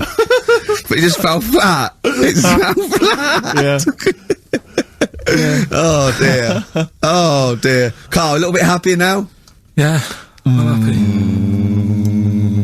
What have you done this week? Doesn't bother me that. No, what have you done this week? Doesn't bother me that. Karl, answer the question to the producer. What have you done this week? A few things. Oh, it's funny, right? Because when he's moaning about, I'd caught him out. He says he doesn't get a lunch break. He had over an hour, and then he went. I think he went quite early that night to get a hob that hadn't been delivered or something. So, and I said to, was it James Hyman? Was it, wasn't he? Yeah, that's right. And I said, James, he's always complaining about working. Does he work hard? And he went, well, he doesn't work as hard as he used to. Play a record, Karl, will you? Interesting. Don't want to really hit the start button now. I might do it in a bit lazy. I'm not saying you're lazy. I'm saying, like, maybe some people don't think you work as hard as you do. That's the way of the world. I'm not saying you don't work hard. Just reporting speech, really, on James Hyman. Calling him a liar. Play a record. Can't be bothered. Play a record, Karl.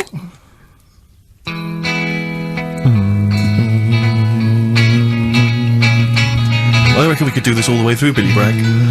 Play a record, no, let's not ruin it. It's not Billy Bragg's fault. No, not bad mood. He's written some good tunes, old Billy Bragg. Yes. That's one of them. Yeah. Waiting for the great leap forward. What station are we on? XFM 104.9. Yeah, with Karl Pilkington. Karl, what do you think of it so far? What? This You weren't up for it, and now it's turned out great, and are you a little bit happier? Yeah. Yeah? Yeah, it's good, yeah. Good. Just talking earlier about teachers, weren't they? Have you got any amusing anecdotes about teachers or anything around that subject? I didn't go to school that much.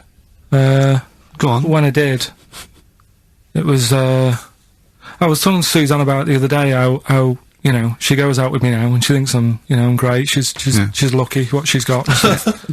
No, she's done well. Yeah. Right? But I was the sort of kid who she would have hated at school because I never had, like, a pen. Oh, yeah, I know what sort you are. Never a pencil case or any stuff? I'd start off the term, I would, and have, like, you know, a brand new carrier bag with my stuff in. Brand new carrier bag, classy. And, well, you got to have somewhere to put the stuff you've nicked from Woolworths in, haven't you? Right, so that'd be there, but then by the time, like, a couple of weeks down, I'd put my pen down, I would have lost it, and then I'm sort of going around saying, can I borrow a pen? You didn't try sticking it up your nose, it's not still lodged up there. It's not, no. But the funny thing with, like, you know, you were talking about teachers and stuff. Were you disruptive? Were you a disruptive kid? Were Not you the sort really. of causing trouble? No, not really. He wouldn't cause trouble. He's terrified of the boss here, isn't he? No, it's not that. It's just that, what's the point in winding people up? I find it quite annoying if people do that. So I don't wish it up on anyone else. Why'd you wind Steve up then? I don't wind him up. You do. You have done, but no, come on, let's not argue. We're getting on well then. Come on, Carl. And, like, the teachers, because I'd lived on this estate, right, loads of stuff used to get nicked and go missing and what have you. Blackboards, and their way, no, like the telly and the video, and stuff like that, and the projector thing and all that. So the way they used to try and find it, right, my little conspiracy, because you know I'm good at them. Yeah, what they used to do is set your own work and say, right, draw like a bird's eye view of your house. Right? But draw everything you've got in your house in it as well.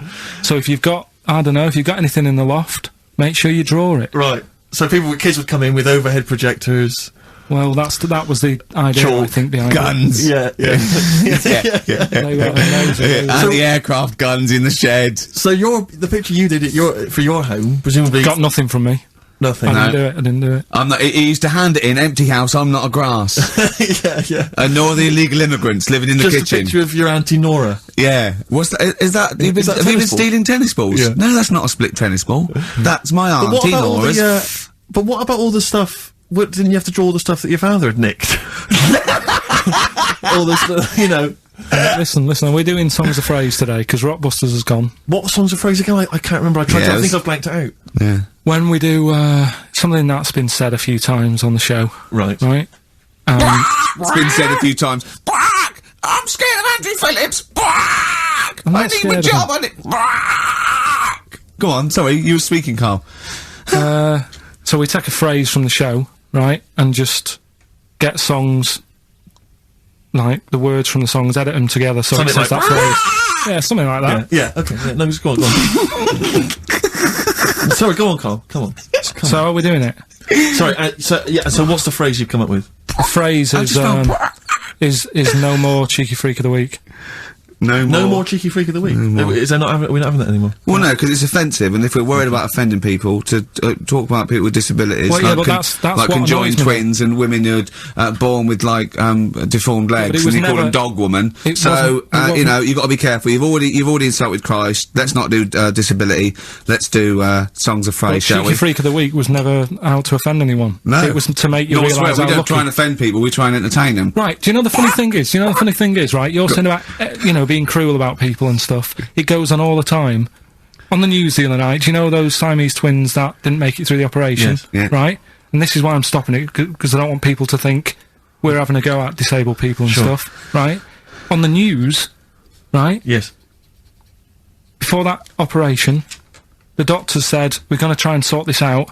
All the doctors are going to get their heads together. Is that a good phrase to use? Yeah. See what I'm saying? Carl, play a record. No, I'm just... Are you offended, Rick? You've offended Ricky Gervais. You're the one that's yeah, but I'm saying, we're not out to offend anyone, yet it's always going on. People are always having a go. Entertain. Please don't bring it down. Play a record. No. I hate it. Darkness. Growing on me. You love the Darkness, don't you? Yeah. I was lucky enough to see them. They were doing a little HMV thing. Is it people told me it's a bit too jokey or a bit too tongue in cheek, but it isn't really. If you don't know that, it sounds great. It just sounds like sort of retro 70s rock. It's it's great. I think it's brilliant. It's nice to have rock back. I think you'll agree. Big time. Yeah. High five, man. High five. Yeah. Sweet, mate. Sweet. Songs of Phrase. It's the mighty return of Songs of Phrase. No one has requested that. It's not due to public applause. A lot of people have requested some swearing. They have indeed. But we had a lot of emails for that. But go on, Carl. And, remind us again what exactly songs and phrases is and why we should care. It's just a phrase that we take from the show, make up by taking words out of a song, edited it together. Right? The phrase that we're doing is no more Cheeky Freak of the Week. No more Cheeky Freak of the Week. It sounds like this. No more Cheeky Freak of the Week. Right, so... No, that's nigh on impossible. Play again, I didn't hear that. You got to email in with all the songs that you can hear there, right? I think it's 5 songs. And we just total. want the names of the songs? Yeah, that'll do. Okay. Alright. Do we just hear it again? No more Cheeky Freak of the Week. Alright. Yeah, it is good. It's probably one of the best you've done. It's very tricky, though. I mean... that's not too tricky. Play it again. No more Cheeky Freak of the Week. How many have you got, do you think, Rick? Just... well, I've noticed the same person singing twice. Is that right, in a band and solo. Yeah. Okay. And I know one track straight away from the word. Can I just say, I do think naming the songs is a bit tricky. Let's just name the artists. Is that right? What's the artist? Just the artist, just change the rules slightly. Yeah. Before we play it again, just let you know what the prizes are. We've got on DVD Later with Jules Holland Louder. Lots of the alternative acts he's had on there. A DVD, there, a couple of DVDs. With Boogie Woogie Piano over the top. Let's hope so. Brilliant. I can't wait. Mary Chain are on there, Stereophonics. We've got Sonic Youth, Ash, Hole, Queens of the Stone Age, Foo Fighters. Quite good. Once again, Cruise of the Gods on DVD, starring Rob Brydon and Steve Coogan. That was on at Christmas. It's not bad. It's not the same one. They haven't been sending that back. We've been giving out different ones each week. We have indeed. This is an album just called quite simply I Love You. Yeah. And you'll be pleased because there's the likes of Mel C, Cliff Richard and the Hollies on there. Brilliant. Excellent. The best chill out album ever. We've got the Beach Boys on there, Elvis Costello, Pink Floyd, Coldplay. That's not bad. And this is the one that's most interesting, I think, the American Song Poem Anthology. I've not heard it yet, but apparently, I think what it is an anthology of recordings that were made apparently in, I think, maybe 50s or 60s America. There was a particular organisation, you could send in songs or lyrics that you'd written at home and they would send it to music and record it for you. And this is a compilation of them. So obviously there's some quite idiosyncratic and odd little things on there. I think it's probably worth a listen. So not bad prizes at all, Carl. Let's play it again. No more Cheeky Freak of the Week. Well, we started that going. Just the artists then. Ricky.Gervais at xfm.co.uk. Ricky.Gervais@xfm.co.uk. Once more, Carl. No more Cheeky Freak of the Week. See, it's great. Yeah, not bad at all. A little bit of Elbow. Nice to hear them again. This is the one Red. XFM 104.9, Ricky Gervais. Sure. Elbow and Red. Good tune. The old Spanish archer. Right? Yeah, Elbow. Oh, sorry, you've lost me. I wasn't listening. Elbow. Alright. Sony award-winning from Ricky Gervais. Well, we're not allowed to do anything. Sure, a bit Andrew likes those sort of things. Rick, I can tell you now that the answers to songs of phrase are quite literally dribbling in. I think there's 2, maybe 3 answers so far. So, very excited about that. And, we just had an email from Dan. He says, my Mrs. Lynn is pregnant and is 8 days overdue. Karl, could you offer any words of encouragement to coax the baby down the birth canal? I've sat Lynn only inches away from the speaker to allow optimum audio transfer to the uterus. What would you say to that child there, just to lure it out to the wide world, Karl?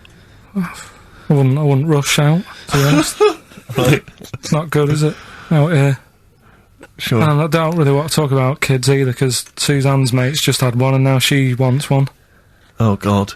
Yeah. Please never bring a child into the world, Karl. Promise us that. They just bore me. Have you seen, there's loads of people in the office who have got them now and they've all got baby pictures everywhere. And they're all like, isn't it nice looking? And it's like, no, it's not. They all look the same. Do you know what I mean? All like Mel Smith. Just... Don't they? But it's that theory, actually, right? Do you know how I've said before about babies, right, but like little old people? Yeah. There was, no. Another of the great theories. No, the fact that, you know, you're born, and you sort of, you know, you got no teeth, you got a little bald head, you can't control your bodily functions and that. Sure. Then you get to like Sorry, 70. you're describing yourself? Yeah, I was to say, you've got a dangerous ground, I'm just saying, that's how you're born. Yep. Then you get to about 70 or whatever. Yeah. Well, that starts to happen again, doesn't it? Right. Yeah. Now, there was a story in America about, just backing this up again, 70-year-old fella. 70-year-old fella, okay. Little bald head. Yeah. Right? Probably no teeth and that. Probably, yeah. Nappy and that, right? Yeah, probably, yeah. Goes into... 70-year-olds pop the old nappy on your 70th birthday, take your teeth out. Goes into an off-licence to get some beer. Doesn't get served because they didn't think he was old enough. Right. Okay. Right, okay. Wait. Carl's back. Wait a minute, No, sorry. So they thought he was a giant baby that had walked into an Forget office. it. Weird, innit? Steve, forget it. Carl, please. I Forget need it. Carl to answer. No, I mean, that's the story, but it's weird, isn't it? That's Well, what it's I'm not true. saying, it just backed up The my guy answer in an again. off-licence thought that a giant baby had waddled A into an 70-year-old off-licence. wrinkled baby in an overcoat, stuck in Werther's Original, smoking a pipe and going, I can't believe it, the price is not the same as they were, right, was a small child. Well, Yeah, weird, isn't it? Play a record, you're an idiot. well, what's happening with Songs of Phrase? Forget it. Forget it, No, who as cares? I say, the answers are dribbling in, and Can we run this radio station for a week? Yeah, but the thing is, if we genuinely wanted to do a good job at that, we'd have to fire ourselves straight away. No, do you know what I mean, though? Just sort out the playlist, let DJs, you know what I mean? Sort out what can be said and what can't. Just for 1 week. Yeah, see if we can give it a bit of shall we? Well, what would you do? I don't know, does the phrase pissing in the wind mean anything to you? Well, I know, yeah. Well, are we going to even meet this week? Because it's, you know, we've wasted time pre-recording stuff that we can't put out. I don't know if it's He's worth... still on that. He is still on it. I mean, to be honest, I've let it go, but he's still on it. What else is on the list? What list? On the list, I said to you yesterday, let's sit down and have a chat. I Yeah. thought I threw What that away. I stuff? thought it was just a piece of crap. You can't say crap. You're saying... You should have bleeped that. I know, why don't you bleep that? Why don't we pre-record the whole show, then we only have to come in once? What do you think of that, Carl? Whatever. Carl. Steve, what are Carl. you doing with I Songs of seriously think Phrase? if we put out last week's show, would anyone know? Carl. Play a record. He's driving me mad now, Carl. Carl. Seriously, he's driving me mad. Carl. Press the button. Please. Carl. I'm sick of it. Carl.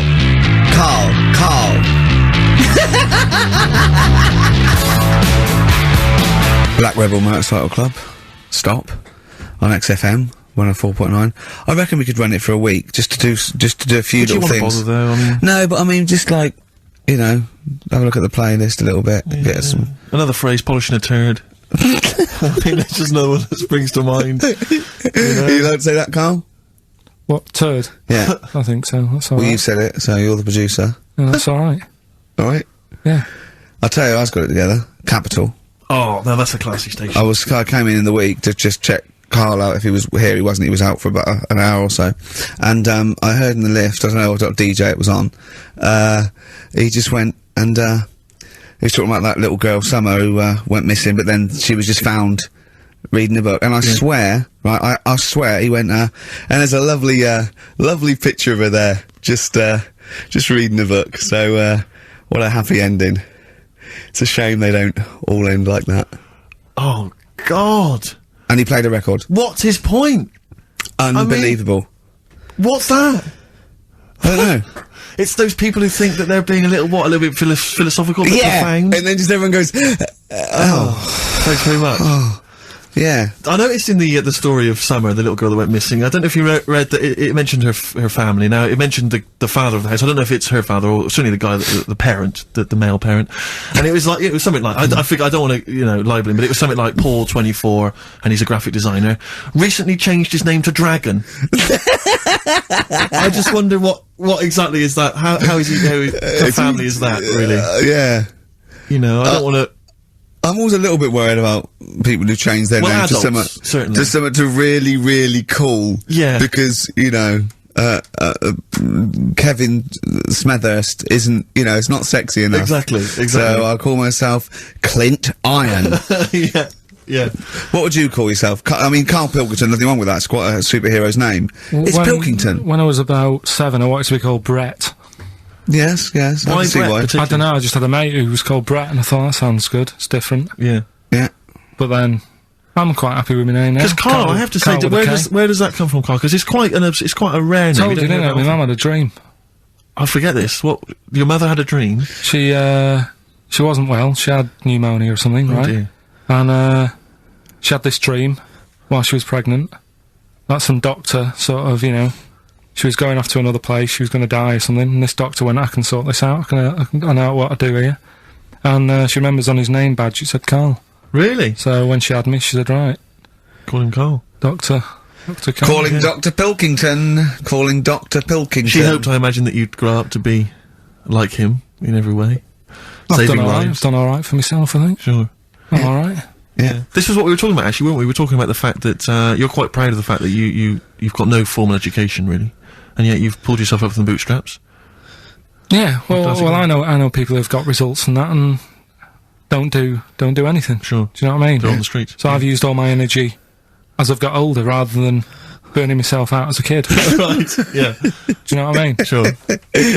So I don't know if that's advice. Should we advise that to young kids out there? Don't take exams, don't work at school, just, move away from Manchester and get a job on XFM. They'll employ anyone. Yeah, you get an hour's lunch break, you're away by 5:45. You need no qualifications to work for XFM. Because you don't have to think for yourself, because your boss tells you what to do, you can have some time off to go shopping for hobs and shower units. He's alright, he's a good boss. Yeah, I know. He'll let me have next Saturday off. He knows how tired I am. How many Saturdays has he had off? He's going away again. He's had 2 holidays. He gets 26 holidays, 6 days a year. 26 days a year. It's unbelievable. He was sick because he put on wet trousers. Yeah. And now you're going down to Hastings. Are you leaving early? Because you left early last time, didn't you? No, I won't do that again. Now, what are you going to Hastings for? Just having a break. Listen, though, we were talking about depressing news, right? And with that kid and what have you. Yeah. You see that thing in the week? There was 3 bits of depressing news, right? There was one, an old woman who swallowed a fork. An old woman who swallowed a fork? Yeah, did you see that? She's dead, the dork. An old woman swallowed a fork, so what did she swallowed a spoon? Why did she, everyone knows she swallowed a spoon. When she swallowed a spoon. What's her name? She, swallowed a cockroach. Right. Sorry, whoa, is this the old rhyme now? Is this a rhyme that you've got slightly wrong? No, you've changed dog for fork. This is the truth, is it? This is what you read? Oh, no, yeah. Sorry. Never confuse the two. This is what you read on the spurious website, some mentalist hang on, sorry, emailed you. just before you move on from that, there was an old woman who swallowed a cockroach. Yeah. And in order to get the cockroach out, she swallowed a fork? It doesn't rhyme, but it's good. She tries to get it out. With a fork? She went, what forgot? I'm thinking she's in a kitchen. Yeah. That'll do. She grabs that, she tries to get it out, and she lets go of it. And swallows a fork? Yeah. It was in the paper. The terrible thing was, it was a gardening fork. it was awful, you know. Or is that stupid? That'd be stupid if it was a gardening fork, wouldn't it? I'll tell you what annoys me, though, with things like that. 'Cause in the paper, it was, well, you do, and everyone knows that. Honestly, no. Right? You do me head in. The way people say it must be great working with him. Must be brilliant. It's not, it's a nightmare. It is a nightmare. Get on with it. I can't be bothered now. Let's just play something. Carl, because I'm interested. I'm interested. Yeah. Seriously, I am. Come back after this. No, let me finish the story. Come on. Long links. I'll tell you in a bit, 'cause I'm getting annoyed. I'm getting so angry. Alright, either play a record or finish. Verve, unlucky man. That's for Karl, who is a lucky man. 2 hours every Saturday here. Just a little bit of chat and laughter. Some great records. Alright? What are you going to Hastings for? Just to chill out? Yeah. What are you going to do? Just chill out. What specifically is in Hastings that's of interest to you? They having another battle? Nothing, it's just cheap, isn't it? If you can get a B&B for about 40 quid. Sure. The weather's good, so... Well, let's all go. Why not? Yeah, why not? Do you want Ricky to come down with you? No. Right, okay. Now, you were going to tell us something before we started winding you up. What were we talking about? We were talking about the old man who was mistaken for a small child. It was actually, the 70-year-old who they thought was underage. Right, so then we got on to, right, so the old woman, I was saying, she ate a cockroach. Right? She ate a cockroach, yes, by mistake. How did she eat a cockroach? Why was there a cockroach? She was cleaning up, it jumped in her mouth. Right. So she the first thing she did was immediately grab a fork and plunge that down her throat. Yeah. Well, no, maybe not immediately. I mean, she tried other methods. She tried plastic spoons, her fingers, maybe washing it out, maybe going, oh, I nearly swallowed a cockroach. Did she try that one? Ugh, how horrible. Right, so anyway, the fork went down, and it's got this picture in the paper of, like, the X-ray, and you can see the fork just, like, going across like that. Yeah. Wow. That's mad, isn't it? Yeah. Well, it was, where the fork was in her abdomen, was it? In an X-ray? Yeah. Are you sure she swallowed it? Sure, she didn't just say that to the doctor. Like, how did he get in there? Have you got a fork inside you? No, I know what you're getting at, because I remember years ago, do you know Dr. Steele? Do I know Dr. Steele? Yeah, on, he does... Is it him? The one on, Richard and Judy. Right, what's he, a psychiatrist or the resident doctor? He just pops in and is that the sort of like the suave sort of... He's not that smart. I know what you mean, just a normal doctor fella. Sure. And, yeah, this was like in the 90s, and, Richard and Judy said, we got the doctor in again today. We're looking at things that, you know, have been inside people. And there's this one, right, fella comes on, with an x-ray. Yeah. It's sat on a pint glass. Well, sat on a pint glass? That's what... He hadn't had it. Sat on a pint glass. I remember that story that, was published, about the bloke, and this is the excuse he gave, to a doctor when he had to go and have something removed. It was, a bottle of, sort of, HB sauce or something up his, what word can we say? In case Andrew's listening. You don't need to, you know, people know what you're saying. Okay. Right. Rectum. Is that right? No, you didn't need to say it, but... Well, no, he might as well. It's a medical term, isn't it? Doctors say rectum, don't they? Anyway. So, the doctor got it out, and the excuse, he said, he'd been shopping, been to Safeways, he brought his shopping home, and, he popped the shopping on the, on the, front step, and he realised he's locked himself out. So, he started to shimmy up the drain pipe, but his trousers and pants fell down while he was climbing, and he slipped and fell on the HB sauce bottle, right? And that was the note thing, right? And the doctor had put at the bottom on his notes, this would be somewhat more believable if Safeway sold their HP sauce with condoms already attached. Well, God. bizarre. Why did he put a condom on it? No idea. To use it again on his chips. So he didn't just buy it to have a quick, you know. Yeah. He thought, well, I don't want to waste HP sauce. Sure. I mean, I use it up the arse, then I got on the chips. Safe sauce. I always practice safe sauce. Always have safe sauce. Red Hot Chili Peppers, universally speaking on XFM 104.9, Steve. I'm just going to make every single one of our listeners shrug and kind of give a who cares look by saying that after the ads, songs of phrase answers. We've still got Monkey News, haven't we? Oh, Monkey News as well, yeah. Hello, you're supposed to say something that will keep people listening during the advert. Should we bring back the... No, can't do Cheeky Figure of the Week. Play some ads. XFM. Blackalicious and Deception on XFM 104.9, Ricky Gervais, Karl Pilkington, Steve Merchant. Well, we were talking just before the ads about I think we're talking about objects being stuck up people's arses. I think that was the link. Someone can just confirm that. It was objet d'art. What objet d'art? RCS objet d'art. Objet d'art. Which maybe that's a new feature. Objet d'art. Objet d'art. Using objects you've stuck up your French for stuffing stuff up your arse. Yeah. But I remember when it's not really. It was just about objects and odd things in odd places. I used to work for a magazine when I lived in Bristol, and I remember the editor said to me once. He said, "Oh, we got half a page to fill. Do the usual.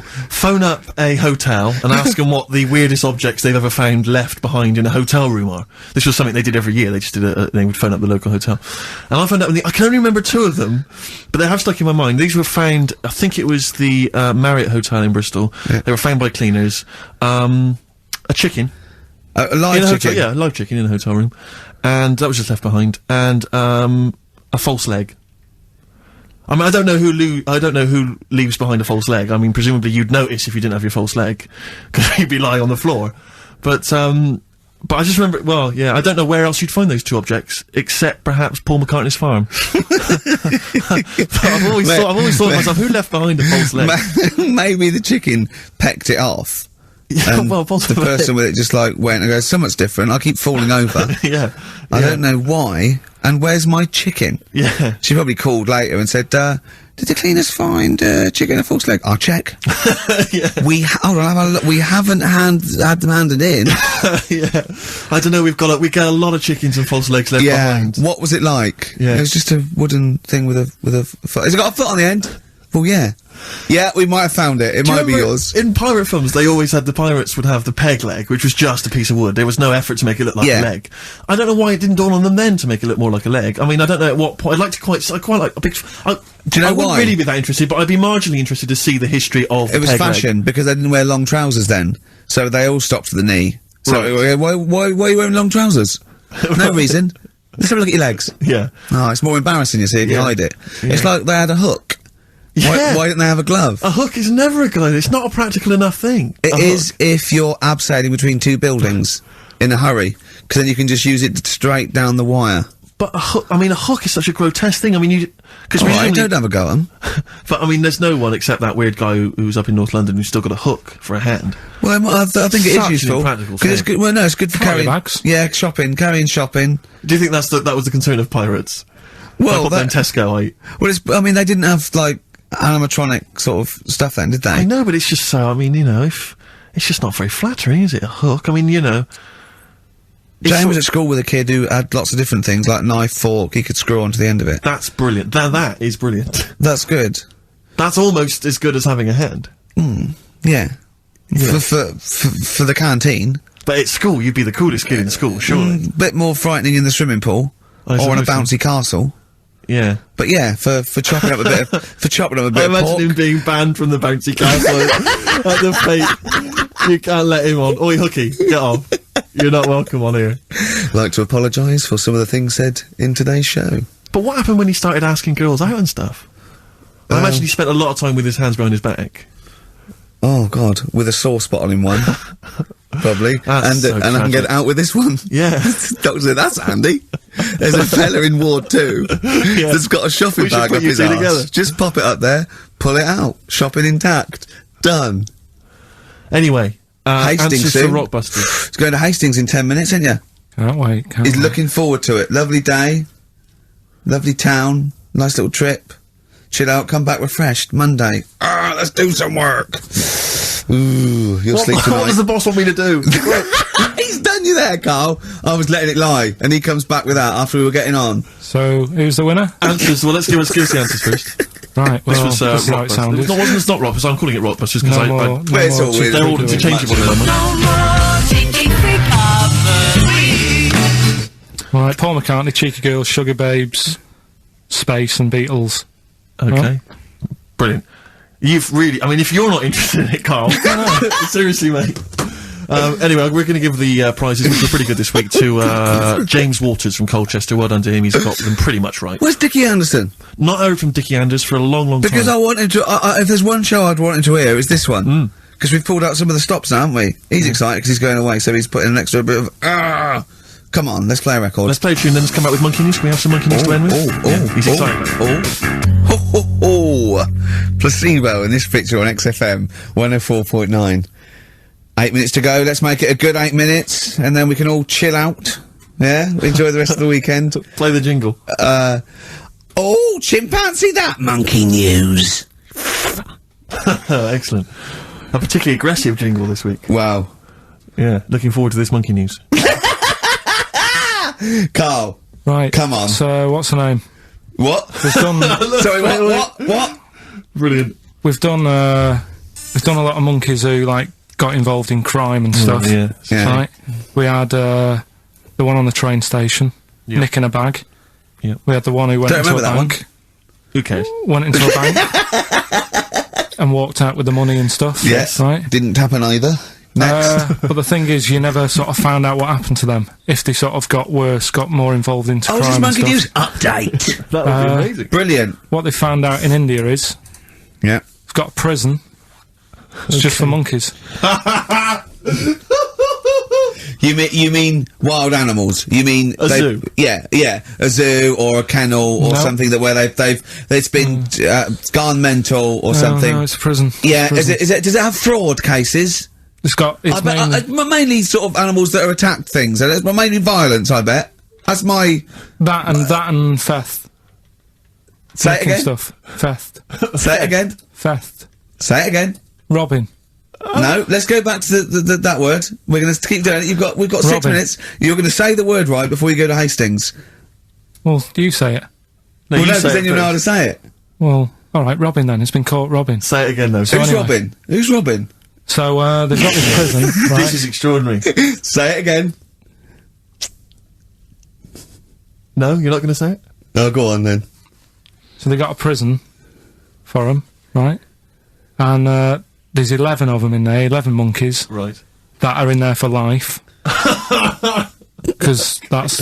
I think there's one just got out on parole, right? No time off. But there's 11, I'll give you the bit of paper, because I thought this was... Weird, you thought it was a bit weird. Now, Carl, what are they in there for, then? Because, I mean, they're in there for life, so I'm assuming it's murder, is it? Premeditated murder? They're not crime bosses, are they? They're not... Are they the prostitution and gambling? Are you sure they're not just the pawns and the head sort of like orangutans up a tree going, remember, you don't know me. You're on your own. If I go down, you're all coming with me. You take some of your gorillas down there and sort him out. Oh, the great banana robbery. I wondered if they'd get them. Right, go on then. Okay, let me see. Now, I don't know what source this is, as ever. Is it just the back of a fag packet found in a toilet? Well, no, I mean, someone's clearly... If this is nonsense, then someone's clearly gone to a lot of effort, because it does open with the headline, Parole unlikely for inmates of monkey prison. Yeah! Officials say 11 inmates at India's only monkey jail. Officials? Now, what kind of people work at a monkey jail? Where do you work? It says officials say 11 inmates at India's only monkey jail are unlikely to ever be released. The prison in Patilia houses monkeys apprehended by game wardens in Punjab state for thieving and attacking people. The Daily Telegraph reports how the monkeys at the prison in Montebello snarl and glare at visitors from their heavily barred cages. 2 monkeys were released a year ago after exhibiting good behaviour for 18 months in the jail. They have remained out of trouble. Prison can work, that's good. So all 11 monkeys... they were aggressive wild animals that were taken away from the public for their own good. And robbing and that. Wildlife officials believe part of the problem has been caused by thieves training monkeys to help them. Lorry drivers training monkeys as guards for vehicles, and itinerant entertainers using ill-treated monkeys as part of their act. It's the monkey that takes the rap. It's a shame, that, isn't it? That is awful. They didn't know what they were doing, did they?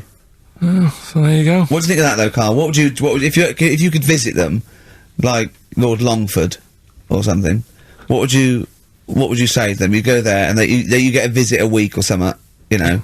So can you get us a video? Alright. Do they get conjugal rights? Do you reckon? You wouldn't be interested in that, though, would you? They get what? Would you be happy to give them their conjugal rights? Yeah, would you? Fair enough. Alright. Off to Hastings. Off you See go. you later.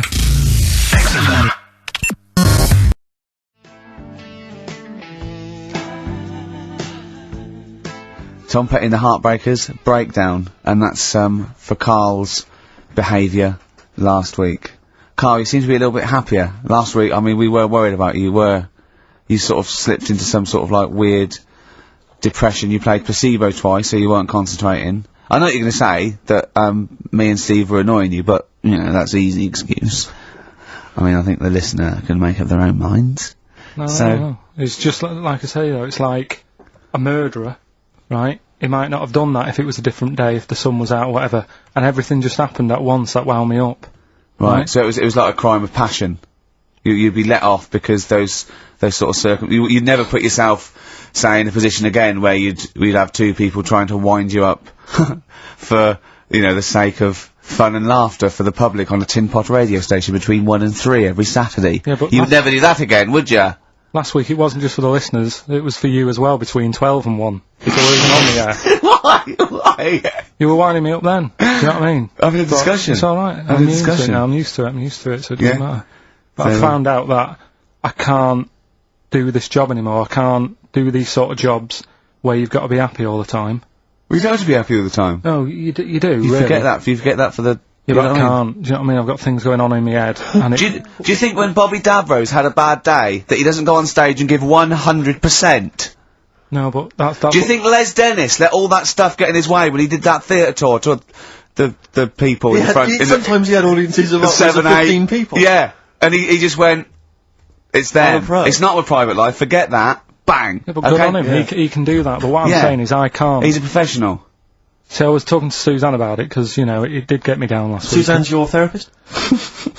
Sort of, minder. Yeah. Saying to her, you know, I can't do this sort of job. Normally what I do in the week, you know, I'm tucked away in the studio. If I'm annoyed, no one knows about it. I get my head down, I get on with it. Right, do you tell him? Go on, next. You know what I mean? Next. Right, yeah, but sorry, but what's your point here? So every Saturday you've got to come here, you've got to be happy, we've got to go, oh, Karl, are you alright?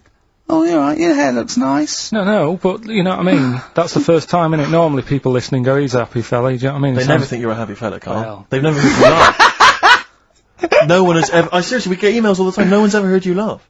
Yeah, but I'm still happy, you don't have to... Well, are you? Yeah. You don't look happy. But anyway, that's the problem with this job. And, I was thinking about it, if... do you know, like, if you're a doctor... Sure. And... you're on a plane and something happens. Yeah. Even though you're on holiday. You might have to save someone's life just because you can. Next! And I'd be thinking, I'll keep quiet. Sure. I love that! Yeah. See, that's one of the reasons why you didn't actually qualify. as a surgeon. I mean, you can still do your consultancy stuff. Oh, sure, But, you know, you just don't actually want the knife in your hand anymore. Brilliant. So you're giving this up, are you? Sorry, and how is a doctor on a plane comparable to this? Because that is just the same situation. Do you know what I mean? He's probably got in his head, he's shut off, he's ready for his holiday. He's going to Hastings for a night. Someone, you know, has a little bit of tummy trouble or heart attack or whatever. Yeah. And is he a doctor on the plane? And he's like, he's going on holiday. Do you know what I mean? God, I've got to loosen his tie. Yeah. I can't do that. But what I don't understand, Karl, is you get paid to do this. It's not like we're forced, it's not like it's your holiday. You know that this is your job of work. This is paying for your new kitchen. Exactly. Yeah, but I've got the kitchen now. It's done, innit? Right. Yeah. So when are you stopping? When you quitting? Well, you're finishing, aren't you, in a couple of weeks for a bit? No, about 4. Yeah, we about finish 4 on the weeks. 16th of August, yeah. But, you know, we're only going away for like 6 or 7 weeks again, aren't we? Well, you don't know, do you? Well, we'll give up if you give up. Tell your managing directors that. Well, that's a bit annoying. Why? Because you've just passed the book, haven't you? I haven't passed the buck. This is 3-way. You know, you get your name in heat. You're in the title now. It's Ricky Gervais, Steve Merchant, and Karl Pilkington. And now you want to go, I don't want to do it anymore. Karl, think about it. I don't know whether you've noticed, but we don't provide anything on this show. So if you leave, we have to go. Well, let's put a song on. Now just think. Don't be so selfish. Don't be so selfish. Yeah. We need you. We've got nothing. Think of the...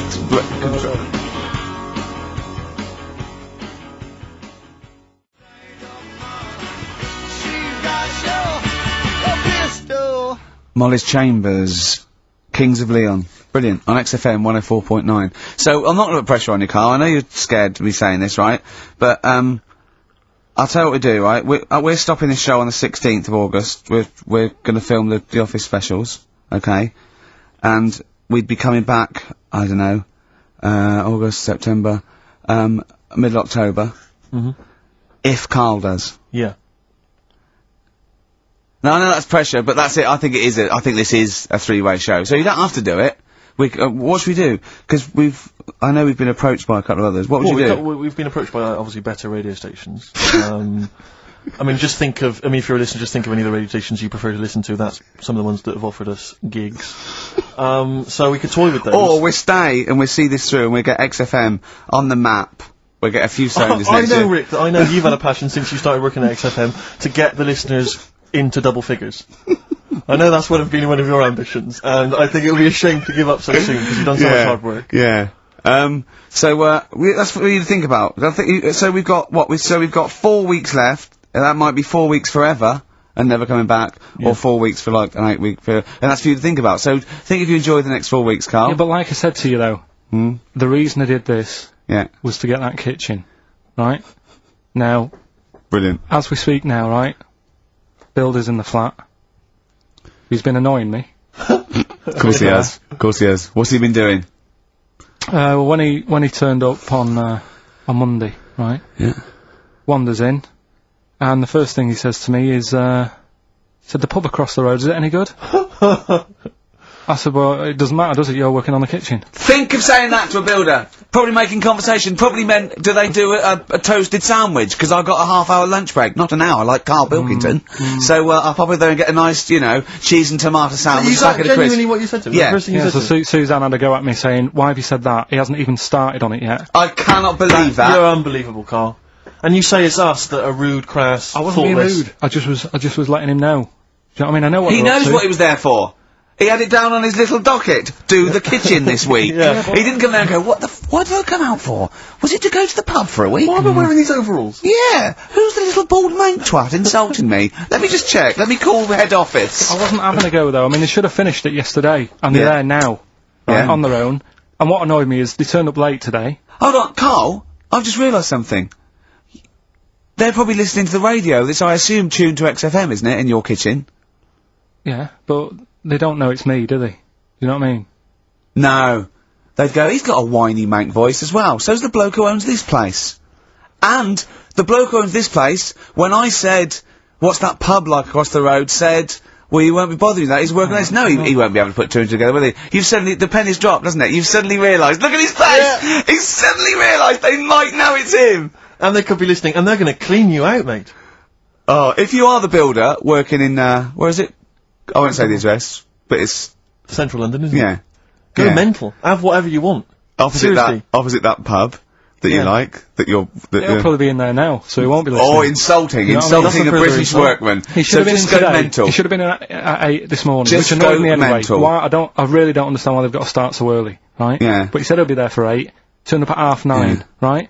Wanders in, and what annoys me is, he could have left all this downstairs. He had a paper under his arm, one of those crossword books, and a pot noodle. Now, I'm not being funny, but most of them take quite a bit of time. A crossword book, he's not happy with just the one that's in the paper. If you're listening, if you are the builder that's listening now, doing Karl's flat, what about pissing in the laundry basket?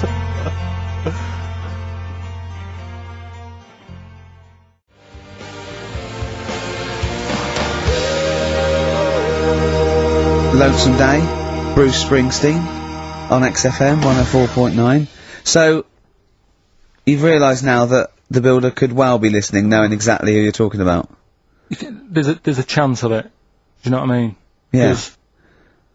I didn't think about it, but you're right, you know, was tuned onto that. I think he did flick it on, thinking about it, thinking back.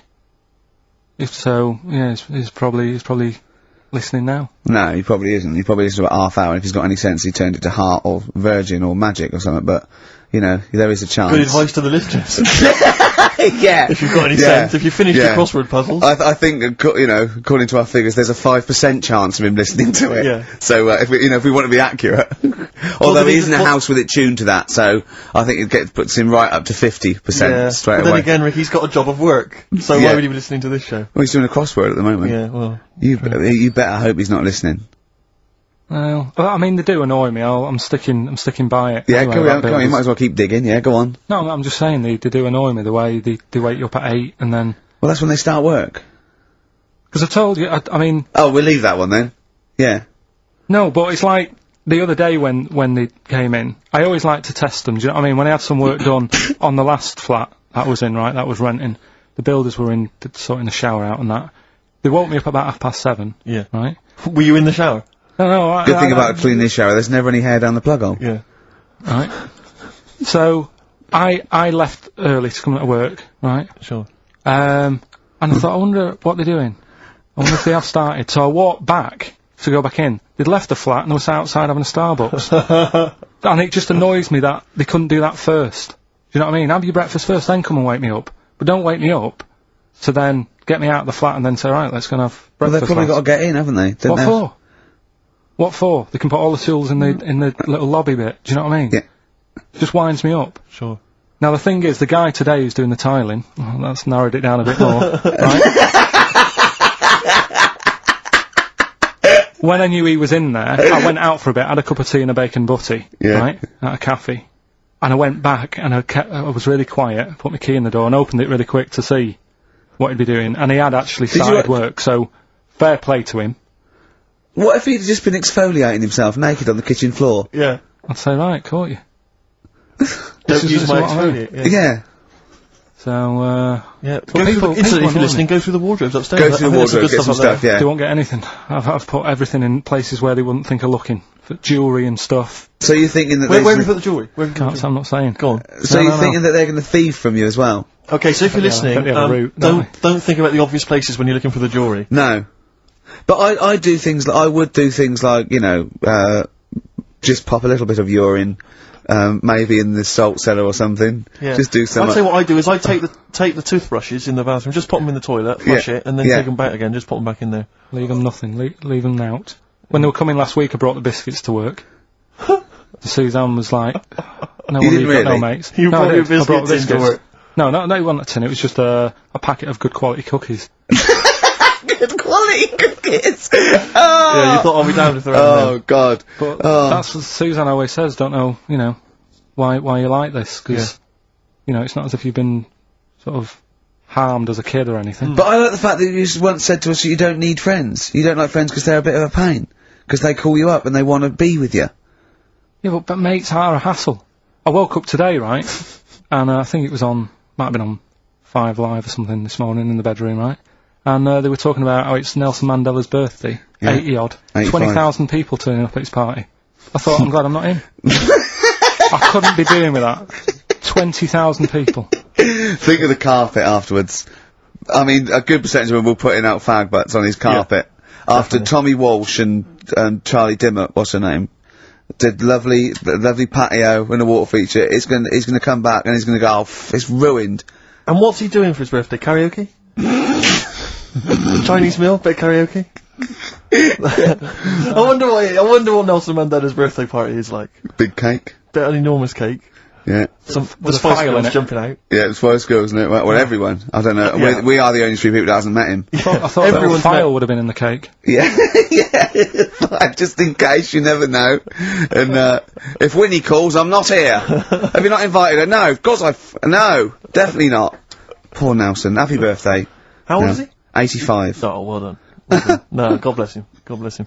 Oh. 85 today. Oh. Right, bit of songs of phrase next then, yeah? Do you reckon? Oh, really? What's that one? Say in a minute. Right. Everybody says that they're looking for a shelter.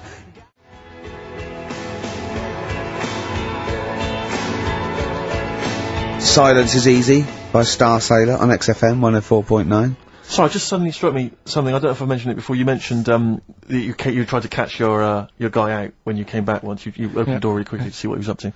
Did I ever tell you when I was at university? Now I'm very tall and I've got enormous feet. Size 14. Size 14 shoes. And when I was at university, everyone, it seemed to me, was wearing Dr. Martens. It was like you had to wear a pair of Dr. Martens. It was kind of the rule. Dr. Martens was too big for you. Yeah, so that's a big pair of Dr. Martens. That's where the myth of the old woman who lived in a shoe, I think, came from. People with my size shoes. Anyway, I just literally kind of moved to university. I'd been there for literally a couple of months.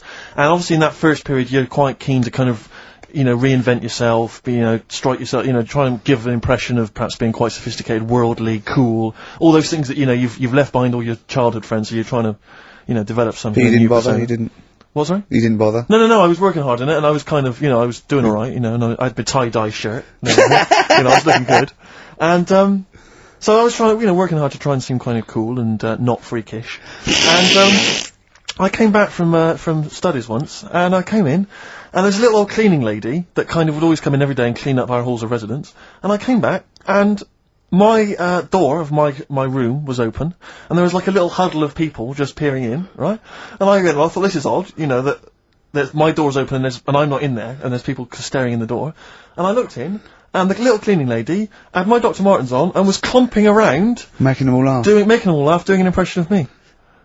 That's amazing. Imagine that. Imagine the psychological scars that has.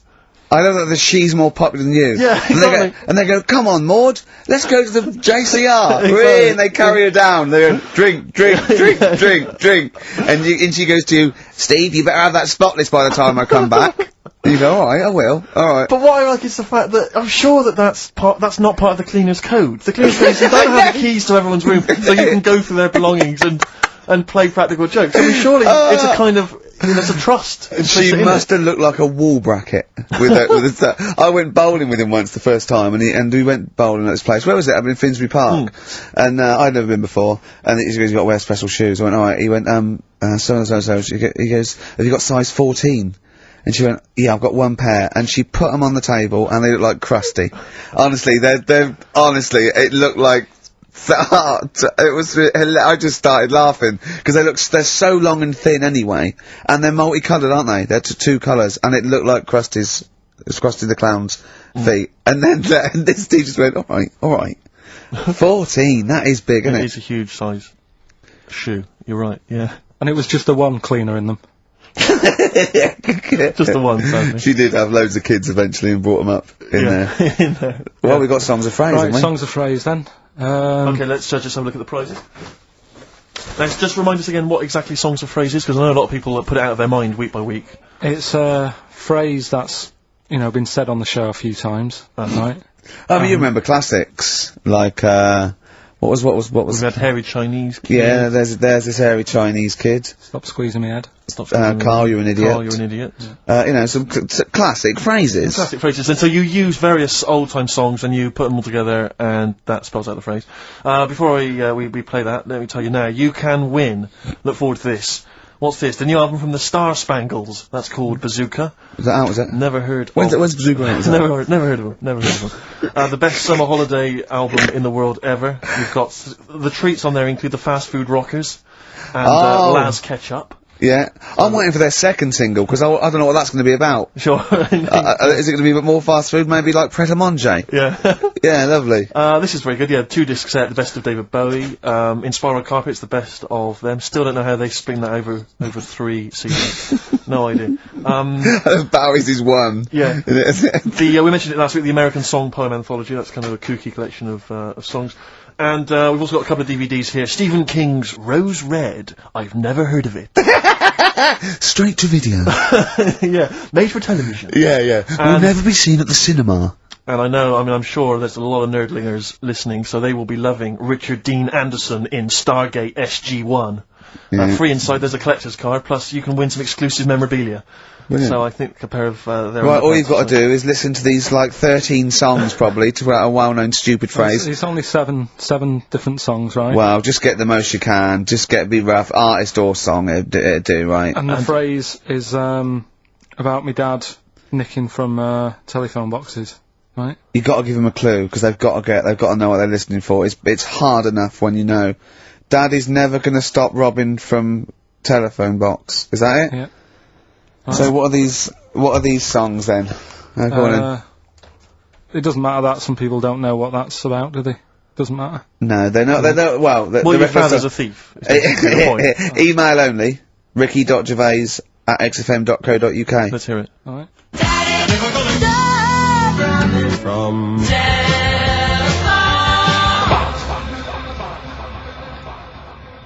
All right. Also not grammatically correct. No. But, so it's Daddy never gonna stop robbing from telephone box. Rubbish. Unbelievable. Play again. I think we just need the song. That's all we're after. Yeah, just the songs. Right. From.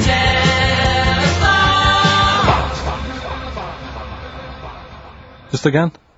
Well, this is a desperate feature, isn't it? It really is awful.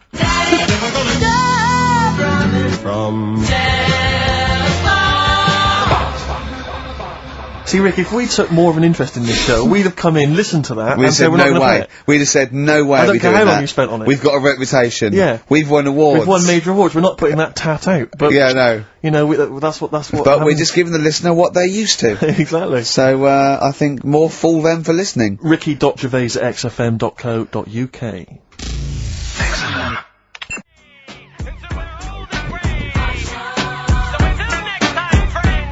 Eminem. Business on XFM 104.9. Karl, can I ask, because after last week's show, when you had your breakdown, you went off to Hastings with your girlfriend, stroke carer, Suzanne. Now, what does she... Because whenever we meet Suzanne, we bumped into Suzanne recently at the BBC, Ricky and I. She's always very nice to us, very polite, we have a nice little chat. But I'm always wondering, what is it that she thinks of us, really? You know, because I'm assuming you immediately go home and whinge. No, but they tortured me. You saw they tortured me on air. Now, what does she make of us? Did she listen to the show last week? Yeah, she did, yeah. She knew I was annoyed. Right. So, she sort of gave me a look like... You know what I mean? Like that, when because we went to Hastings. That wasn't because you had, like, Marmite or something over your face? No, it was like... So we didn't talk for a bit, I just was like, you know, getting over it, thinking, I'm sick of this. Yeah. Right? You know, is the new kitchen really worth it and all that? I phoned him up, left a message after the show. I said, you seemed a bit quiet when you left. I just want to make sure it wasn't anything I said. Well, no one... You still doing your Samaritan's work? yeah. And did it ring, or did you just ignore it, let it go to answer machine? I think I turned it off. I left it off, didn't I? Yeah. I just left it off all day and But what does she make of us? Does she genuinely think... Does she not really like us? It's weird, because there's no one who she doesn't really like, which annoys me, because she says to me, I'm the opposite, do you know what I mean? I'm like, oh, everybody annoys you. Yeah. And it's like, well, but that's my choice, right? Sure. And that's why I don't bother getting mates and that, 'cause Sure. it's just hassle. Yeah. Right? Yeah. But the problem is, sometimes me being like that affects stuff that she wants to do, so, you know, if a mate... Like see her family and friends. Well, let's not say her family or friends, but say if one of her mates had a baby. Right. Right? Right. I mean, you know... Naming no names. So this happened? Well, I've just got to watch what I'm doing, haven't I, now? The builder who knows you're slagging him off and saying he nicks stuff. Yeah. So, you know, she's got a few mates who have had kids recently. Right. Yeah. So one of them had a kid, yeah, go on. Right. And, she wanted to go and see it, right? And she said, you can come with us, and I was like, you know what I feel about babies. Sure, you've seen one, you've seen them all. Yeah. So they all look like Mouse Smith. Why do I need to see another one? Yeah. Right? And she's like, yeah, but come and see it, you know, you get on with them. Come and see them. And I was like, it's a long way away. Yeah. Do you know what I mean? That's probably narrowed it down again. Yeah. So... And that annoys her, because I can't be bothered. Do you know What I did mean? you say? Did you say, oh no, I'm not coming to see him, I don't like him? I'm not going all the way to Swindon. What did you, did he, yeah, or Birmingham, or Cornwall. Well, you know who you are, if you had a baby. Yeah, sort of in the last and Carl Carl didn't show up. And Suzanne said, what Suzanne, what excuse did she say? You were working or busy or? No, well, to be fair, I was working, right? And they are nice people and stuff. Oh, now you're backtracking, because now, do they listen? Do they listen to the show? They might do. So you know they listen to the show. So once again, you've come up with an anecdote where the people who you've admitted to not liking to see their baby or care about them are listening to the show. No. Maybe it's, I don't know, maybe the builder's listening once again. They're nice people, I like them. Just sneeze in the chili pot. When the kid's older, I'll go and see them. Sure. Yeah. Just, do you know what I mean? When it's got its own little character. As a baby, it could be any baby. Do you know what I mean? It's got nothing to offer me. I know what you mean. It could be a toy baby. But you know what I mean? It could be a bag of sugar. No, I know what you mean, yeah. When it can start talking and, you know. And lend you money. Yeah. It's got good toys and stuff. It's well worth going, but at the moment... Yeah, nothing. I'll see it when it's about 6. He goes, oh, you want to know what? Yeah, brilliant. Put it to bed. Let's have a game of Scrabble. Yeah. Do you know what I mean? Yeah.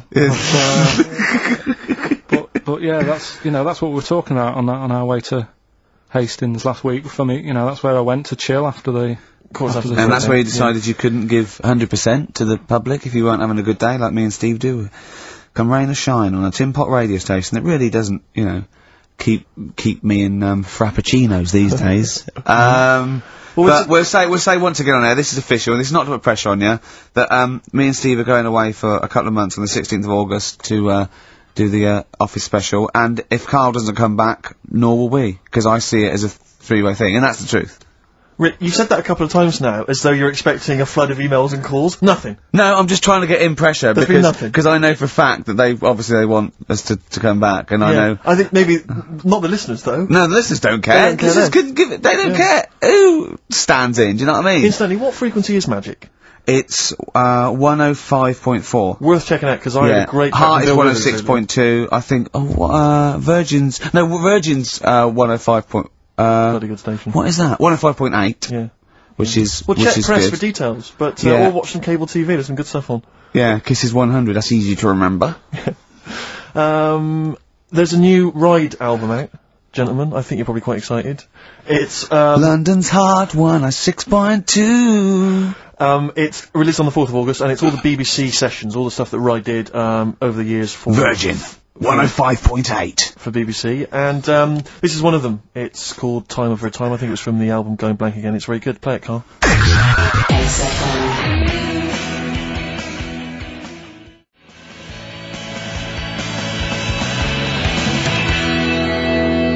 I play that for Pippa, who requested some Ride. That's from a new compilation called Waves, and it's the BBC recordings that Ride made during the 90s, and I think that was originally recorded for BBC Radio 1. That's a good station. Radio bloody 1. good station. That's a good station if they're interested. Radio 1. So one of the... I think they pay quite well as well. Well, I enjoyed working for them. I know we used to work for them for a period of time. Until we got fired for slagging off. Simon Mayo. I think it was Simon Mayo. Yeah. Do you remember that? I can't quite remember it. Well, we used to do this thing, Marion Hobbs at night, and we were getting a bit busy, and so we were constantly handing in shoddier and shoddier work.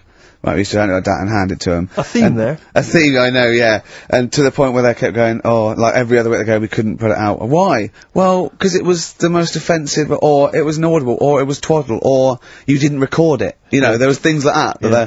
And then I think the straw that broke the camel's back was Simon Mayo had just broken the Guinness World Record for DJing, and we were going, oh, that's brilliant, yeah, in an air-conditioned studio with loads of scrotes getting cappuccinos for him. That's not work. Our dad used to build walls, you know, that's work, not sitting down. If he wants to break a record for work, and we went off on things like, I know, we were going, we know birds who do leisure stuff to feed their smack addiction. Yeah. That's work. Oh, I want to see Mayo on his knees outside McDonald's giving a rent boy a blowjob and all this sort of stuff. I want to see him hanging up in some kind of leather strap. In a Amsterdam torture garden with 13 blokes jizzing on him, all with beards. Yeah. But why aren't you still there? Oh dear. Happy days. I think the producer at the time said, we can't. I said, why not? I said, we're not saying he did it, we're saying we'd like to see him do it. Yeah. Right? And she went, oh, he's a Christian. All the more reason. Well, we were talking earlier about friends. You say you don't like making new friends, do you? You're kind of repulsed by the idea of new friends because it's too much responsibility. They might phone you up, they might ask you for a favour, they might need a shoulder to cry on. You don't want any of that responsibility, any of that concern. But I'll tell you what's worse than making new friends is when old acquaintances come out of the past. Oh, pop up. It really unnerves me because I'm constantly bumping into people who I just don't recognise. I know. And I've got this urge to be polite. I can never just go, I don't know who you are. I've always got to pretend. I've looked for clues. When they say, you still, don't know, I go, yeah, so I go, right, and what about so-and-so? I go, say, no, those two people, and it's like a saw in my brain going, I must know them from so-and-so. Yeah. Well, I went back to Bristol once, and I remember, walking to the bus stop, and seeing someone I recognised from school and walking all the way to the next bus stop just so I didn't have to stand there and make conversation because I just thought I've got nothing. Well, it's the conversation I that's didn't the know worst you bit. then. If you move, yeah. What can we talk about? We've got nothing in common except the fact that we went to the same school. I was on a train station platform fairly recently and the guy comes in and he goes, "Oh, Steve, how's it going, mate?" And I looked at him, stony face, I had no idea it was. But of course, I had to go, "Good, mate, good, how are you? How are you?" And you know, I had a newspaper and I kept looking at the newspaper thinking, every time I look at this newspaper, it's a clue for you to just walk away. God. But he never took the clue. So it was kind of, I'd say, "Oh, yeah, not bad. Read the paper and he'd go, "Oh, where are you living at the moment?" So I'd tell him and he'd say, yeah. And I'd look at the paper again. "Oh, do you still know, But that's the way, when you know they are, it's just as bad, because they go, "Oh, we should have a drink sometime," and you want to go, "I'll be honest, look, if I'd have wanted to get in touch with you, I had loads of opportunities." Exactly. I've had every day, from now, right back to the last 15 years, I could have made contact. I didn't. Exactly. It's easy. Take that as a clue. Yeah, I mean, If you are listening to this and you perhaps know me from school or university, you're thinking of getting in touch, do not bother. Ditto. I do not need your friends. I've got enough friends. Better ones. Better friends. I've got a number of better friends that I prefer. The reason I have not kept in touch is because I don't really like you. You've moved onwards and upwards. Moved on. I know people now, the likes of which have won major awards on Ricky television. Gervais, to name but one. He's happy. See, he's sat right here next to me now. now. That's all the friendship a man needs. If if you have won 4 BAFTAs, then give me a bell. If you have not, kindly stay in your little underneath your particular rock, because we're not interested. We have kept you out of our lives for a reason. I did not accidentally lose your number. When I promised to send you a letter, it did not get lost in the post. Nothing gets lost in the post. Oh, yeah, exactly. Carl, what do you think of that? It's alright. That's right, but I'm honest with them though, when I see them, do you know what I mean? I just say, I don't know who you are, can't remember you. Not bothered. I'm not bothered. You know what I mean? Oh, that is genius! Anyway, Bit of Darkness. Oh, well, I've got to play this. Now, be warned, this is a rock ballad off the new Darkness album. I love the album, and it's a bit cheeky playing this because it's got shades of Def Leppard, right? But there's a lovely balalaika bit in it, and it's quite a nice song, right? And it's the Darkness, and they can get away with this sort of thing for at least another 4 months. Oh, Radio 1.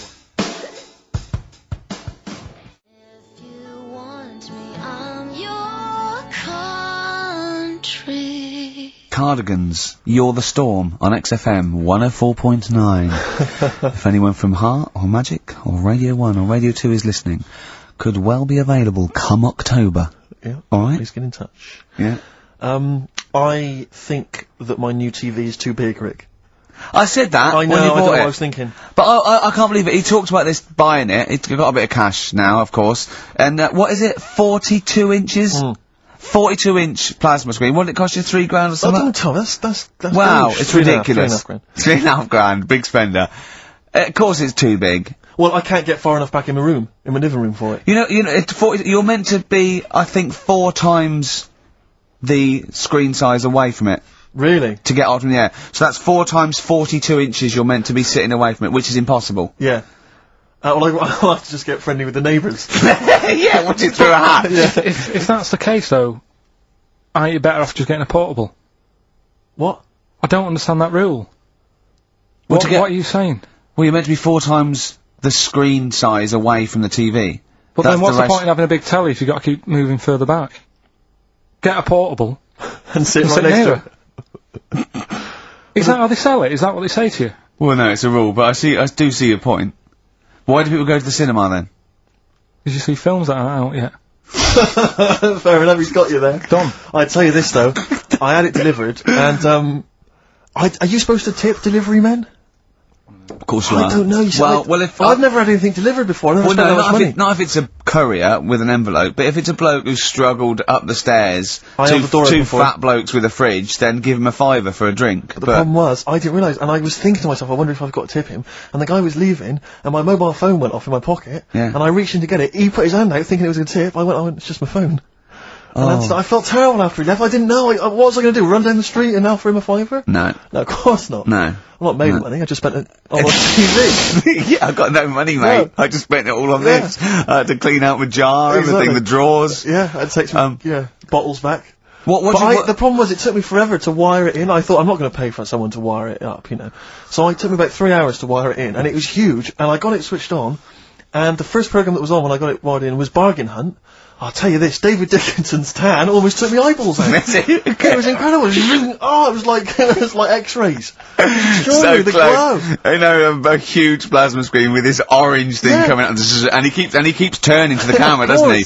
Just to get you. Yeah, he turns away. You get a bit closer. They go, "What's he doing?" He just turns around, takes the cornea off. What do you think, Bargain Hunters? Bargain Hunt. Oh dear, well, that's why I'd buy a plasma screen to watch Bargain Hunt. I mean, it's ludicrous. This is the problem. Is because what do you watch? I mean, have you watched anything that's been worth having? The only thing I've watched really worth watching. 24. Well, 24 works great, but also films. Obviously, that's the main reason I bought it, because films just look amazing on there. Yeah, DVD on the plasma screen. If you're into films and that, it's just that I only, I've just got the 5 channels and flicking about, and I'm not impressed. I mean, I can understand why more people listen to radio and stuff. Yeah. Well, not this one, but go on. Well, when was it? When was the last time I sort of sat down and had time, because I'm always busy doing stuff and that. Sure. Moaning takes up about 3 hours a day. When did Wimbledon finish? A couple of weeks ago. Right. Found myself sat there, right, and I'm not having a go. I know we've stopped Cheeky Freak of the Week and all that, right? So I'm not going to be having a go. Christ, I sat there. I'm scared. No, I'm not having a go. You've always got to remember that. Go on, just get on with it. Get on with it. I'll apologise after. I'm just saying, watching Wimbledon, it wasn't, you know, one of the major games. It was little fellas in a wheelchair having a game. Little fellas in a wheelchair. Right. But for me, I mean, you know, great. They're doing a sport and everything. Don't put it on the telly. What was up with it? There wasn't like a rally going on. No, do you know what I mean? Do you know normally, like, with the well, not to Enman, but with some of the other, with some of the other players and that, they're playing for ages, aren't they? It's like, oh, who's going to win this and that? Yeah. None of that. It was just like, hit it, net. Oh, Christ! Oh, God! I don't know what to do!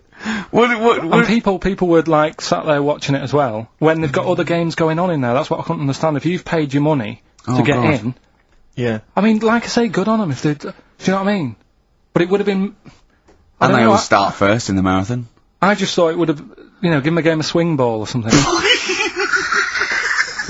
Yeah. You know what I mean? No, yeah, I understand. Oh, God! Yeah. There's never anything XFM in the community.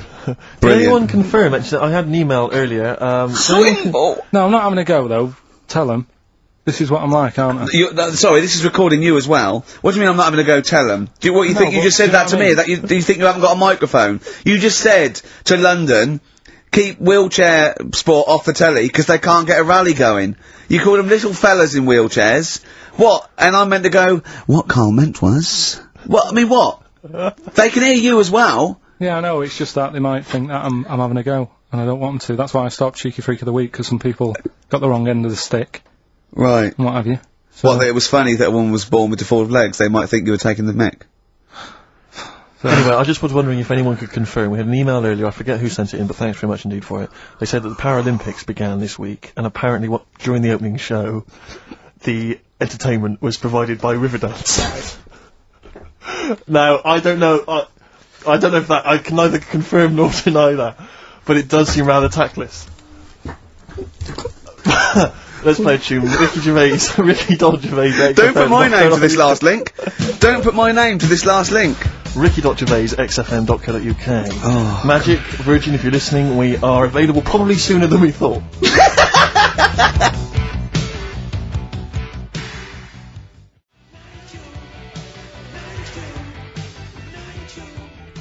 Making plans for Nigel? XTC on XFM 104.9. Well, you seem a little bit happier now. Oh, yeah, it was alright. I'm a bit worried. Like I say, the last thing that we just talked about, I don't want people thinking, you know, we're having a go at anyone, because it does do me head in. Because I'm the one who always has to deal with it as well when people do. What? You know, we're just having a chat about tennis and stuff. Yeah, the little fellas in the wheelchair, as you put it. Yeah, what are you worried about?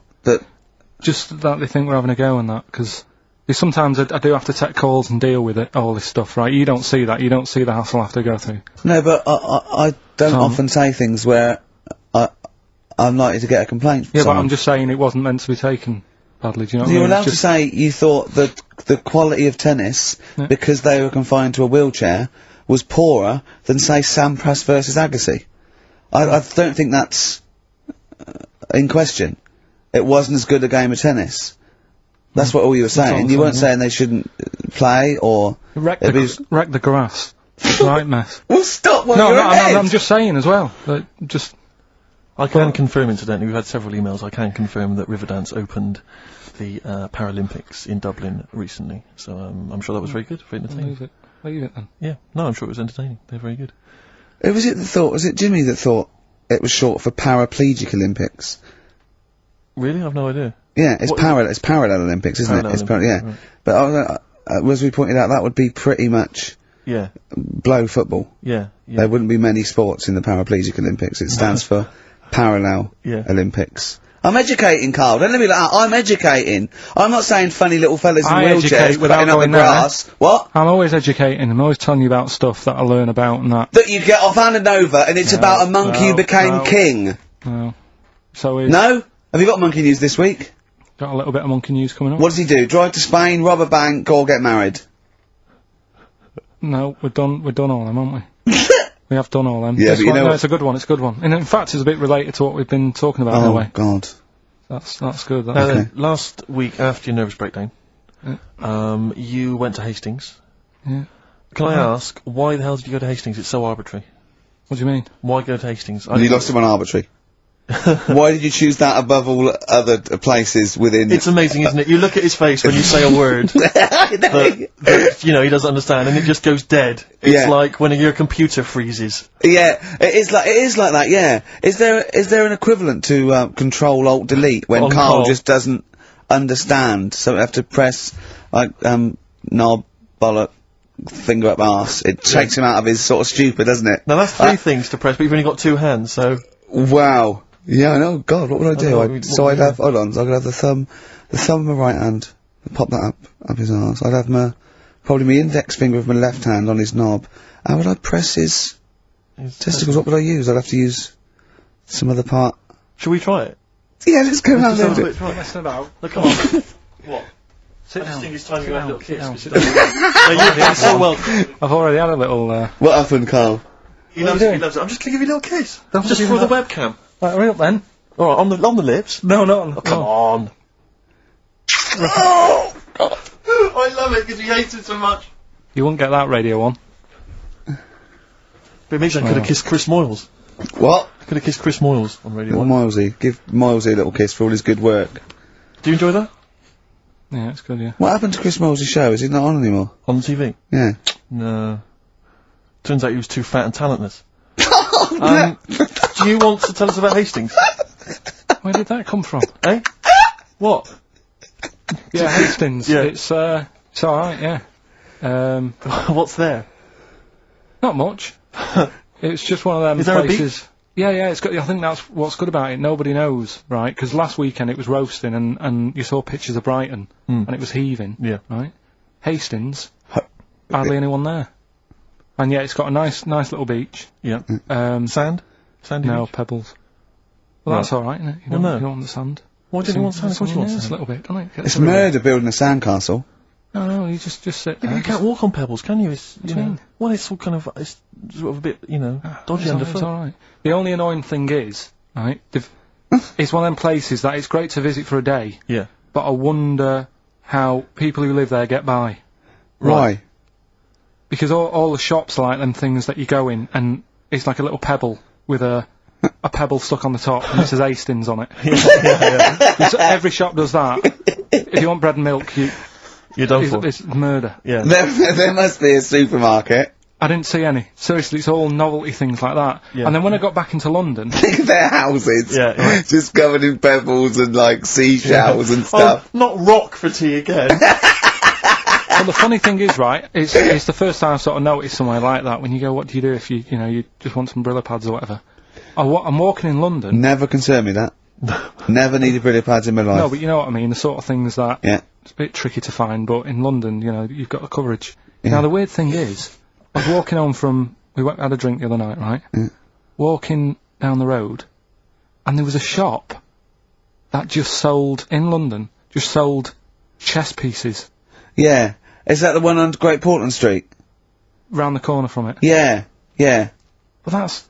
I think that's mental. I remember being in Brighton once and seeing a shop, and all it sold was the foam you put inside cushions. Yeah, there's one of those at Pentonville Road. But I don't know who opens a shop like that. I know where these things are.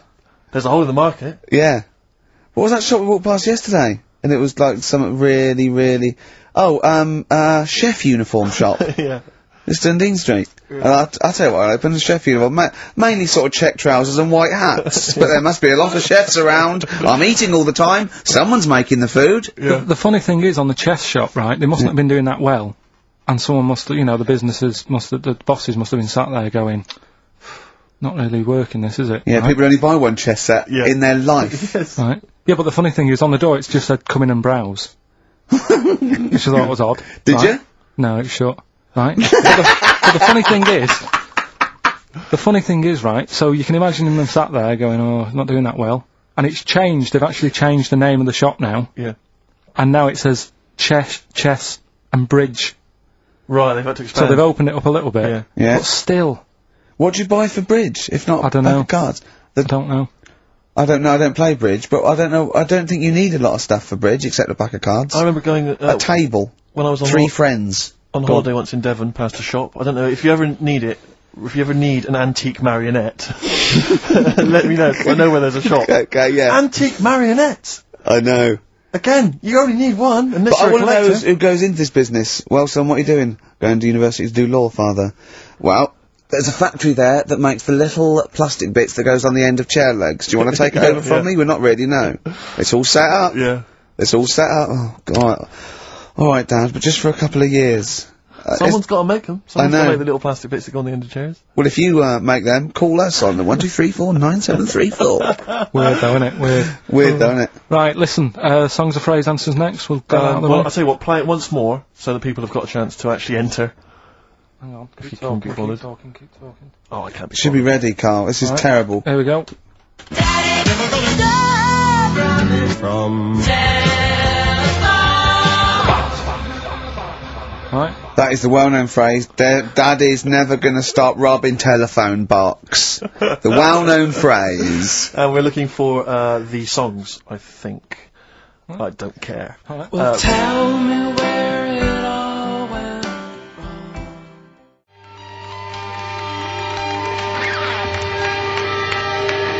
Libertines on XFM 104.9. I'm Ricky Gervais. With me, Steve Merchant. Over there is Karl Cayman Pilkers. I'd be great for Heart. You really wouldn't would. I? You really Virgin, I'd probably. But it was Radio 2 being my first. All one. a great Late night station. one would be good. All good stations, all professional stations. Yeah, 4 All weeks to have an go. audience, all have 4 an weeks to go before we may give up or we may come back. Who knows? It's all up to Karl Cayman Pilkoids. Can I just extend an apology? I was a little bit crass earlier, and I made some unsavoury remarks about Radio 1 DJ Chris Moyles. I'd like to apologise. funny man Chris Moyles. I would like to apologise for that, but it gave me an idea. You, the listeners, who do you hate? Email in ricky.gervais@xfm.co.uk. I just think that we've never really used XFM as a kind of, well, as a research tool, really, and it seems to me that we can get great And opportunity it's here. this, we don't sort of do this thing, we don't go on there and sort of like slag off other people and people in the public eye. Well, we pick on targets that are That can't fight back. helpless, the elderly, you know, people suffering in some way that really, and particularly we don't want to pick on people like Chris Moyles who's got a big platform, much bigger We platform. want people who can't answer back. Yeah, so, who That's do you us, hate? That's us. Who do you hate? And I don't want people you went to school with or your Do you know boss. what I hate, Steve? Who do you hate, Rick? Right, my top three, just in the top three, would be Hitler, Yeah. Mussolini, and General Pinochet. Really? No, probably Moylesy, Harry Potter, and Jamie Oliver. Nice. But what are your top three? Now, don't make them comical, don't make them... These are the people that wind you up. When you see them on TV, if you hear them on the radio, if you see them in a magazine, they just... Oh, they make your kind of blood boil. Might be us. It could be us. I Well, mean, I'm expecting that. we know that we're not stupid. We could take it as read that it's us. Yeah, And then it's in anyone fact, other let's than us. assume it's us, so we want other people. Yeah. But we just want... I want to drop the top 5 people... I don't want to hear things like Tony Blair and Jeffrey Archer and fascism. No. Just people who make your flesh crawl for no fault of their own.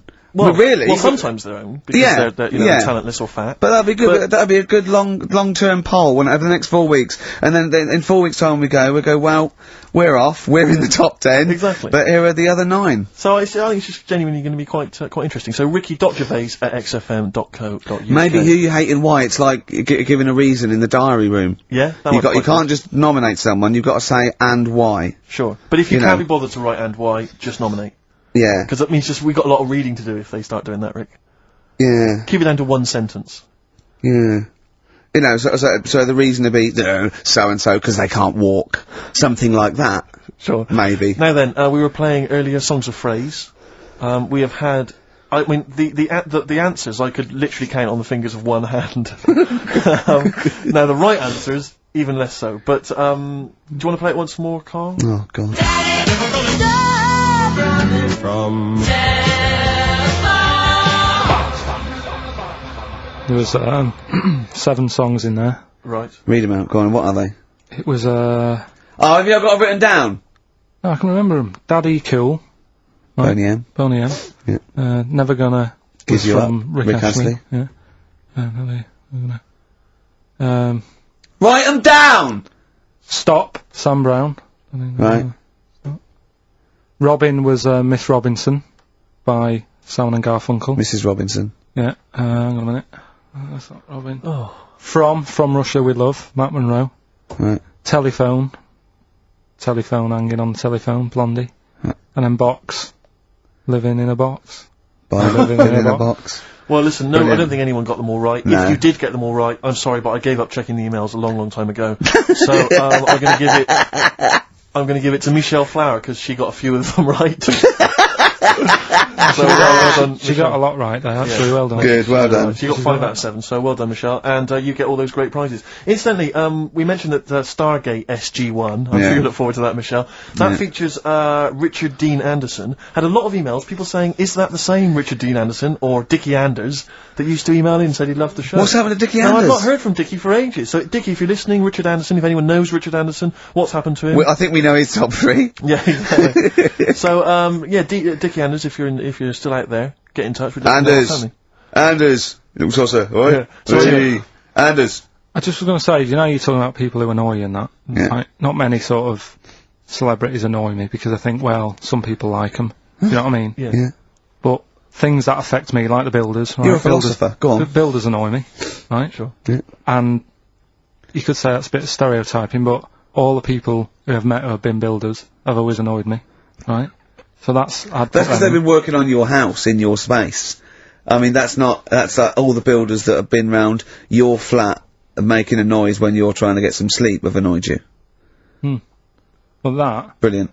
But also someone in the office in the week, right, who works here. Yeah. He's a good lad, named Lenny, right? It's called Lenny. He proposed to his missus using XFM.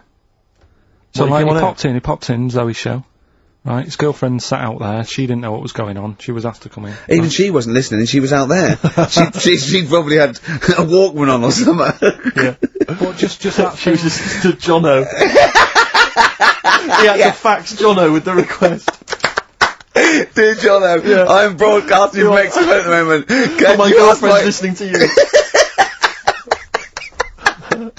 Oh God, London's Hot 106.2. Great But station. it's just that thing of, like, abusing your position, I think, annoys me. Do you know what I mean? Yeah. Because I just was thinking, if he worked for a cab company, would he have done that over... That's one of my hates, people who abuse. Do you know what I hate? Dictators who have just sort of like, they've got there by unfair means, now they're sort of like hurting the, like, little people and that. Really? Yeah, that's what I hate the most. Yeah. Do you know what I don't like? What? Famine. No, it winds me right up. Famine and disease. Oh, I get so annoyed with it. Tune from Wilco, this is called I'm the Man Who Loves You, from their album Yankee Hotel Foxtrot, XFM 104.9. Who do you hate? Ricky.Gervais at xfm.co.uk. Alright. Fascists.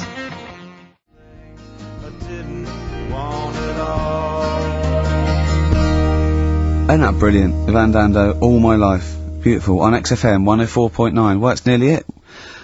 It's the big one. It's what people tune in for. They probably tune in about 10 to these days. For Monkey News.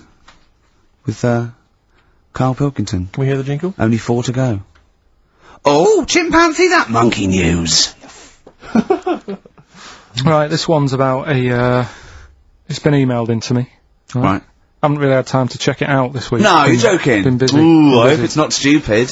Goes back to 1908, and the person saying it's, you know, it's a good story and that, and they're surprised I haven't picked up on it yet.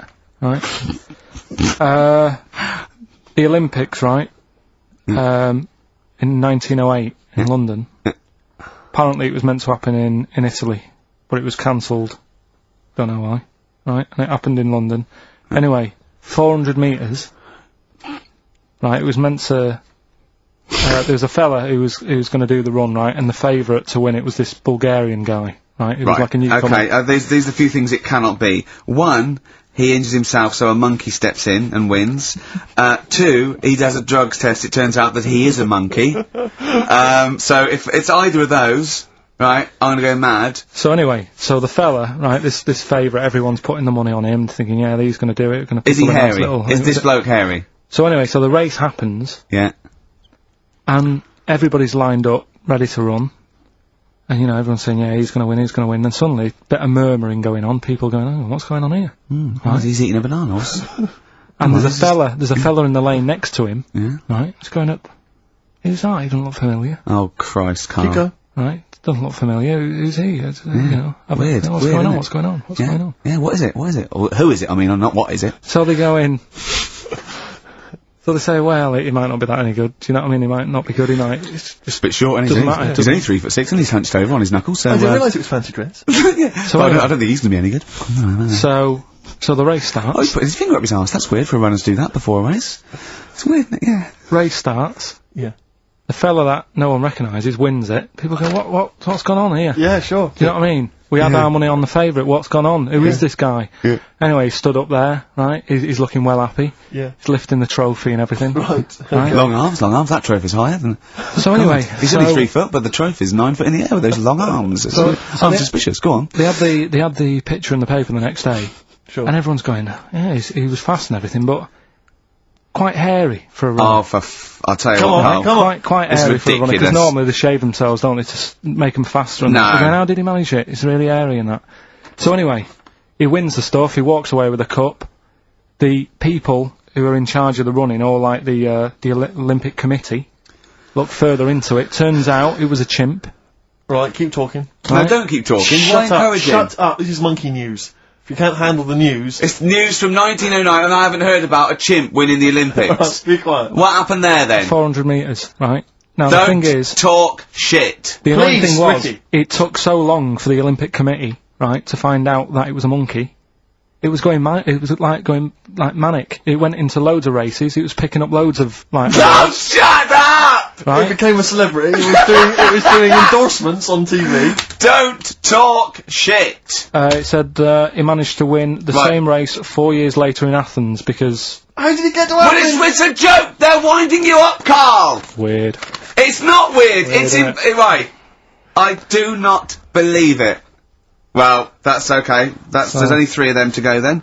Right, because we're probably all leaving in 4 weeks' time, and that's the end, I've got to get onto a sort of mainstream radio station, because I don't think there's any other sort of tin pot place like this, is there? No. So I'm gonna clear up my act a little bit. I've got an album from the Capital Radio Library, and it's the best punk album in the world ever, so if Capital are listening, I'm just gonna show that I can do a mainstream. I'm gonna play a classic song, and I'm gonna announce it right and everything. So if you get a job on a decent station, you'll take me with you, will you? we're a pair. Brilliant. So okay, here we go. Right, if anyone's listening, just to show that I can do mainstream radio. Okay. Well, that's all. Okay. Well, you're getting nervous. You're getting nervous. Okay. So come on. Shall I get a monkey and do it? It's alright. Okay. Well, that's about all there is time for today. You've been listening to Ricky Gervais with me, Stephen Merchant. Across the way, K-Man Pilkers. We're going all the way back now, a classic song from the late 1970s, and this is Devo with Mongoloid.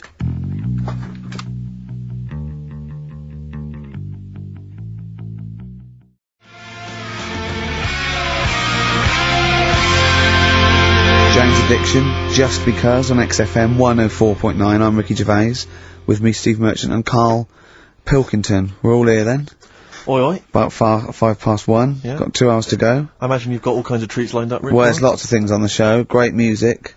You know, Nirvana, Radiohead, The Darkness, to name but 3. Can I play you something from Led Zeppelin later? Yeah, please do, and maybe some Neil Young. Oh. Now, coming up also on the show, we're continuing a thing we started. We've only got 4 weeks to go before maybe we either give it all together or go away for a couple of months. Is it 4 weeks or 3 weeks now? Is it 3 weeks? I'm not sure. I don't know. I think it's the 16th of August, isn't it? Cannot end soon enough. Wow. Might be that, it'd be a shame to end it forever, but it's all up to Karl. But again, he's in a grumpy mood. We've tried to try and up his attitude, and it's them, it's the listener that counts, Karl, not us. We may be feeling bad, but you, the listener, count. You come first, yeah? Okay, up, yeah? Big 'em up. Big up London. Big up you, the listener. Karl, leave yourself at home for a little while, yeah? We're going to continue that thing we started last week. We're doing the list of the most hated people in Britain. It's not us, it's the listener. So keep coming with those suggestions of people you just, obviously, You don't hate them. We don't want a list of mass murderers, dictators, and politicians. You can have them, but mass murderers and politicians. What's the difference? Good point. Good point. Satire. Satire, yeah. No, but we're doing some jokes like that as well, aren't we? Satire like that. We're trying to get onto Radio 4. Trying to get on there, yeah. And if there's any kind of amusing show that perhaps takes a sideways look at the week's news, and then new people. If there are any Radio 4 producers who have been knocking around for about 12 years with the same old hacks, and they're desperately trying to get on telly, they want to give us a call. We're not interested. No. We've got bigger fish to fry. So if people that you hate, minor celebrities, people on TV, pop stars you don't like, email in ricky.gervais@xfm.co.uk. And I'll tell you what, then we'll do like the Channel 4 do, then we'll give you the sort of list of the top 10 at the end, and you can vote within that top 10. I'll tell you the ones out in front though. Could we wire up some kind of premium rate phone line so that we make a fortune? We can't afford it, but when you email in, if you could also maybe send us a lottery ticket, then, we'll make something out of this. The ones in the lead, I'll do in no particular order, but these are the ones way out in front at the moment, is Chris Moyles, Robbie Williams, Chris Tarrant, Davina McCall. Interesting. I'm sort of surprised at, but I know that it's probably just I think she's just been on TV too much lately. Yeah, that t-shirt annoys me, Big Mother. Sure. That annoys me.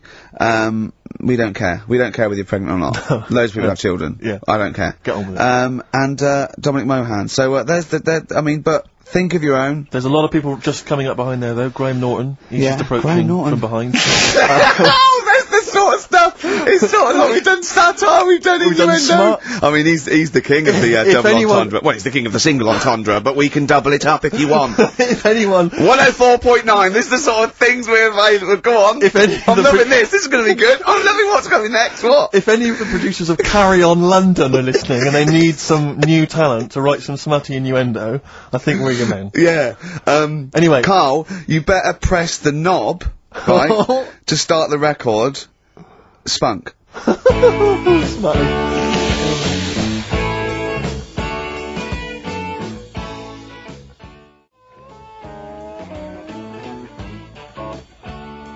Ricky, I know you're a Neil Young fan. Love him. You probably won't have this album. It has basically not been available for years. It's never been available on CD before. It was part of this kind of trilogy of albums he did that were very depressing, and they've just been re-released. This is absolute dynamite. It's On the Beach. On the Beach, yeah. And that's the opening track, Walk On, Neil Young. Brilliant. On XFM 104.9, that's the sort of stuff. You've had satire, you've had a little bit of politics. You've had, we said spunk, which is a bit naughty, isn't it? Which is a bit cutting edge. Yeah. And you've had Neil Young and Jane's Addiction, so... I can't think of anything else I'd rather down with the kids and everything, aren't we? Yeah, pretty hip, pretty weird. Yeah, so... do you know what else? Wish Tony Blair would just stop. Doing stuff wrong. Good, that's good. Who else is there to have a go at? Peter Mandelson or someone. No, he's good, isn't he? Because he's good because he's gay, isn't he? I don't know. I don't know if he is. If he's not, then I'm sorry, but if he is, then well done. Brilliant. Good to all gay people. Good. Yeah. Any underprivileged people, you're all brilliant. But people who are overprivileged, Do you know what I like? Go on. Foreigners. Do you? All the mad shit they get up to. What is you see on the news. It's just that interesting, isn't it? Yeah, crazy. I'm watching. I'm going. What are you doing that for? What are you doing that boy? It's weird, isn't it? Killing and that. Yeah. So if you're listening and you're and for Radio 4, stuff. And good stuff and... Yeah, well, yeah. Euro Disney, that's good. So anyway, that's the sort of satire and the way we can kind of tear apart popular culture and just get to the very nub bit. Can I just leave with this? Do you know my favourite country? Africa. It is brilliant. Not strictly a country, but it's huge. All the countries. Except the bad ones. Remember the bad ones? Oh, evil ones. Play a record. Anyone at Radio 4 is listening. Yeah, we would like to get on some kind of satire show, please.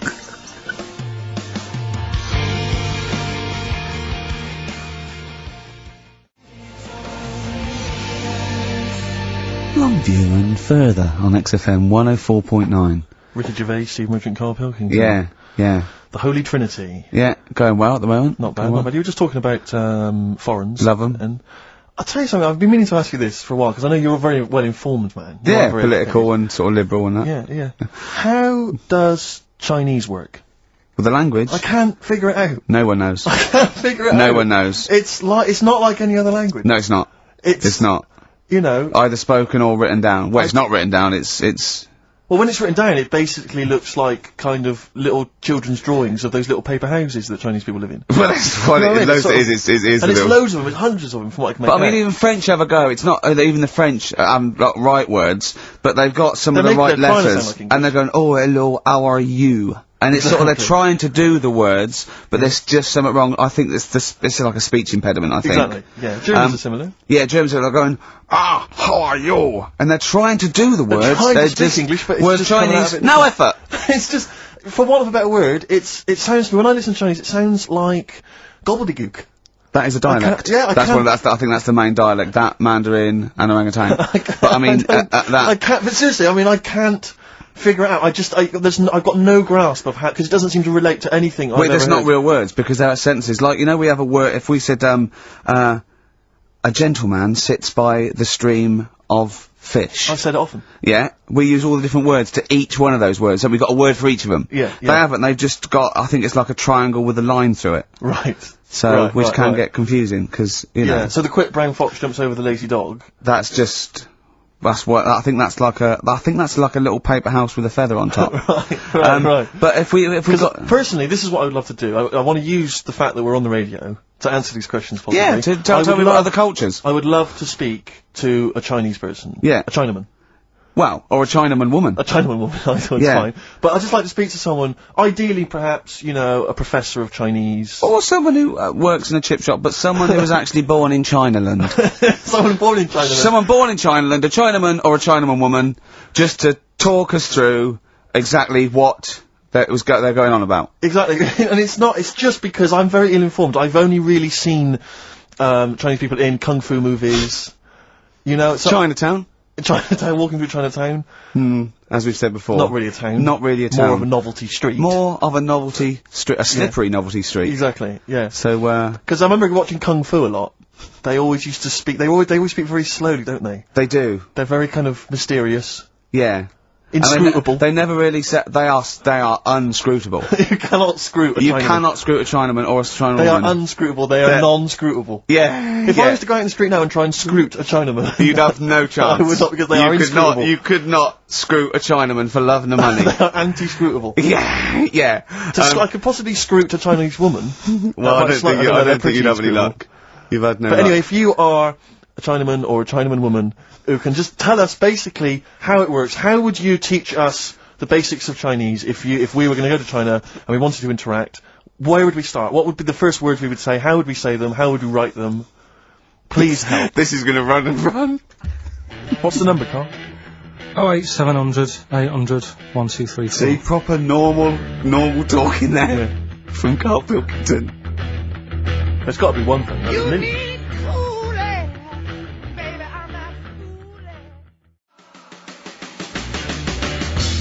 Whole lot of love from Led Zeppelin Classic.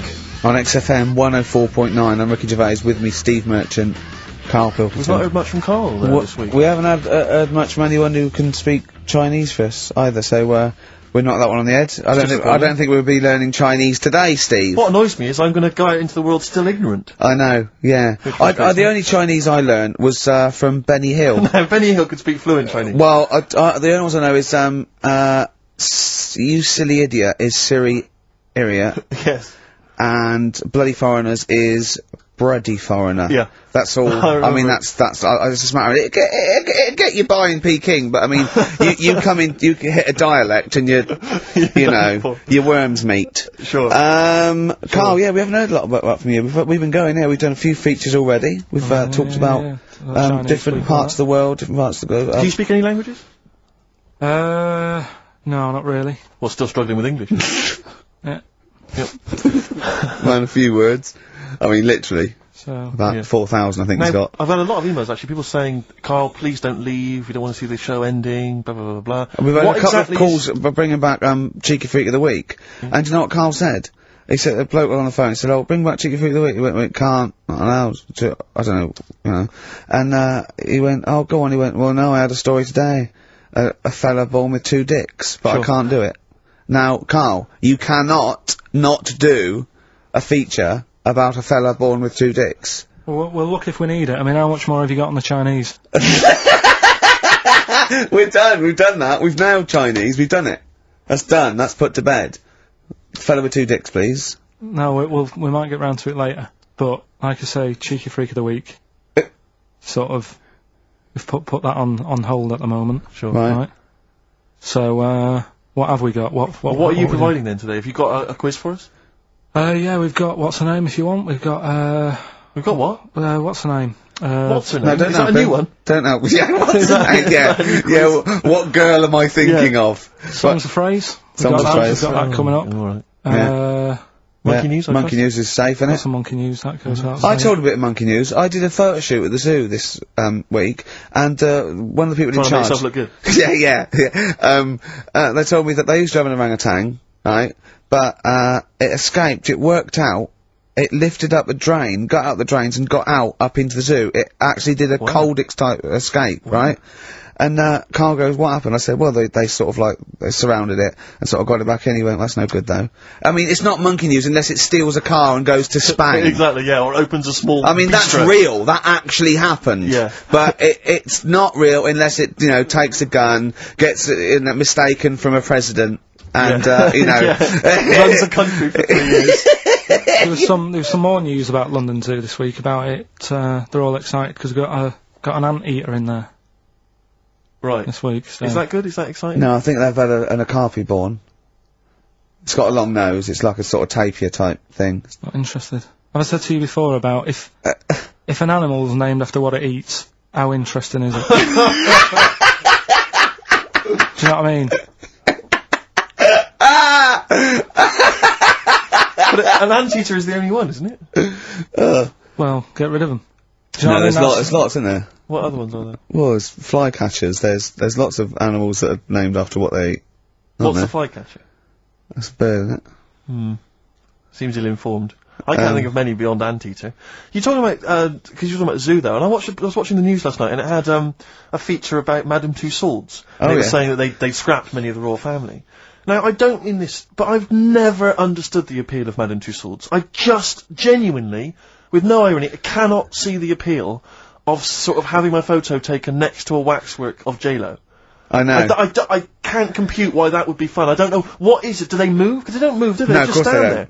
I know. So genuinely, I mean, it's so crowds of people queuing up, and people queuing up to have their photo taken with the royals. And the queue would put me off immediately. Well, yeah. I mean, it's just down the road, isn't it? So you go home to your friend and go, there's me, there's me with Kylie. It's not Kylie, is it? Oh no, it's just a wax effigy. Oh, I thought you met her. No, it's just a waxwork. Right. It's not even the real person. If you've been to Madame Tussauds, if you have any understanding of why the appeal there, email us. Let's not diss them, because they might melt down, Ricky Tomlinson one day to do me. Sure. You never know, you know. Or Rick Waller. Yeah. So I don't want to put them off. But seriously, I mean, I'm not being Roy Kinnear might be in there. What is the appeal? Genuinely, what is the appeal? To walk around a number of life-size But that's the effigies. same as lookalikes. When I see it at the back of the stage, and it's got like, I don't know, Susan Gooding is Caprice. Yeah. And you want to go, what do you do with her? Oh, 500 quid, she comes and stands at your party. Yeah. And people go, she looks a bit like Caprice. Yeah, don't go too close. She does, yeah. It's like Caprice over there. No, but it's... It looks a bit like... Yeah. There was one in the back of the stage which was, so-and-so is Jordan. And it was a woman who was sort of buxom girl, wearing very little. Buxom! Are you from the West Country? I am. But I thought to myself, if you're willing to get your knocks out pretending to be Jordan, just get them out and become a pastry model. Stop pretending to be Jordan. And call yourself after another Middle Eastern country. Yeah. Don't just... It's very odd. I know. God. Very strange. But you've got a lookalike now, haven't you? Yeah. It's so odd. But it's a bloke, right, sort of at his desk, right? In the picture. And it's David Brent. Yeah. And it's got Ricky Gervais. Yeah. So... But I don't remember, it's just an old fat bloke with a beard. Alright, don't have a go. Alright. Play a record, Karl. No need for that.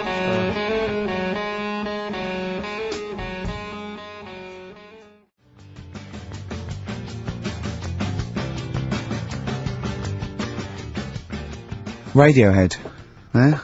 And Go to Sleep on XFM 104.9. Don't go to sleep, we've got some more fun and great tunes coming up. Alright? Just to let you know that we've had a few new entrants on the listeners' hate poll. I noticed Chris Evans is cropping up. Chris Evans has snuck in a couple of times. We've also had Jordan added to the list. along with Mick Hucknall. I think that's because you reminded people. I know, I mentioned her and... Yeah. Yeah, consequently... Come on, she's on the think. Mick Hucknall, and also, this is one I'm strongly behind, Daniel Bedingfield. If you've Yeah, ever but I heard can't him hate interviewed... him. Oh, if you've heard him interviewed, he's such a knob. Is he? He really is a bit Don't get involved. We see, the good about this is we don't get involved. This is not... does not necessarily reflect our opinions. There are a couple of people that are cropping up that I'm right behind, but I'm not going to give that away. So don't give your opinion, Steve, because then our hands are clean. Do you know who I love? Daniel Bedingfield. Bloody brilliant. Do you know who I think is a comedy genius? Chris Miles. But let's move on. Let's not. So anyway, listen, we'll be giving the top 10 of you, the listeners, votes. Probably about 2 o'clock, and then from that list, if we remember. If Karl doesn't lose the list. Yeah. Yeah. And from that list, we'll probably try and draw up the top 3, maybe. Yeah. Okay, so quiz time. I know everyone's been looking forward to this. Which quiz is it Well, we're this going to week? play along, because he's done Songs of Phrase, where he cuts up bits and pieces from records. You have to guess the title or the artist, and makes a well-known phrase, i.e. a phrase that we've said a lot. And the challenge is that me and Steve have got to try and work out what it is as well before we will tell you the phrase, but let me just see if I can guess. Play it. Tell me why, tell me why, tell me why. Play the game of swing. Right, I know what that is. I didn't hear it. Can you play it once more for me? I know what that is. Right, it's why don't they play the game of swing ball? Because that's what he said when he turned on and saw people in wheelchairs playing tennis. And his point was... Tell me why, tell me why, tell me why. Play the game of swing. Oh dear. That is so naughty. This show's been a bit naughty, I think. I don't know what's happened to us. I think it's like, sort of end of term sort of madness, but I think we've got to calm down here. We've been a bit naughty there. We said, you know, bloke with 2 dicks. We said Chinese people don't talk properly, which is a little bit... offensive. Yeah. Know what I mean, Karl? Well, they don't, though. Right, okay, let's leave it now. Okay, stop there, Karl. Karl does not necessarily reflect the opinions of XFM or any other human being. If you think that me and Steve have been being offensive, we are strongly behind the guise of irony, satire, and ignorance. Karl only has ignorance and hate. Yes. No, but as long as you say something good about someone, you can also say something bad about Go on, them. How does that work? Go on, give us an example. Well, Chinese. Yeah. Yeah? Yeah. Great people. Right? Good. Really, That's the good bit. women really good looking as younger people. No! They get What are you older. doing? I'm just saying, as long as you know what I mean, there's good and bad and everything. For every Well, what are the positive old and ones negative. like? They don't age well. What do you mean? The fella in Karate Kid, the teacher, was only about 36. We started this! We started this! Oh. Fact.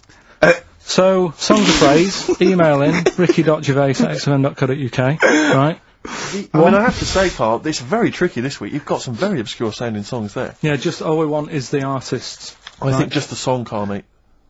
I No, think actually, that's hard. I No, think that's hard. harder. Yeah, the artist. Just the artist, I know. Okay, so these are the prizes this week. Well, let's play it again so they can hear it. Try and work out all the different artists. Yeah, why don't they play the game of swing ball? Right. Tell me why, tell me why, tell me why. Play the game of swing. That's tricky. It is tricky. That is tricky. That is good. But there's some great prizes, including, Karl, I can't help but notice, torn from the current, well, I think today's issue of the Daily Mirror. What, he's giving away a giveaway? It's a free CD from the Daily Mirror, which you can buy it, you spend 30p on the Mirror, you can get this anyway. But it's still in the piece of plastic that it came in, I love just that. ripped. Anyway, there are some other treats for you. Oh, you'll be loving getting that through the door. So there's the Jingly Jangly Sound of Summer, Good Vibes, a 2 CD set featuring music from Crowded House, R.E.M., Simon and Garfunkel and the Beach Boys. I'll tell you what, I've got the thought of another game. We can put Karl's into theory, right? I can tell him a sort of like a person or, you know, a people or a place, right? Or a profession, and he's got to come up with a good and bad. A good and bad thing. It is dicing with death. Yeah. Are we ready to do this? Well, listen, if we're quitting in the next couple of weeks, then who cares? Okay. Good and bad, right? Well, hang on, whoa, let me just tell we're on the prizes here. Alright, okay. So now 55. I know there's a Okay. lot of XFM listeners who are going to be looking forward to the likes of S Club 8 and the Fast Food Rockers. They're all on there. I can't wait. What is their second single going to be about? The Smashing Pumpkins. This is quite a good little compilation of sort of B-sides and live performances and stuff like that, which is not bad. The best summer holiday album in the world ever. I think we've given that away in the past. All sorts of stuff on there. Plus the director's cut of True Romance on DVD, the Tarantino scripted. Oh, it's a great film. Tony Scott That's some directed brilliant- movie. So there's some quite good prizes. Just play it once more. Carl. So email in ricky.gervais, XFM. Why don't they play the game of swing ball? Just the artist, yeah? That's all we're after. Yeah. Brilliant. Right, anyway, Tell me why, tell me why, tell me why.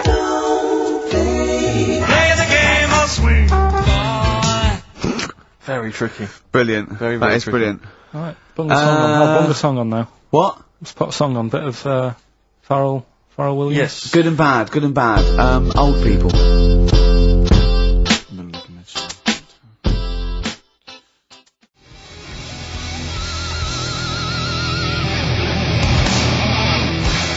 Darkness. I believe in a thing called Love on XFM 104.9.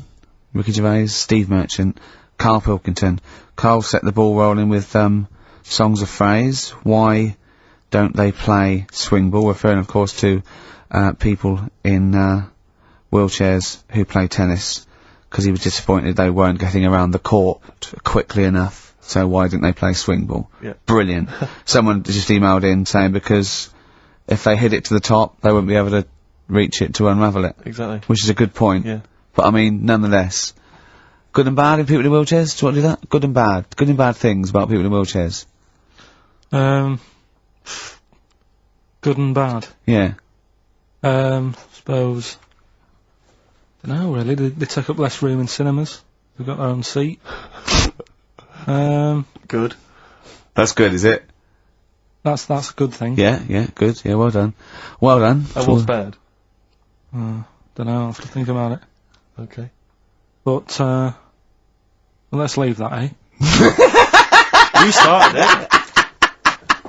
The hate list. Can I just return your minds to the hate list?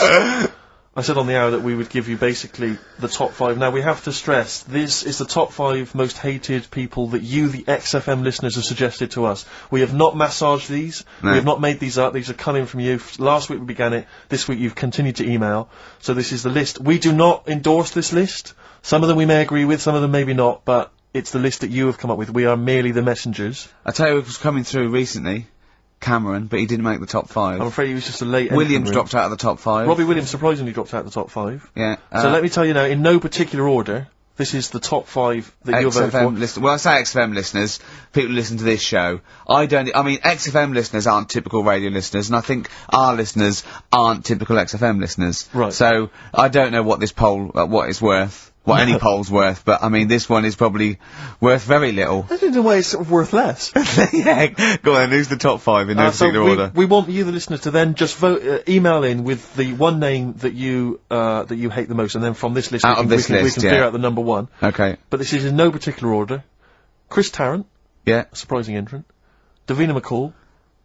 Well, I don't think he's that surprising. Well, anyway, I mean, I'm not gonna editorialise. No, I'm not saying, I imagine XFM listeners pretty much despise someone like Chris Tarrant. Okay, well anyway, Chris Tarrant's on there, Davina McCall, Yeah. Patrick Kilty, Right. Graham Norton, Right. and Chris Moyles. Now, I'm not going to say anything. Those are the names that you have drawn up. There are lots of others that didn't make the top 5. Richard Madeley was on there, Michael Flatley, Vorderman, bizarrely. Michael Flatley's a weird one. Very strange. So Jamie Oliver, a lot of votes for him, but he's not made the top 5. So those are the top 5. Just email in with the number 1 that you hate. And we're talking about someone another pointless, inane poll. Exactly. And this time we did it. Oh, dear. Moyles, Norton, Kilty, McCall, Tarrant. It's your choice. Who would you have Ricky out of this? Gervais. Who would you have in your list, Carl? You're allowed to talk because people know your opinions don't matter. So, what? I honestly don't really hate anyone. That's that nice. much. I'm not that fussed, do you know what I mean? We're not I don't talking so much about hate, we're talking about someone that Yeah, we don't annoys mean you. hate. You can't hate any of these people. All they've done was pop them up on telly. But I think it's people who, as one listener, she put it, she sort of, I think she had some of those, and she said, you know, I don't hate them. These are the people that if they pop on my telly, I have to turn over. You know what I mean? It's not, you don't hate them, you know. But sometimes it's not their fault. It's like Davina, right? I used to quite fancy her, and now because she's always on the telly, it's like I can't be dealing with her now. Sure. Right. But she's still the same presenter. It's just that I'm bored with it. Sure. You know what I mean? Yeah. So I'm not getting involved in it. Okay. You know what I mean? Don't want to offend anyone. Let me just give the email address. But Ricky, let me just give the email address. I just said it, so look, talk over it. Okay, I'm gonna do Karl's top thing. Ricky.gervais@xfm.co.uk. That's also the email address for your answers to this week's Songs of Phrase. Play it again, Karl, if you would. Go on. Tell me why, tell me why, tell me why. Play the game of swing. We just want the artists, is that right? Yeah, that'll do. I've got two that you don't like. Not that you hate them, but that you sort of like, don't agree with them. Would Liverpudlians be in your list? Probably. What about, gay fellas in toilets looking at you? Well, I think they've sorted that out, so...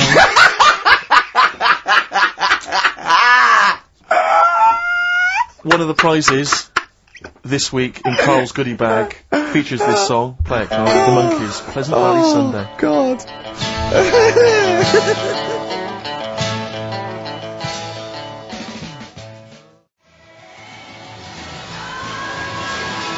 Monkees, Pleasant Valley Sunday. Brilliant. XFM 104.9, Karl Pilkington. This show is monkey heavy, isn't it? It is monkey heavy. Karl, if you were president, would you sort of make it compulsory to maybe have a little monkey? Everyone has a little monkey of their own? Little chimps out and out, old age pensioners? It's not a bad little, It's funny, you know, because there was, a story the other day, when I was looking for monkey news, right? There's a story about a couple who couldn't have any kids, right? There's something wrong with them, but they really wanted a kid. And they got some, dodgy email address where they could buy a baby online, right? It was someone who would have a kid, and you could buy it for $3,000 or something, right? Yeah. So anyway, they got one, they got picked, and they're like, brilliant, there's the money. Got the baby and everything, they were loving it. You know, playing with it and stuff. As it got older... Feeding it. It got airier. Oh, shut the oh, Karl! Turned out they'd been sold a chimp. You maniac. You stupid mank twat. Don't talk shit. That is as if... what? Didn't know it. Oh, don't talk. Are you mental? You stupid. That didn't make it into monkey news. I know, yeah. Well, it's a bit sad though, we don't like to bring the feature down. Yeah. But and how long was this? It got hairier. They're born hairy! They're not born like humans then develop hair, because they go, hold on, we better get the chimp stuff kicking in now, because we're in the jungle. School photograph, they were like, hang on a minute. It looks a bit weird. Oh, you are just the rubbish. Mad, innit? Mad, innit? Mad, innit? Imagine, oh, God. But Just anyway. imagine if he was in charge, we did put him in charge of the country. Terrifying. Wouldn't that be amazing? Let him run the country. Just for a week. Or the mayor. What would you do if you were the president, or the Lord Mayor of London, or the Prime Minister Karl? I wouldn't do it, like he's gonna be offered it! It's a hypothetical question, Karl. No, but Suzanne was, right, my missus, if you're a new listener. You keep her, sure. Yeah, help her. She was watching the news, trying to follow some heavy stuff. And I'm like, the weather? What? You know, I just was like bored, and I was reading about that mouse that had an ear on its back and stuff like that. So she said, will you take notice of this? Should be, you know what Ricky and Steve are like, they try to teach you stuff and you don't even want to learn. So to try and get me interested in it, she was like saying, what would you do if you're president and stuff? Yeah. And I can't be doing with any of it. What did you come up with? You must what would have... your slogan be? What did you come up with? Did you come up with anything? I had a little, the design of it, right? I said I'd have like red and blue, sort of, do you know what I mean? Both sort of major sides into one. Yeah. Well, that's broken the back of it. That's a pretty good manifesto so far. Anything else? What's on the second page? I had like, KP looks after me. That would be the badges, would it? Yeah. That's good. I'm a KP nut. Yeah. KP looks after me. Yeah, brilliant. That's about as far as I went with it. What would you do? What about, policies, transport, crime, just law and order, Yeah, what would you do, how would you deal with crime? What would your initial approach be? Would you introduce guns? Should police carry guns? Nah. No. Would I have to worry about that? Okay. No, good point. Good point. No, what I'm saying is that, I mean, Tony Blair isn't sorting everything out, is he? No, but he has a say in most things. Does he? Well, go on then. What are the problems at the moment?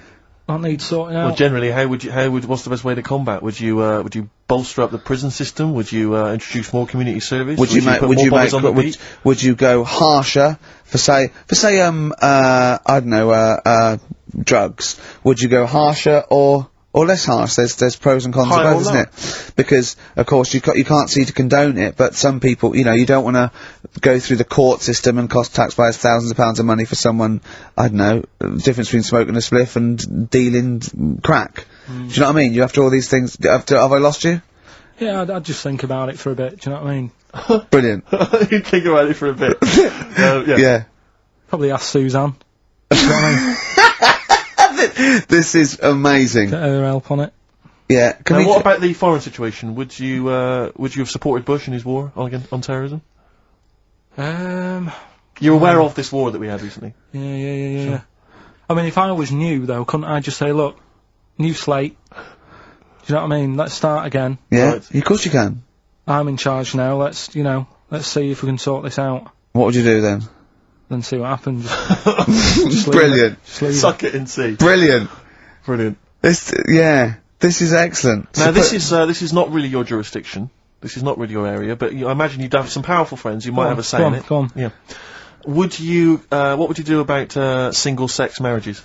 Same-sex marriages? See, this got this Cameron. I thought Cameron had blown it on Big Brother because they said, you know, what do you think about gay fellas getting married? And he went, no, in the Bible it says, you know, a man and a woman. And I thought, oh, he's put off a lot of. Yeah. I don't think many Christians tune into Big Brother, but we know the gays love it. Yeah. They love Big Brother, don't they? The gays. Yeah, so interesting. But what would your take be on that? Same-sex marriages? And then what? Having a kid? Well, just let's start off with, you know. That's all right, isn't it? Do you know what I mean? Just let them get on with it. If it's not affecting anyone else. Sure. Yeah. Sure. Right. But it starts getting tricky. Right. When you get a kid. Okay. Go on. Why?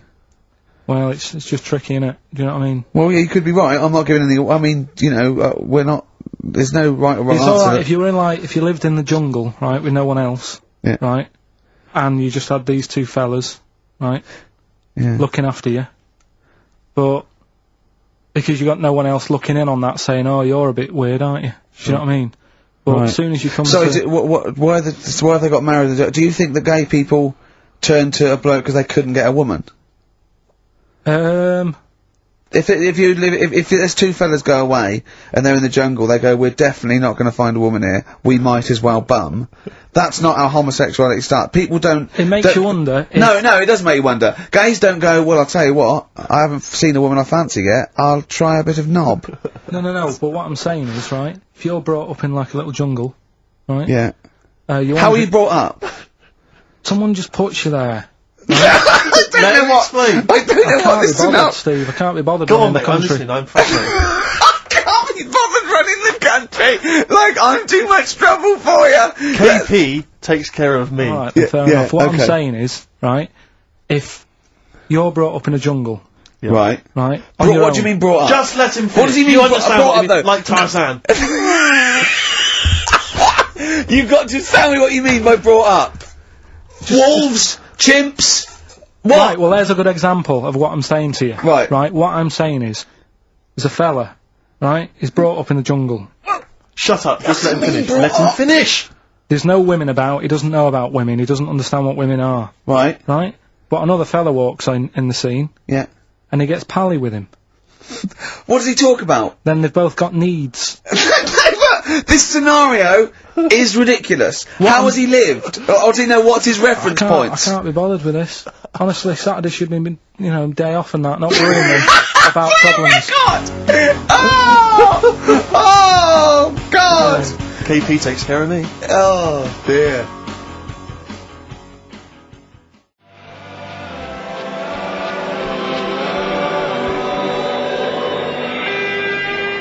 Elbow. Fallen Angel on XFM 104.9. So, there we go. Karl as president. He's still confused, aren't you, Karl? Just a little bit sort of amazed. Yeah. By the body. Yeah. You're in awe of it, aren't you? Just the way... I'm amazed how two people can buy a baby on the internet for £3,000 and not realise it's a chimp till it goes to school. No, but seriously, what we were, talking about there during Elbow and Fallen Angel, we were talking about that I think... Yeah. If you're locked up, well, not locked up in a room, you've got a normal life, except there's no women in it. Yeah. Right? But how would that happen? What would this point of reference be? How would you bring up a person can I just ask you something, though? Go on. How can infinite monkeys and a typewriter? Right, again, I've told you before, right? That is not... You don't actually have to test that model. It's basically a model for that explains the nature of infinity. Okay? Yeah, but... I've told you before. It works because of the definition of infinity. There's nowhere in the world you'll ever be able to get an infinite amount of monkeys and typewriters to But anyway, all I'm saying is, I think if you don't know about women, would you crave for a woman, even though you don't know they're around? When you hit sort of puberty, your hormones will kick in and you'd start getting urges. But for what? If you don't know about it? You don't have to know about it. If you grew up and you started feeling hunger, you wouldn't go, I wonder what that is. You'd go, get me a sandwich, I'm starving. It's different though, it's different. But I'm not, but we're not saying it's all hardwired, or people can't change their natural state. We do it all the time. We fight nature all the time with conditioning. Body is weird, isn't it? Yeah, well that's that one. I'll tick that. It's weird, isn't it? No, the body is. There was something. Yeah. Did you read that thing the other week about man with two penises? No. We don't need that. We don't need that. Lawyer who got in office realised he was actually an orangutan, and they just shaved him and put a suit on him from Hugo Boss. And the funny thing is, he won the case, and the judge said, "Well, don't send him back to jungle. Let him set off on his own. Bodge it, wibble and podge." You'd make the best judge in the world. No, there's a fella... Here's a banana. There's a fella who, was in a coma for 20 years. Just, they kept, like, taking him through, like, the normal day. They take him to Alton Towers and stuff. Doesn't know anything about it, just kept going through the motions. Don't know if they kept charging him. Kept putting him through all that. He eventually came out of it. 20 years. And went, stop taking me to Alton Towers, it's shit! I just thought, imagine how much post making, eh? How much post?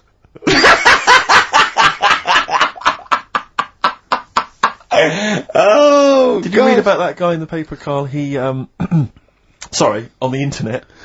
He in about, I think it was about 1984, 85, he had a terrible car accident. But this must be it. He went into a coma. This must be what he's talking about. Well, they didn't take him to Alton Towers. Of course they didn't.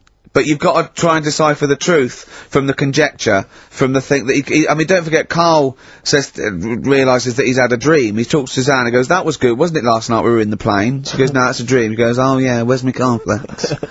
You've got to, you know what I mean, I can now decipher what he's actually seen, what he's read. Well, go on, what did you... Well, I'm assuming it's the same guy. It is the same guy. It was a guy in, some small American town, and he'd had a car crash, and he'd gone into a coma, and his, wife had, left him. She'd gone on with her life, because he'd been in a coma since then. And he had just woken up recently. Marriage wasn't working. Marriage wasn't working. He just wasn't paying enough attention. He actually had, she was pregnant at the time, and so now his daughter is basically the same age as he was when he went into the coma.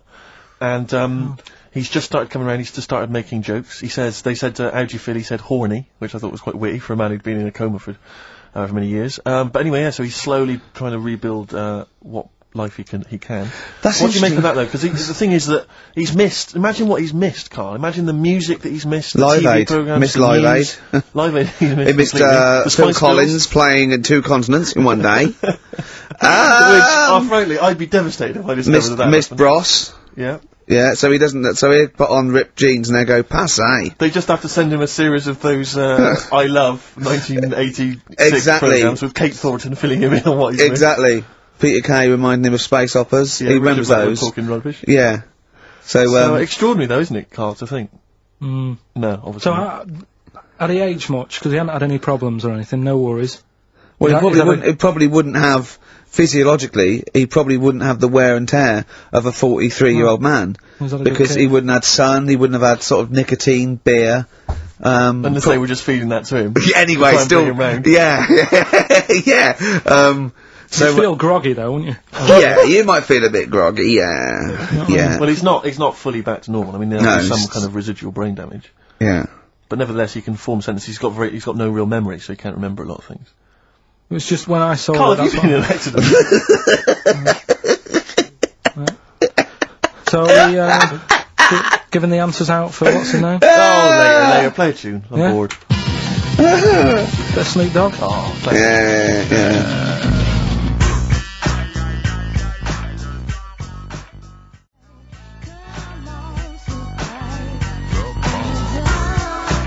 Snoop Doggy Dogg from 1993.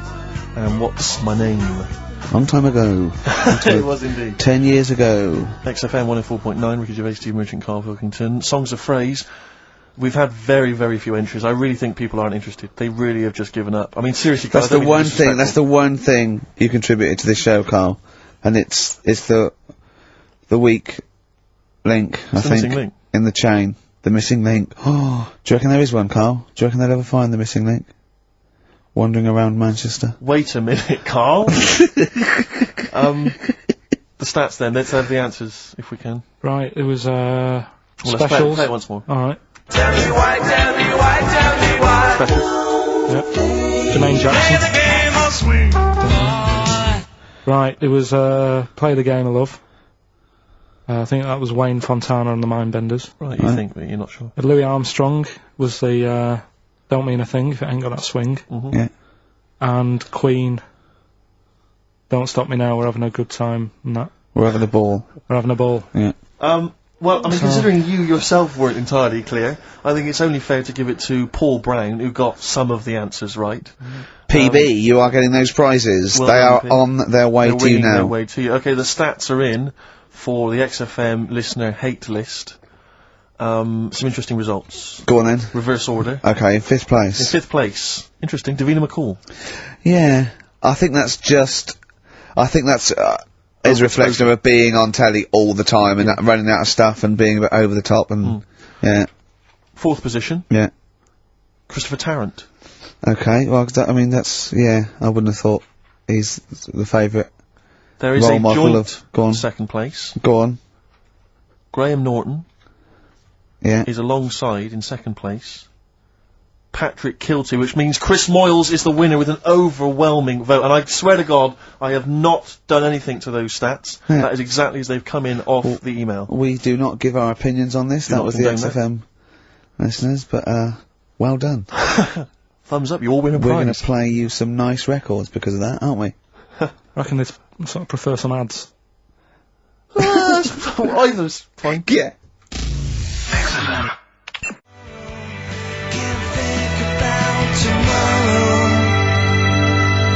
Feeder, Forget About Tomorrow, on XFM 104.9. When I was at university, my best mate was a bloke called Wally, and he was doing psychology, and I was doing philosophy, and we both got into this theory called determinism, which is about the state of the mind, and it's a materialistic view that everything is part of the causal web, and everything has a reaction for something that happened before it, and by the way, Karl, do not confuse this with fatalism. Determinism is not predictive. It's just that if a brain state happens again, then anyway, the famous one is the famous one is if a butterfly hadn't shaken its wings, Queen Victoria wouldn't have sneezed. Everything's indissolubly linked, right? We were thinking that, right? And we're thinking, what if you changed one word in like classic songs or one note in Beethoven's symphony? How it just wouldn't work. Well, I've always thought that, come on baby, light my fire. Not as good. That sounds brilliant. Yeah. Enigmatic, interesting. Not so good. More pedestrian if it was, come on baby, light a fire. Just one thing wrong. Yeah. That'd be great. Just Paul McCartney comes to John and he goes, "All right, John, written a song." He goes, "Well, she was just 17, well, you know what I mean. The way she looked was way beyond compare. I wouldn't dance with another." I'll stop you there. Go on. I'll stop you there. What's the matter? Something not quite right with that. I love the song. It's great. Yeah? Just once more. Well, listen, don't be too harsh. I mean, because we write our own songs. No, we can still put both our names to it. I think you're a great talent. I think you're a great talent. Well, I'm just saying... listen, you hippie, right? Well, not yet. Well, not yet, but I mean, there's a Japanese bird outside looking in. Don't fancy, I'm not interested. No, well, listen, And I'll never change my view. Right, now listen, right? I wouldn't dance with another. Is that bit? Is it that bit you don't like? Is it the... I just like the... Could you try and... Is there a different pitch you could go on? I wouldn't dance with another. Say it again. You don't like the... Is it the noise? I'm just not sure the girls are going to go crazy for it when we do that bit. Just think of... Is there anything else you've got? I love the idea of just changing one lyric. Radiohead. What was their classic song? Creep. You can't really change that, can you? Burke. What if they called it Creep? I'm a Burke. I'm a twat. I'm a knob. But don't worry about determinism, Carl. Just because it says we don't have a free will as such. You know, it's more an illusion. It's not whether we choose our choices, whether we can choose, you know, to choose our choices. He knows all this. But don't, as I say, do not confuse it with fatalism. It is non-predictive and does not change anything. I mean, the moral upshots are frightening because if we have no free will, then are we culpable for our actions? But again, it changes something because you've got to take people out of society that are harm. Karl has often said that. All right, Karl? Am I still the president? Yeah, go on. Yeah. No, I'm just asking. I'm not. Yeah, what would you do? What would you do about determinism? Change it. I'd have a day off. If you were president of America, would you ban guns? It's in the Constitution. Everyone's allowed to have them.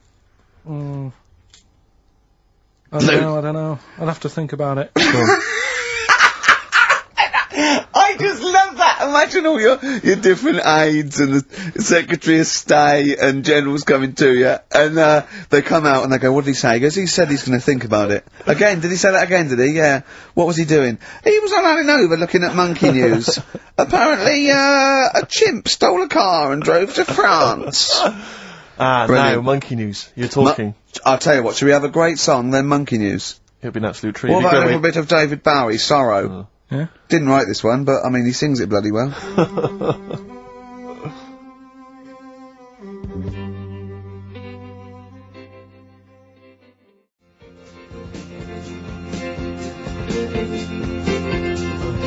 David Bowie, Sorrow, on XFM 104.9. Nearly there, but, you know, we're working our way up to the grand finale.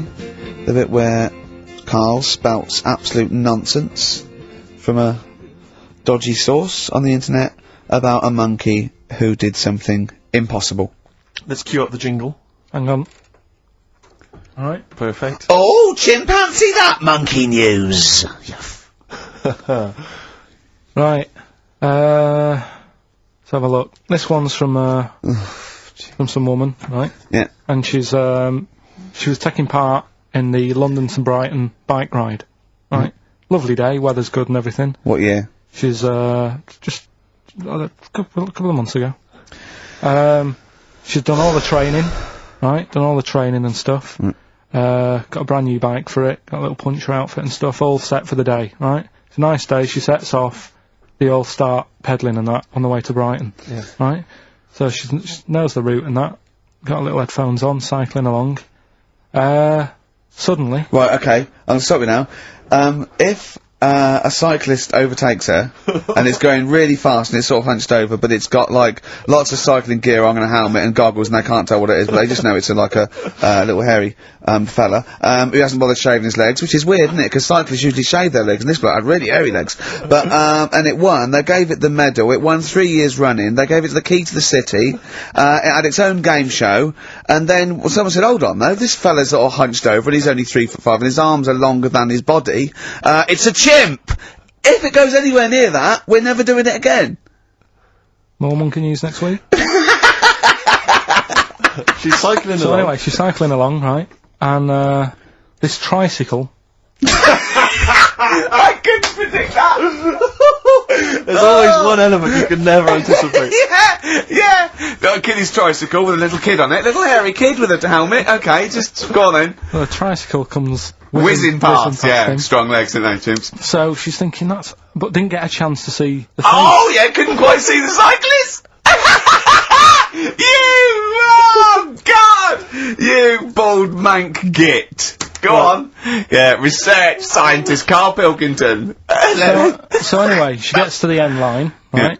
And they got talking. That said it was a nice day, nice race and all that. Said, did you see a little thing on a tricycle? Thing? Well, a person, surely, just a human. Did you see that? No. Did you see that bloke on the tricycle? So anyway, turns out. Yeah. But what did you say? Thing? Well, no, there's no suspicious. I mean, why did you say? Did you see that fellow on a tricycle? Anyway, so it turns out. Go on. It was a chimp. You're joking! Right. Well, Christ almighty, there you go. Unbelievable, and it was a chimp all along. So anyway, right, so the woman's like, we're never doing this again. Checking out the news, right, there's nothing on it, she checks out XFM Monkey News. Right, okay, I'll stop you there again. Right, if it turns out she does on the news, right, and the circus goes, we're looking for our chimp, it used to ride this tricycle, and it escaped with police chasing it. No. So she listened to XFM, see if I'd picked up on the story. Yeah, sure. I didn't have it and stuff. So she got in touch with the organisers of the London to Brighton bike ride, said, look, saw a little hairy fella. Why did she care? Because she wanted to know, she thought it was a bit odd. Well, turns out it was a chimp. They weren't happy about it. Of course not. Because now the owner of the chimp wants to enter it into the Tour de France.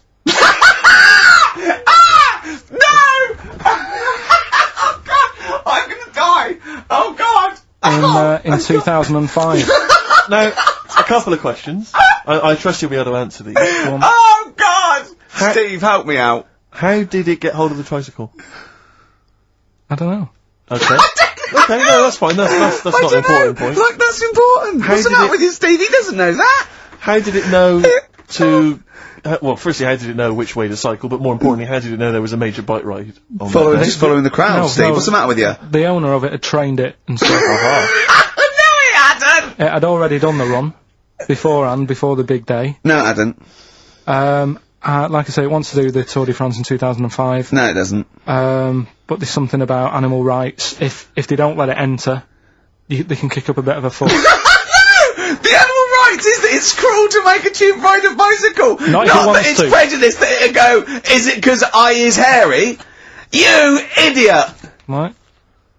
So. Wow, that is the worst one yet. Absolute twaddle. Absolute rubbish, Karl. Have you got a tricycle? Unbelievable.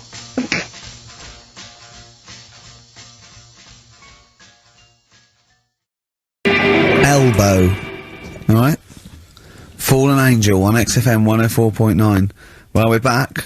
I'm Ricky Gervais, with me Steve Merchant, and Karl Pilkington. Karl's all a little bit, I don't know, he's a bit frustrated, he's sort of a bit sweaty and fed up today, aren't you, because of the heat? It's too much though, isn't it?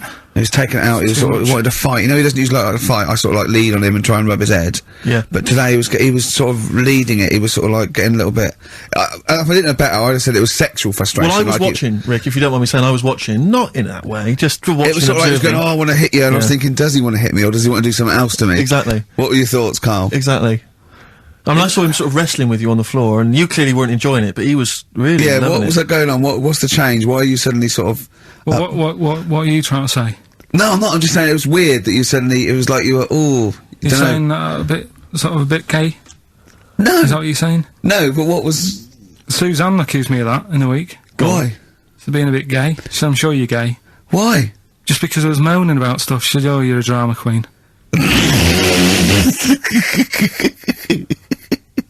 Right, well that's what were you moaning about?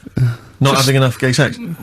That she didn't have a knob. Yeah. It's going, oh, why don't you get yourself a nice little knob? Yeah. I mean, can I call you Frank, please? Could you wear this false beard? Yeah. It's just, well, we'll talk about it later. It was about the 7 Wonders. I just wasn't that impressed. He wasn't impressed by it. He said, well, we'd say that, yeah, well, we got a top show coming up, haven't we? But if you are a little bit, just a little bit sexually, you know, don't be afraid to let it out. I mean, if you want us to relieve you of it. I'll tell you what, let's have a little bit of Maggie May by Rod. It's a Can't beautiful we play day. Killing a Georgie? That's your favourite song, isn't it? Oh. That's weird, isn't it? Strange, isn't it? That's weird. I'd like to hear Rod Stewart singing about a lovely lady, please, Karl. As would I. You can picture whoever you want. Bit of Rod. Maggie May on XFM 104.9. I'm Ricky Gervais with me, Steve Merchant and Karl Pilkington. Steve. Well, I've only just read about this, and I don't know anything about it. This naked rambler, Steve Goff. Yeah. Is he doing some kind of, he's doing a walk from Land's End to John O'Groats? Is he completely nude? Yeah, he's been arrested 10 times on the way, apparently. Right. It says here that Nora Goff, his mum, she's in her 70s, she's begged her son not to walk naked from Land's End to John O'Groats. She said, I don't know where he gets this from. Certainly not me. I am, and have always been, quite conservative. He would never have been allowed to walk around the house without covering himself up. I wouldn't go as far as to say I'm ashamed of him, but I do not approve of what he is doing. Having said that, it's good to see him on the telly. yeah, it must be. It's not about anything. It's lovely. It's slightly embarrassing until they're famous with it. However embarrassing it is. But I can't believe my son's a serial killer. Nice to see him on the telly. He looks like one. He's not, obviously. You know, I mean, what is he doing? I don't understand. Steve wouldn't say he was, and he's not. He's just a rambler. But he's there, right? What's his motivation? He's just walking to, don't know, it's just a nudist, I suppose. Right. And there's a picture in there, and Karl looked at it and he went, oh. What's the point of that? He went, well, look at him. He's got shoes and socks on. He's got a rucksack on. He's got a hat on. He's not nude. He's just got his knob out. Yeah. But he's got a full beard, thinking, oh, I want to hide some skin. Whereas this little chap needs the air. I'll pop him out all the time I can. Oh, they really annoy me. Because it's in the supplement today as well, with the Mirror, right?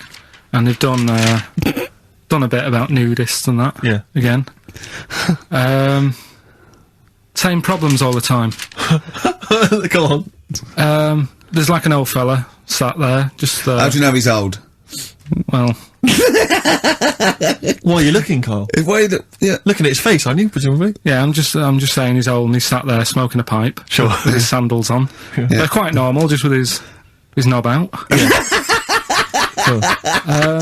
But look, they always make the same mistake. He's got a little white deck chair. Yeah. Yeah. If you're nudist, don't go for white. Why? You're sitting on that, getting a bit clammy and stuff. White, don't go for white. Go for darker colours.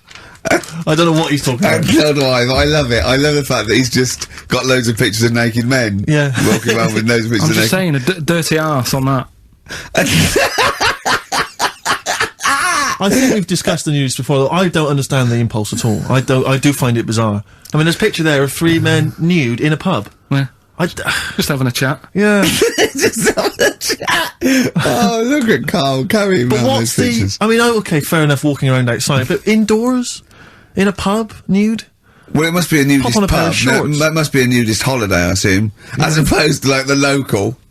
There is, though, isn't there? There was a thing in Bazaar magazine the other week where there was a picture of some people. They've got an airline of their own now. What, nudists? Nudes. Nude airline? So you can get on there. Your holiday starts as soon as you get on. Sure. And, but what's the point? Well, I'd be worried just about banging against things. You know. So to speak. Yeah, my shoes and things. Or spilling the when the waitress comes along. Might she spill hot coffee? Yeah, that's a good point. Would she have to be nude? Would the stewardesses have to be nude? I don't know. But that bit as well, where they walk down the aisle and they have to check if you've buckled up. Yeah. She's like, excuse me, miss, can you just... And over 50s, it's always over 50s. Right, yeah. So it'd be an old woman on the plane. Yeah, yeah. It'd be like, can you just lift your left tit up so I can see the belt? Yeah. Yeah. Oh, God! Yeah. Oh, imagine if you've got to go into the crash position. Oh, God, yeah. You know? The last thing you see is your John Thomas. John Thomas. As you go crashing into a mountain. Terrifying. And then what if you've got to abandon ship? I know. Well, how would they explain that? Yeah. Going onto an island. Exactly. Alright. Or being picked up by, a passing ship. Yeah. Karl, you notice they also play volleyball a lot, don't they? Yeah, I mean, you've always mentioned that, but I thought you were joking, but they love it. Yeah. They said that's what they do. They get to this special holiday That camp. can only be... Either they got the idea from sort of like Carry On Camping or Benny Hill, or they actually like it jiggling around as much as possible. Yeah. But is that safe? Well, I assume so. You play volleyball with trousers on, don't you? I wouldn't have thought... Yeah, but there's a bit of, like, support there. I mean, I was watching, athletics, right? The other week. Yeah. Right? Yeah. And I was watching it because there's a lad who I went to school with. He's, like, winning gold medals and everything now in the Olympics and stuff, right? So I was looking out for him. Now, if you went to school with him, I'm assuming he's got 3 legs or something? No, he's normal. just a regular guy. He used to push me on my go-kart, and so I feel like You've trained I was him, there yeah, from the start, training him up a bit. Yeah. And watching the programme, and there was swimming in it, and I was watching that for a bit, getting a bit annoyed, because that butterfly stroke, Yeah. I don't know why they do that. No, nor do I. It's just hard work. It doesn't make you go any faster than, let's say, that stroke. The Yeah, crawl. don't do that. That stroke on radio doesn't work. The crawl, yeah. So I was watching that, thinking, that's annoying. Yeah. And then they got onto the running bit, and my mate's in this race. Yeah. Now, they do the side shot, don't they? So you can see who's in the lead. Sure. And then they do that front shot, where it's absolutely pointless. The only reason to do the front shot, I think, is to keep women interested. Because you can basically see his tackle going from left to right, being battered all over the place. Why were you looking? Seriously, you had no choice. If you wanted to watch it, it was like, I was interested if he was going to win, but it's like, you know... But why did you turn over and watch Charlie's Angels instead? Because I wanted to see if he won the race. Well, flip back at the end. Just flip back to get the result if you don't... Well... Yeah, or at least turn away or close your eyes on the front shot. No, I wasn't. I just... Suzanne was happy. Suzanne was loving it. Yeah. And I was like, whoa. Yeah. Just go to the other shot. But they were showing you the front shot and running along there. They could have just shown the top half, but they didn't. Sure. It was there. There's his heads moving along at 25 miles an hour. Yeah. Well, I think you're meant to see the running, the actual legs moving. It's athletics coverage, isn't it? It's sort of like... But they don't show you a shot from behind. Did you want that? And I didn't want that either. It sounds like you were disappointed. Yeah. Play a record. What are we having? Better Radiohead? Yeah, it'd be brilliant, wouldn't it? Incidentally, last week, you remember, we began the show by talking about knobs. Yeah. I think we've got a bit more knob news this week. Knob is coming up, is it? Knob news is on the way. After Radiohead, more cock. Radiohead and go to sleep. That's not to you, please don't go to sleep. We've got another hour and 35 minutes of fun chat and great music on XFM 104.9. I'm Ricky Gervais, with me Steve Merchant and Karl Pilkington.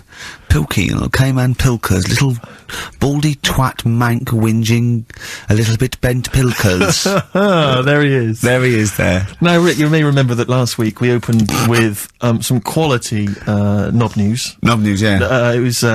It was Hitler's knob. Hitler's knob was one of them. That just sparked off into a whole bunch of other kind of knob-related discussions. Yeah. And I'm pleased so far to see that we're almost at the halfway mark for this first hour, and so far we've only talked about nudity and/or todgers. Yeah. So excellent work from us. Well done, lads. Yeah. I'm looking forward to Dr. Fox and the rest of the Sony award committee listening to this one. Yeah. But more knob news. I don't know if there's a jingle for that, maybe. Oh, you nearly had me eye out. Knob news. Knob news, excellent. This is an extraordinary story. A woman tried to sue her bosses for £210,000 after finding a cooked penis in a canteen stew. Hospital cleaner Sophie something, I can't pronounce that name, was eating goulash for lunch and could not cut one of the lumps of meat. Oh, you can see where it's going. I've got so many questions already. I know. She picked it up and tried to chew it, but it was too tough. Then she inspected it with workmates, who all agreed it was a penis. Imagine that discussion. Yeah. Miss McLata said she vomited for the rest of the day, instantly became a vegetarian, and had to have psychiatric help. It's not known whether the organ was from a human. The case continues. Well, it can be found out, so that's one thing. Obviously, the doctors aren't confused. They're not going, I don't know, I've never seen one like it. Yeah. Also, why is she eating goulash? I know. I mean, that's my first question. Why, Yeah. Lunch, what do you want? Oh, no, I fancy some goulash. Yeah. Oh, some gooly lash. Gooly lash, Thanks very much indeed. Lancashire cockpot. Oh, is on the menu. Brilliant. Only £5.50. Wangers and mash. I'd love some wangers and mash, please. If you've got any knob-related puns, knob-food-related puns, then call XFM on 3426 14094. Ricky.gervais@xfm.co.uk. Call Chris Miles at radio1.xfm.winginmank. Yeah. Cock-co-kay. Cock a van.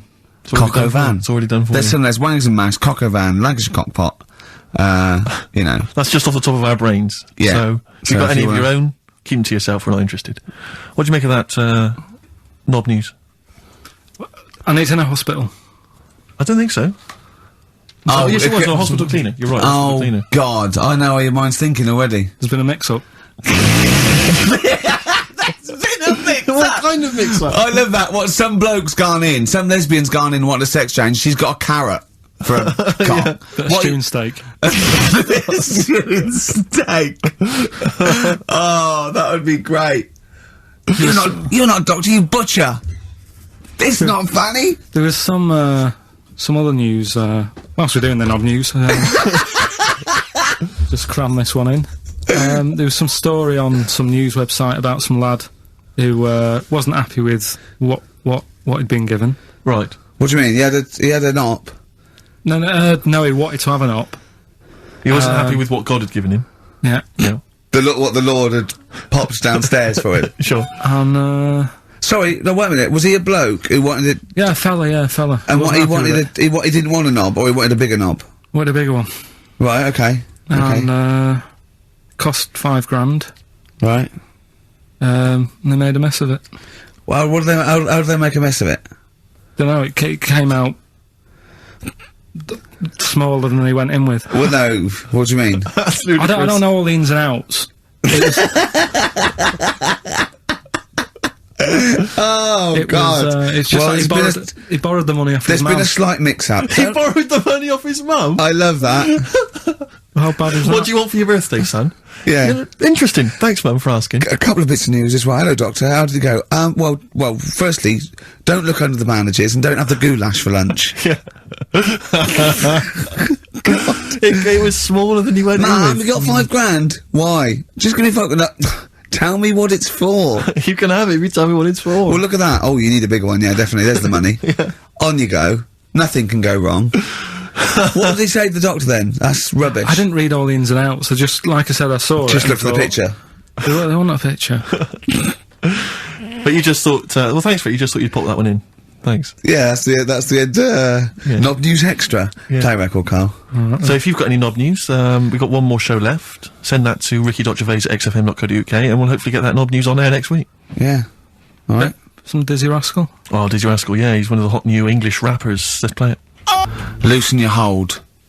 South. That's great, and I love that one. On XFM 104.9, I'm Ricky Gervais, with me Steve Merchant and Karl Pilkington. Good Karl, choice, Rick, good choice. Karl, cheers. What are you thinking, Karl? What have you been doing this week? What's been going on? Yeah. You've been miserable because of the heat, obviously. That's getting me down. Yeah. It's just the way people wander about as well with next to out on. Yeah. I'm always amazed by, the men, it's just a certain breed of man. Sometimes it's kind of builders, mechanics, taxi drivers, van drivers, but not necessarily, students, all sorts of guys. And you sort of watch them walking down the street, they'll be walking down the street, girls, you know, obviously in their sort of summer gear, and it's literally, you know, eyes go, look at those legs, oh, knockers, oh, I can't believe my luck, oh, you know, and they're sort of talking to their mates, they're checking it, oh, it's an arse, I can't believe it, oh. Yeah. And it's like they sort of forget, there's like some kind of amnesia that sweeps over them during the winter Like months. it's a surprise. Yeah, and then it's like every time summer rolls around again and girls pop, they goes, I can't believe it, where have they been? They're back. Yeah. And they get so excited. Excuse me, love, have you got tits under there all winter? Exactly. Well, yeah. Bloody hell. I can't believe it. It's great to see him again. Yeah. And then he gets to sort of October and they go, where've they gone? They just don't say anything, they just like get on with it, they're reminded. They completely forget. For a sort of half the year. There was a fella this morning, I just nipped out having a cup of tea, reading the paper, reading that bit about nudists and that. Sure. And little old fella, must have been 75. Okay.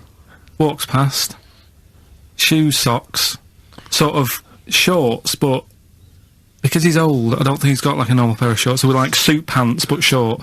So really smart shorts I've never seen before. Yeah. But the thing is, with him being old and thin, yeah, it's just, don't do that. Don't walk around like What, the legs? the legs and the back. He looked like a little tortoise without his shell on. And everybody outside the cafe. I've always wanted to see a tortoise without its shell on. Yeah. Just to see if it would run really fast and go, this is brilliant. Just scamper along. I saw a grotesque thing. I think it's Britain's fattest man. I'm not sure. He was huge. I mean, I don't wish him any ill, but so big. It was ludicrous. He was waddling down, Oxford Street, and he was, I mean, genuinely, you know, I'm not a big fan of, you know, ginormous people. Rick Waller, for instance, turns my stomach. This guy was twice as big. He was extraordinary. And he sat down on a big bench and literally took up the whole space. And he reached into his bag, he's having his lunch, and he was eating an apple. And I really felt like I wanted to slap him on the back and go, "It's a bit late for that, mate." Well, it's probably starting now. He's probably starting thinking that I'm gonna make a change. And imagine if you'd have said that. Yeah. And it'd have been awful, wouldn't it? Yeah. He cut it in half, put it between 2 slices of chocolate. Yeah. I don't know how you get that. And waited for a pig to come past, shoved it in his mouth. Exactly. Just swallowed it whole. I don't know how he gets that big. And it was like he'd come out to sort of soak up some of the sun. You know. Well, you look better with a tan. I suppose so. Yeah. Yeah. Was he wearing loose black clothes? He was, of course he was wearing loose black clothes. That works up to a point. Yeah. And then, you know, it's not fooling anyone. There's vertical stripes. Yeah. To make it look thinner. Just people just walk past and think it's night. Yeah. Exactly. So, Karl. So that's you know, that's been annoying me with the weather and that. Yeah. And then I love the warm weather. Although I can't sleep at night. I had 2 hours in front, just went and lay down in front of the window, in front of the French window, just because it was just too hot last night. But if I can sleep, I love hot weather. I love walking around when it's sunny. It's better for you. People are usually happier in hot weather. The sun is good for you. I mean, it has been hot. I mean, it's 100 degrees. It's probably too hot to work, but... Mental, I can't think straight and stuff. Yeah, your little baldy head, isn't it bad for it? Because it just... Doesn't it get you... make your brain a little bit hot? Well, I mean... I'm just got my head on show. What about the nudists? Worry about them before you worry about me. Right? Well, another thing that happened in the week, you know, I've just had builders round, sorting the kitchen out. Yeah, sure. So, virtually skint. But another problem happens. Boiler starts playing up. Right. Right? So, and you've got to have a shower in this weather. You've got to be able to have a shower and that and freshen up and what have you. Well... I have a shower every day anyway. I mean, 2 sometimes, but yeah. Yeah, but if you haven't got any hot water, you can't, can you? Right? Cold shower's alright, isn't it? Mm-hmm. Go on. So anyway, fella comes round. Yeah. 90 quid. 90 quid? 90 quid. All he did, turns up, says, "Oh, yeah. Just bang it. Just 90 quid? Bang the boiler." That's 90 quid. Last time I banged a boiler, it cost me 90 quid. And there was a lot of leakage then. Yeah. So I you know. I understand where you're coming from. Yeah. I do sympathise. But you know, like, I catch them out as well. Do you know, like, you know, I know they're up to no good and stuff. They don't earn the money. Sure. And he was in the bathroom, so I sort of creep up and I try and stick my head round the door to see what he's up to. When a bloke in the bathroom? Right. That's weird, isn't it? So you creep up to a man in the bathroom and put your head round without seeing you? Go on, though. Fair enough. Right, do you want to go over what happened that time when we were in the pub and I go to the toilet and you're trying to get in? What happened? Is that normal? Go on, what happened? Go on, I'm not ashamed. What happened? Go on, say it. Say it. What happened? Well, don't start a story and then don't finish it. Or we'll do it later. He was in the cubicle, and he got in the cubicle to have a piss to avoid me annoying him, right? So what I did, I got some of that liquid soap, and I just put it over and squirted on him, and he came out going, "Look, it looks like someone's just effing jizzed on me. I've got effing jizz on me back." I had to walk through Soho without on me back. I was walking through Soho, when was it we had to go to the, when we went to the Ivy with those people? Wednesday. Something like that, yeah. We had a business meeting, right? And, we were walking around the Ivy, it was about 11:30, and I was going down Old Compton Street, and as I got to just going past Mamma Mia, something hit me on the shoulder. I looked down, and obviously it was bird shit, but just for a split second, I thought it looked like jizz, and I just thought, oh God, because, no, and I sort of wiped it off, and I thought, right, I got to wash my hands and like get in. It obviously wasn't jizz, it was pigeon shit or something, right? But I had this pamphlet once when I was at ULU. Terence Higgins Trust left this pamphlet, and it was all stuff like safe sex, and it was stuff like, honestly, I swear, it said things like, you don't have to have full anal intercourse. It said you can do lots of other things with your lover, like, it said like come into some fruit, e.g. a melon. It says, with friends, just come on the back of one of them, right? And then this is the bit that made me think, and I thought, oh my God, when I looked down sort of on my shoulder, it says, come out of a window. Yeah, on any passing celebrity. Oh, God! Oh, I'll get that pamphlet. If anyone's got that pamphlet, it was brilliant. So, yeah. Good, right, well, let's play a record. Do you reckon Noel Edmonds did stuff like this on his show? He's back. Oh, dear. Smith and Usk on XFM 104.9. Before that, we had Spunky News. Spunky News. Coming up, Monkey News. That's the sort of linked. This is Dr. Fox is no better than this. No, you must see we're getting better now. Yeah. Have you got any other news there, Karl? Well, you were just talking about bird muck. What a classy show this is. Yeah. I imagine someone just having a barbecue, tuned into this. Yeah. Can you turn the radio off? He's talking about coming out of windows again, darling. It's putting me off my sausages. No, what? I was walking down the street and this pigeon, sparrow, whatever, did its thing, and it landed on my ear, and I was like, oh, God. So, I thought, well, I'm not going to wipe it off. Why not? Because I don't want to get it on my hands. Right? So I thought I'd leave it till I get home. So it's probably So about... you went to work. Oh, met some friends. Yeah. Not about midnight. Went on the pool. So I was best man, so after the speeches, that is brilliant. No, it was on there for, I don't know, half an hour or something like that. Brilliant. Get home and get Did it not kind of slowly ooze down your neck? No, it's fairly hard. Right. And, sort of corroded my ear. What are you talking about? Why did you leave it there, though? Why not just wipe it off with something? You can't, I couldn't walk round with... Pop in a newsagent and buy some tissues. But then I look stupid. What? Where is the bird's muck on your ear? Brilliant. They're all wearing that now. But no, what is it they eat? It's alkaline. No, it's really strongly alkaline, isn't it? Or is it acidic? I don't know. Maybe someone knows. Is bird muck acidic or alkaline? But it's corrosive, yeah. Weird, isn't it? Weird, isn't it? It didn't seep into your brain. Listen, do you want to set up Songs of Phrase? Yeah. Oh, God. If you've not heard the show before... I thought we weren't doing this week. I thought we weren't. No, we'll do it once, right? And then next week's the last one, so we'll do Rockbusters.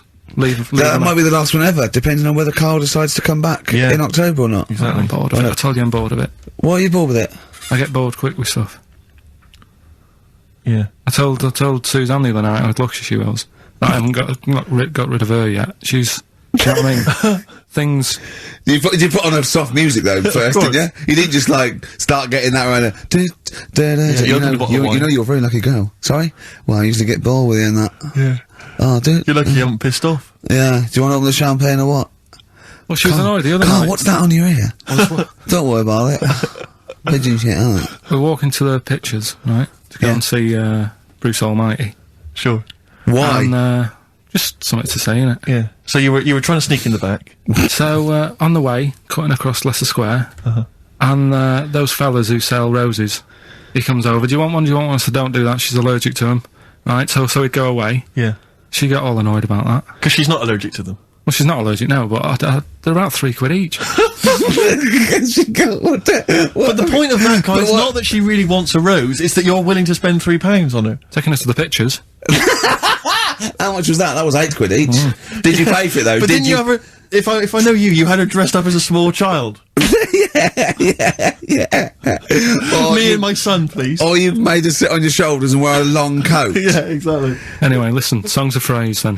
You paid for her to go in and then you went and had a pint while she watched it. Yeah, there's no point in both of us seeing it, but tell me about it, Tell me what it's like.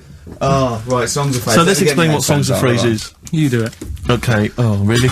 If you think that Karl is bored with life, then you will be even more bored once you have heard this particular quiz. The gist of it is that Karl has taken a well-known phrase or saying... no, stop me there. Not a well-known phrase. Something that he said once. On this show. Yeah, probably. And he's somehow compiled together a number of different songs which have somehow built up that particular phrase or sentence. If it's anything about Chinese people, Philip Bailey will be involved. That's all I can say. Okay, let's hear it then, Carl.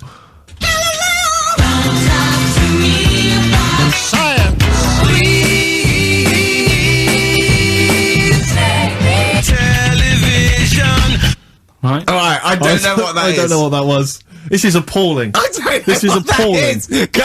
Carl, I do not know what that is. What is the phrase? I just was saying last week about everyone's raving about Galileo. No, they're not. No, they're not. Raving about Galileo. No, they're not. No, That sounds they're like not. a sort of B-side from the Buggles. Everyone's raving about Beyonce and Robbie Williams. Yeah. They're not. People going, Pop what, idol. What are you into? Galileo's good. Yeah. Forget it. No! Placebo, song for Karl there. That's Special Needs on XFM 104.9. I'm Ricky Gervais with me, Steve Merchant.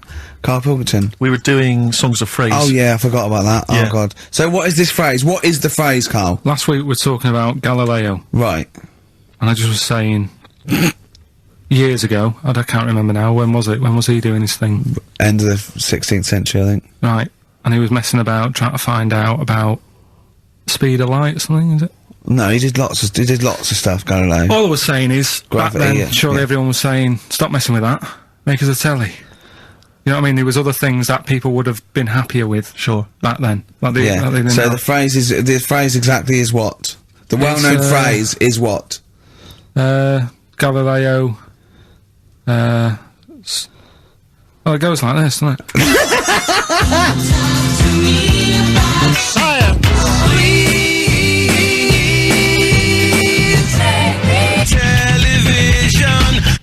Right. So it's Galileo's stop Talking to me about talking about science. science, make me television.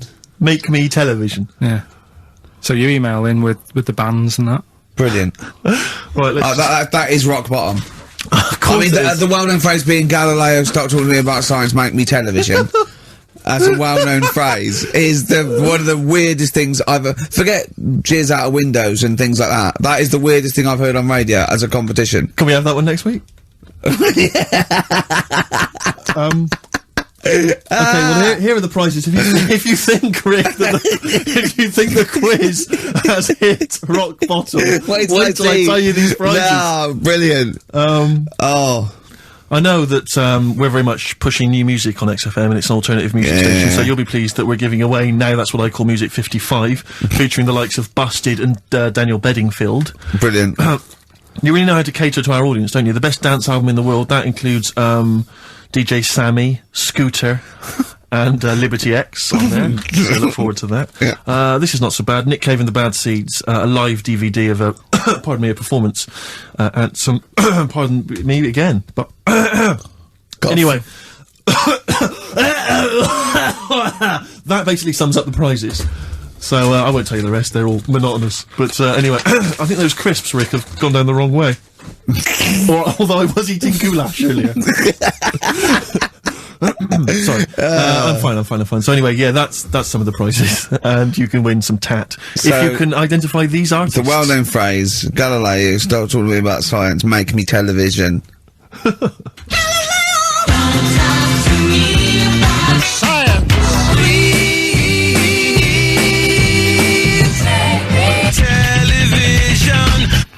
I just It's email in. appalling. Bit easy this week, I think. Yeah. Play a record, Karl. I mean, it's ridiculous. Ricky.gervais@xfm.co.uk. The Pixies. The Pixies on XFM 104.9 Holiday Song. You're talking about people coming around and just banging the boiler and charging 90 quid. I think it was last Christmas. We had a dripping tap, right? And it started off just dripping a little bit, and then after a couple, I thought, you know, we'd get that sorted out. We couldn't actually turn the tap. It was just solid where the washer had gone. And then over Christmas, like before Christmas, it just started flowing. It was just like on, and I was thinking, this is terrible. It was terrible. It was the hot tap, and of course everything. The caretaker going away. Everything had been closed down. So I called out an emergency plumber. Christmas, yeah. Like he couldn't get it. Just turn the tap off, right? So he was trying, and in the end he said, well, what I could do is I could just squash the pipe. Right, cut the pipe, squash it, and then you could change the whole thing. I'm like, yeah, whatever, right, because I can't have this. So, He said, I've got to go to the van. And he got this tool, came up to squash the pipe. He was only a young lad, right? Wasn't strong enough. So I had to help him squash the pipe. Right. He squashed the pipe, cut it, put a little nozzle on it, you know, just to seal it, right? And I was 180 quid. 180 quid? And I want to say, surely that's half mine. Yeah. I helped it, and I was sort of being sarcastic. Well, Johnny was there, I was going, how much was that tool? He went, it was only about 9 quid. I went, pays for itself, innit? Yeah. And I was going, could I get one of them? He was going, yeah, get them anywhere. Obviously, didn't. And then he went, I wrote a cheque for 180 quid, and he went, oh, I didn't charge you for the nozzle on the end. I went, no. He went, I said, how much is that then? He said, £2.50. I said, I'll give you cash for that. £2.50. £182.50. So he hadn't even really sorted the problem out. But what can you do? What can you do? You know, he wasn't ripping me off. That's the prices. Yeah. He's not going to go, I'll tell you what, mate, because you helped me, call it quits. Yeah. Just buy me lunch. It's not going to happen. Yeah. My mate was locked out of his, flat once, and he went out and shut the door behind him, and that was it. And he looked through a letterbox, and he could see his keys, right? Phoned a locksmith, says, look, can you come round? I can see my keys, right? It's just have to go out. And he went, well, yeah, but that doesn't matter. I said, I'm going to charge, it's 90 quid. And he went, 90 quid? He went, but I can see the keys. He went, yeah, I can get them for you. And he went, and my mate said, you're going to come round, you're going to charge me 90 quid, and you're going to scoop my keys up with a bent coat hanger. And the locksmith said, have you got a bent coat hanger, mate? It's brilliant. But it's a fair point, isn't it? It Do you know is what a I valid mean? point, that's it. What can you do? Yeah. I'd have gone, ha, thanks for the expert advice, and then asked the neighbour for a bent coat hanger. And they went, well, we'll call it 100 quid. Yeah. But that's more expensive than a locksmith. Well, yeah, because you're going to illegal traders. Exactly. We've got no licence. Yeah. We've got to pay a little bit more in case we get fined. Exactly. But that's what was going on when, you know, the fellow was round the other day fixing the boiler in the bathroom. Just wanted to make sure that he was working on it, because it all went quiet in there. He had the door shut. I'm trying to have a little quick sort of peep, seeing if he's doing anything. And I pushed the door. The way this sounds. But just pushing the door slowly, and he's going, "Don't come in." I was like, "What are you doing?" Well, what was he doing? Dunno. But then he's like, 3 down. Probably doing a crossword again. That's what annoys me. The way that, you know, it's all secret. You're not coming in, and you hear the odd bang now and again. He's probably sat there, crossword, 3 down, giving it the old. Just now and again. With his foot. Just annoying. Yeah. How much did he charge you? 90 quid? It's just under 90 quid. Yeah. Yeah. And all he said was, you know, give it a bang. If it don't work again, give it a bang. What does that mean? Is that an air block? And they just like, what is it? I don't know. It's not that complicated. You wouldn't think a boiler's that complicated. It's not like understanding, you know, how a fast breeder works or a computer. It's a big lump of metal without water in it. How can we not know how that... Yeah. We were discussing yesterday, me and Glenn were trying to work out how a fridge works. Right. It's pretty cool. Magic? It is. The magic comes down the electricals into the frozen peas. That's what I thought. Yeah. Yeah. I know it's something to do with the hydrofluorocarbons can exist at much lower temperatures without freezing.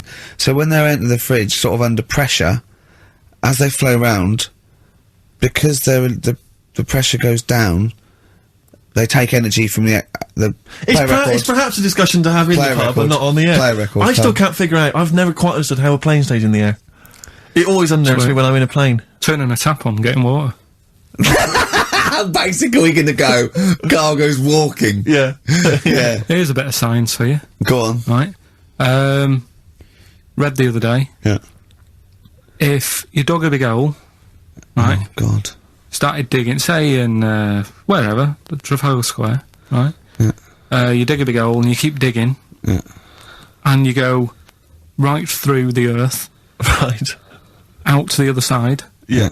So you're somewhere in Australia or something, right? Yeah. And then you come back to London. Right. Stand next to the hole, jump in it. Apparently, you can jump through the world in 42 minutes. It's interesting. But then I was thinking, will you fall? And then when you come out the other end, would you fall back again? Well, yeah, you would, wouldn't you? What would happen is, you'd accelerate 10 metres per second to the centre of the Earth, but you'd have such inertia, you'd nearly go as far out the other end before It was like a bungee jump, so you'd nearly get as far as the other end, and then you'd go back again, and you'd keep going until back and forth, getting further and further away from making it, until you went sort of back and forth in the centre, and then you'd stay still in the centre. Have you drilled a hole through the earth? Get in touch. Email xfm.co.uk and just let us know how you got on. Did you get to the other side? Did you get to Australia? Did you buy one of those funny cork hats? Did you see Paul Hogan? How does a fish work?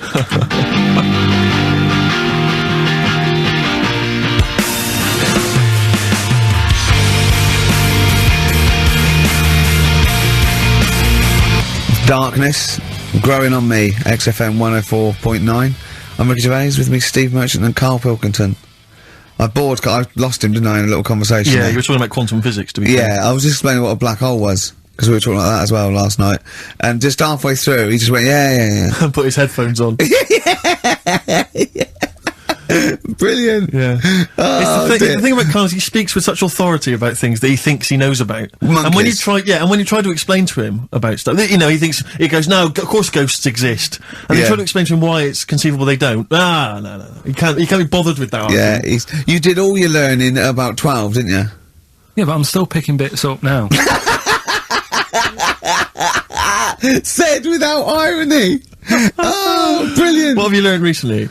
Anything interesting recently you've learned? Darwin, that's why I was asking you about him. Right. Yeah, Darwin, we know what you did, didn't you? I don't know what he did. I just read the other day that they've got a treatment for whatever illness he had. I thought it was a bit late. Can you imagine that, saying that to his family? What did Darwin do? I don't know, you were just trying to explain it to me, but I'm busy doing stuff, aren't I? I can't take it all in whilst I'm sorting the ads out, putting CDs in. You know what I mean? Ticking off the knob news. No, but he formulated the theory of evolution based on natural selection. Yeah, but wait, though. Do you think that's good? Do you think that's well done? You're impressed with that? Because you're not impressed with things like, you famously said, Newton, so it said gravity, but it was already there. If we'd have been floating around, it'd been a problem. We weren't, so keep out of it. That's what you said. You said Einstein. I've never used EMC squared in my life, but the bloke who invented the video recorder, I watch one a week. So I wonder if you're impressed by Darwin formulating, I think, the most important scientific theory since Newton's laws. Has it made a difference? Or whatever he said, would it have happened anyway? You can't do that. You're not allowed to say that. You can't say, oh, well done, I'd have found it eventually anyway. You can't do that. You've got to give people their due, do you know what I mean? But now it's difficult to find stuff because there's less to find out now. It's not a competition. But on what scale? On what scale are you looking at? Why do you mean there's less to find out? Well, now, I mean, they're bringing stuff out that... do you know what I mean? It's just... The iPod. Well, yeah. Sure. Didn't see the point in that, no. The iPod. Do you know, he actually listed the 3 songs he'd ever want to carry around with him. I can't remember what they were. What are the 3 songs you'd put on your iPod? Georgie. Killing Georgie, yeah. Yeah, what else? Probably have, Elvis in the Ghetto. Right. Yeah. Moving. Living in the City. Stevie. Do you know what I like? Do you know why that? Because that's like a little film to him. Yeah. That's 3 songs where there's a little story. He knows the ending. Yeah. But it's someone singing it to him. Just put them on it. How many songs can it hold? Well, 7,500. Put that on. 7,500 times. Sure. Well, you don't need to, do you? I mean, that is like that joke. The wish. Imagine putting on 7,500. You know that joke about you got 3 wishes. It says a never-ending bottle of Guinness, and he goes, second wish, you gotta have 2 more of these. Yeah. You don't need to put them on 7,500 times, do you? No, you don't have to. Never mind, Karl, never mind. Answers rushing in, we should point out, for the quiz. Most of them agreeing that it's pointless. Some people have called it... It's songs of phrase, of course. Some people are referring to it now as songs of arse. Which is more than appropriate, but you'll be pleased to know that it's ending this week, and next week we've got the return of the even more pitiful Rockbusters. For the last one. That's back for the last one. We'd perhaps also need your petitions to Karl. If you want us to stay on the air, then you need to petition Karl, giving good reasons why he should stay, why this show isn't boring, or rather why he shouldn't be bored by it. I mean, you're bound to be bored as listeners, but obviously he's running out of steam now. What are you fed up with? You're just fed up with, in general, are you? I mean, you want your Saturdays back, do you? Just want a bit of a life back, that's all. But you don't do anything with your life when you've got it. Why don't you do this instead of, like, your day job? Can't. It's more important than my day job, innit? That's what earns the company money and that. Know what I mean? Well... So. Why don't you do a regular show then? Sack someone who's, you know, quite frankly, not putting their weight. I've done that. I did that years ago. What do you mean? Done it. Told you, I've done a lot of stuff. Boxing, done. Tick. Dancing, done. No, you turned up, the place was shut. Yeah, but... Dancing? When did you do dancing? That's when he went and said, I want to do dancing, and he went along to the place, and it was shut, and that was it. And he said, I didn't do it anymore. That's not doing it, is it? Boxing, he had a fight with one lad, then the lad beat him up, and he didn't go again. Oh dear, it's pathetic. Well, anyway, yeah, so this is basically our penultimate show. Next week's the final, and we're all looking forward to that enormously. Yeah. But that may be it forever then, and this, you know, all for one, all, you know, one for all for one. The Three Musketeers, gone forever. Yeah. I, for one, will be pleased. Oh, I have to get some of these taped, because I like coming in sort of, you know... Incidentally, Rick, don't be afraid to nick as many CDs as you see fit on that last show. People have already nicked them. No, I know, but just take whatever you want. Is that 4 Non-Blondes is still there, isn't it? I think it's still there. Because I don't want that to be nicked. Yeah. And I got a feeling, because I don't think there's any Smiths in the library, but there's quite a lot of Gina G. Really? What? What was that sigh for? Nothing. What? Ooh. Play a record. Monkey News is on the way, plus the results. This isn't radio. You've got to keep talking or playing music. Play some music? Yeah. Art of Gold by Neil Young on XFM 104.9. Pop Idol, of course, begins this evening. I know you're looking forward to it, Rick. Yeah, love it. It's always a joy, isn't it? Especially those early rounds with the mentors. Yeah. Yeah, they are always extraordinary. That's the only reason I watch. I mean, I can't be bothered with the later contest. It's just watching the freaks for the first couple of weeks. It's an absolute pleasure. Yeah, I sort of like watching the judges. They're good as well. Oh, the judges are good, yeah. I like the fact they've got their little shtick, you know, the special jokes they've obviously written, just waiting to get them in. Yeah. It's just great. But I like when Pete Waterman cries as well. Does he cry? Sometimes, if he's moved by it. He's better than bloody Bobby Daddon. Like it, yeah. Rosie Ribbon made him cry. He just wells up and then like that. That's good. I like that. He talks a lot of old arse, doesn't he, Pete Waterman? I sort of quite like him. I don't know. I find him irritating. Well, it's like he genuinely thinks he's up there with Lennon and McCartney. That's one of the great kind of pop Svengalis of his time. Yeah. And you know, I don't know. You wrote songs for Sunita. Well, yeah, let's not knock him. There's Foxes on there. True. No, Dr. Fox is a genius. And obviously, he can step in if there's any medical emergencies. Rick Waller, you'll be pleased. Now, obviously, as you know, I'm a huge Rick Waller fan. Not only has he got a great singing voice, but he really is a picture, isn't he? No, I know it's a bit harsh. I've said it before, but he does make me a little sick to the stomach when I look at Rick Waller. And to be honest with you, it's his own fault. You know, he went in Celebrity Fit Club, he had a chance to sort things out, and his attitude was wrong, and he didn't trim down, and he's, for want of a better phrase, a bloater, and slightly grotesque. But, you know, he's in the paper this week saying that it was all because of his image. He didn't fit the stereotype of what pop stars should look like, blah, blah, blah, blah. Well, he's disgruntled by this. He's got a great singing voice. Well, he has got a great singing voice. But the point is this, Rick, the point is this. Since the days of Elvis, since the days of Bing Crosby... He's not as bad as Elvis.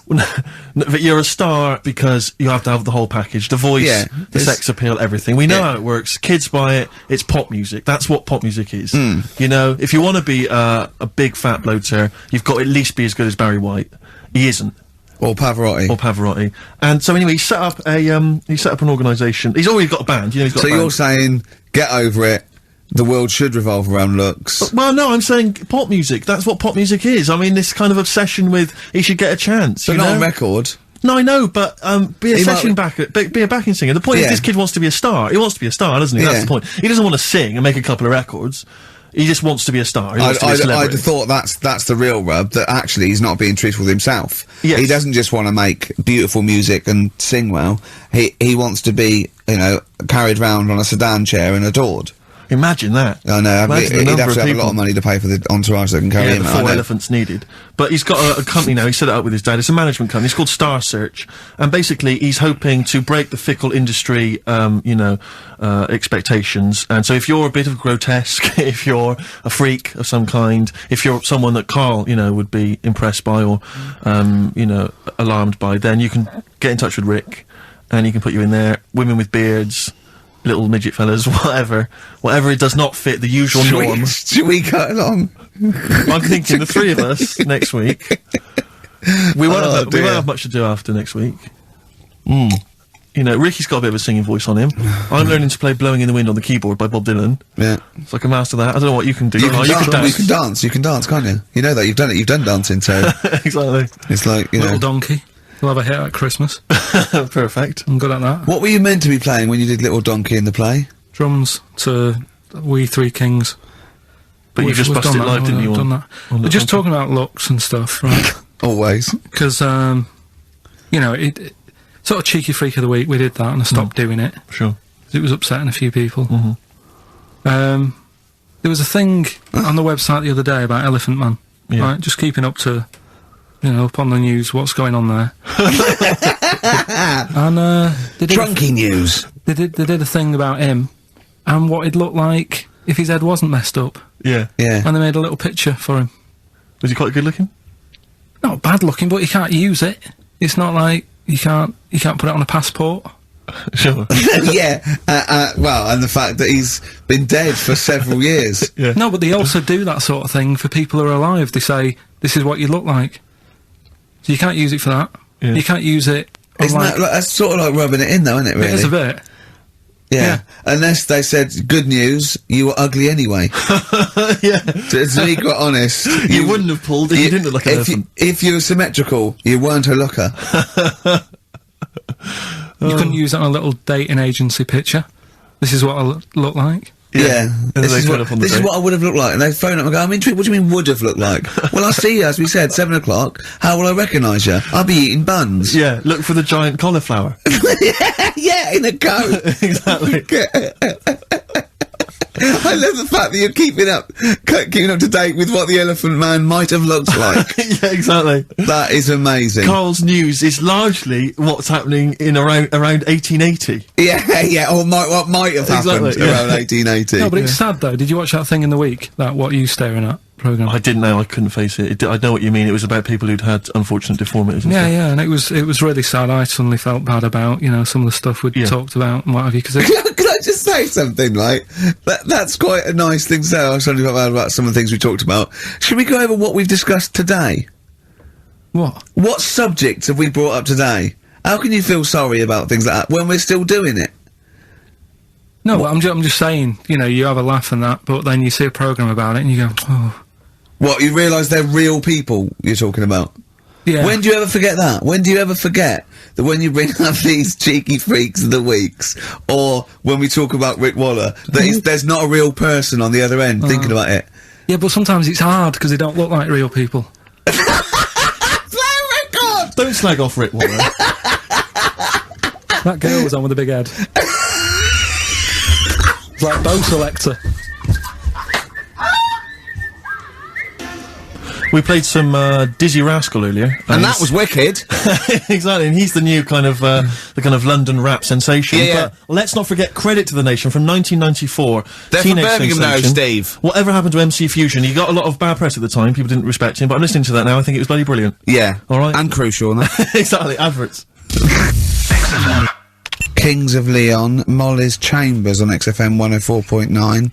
I'm Ricky Gervais, you're Stephen Merchant, and that little bald head mank over there is Karl Pilkington. Cockaliki soup? Cockaliki soup is fine. That was one from Nick. Thanks for that, Nick. Yeah. Is it I was monkey referring to the woman who chewed on a knob in a goulash. exactly. If you've just tuned in, you've missed that hilarious story. Yeah. We still don't know why she was eating goulash. I've got a rash, look, come up my arm, look at that. Brilliant, fascinating, thanks for that. That's from rubbing his head, getting him an headlock. And have you got some on your hair? Because look at that, that's like a heat rash. What do you wash your hair with? Have you still got that bird shit behind your ear? What is that? That's really worrying, isn't it? It's like how, like, the body changes over many years of sort of certain things. Yeah. It's like your body changes to protect yourself from the sun and what have you. Yeah. My head just got used to being rubbed. Yeah. It's reacting now. Oh, that's a defence mechanism, is it? Right, I see. Right. Look at that, that's horrible. Anyway. You've got something on your hair, you know. Monkey news? Well, I was going to say the winner. I don't think anyone cares. Oh, come on, someone got all of them, didn't they? Well, okay, play it again then. This was Songs of Phrase. We did this The earlier. well-known phrase is Galileo, stop talking about science, make me television. Science.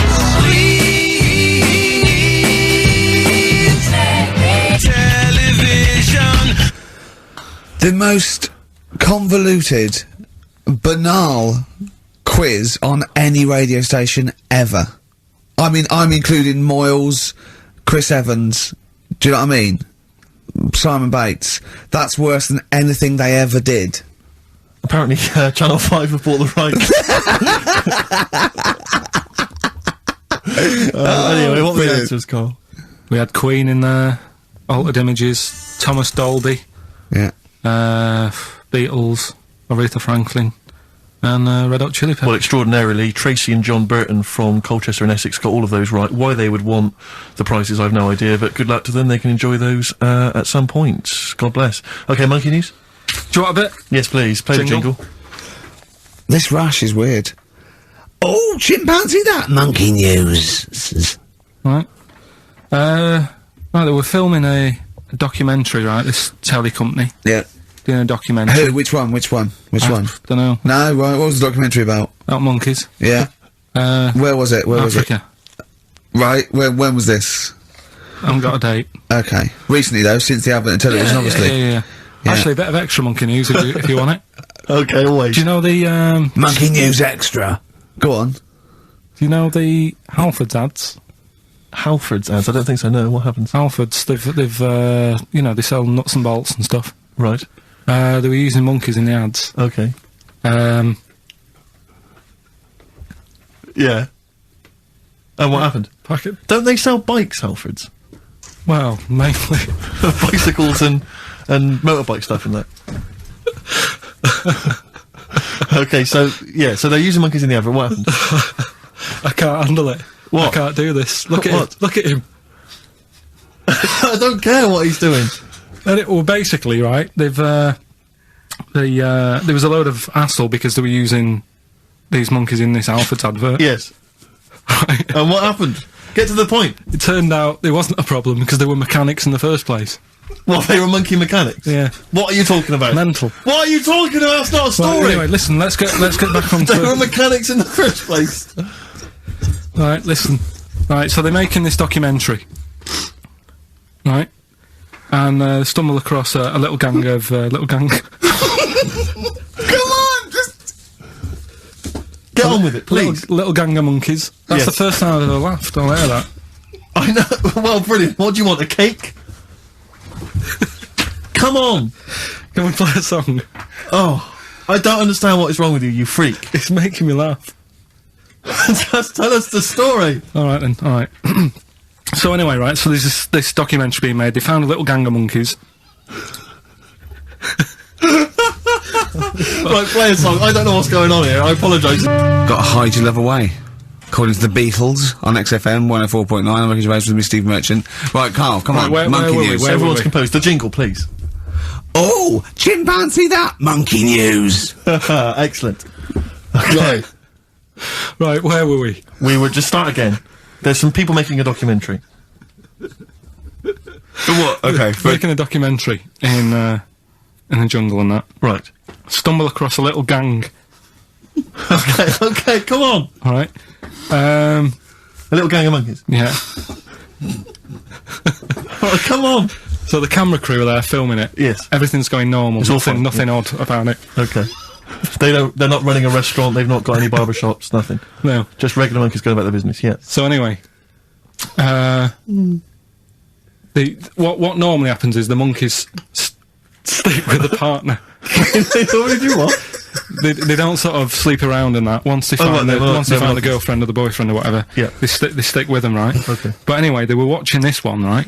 And it's going around a bit, sleeping around. Oily. And it was getting fatter. They thought this is a bit odd. Yeah. Right. So followed it round and see it having it away. Turns out, little prostitute.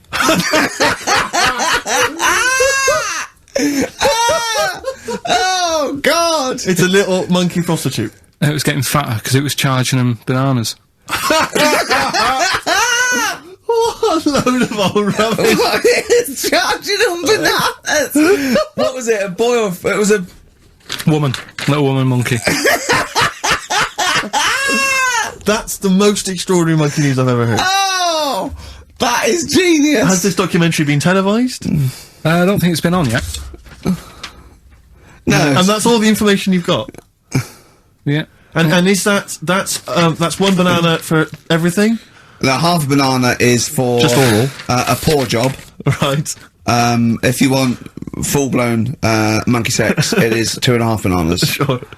So, let's just play a song. Okay. Let's just play. All right. Well, this is our penultimate show, so we're back next week. We're going to make it a barnstormer, I'm sure, lads. I want 100% behind it, 110% next week. All right. None of this giggling, none of this infantile giggling like two schoolboys. Right. All right. We're going to come back. We're going to have some quality monkey news next week. We're going to have all kinds of treats. I would have thought. Okay. Some great prizes. All right. Are we okay? Yeah. We're Best show. Let's make next week the best show ever. Good luck. If you miss it, then you miss out. We're ending with a track from a couple of years back. I think it was 92, 93. Dinosaur Jr. Start Chopping. Play that. Start playing. Forget start chopping. Start playing. Right. All right. See you next week. Yeah.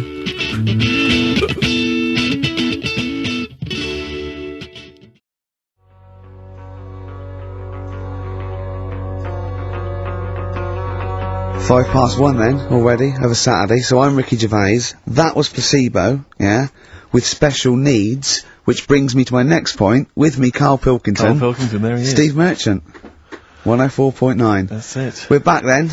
Well, for one last time. Well, it's certainly the end of the season, we're away for at least, 2 months, we're doing the office special, and possibly forever, depending on whether Karl decides he wants to carry on with this, because, I mean, we do this for fun. We don't need to do this. We don't need to do this for, money. Obviously not. The kind of money you're earning, Rick, you do not need to do this. I don't need to. It's quite honestly beneath me. Yeah. We don't need to do it to further our career because it's embarrassing being Didn't on your XFM. accountant say, do not even bother cashing those XFM checks? It's not worth your while. No, it's not. Yeah, the time it took to sign them. Exactly, it wasn't worth it. So we do this basically to ridicule Karl. On a large sort of platform, I say large platform. Yeah. XFM. No other radio station will have us. It's roughly the same as standing up in McDonald's. I and imagine so. ridiculing But of a lunchtime though. Yeah, yeah. Or when it's just the cleaning staff mopping up. Yeah. So, if Karl doesn't come back, he's breaking up the three-way partnership. He's very much forever. Sting, isn't he? Yeah. In about, what, 1986, 87? Exactly. He's gonna go off and sort of make some quite poor, sort of jazz-inflected white man soul. Yeah. And leaving us to, go about our business. Play pizza places. Exactly, yeah. Yeah, well, I'm gonna go into sort of maybe writing say, soundtracks. Dad, why can't I be in the CIA? Yeah. You don't know anything about it, you're a drummer. Yeah, yeah. So, we'll have to see. I mean, do you think anyone cares? I wouldn't have thought so. Because I think if someone was interested in having some good chat and some great laughs, they'd spend more time with their friends. Yeah, or listen to another radio station. Or listen to a decent radio Jonathan show. Ross I think or something like that, yeah. they listen to XFM for some music to have on in the background that's loud enough so they can hear it while they're hoovering. Yeah, I don't think our fans hoover. Well, true. I think you've got to have... Or shoot up, whatever. I think you've got to have a house to hoover. I'll tell you what they do want, though, some great music. They do indeed. They'll be saying, since you've been gone. See that? Oh, that's the sort of link I can do if we stay If you together. could cut out all the other drivel you speak, you'd be great on Magic. I know, yeah. You've got to... Come on. I know, you've got a rainbow something, haven't you? Rainbow. You got a rainbow something. Oh, it's rainbow.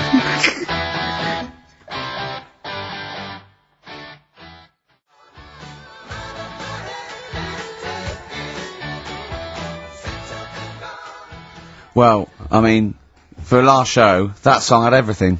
It's got 2 guitar solos. Yes. It's got a key change. It's got bad grammar, Since You've Been Gone by Rainbow, and that's for Camfield, the Prince of Rock. Yeah. He's gonna be the king when Vance, just hands over his crown. Yeah. And you've still got that on XFM, so, don't worry about us going, oh, you weren't? Oh, okay then. No one cares. No one cares. This is our last show, let's make it a good one. Let me give out the email address, because I imagine there's going to be a flood of emails Saying, demanding we stay. please, Karl, keep the team together. Yes, it's jono.coleman Coleman's not a team. He's just a big lad. Yeah. Right, come on. What do you mean, come on, I've got nothing. Ricky.Gervais. Oh, Ricky.Gervais at XFM. Or Karl.Pilkington, because you can do it throughout the week, you can do it throughout the 2 months. And, what's the phone number for XFM? 0207, is it 766 6000? And then just ask people through the car and leave a message on his voicemail. Yeah. So email him a lot. 0207 766 6000, I think, and just ask for Karl Pilkington. Yeah. Little Karl Pilkington, little baldy mank twit. And say, please stay. Yeah. Please stay. Karl, say something then. How are It's you, your mate? last show. Say hello. What are your feelings, Karl, so far? I mean, are you tearful? Are you upset? Not at all. No? Can't wait for 3 o'clock. Sure. So it was interesting how Ricky was saying he only does it for the fun. I haven't even got that bit. Yeah. I am paid peanuts to work Saturdays, which wrecks me weekend. Pay peanuts, you get monkeys. I have no fun. Yeah. You're Right? having a laugh. And what people You forget love is- this, you love this, you love me coming in and having a little chat beforehand and after. Yeah, but that's the funny thing, innit? Listeners just think, why does he get so moody about it, having Ricky annoying him just on a Saturday? Yeah. It's not just of a Saturday. Why? It's in the week as well. How do I annoy you? How do I annoy you? Daily. How annoyance. do I annoy you, Karl? So you can't, be specific. See? The first thing that springs to mind, when I'm trying to work with Steve before saying, come on, let's, find some interesting stuff to talk about, I think you were playing the accordion in the air. Was it the accordion? I mean, it doesn't really matter, they get the idea. Although I can't play the accordion, so it wasn't very good, was it? Where did you find an accordion? I there was one out there, right? And then Next to the drum kit he started playing with. and then I had a loudspeaker and I put the accordion for the loudspeaker. Then it loud, those loudspeakers. They're amazing. My question is this, Karl. Do you honestly think that's going to stop just because we're not on air anymore? He's not going to see you on a Saturday, so he's just going to come in even more often. Yeah, I can just drop He in. won't bother me as much though. I think he will. And he'll have his fob taken off him, so he won't be able to just wander in. Of course I won't. So. What, they're not, do you think they're going to, of course they're going to let Ricky Gervais walk in anytime they want? Yeah, I might come in, I might do a few trailers, might hang out, with Andrew, going, hey Andrew, how's it going? He'd go, yeah, we're having a bit of trouble, what do you think? I say, lose that off the playlist, put that one on, sack them. Yeah? Let's have a little bit of feeder.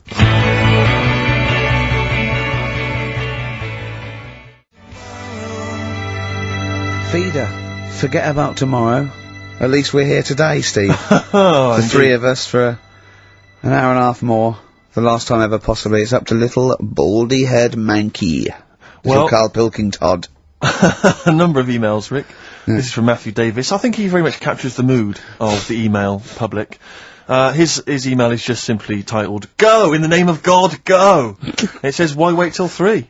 Why not leave immediately and stop subjecting us to this abject misery? Well, Karl did once when he had to get a train. Of course. So, that's never happened on radio before. But who knows? I mean, stay tuned. We might shoot off at 20 to 2. Or we might get better. We might get better. We might get better because we've done a bit of planning because I got Karl round last night. Really? To do some planning of the show, didn't I? And so we've Yeah, I thought you were going to be there, Steve. No, I wasn't told about it. Yeah, well, I called him up and said, why, what we're doing? He said, well, you can come round and, have a chat, maybe get some ideas and that for tomorrow. So I said, is Steve there? Yeah, Steve will be coming, yeah. So, go round. It's close, next to his flat. The pub couldn't be closer. Alright? Yeah. Unless there was sort of spirits and that in the lift, we couldn't have got closer. Yeah. Alright? I turn up, you're not there. No. He's lied. Yeah. Yeah. Right, Well, I so- mean, you wouldn't come out if it was just like you thought I was going to muck around. I had to pretend it was work to get you out. So, you weren't there, Steve. No. Anyway, so he says, oh, come in the flat, got an interesting book that you'll like. Okay. So I think, well, that's kind of work, he's trying and that. Yeah. So I go in thinking we're going to get some good ideas and that from this book. Couldn't find the book. He looked for about 40 seconds, said, oh, I don't know where it is. Come on, let's come in here, let's have a wrestle.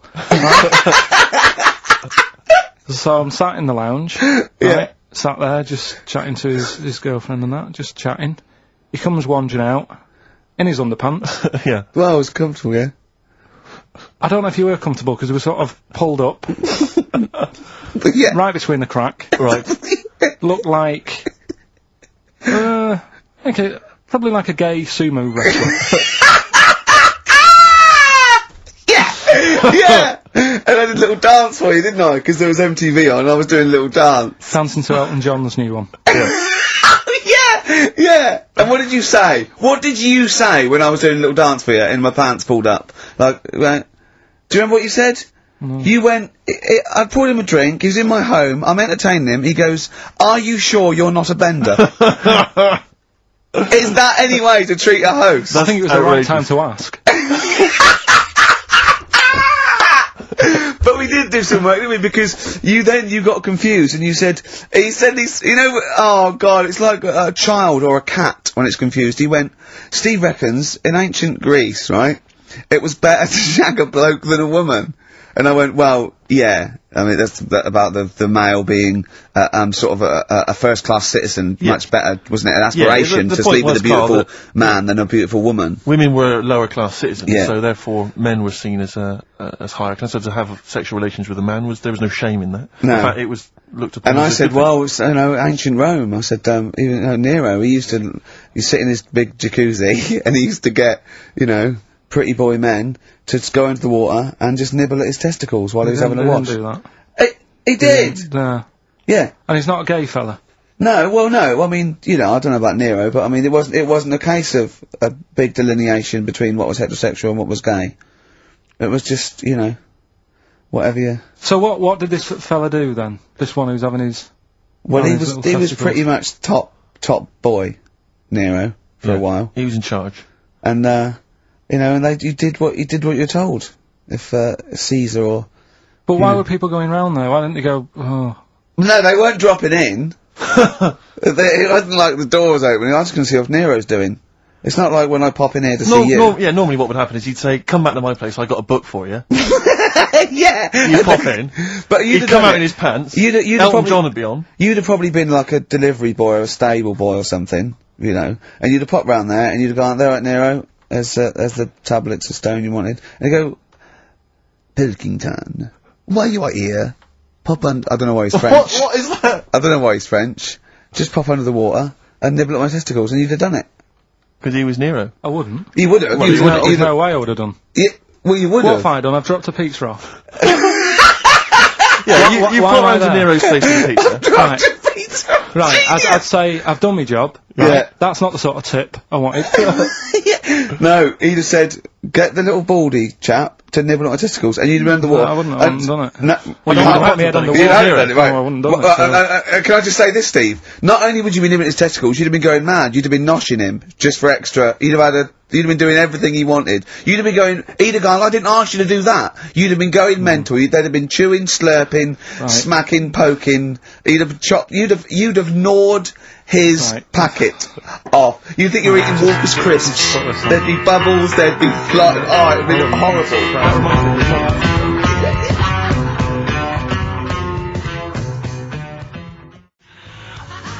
The Beatles from the soundtrack to The Yellow Submarine, actually, and that's Hey Bulldog.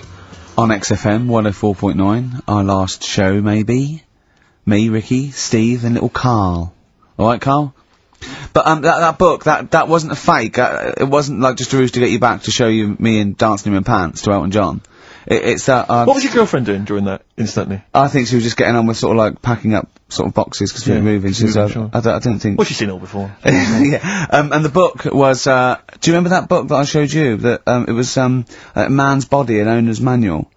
And it's just like loads of stats. And there's one in there... Yeah, it's kind of like a Guinness Book of Records of men, yeah, there's one section there. There was, Sorry, hang on, it's not like Guinness Book of Records of men.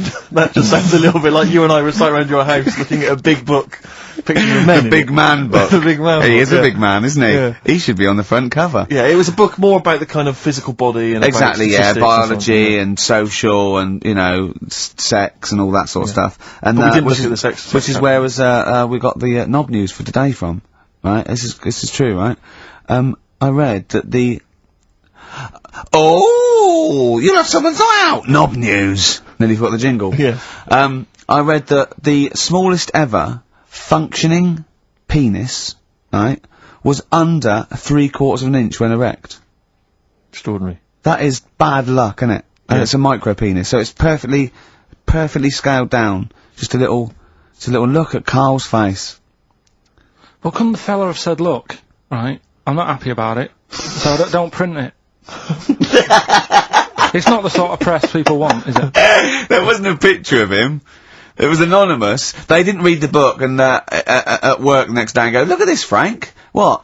smallest ever penis, half an inch. He didn't go, it's me! He just went, yeah, loser. Yeah. You know what I mean? Anyway, let's have a shower. I'm alright. I'm alright. He must have had to have a little jod with a pair of tweezers. Yeah, presumably. Because you couldn't even get a fist, I mean... No. That is bad luck, isn't it? Was he a good-looking fella? What would you do, right, if, he invited you round and said, right, and he was like the king, right, and he went, oh, Karl, can you just go in there and just nibble at it? And you've gone under the water, and you're just about to nibble at it, and you come up and you go, that's tiny. Would you be disappointed or relieved? Right, well, that wouldn't happen. No! Karl, I'm saying if it did, would you be disappointed? Would you go, oh, I can't even I don't know where to start with that? Or would you go, oh, thank God it's not a big one? You've got to remember that he's the emperor. So you've got to do what he says or he'll have you killed.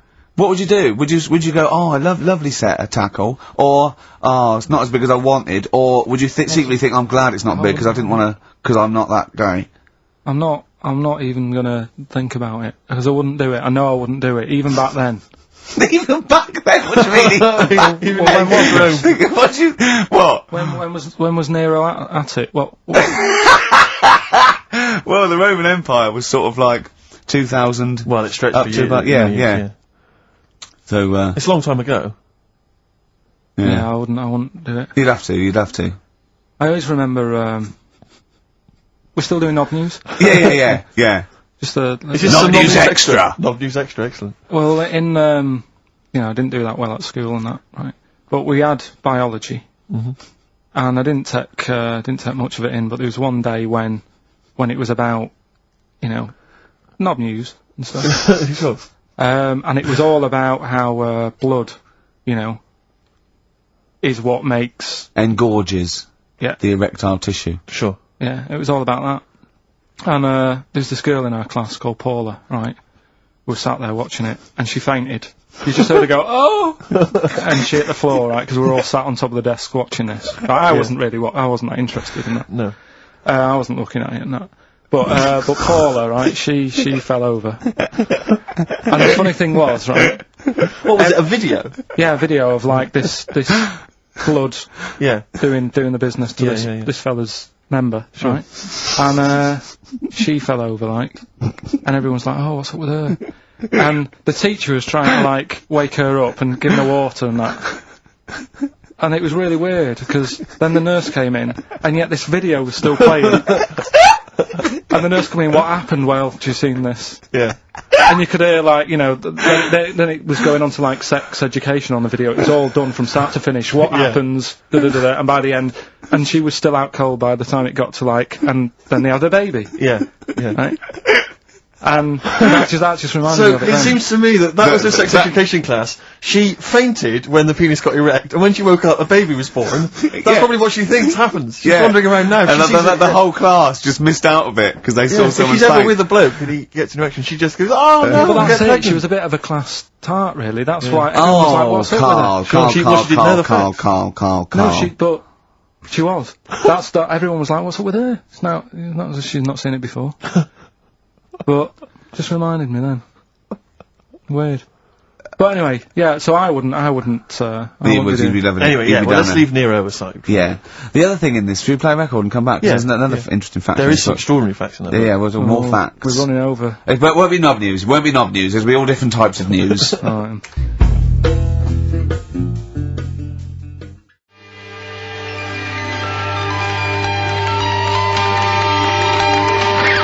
Libertines, don't look back into the sun.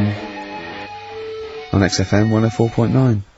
I'm Ricky Gervais, with me Steve Merchant and Karl Pilkington, for possibly the last time ever. I was coming in today, Steve, and I was walking just past Shaftesbury Avenue, at the beginning of Shaftesbury Avenue, and it's sort of a little bit of a tramp's corner going on there. And there's a couple of tramps, proper tramps, already had a few, and about sort of like 40 maybe, right, or that. They could be 30, they could have a hard life, they probably have. But he was going, Johnny's coming down, but Les isn't going to make it. And I think they're just planning their social and meeting there. I just think that that's nice. They've got, they don't just drink by themselves. Yeah. What are we doing tonight? I thought we'd get drunk and sleep in the doorway. We did that last night. But I just like the idea that they're planning it. and they've got mates, and they do stuff, and they go, alright, how's it going? Well, you know how it's going. Yeah. I'm sitting next to you in a pile of piss. You know how it's doing. Do you think, I was also thinking, do you think they ever wake up, like, before they've had anything, at 9 o'clock, and go, I was pissed last night. Yeah. Yeah. Oh. You were talking absolute rubbish. What was I doing? You were just going, I was fat. You were just shouting at cars walking in the street. You were joking. Was I really embarrassing? Yeah. Well, you were pretty drunk. I'll tell you this, I am never going to do that again. Oh, but at least I didn't make a pass at Dirty Agnes. Oh, God, what did I do? You were just going, please, Just love the idea they have normal little conversations and that. I go, I imagine one of them going, I'm not coming out tonight, I've got no money. Nor have we yet. I'm just gonna go and dance. Just go and dance outside McDonald's. Seriously, I only made 18p today. You know what, because I always, I've always had a soft spot for the homeless. But do you remember that time I was walking over to yours once, and, see, there's the homeless people, there's those ones that, they try to retain a certain dignity. They won't just come up and ask you for money. They'll come up and maybe try and start a conversation before introducing the fact. The fact that what you despise and annoys you is the thing they're trying to hold on to is a little bit of pride. I know. And what do you want them to do? Well, just be crushed in a skip, going, just give me some money, look at me. I just think come out and say it. Come out and say it, but don't try and fool me, because sometimes I feel like I've been tricked. I get annoyed because I feel like I didn't see you coming. You came out of left field, I didn't know you were a tramp. I imagine the fact that they're bare-chested, apart from a blanket with their hand out, covered in sores, and no teeth is a clue that they're probably... Not really. This was one of those ones, you sometimes see them, the ones, they're slightly older, and they've got a full suit on. They wear a complete suit, like a pinstripe suit or something, with maybe trainers, admittedly. Yeah. And I sometimes think to myself, at what point in that moment before they finally left the house for the last time, did they think, well, I'm going to be homeless. I want to look good if I'm going to be homeless. I'm sleeping rough. But it does happen quickly. It sort of it can happen in a matter of days or weeks. Anyway, listen, I'm not begrudging the fact that he asked for money. That's fine. I just felt a little bit annoyed because I thought he was an ordinary person. Right. And he came up to me and he said nice distinction. Go on. And he said to me, excuse me, mate, have you got the time? And I said, whatever, 3:10. And he went, have you got any money? And I knew that. I was annoyed. And it annoyed me because I thought, I should have known straight away. I mean, a homeless person, I sensed it straight away. Yeah. Excuse me if you got the time. I wanted to say to him, where have you got to be? Well, yeah. What appointments have you got? Well, no. Maybe he goes to work, he starts begging at 3 o'clock. Yeah, he asked all that day, he goes, what time? They go 3:45, or whatever. You know what I mean? Then he goes, give us some money. It's 3 o'clock. Right. Maybe he has the mornings off. It might have been his day off. He was doing half day or, shift work. Yeah. He might, you know what I mean? You never know what shift they're on. But I just think when you see those people from shelter or from famine relief in the street, they've got to wear those little things over their clothes that say where they're from, or at least some kind of name tag. Yeah. So when you're stopped by them, you know what to expect. They've got a clipboard. I know. These homeless people who come out of there, they look like regular people. They come lurching out like zombies. You go, you think that's an attractive woman? She's just come over. Oh no, look, she's got a dog on a piece of string. I know, yeah. I just think they've got to come out with it. They should just come out with it. Just be honest. Be proud. Those people with their things sometimes annoy me, is where they stand right in the middle of the pavement. I have to zigzag, I have to cross the road 4 times to get through them. It's like playing Getaway on video, avoiding all these up and down Oxford Street. You have to really, and they come out, worse when they recognise me. That's why I've got about 8 standing orders now where I've been caught. But I leave the house and it's just like people are trying to take my money from me. Between my house and the tube, there's just swarms of people trying to take my money from me at any cost. Carl's got his first little direct debit, haven't you? £5 a week or something, quite for a month. Yeah, I've joined something to help Africa out. I quizzed her for a bit. I mean, she came over and she was saying... He was talking to her for about 40 minutes. Yeah. Just making sure your money was going to the right place. Yeah, I was saying, why have I got to give you my bank details? This is the thing. And I was saying to her, I'm sure you'd make more money, right, if you just had a little thing that you put money in. I said, I want to help you out, right, but it's the fact I've got to give you bank details. And she's saying, no, this is the way we guarantee we make money. We can help places out, because we could be out all day and we could only earn like 50p, whereas, we know that it's worth us standing around. Yeah. So I was like, well, fair enough. So what's my money going to be doing then? And I think it's called care of the world or something. Yeah.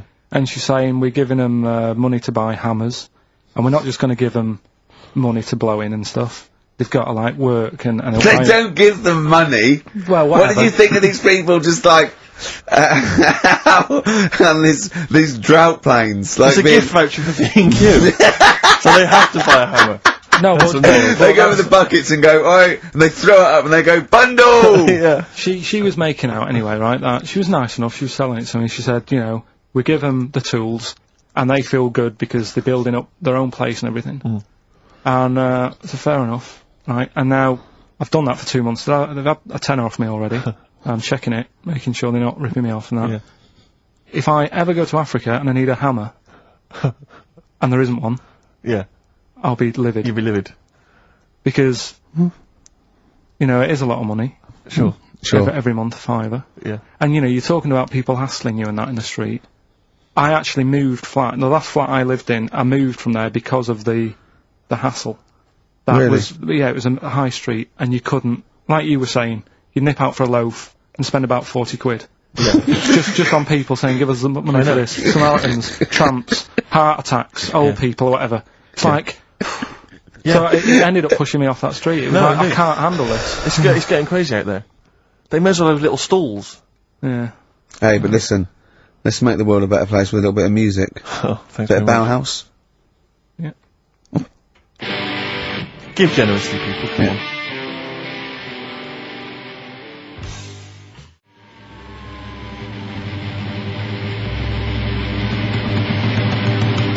Bauhaus's version of David Bowie's Ziggy Stardust on XFM 104.9. I'm Ricky Gervais with me, Steve Merchant and Karl Pilkington, possibly for the last time. And, as a special treat, a return, sort of like a summer special, an end of term, well, a gift to the fans. Karl is bringing back Rockbusters. Oh. Do you want to explain it? Rockbusters is basically Blockbusters, completely ripped off, done with music, that may or may not be a cryptic clue, and may or may not be the actual band name, and may or may not be the actual letters he said they were in the first place. Do you want to sort of describe one, though, in case someone's a new listener? And, like, Well, Exploding Pet was Atomic Kitten. Yeah.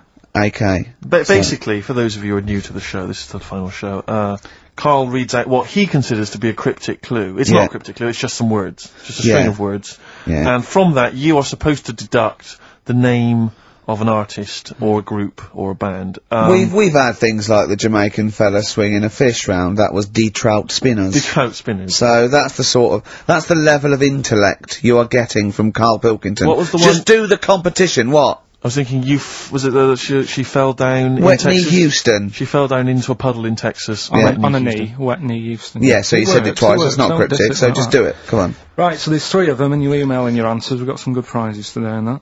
Right? Well, let me say the prizes. They aren't bad. Whiz through it, because this, you know, the competition's bad enough, let alone just listen. What's he I've got? 3 DVDs and Brilliant. about 6 CDs. He's got the young ones and all that, like TV things, there's some great CDs, yeah, go on. Right, so the first one, cryptic clue. This vegetable started life down under. Right? This vegetable started life down under. The initials K-O. Right? K-O. This vegetable started life down under. Second one, the things that you normally find on the beach, right, have been found floating around the moon. Right? Yeah. That's, I think it's TS. You think it's TS? Yeah. You set the questions, but you're not sure. So, the things you normally find on the beach have been found floating around the moon, right? And the last one, well, if you put that many in the post, I'm surprised I didn't receive one. Right? He thinks they're great! Well, he thinks he's brilliant! Well, you know, if you put that many in the post, I'm surprised I didn't receive one. Is it acting? He did all them. Yeah. The initials there, FC. FC. FC. Right? So you email in the answers, ricky.gervais@xfm.co.uk. Win that Hey, stuff. let's slam dunk in some sounds. Well, slam dunk some ads first. Okay.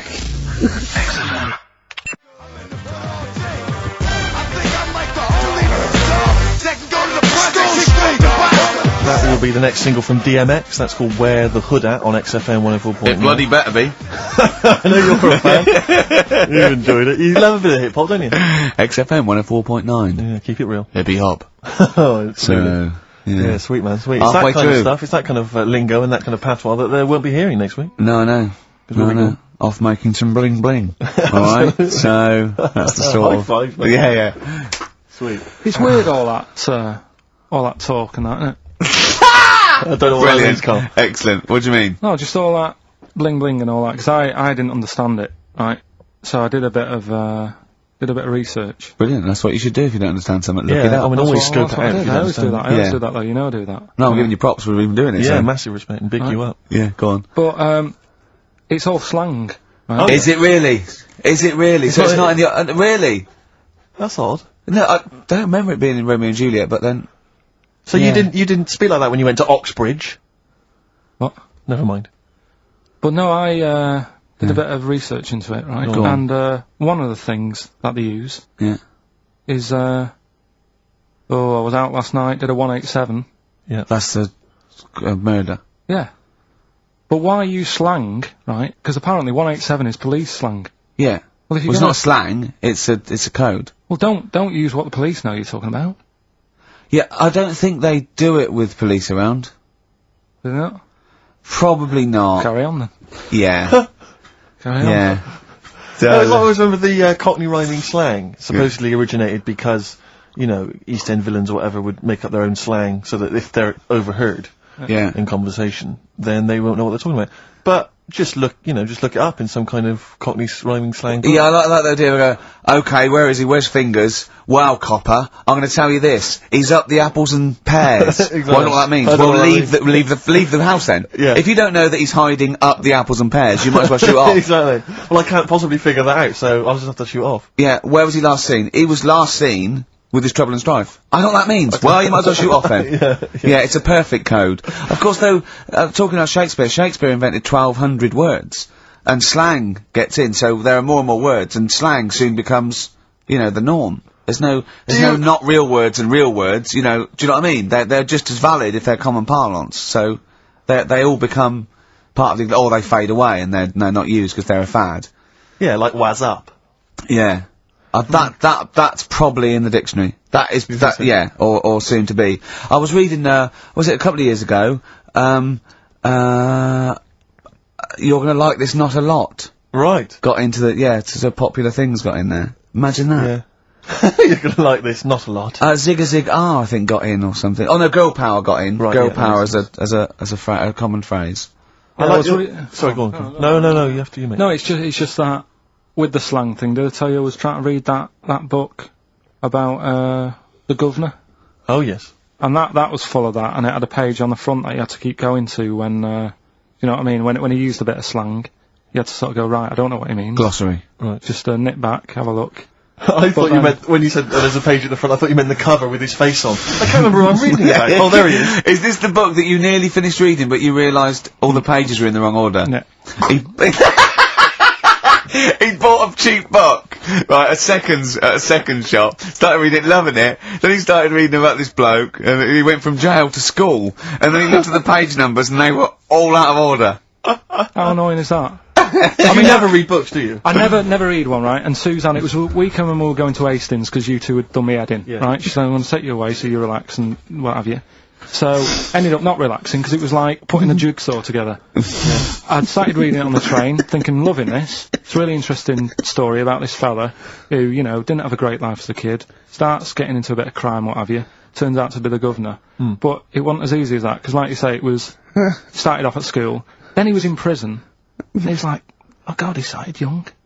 And then, next thing, he's like married, and he's like, hang on. He's like 12. And then he's had a heart attack. And then, like, but I just thought it was part of the thing because I read chapter 1 and then it did say chapter 12, but I thought, right, it's like that sort of done in that stylish way that everyone's doing. What kind of a biography? Look at that, it went Starts messing with the medium. I was born in the East End. Take one onion. Add some, this is But it's the idea that an East End villain's going to write his autobiography, but think, yeah, I'm just going to play with the form a bit. I'm going to get quite postmodern with this.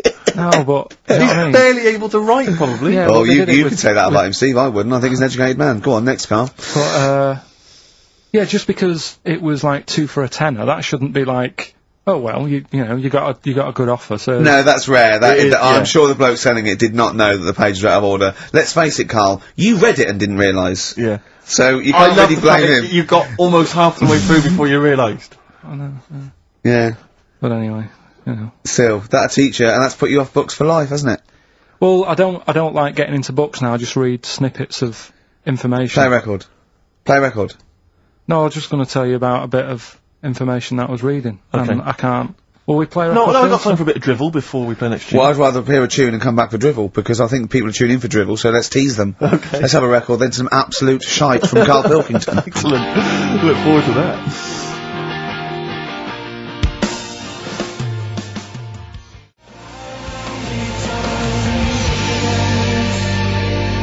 Longview and Further. I love that one. On XFM 104.9. Ricky Gervais, Steve Merchant, Karl Pilkington. Alright, Karl, what did you learn? Right. Like I say, I don't like reading books. There's too much to take Words. in. And Too so I much haven't got time, word. I'm busy and that. Yeah. I don't like reading books, actually. But go on. So, But I have done. So, go on. Right. So, I was looking in this magazine, right, and it was more about. Do you know I'm not that impressed with Einstein and Newton and that lot. No, why should you be? What have they ever done? Go on.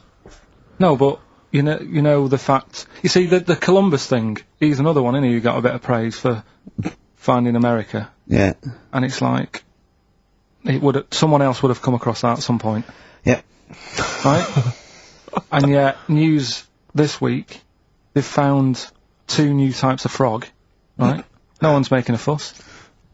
And look how small they are compared to what he bumped into. And that's what I'm saying. People make a big deal out of all these people who are finding stuff, right? Yeah. So, the next person... I mean, my head's buzzing, but I can't be bothered.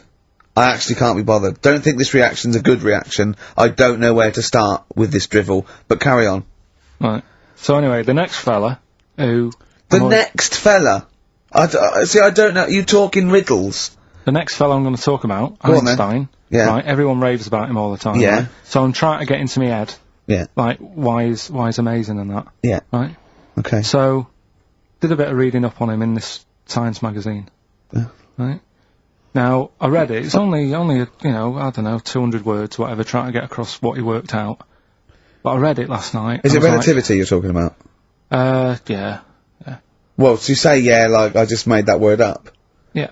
You've heard... Yeah, that that's was his what it biggest... was, yeah, Okay, so the 200 words, as far as you recall... So anyway, so I read it, and I was like, I don't know what is going on about here, right? So Suzanne was with me, I said, can you read this? She said, I'm watching Sex and the City. Right? I said, right, but can you read it and explain to me what I don't understand here? She says, well, I don't understand it. It's great. It's like she's thinking, I haven't got kids. Yeah. And yet he still wants me to help with his homework, and I'm watching telly. Yeah. I've been at work all day. So she said, look, go in the bedroom, read it out loud to yourself. Maybe it make more sense if you read it out loud. Right? Yeah. So I said, right, I'll go and do that then. And it was good because it's cool in there anyway, right? So I went in there. So, reading it out, twice, went back and I said, I don't get it still. Right? So she said, right, wait 10 minutes and I'll sort it out. So I was sat there looking at it, trying to work it out before she had to look at it. I was like, no, forget this. Now, what he was saying is, if you send a man to the moon, right, he was saying, to the fella in the rocket, it would seem like 20 years to him. Yeah, not the moon, but yeah. No, it was, that's what it said the moon. Well, it wouldn't, because it's only about... No, but listen. So, it took 20 years to the fella, yet people who are on the Earth, it would seem like 2,000. Yeah, because time is relative, not... I don't... What do you mean? Right. Well, listen, the fact is that it's tending towards the speed of light where it really makes a difference. They've even done it with atomic clocks, where they've sent one up, even in Concorde, and it's like 0.01 of a second difference. What is the watch? Yes. Yeah, because greater speeds. But why does speed affect how a watch works? Right, I don't think this is a conversation... Look, speed is... Sorry, see what I mean, though? Just See stop what for I a mean, moment. Steve? See what I've done? I don't think this is a conversation to be had on a Saturday afternoon on a radio show. But I'm just saying, though. It's not me, is it? It is you. You went quiet, Steve. No, because... You're having problems. Because I'm not going to be able to explain it to you. I will explain in to you a light, frothy way. It's speed equals, basically velocity equals distance over time. When velocity, doesn't change, and nor does distance, time has to. That's his theory. Yeah? Well, we just got What's your point then, again? Karl? What's your point? I'm just saying, because you don't understand it's worthless. I was trying to explain to Newton, that basically formulated the laws of the universe, the 3 laws of the universe. Even playing snooker, I'm trying to drop something. I was going, well, equal and opposite reaction and all these sort of stuff, right? And he was going, what did he do apart from the apple on his head with the gravity? And I went, well, what do you mean? And he went, well, why was it a problem? If we had been floating round, I'd have called him in. But since we're not, we don't need him. Yeah. That's what he said. Play a record. You're a buffoon. So there's these 2 new kinds of frogs, you say? You're joking. What? The monkey had a hat. The monkey had a bicycle.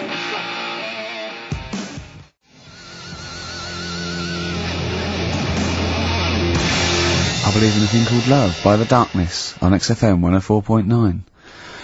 Last show. Possibly the last ever show. It's up to the K-Man. Little Pilky. Baldy Pilky. Little Whingy. Dimmu Manco.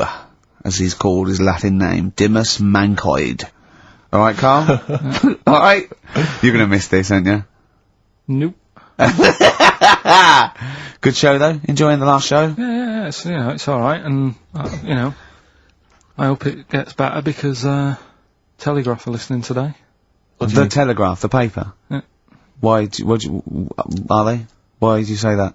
Just, Jenny, the PR woman, said to me yesterday, she said, just, do some good topics and that, so you don't have to worry there. What they phoned up to say, hello, it's Telegraph here, we'll be listening tomorrow. I don't know what they're doing. Are they doing a review of it or something? I don't know. Why would they do that? There's no reason to. I'm a bit, why didn't you mention this earlier? So Telegraph have said, why would they call up to say we'll be listening? It's a free country. Because they said they'll be listening, but also, can you make sure you record it? Because if we can't listen to it because of the pirate stations that are on at the weekend, because it affects our signal and stuff. Whoever's listening must listen and know there's a problem with pirates, and they said, can you... Well, they're probably just doing a feature about radio shows or something then. They're gonna tear us to shreds. They're gonna... I mean, listen to... seriously, the drivel we've talked today. I mean, what are they gonna make of it? That's a broadsheet newspaper. I think I know what Monday's headline's gonna be. I don't think it's gonna be like, they're gonna forget about the power cuts. It's not gonna be about, the inquiry or terrorism or anything. It's gonna be, no more to Knob News. Yeah. It's gonna... They're gonna love that. I mean, seriously, I have a little bit of self-respect. And if I'd known a quality newspaper was going to be listening, I wouldn't have turned up today. Because I mean, I'm an award winner, and I'm a respected television writer. And I've, won awards, sort of classy. Don't worry though, and don't worry. What have we talked about? Knobs. We've had the worst quiz on radio. Wow. We've had you trying to explain relativity. You didn't even understand what that word meant. I don't think you recognise the word. You read that article. You read that article 4 times, twice out loud, where you could hear Sex and the City music, right? And yet that word might have been like a compliment. You hadn't heard it before, so I don't know. Do you look between the lines? Do you actually look at the words? No, there's too many words though. The Telegraph are going to love that because there's loads of words. The Telegraph have got loads of words. I mean, there's covered with it, words. Which way up do you hold the magazine when you read it? No, but there is too many words. I mean, the people, are they upside down?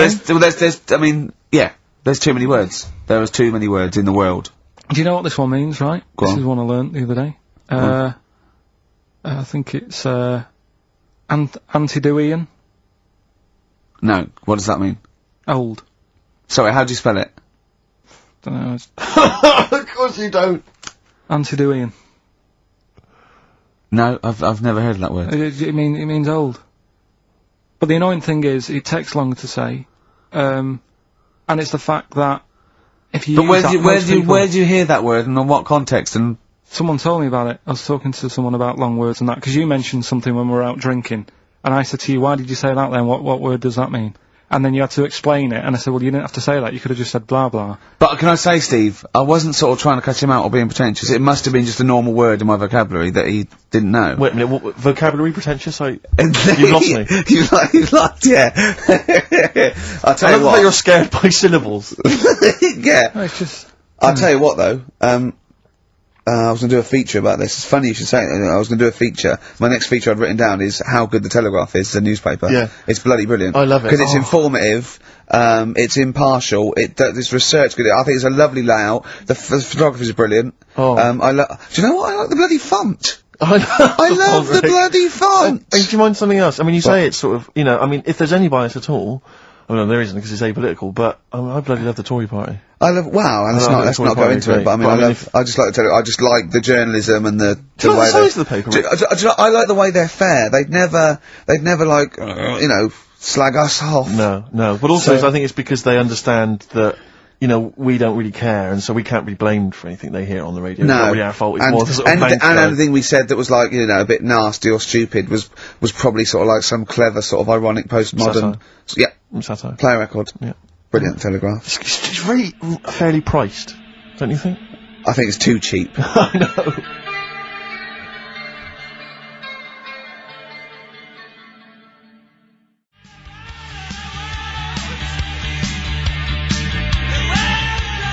The cult there, She Sells Sanctuary.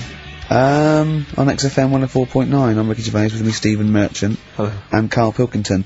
Now, if the Telegraph are, listening, and they're, you know, whoever it is, they're writing their article, and they're coming up with sort of words like cheap, smutty, lowbrow. Mm-hmm. Yeah.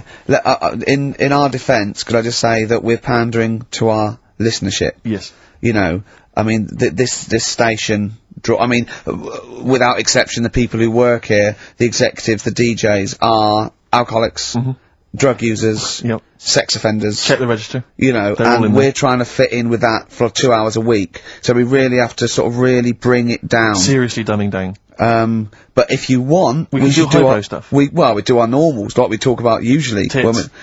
Yeah. Satire. Satire is what you mean, political satire. Social and political satire. Yeah. If you listen any other week, that's what you would have heard. Well, me and Steve are sort of like quite, you know, political animals and you know, Proust. Oh. I love him. Oh, I wish he'd resign as governor of, France. Have you read Martin Amos's new novel? I love it. It's so brilliant. Lovely. It's very long. Politics though. I mean, what do you make of politics, Rick? I'm sorry, I was just planning on going to the English National Opera tonight to see brilliant Tartuffe. Yeah. Yeah. Well, politics is brilliant. It's my favourite thing. Say something satirical and comical about, say, John Prescott. Oh, he's got.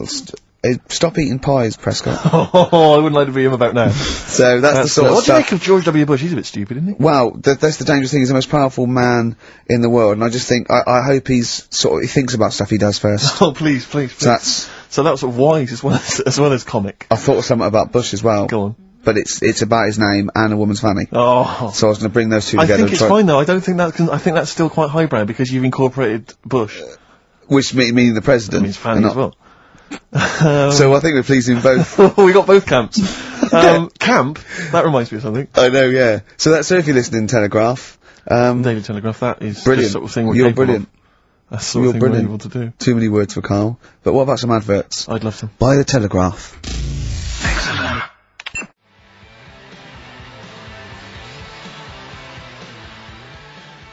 Black Rebel Motorcycle Club. Stop. On XFM 104.9.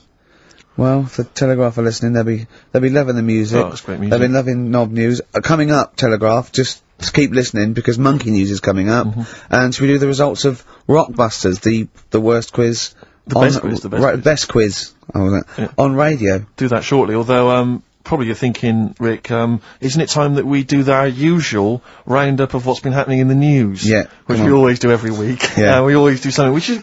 I mean, basically, if you're listening and you're a new listener, say you work at a newspaper, we always try to be informative, just try and put stuff out there that just educates people, informs people. What are you thinking? Well, I said Monkey News is coming up, but what have you got? No, I was just looking on the net there and just found a couple of quite important news stories probably worth mentioning.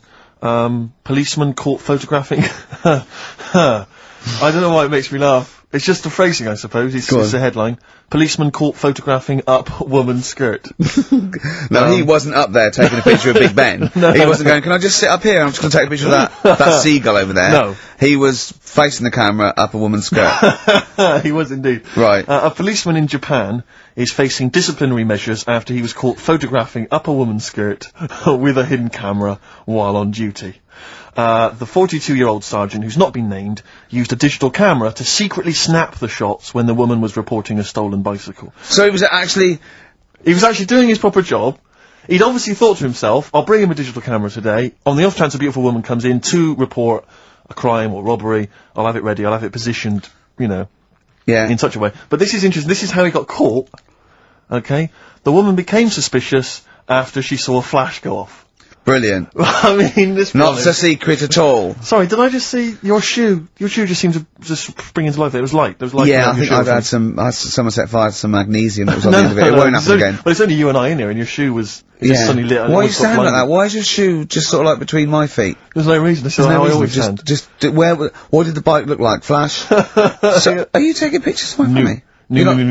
And no, I'm not. And you should be wearing knickers anyway. Well, how do you know that? What? How did you know I'm not? How did I know what? I'm not wearing any... I didn't know you. I don't know what you've got up there. Well... I don't know what it looks like, and there's no way I could. Of course, it would be roughly that conversation in Japanese. I know, yeah. You know, you just mentioned there about, sort of, no knickers and that. Is this gonna be your Auntie Nora? No. Right. It's just, you know, like, the last flat that I lived in, I always had a good view across the road, and I could see, it was the hairy... There was the hairy Chinese kid. Not hairy Chinese kid, he was just a Chinese kid, actually. Yeah. Running about. Because that's rare, isn't it? Hairy Chinese kids are very rare, isn't it? Yeah. There's only one official sighting, isn't there? In one of those shit little magazines that you buy. Yeah, he was running around in his underpants. Sorry, you just swore ironically. I mean, I imagine if there's any newspapers listening, you did that.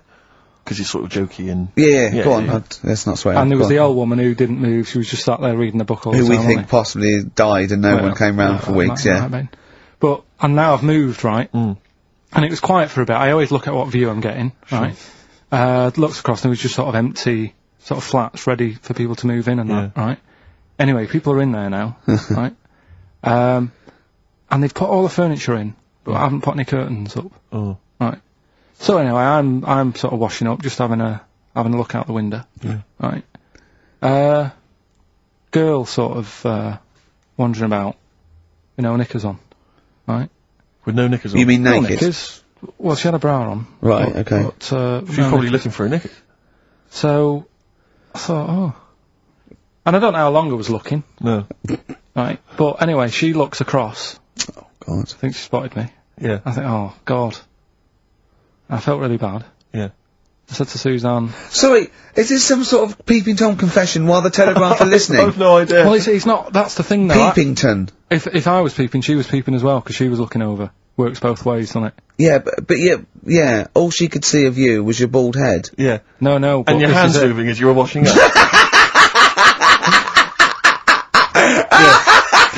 And some white-looking substance rotting up. Particularly stubborn stain on this glass. Yeah. Oh, God. Imagine that. Imagine if she looked across. I'm assuming your sink is lower than the window. But didn't she just, like, just cover up or something? Or she looked back and go, oh, you looking at my fanny? Well, the thing I did... What? I thought, just sort of drop me boxer shorts. Because I What? thought... Well, Suzanne said, what are you doing? What are you talking about?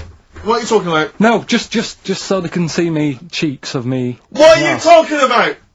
No, because I thought, if she thinks I'm walking about in the nude as well, then we've both got something out of it. Karl! This sounds like a bad excuse in court. I know. This is... Or the plot of a film on Channel 5. I mean, this is like the doctor who got done, right, for exposing himself to a patient, and then painted that little thing, that you look down their throat pink. Yeah. And go, this is what they saw. Yeah. No, so sorry, you were looking at a woman dancing around naked, right? So, the only thing you could do was immediately drop your boxer shorts. So she looked across, saw you fully clothed, saw you took your boxer No, she wouldn't have done, because it's sort of just the top half and the sink's at a side angle, so I was sort of looking out. So she wouldn't have seen your trousers then anyway? No, she did. I moved in front of the window. So you then made them... You actually climbed in front of the window. Oh, this is amazing! So you climbed in front of the window, To show off It wasn't your naked obvious. lower half. Suzanne said, "What are you doing?" I bet she did. What are you looking at? I sent you in here to clean What up. are you doing? I'm just taking my trousers down, standing by the window. Why? Because there's a naked woman across the road. What do you think I'm doing, Suzanne? I'm exposing myself while looking at some free fame. Leave it. What's up with you, Suzanne?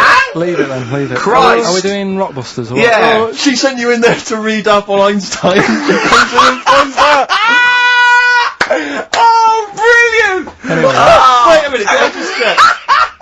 A final question. What did the woman across the way... What happened? What was her I reaction? didn't look again. I just thought you've seen a bit of action as well. We're both happy. Let's leave it. Brilliant. So were you waddling around like a penguin with your trousers around your ankle? I just was walking about, and Suzanne said, "What are you doing?" I said, "I'll explain to you in a bit, but don't look out the window because then it's Excellent. obvious." Then he sees she calls her husband to look at Karl walking around naked. He goes, "Oh, she's got a quick, Suzanne, get him out.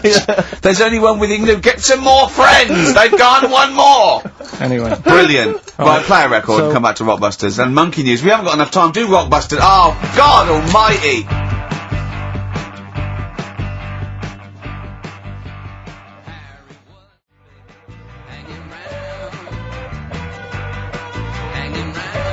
Hanging round with Transformer, a little bit of Lou Reed. Nearly finished. 12 minutes until We Are No More. But don't forget, Monkey News still to come. Well, yeah, don't forget that. Monkey News still to come, but now the answers to Rockbusters. Right, do the clues. alright, the first clue was this vegetable started its life down under. The initials were KO. That was Collie Osborne. Alright? Collie Osborne. The second one was... No, what are we letting that go? Yep, we haven't got time, Rick. Well, it's just not the word. We haven't got time, Rick. Also, cauliflowers So don't start down under. They're on top. It's not like carrots. No, or down under is in Osborne. Osborne, It was born in Oz. Osborne. Right. Collie. I thought you meant started. Her name's not So- Collie. Right, the second one was the things that you normally find on the beach, right? They've been found floating around the moon. That's the space shells, right? Specials. We're going to just tweak it a bit. This is rubbish. I mean, I tell you, no, this isn't even funny though. I mean, they're no good at all. Cryptic. It's not We always cryptic. It's say wrong. cryptic. It's We not always say cryptic. The last one was, well, if you put that many in the post, I'm surprised I didn't receive one. Go on. That's FC 50 cent. Right? What? 50 cent. It was 50 cent. I didn't receive any, so who's... Collie Osborne. Collie. Her name's not Collie. Her name is not Collie. Doesn't matter. Well It doesn't matter. Well done to Gina Fairy, who has emailed in. She's got all those answers right. Just emailing your address and that. And Yeah, email that You're in, such Gina. an idiot, Karl. As are you, Gina. alright.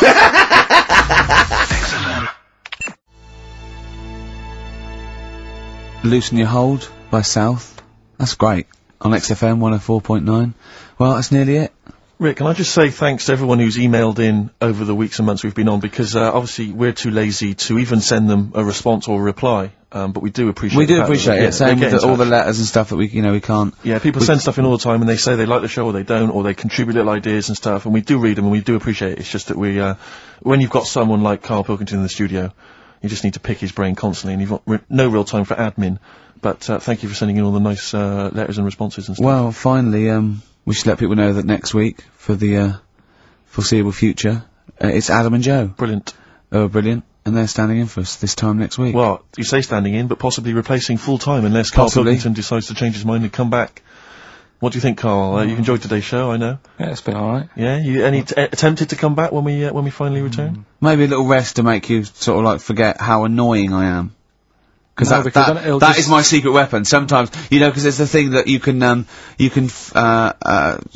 fleece a sheep as many times as you want, but you can only skin it once. Sure. So what I do is sort of like, I fleece you. I never actually completely lose a friend. I tease them and talk to them to the point where they're going to leave me, and I go, oh, anyway, how are you doing? They go, I'll sort of confuse them. Yeah. And that's what I've done with you today. And I think, over the next couple of months, where I'm sort of nicer on the phone, I'm not squeezing your head, you'll go, he's alright, Rick, what? Yeah, And then I'll get you back in it. To it And then I'll Yeah, exactly absolutely rip you to pieces I'll again. be dealing with. So, but hopefully, and also, unlike a lot of my friends who are clever, I don't have to worry about you because you will forget. I mean, because you've got a tiny little intellect. And do you know what I mean? You'll forget this conversation even took place. Anyway, it's what everyone's been waiting for. It's what Karl exists for the last time. It's monkey news. Play the jingle. Oh, chimpanzee that monkey news. Right, are you familiar with 100th monkey? Keep talking. 100th monkey? 100th? Yeah, like as in like, one more than 99. 100th? Yeah. The 100th monkey. Yeah, are you familiar with that? No. No. Anyway, thanks, that was monkey news. Next week, Adam and Jet. What do you mean you're going to leave that? Well, I thought it was a popular phrase or something. What, 100th monkey? Yeah. What do you mean a popular phrase? What, why? What? Because you're going to do songs and phrases with it next week. We've said it was before, 100th monkey. No, it's just, it says the expression 100th monkey. Well, do it anyway, what's the story? Well, it's from the 1950s, right? And the way they got it because, they were following some monkeys about, right? And decided... Who was? It was journalists. Oh yeah, why? Oh yeah. Just to see what they're up to. Right? Okay, so they're following some monkeys around, yeah. What was it? What, a documentary? Anyway, one of them... Come on! One of them washed some potatoes. Right, okay. Right, let's leave that, right? Let's leave that one. Come on! A monkey washed some potatoes? Can we leave that one? No, you cannot. You've got to do it now. They're following what is it? Sort of like a family. Is it a family of monkeys or it was just one chimp and it was washing a potato and he thought that's a bit odd, right? Yeah. And then it turns out that ended up teaching another monkey how to wash a potato. No, they do it. They go down and wash them in the sea because they like the taste of salt. And the weird thing is though, when it got to the 100th monkey, right? Even though it hadn't been taught how to wash a potato, it automatically knew. It knew what to do. What do you mean? What do you mean? It was in them. It was in them that they knew that when they get a potato they had to wash it. That isn't the monkey news. I'm just saying that's where the expression comes from. But you haven't even heard of that. So well, there's a couple of things there. That it could be another upshot, and an instinct is part of your genetics as anything else. Washing a potato. But you can't pass on acquired characteristics. So that's nonsense. If you mean that. Someone was taught they had a child and it knew it. There's no chemical memory as such. So that wasn't even monkey news. No, the monkey news. You know, we've covered a lot of stuff. There was sad stuff, wasn't there? Yeah. There's some funny stuff in there. You know. Yeah. Do monkey news. Playing robbers and that. Football team. A monkey football team? Yeah, in Costa Rica. Oh yeah. Got all the team members here, right? Right. All the different things. Little goalkeeper. Apparently he's on transfer from some other club. But the bit that got me attention is, apparently he's a holder of PhD of physics. Do you want to have a look at that? What, the goalkeeper? Yeah, just the goalkeeper. The others haven't done that much. The others haven't done that much! Well, I believe that he's got better exam results than you, Karl, but... I don't believe he's got a PhD in physics. Obviously... Do you know what the name of the team is? Coconuts. Oh! So if the Telegraph are listening, that is the sort of quality entertainment you get. Well, you don't anymore. Let's just put a song on then. Yeah, that's the end. Goodbye, everybody. Have a lovely summer. Yeah, the rest of it. And, we might see you in October. We might not. It's up to Karl Pilkington. Chances are slim. So call 0207 766 6000. Ask for Karl Pilkington. Or email him. What's this? This is Tim Buckley to end with. I think you'll enjoy this. It's called Once I Was. Andrew Phillips. Call Andrew Phillips. See ya.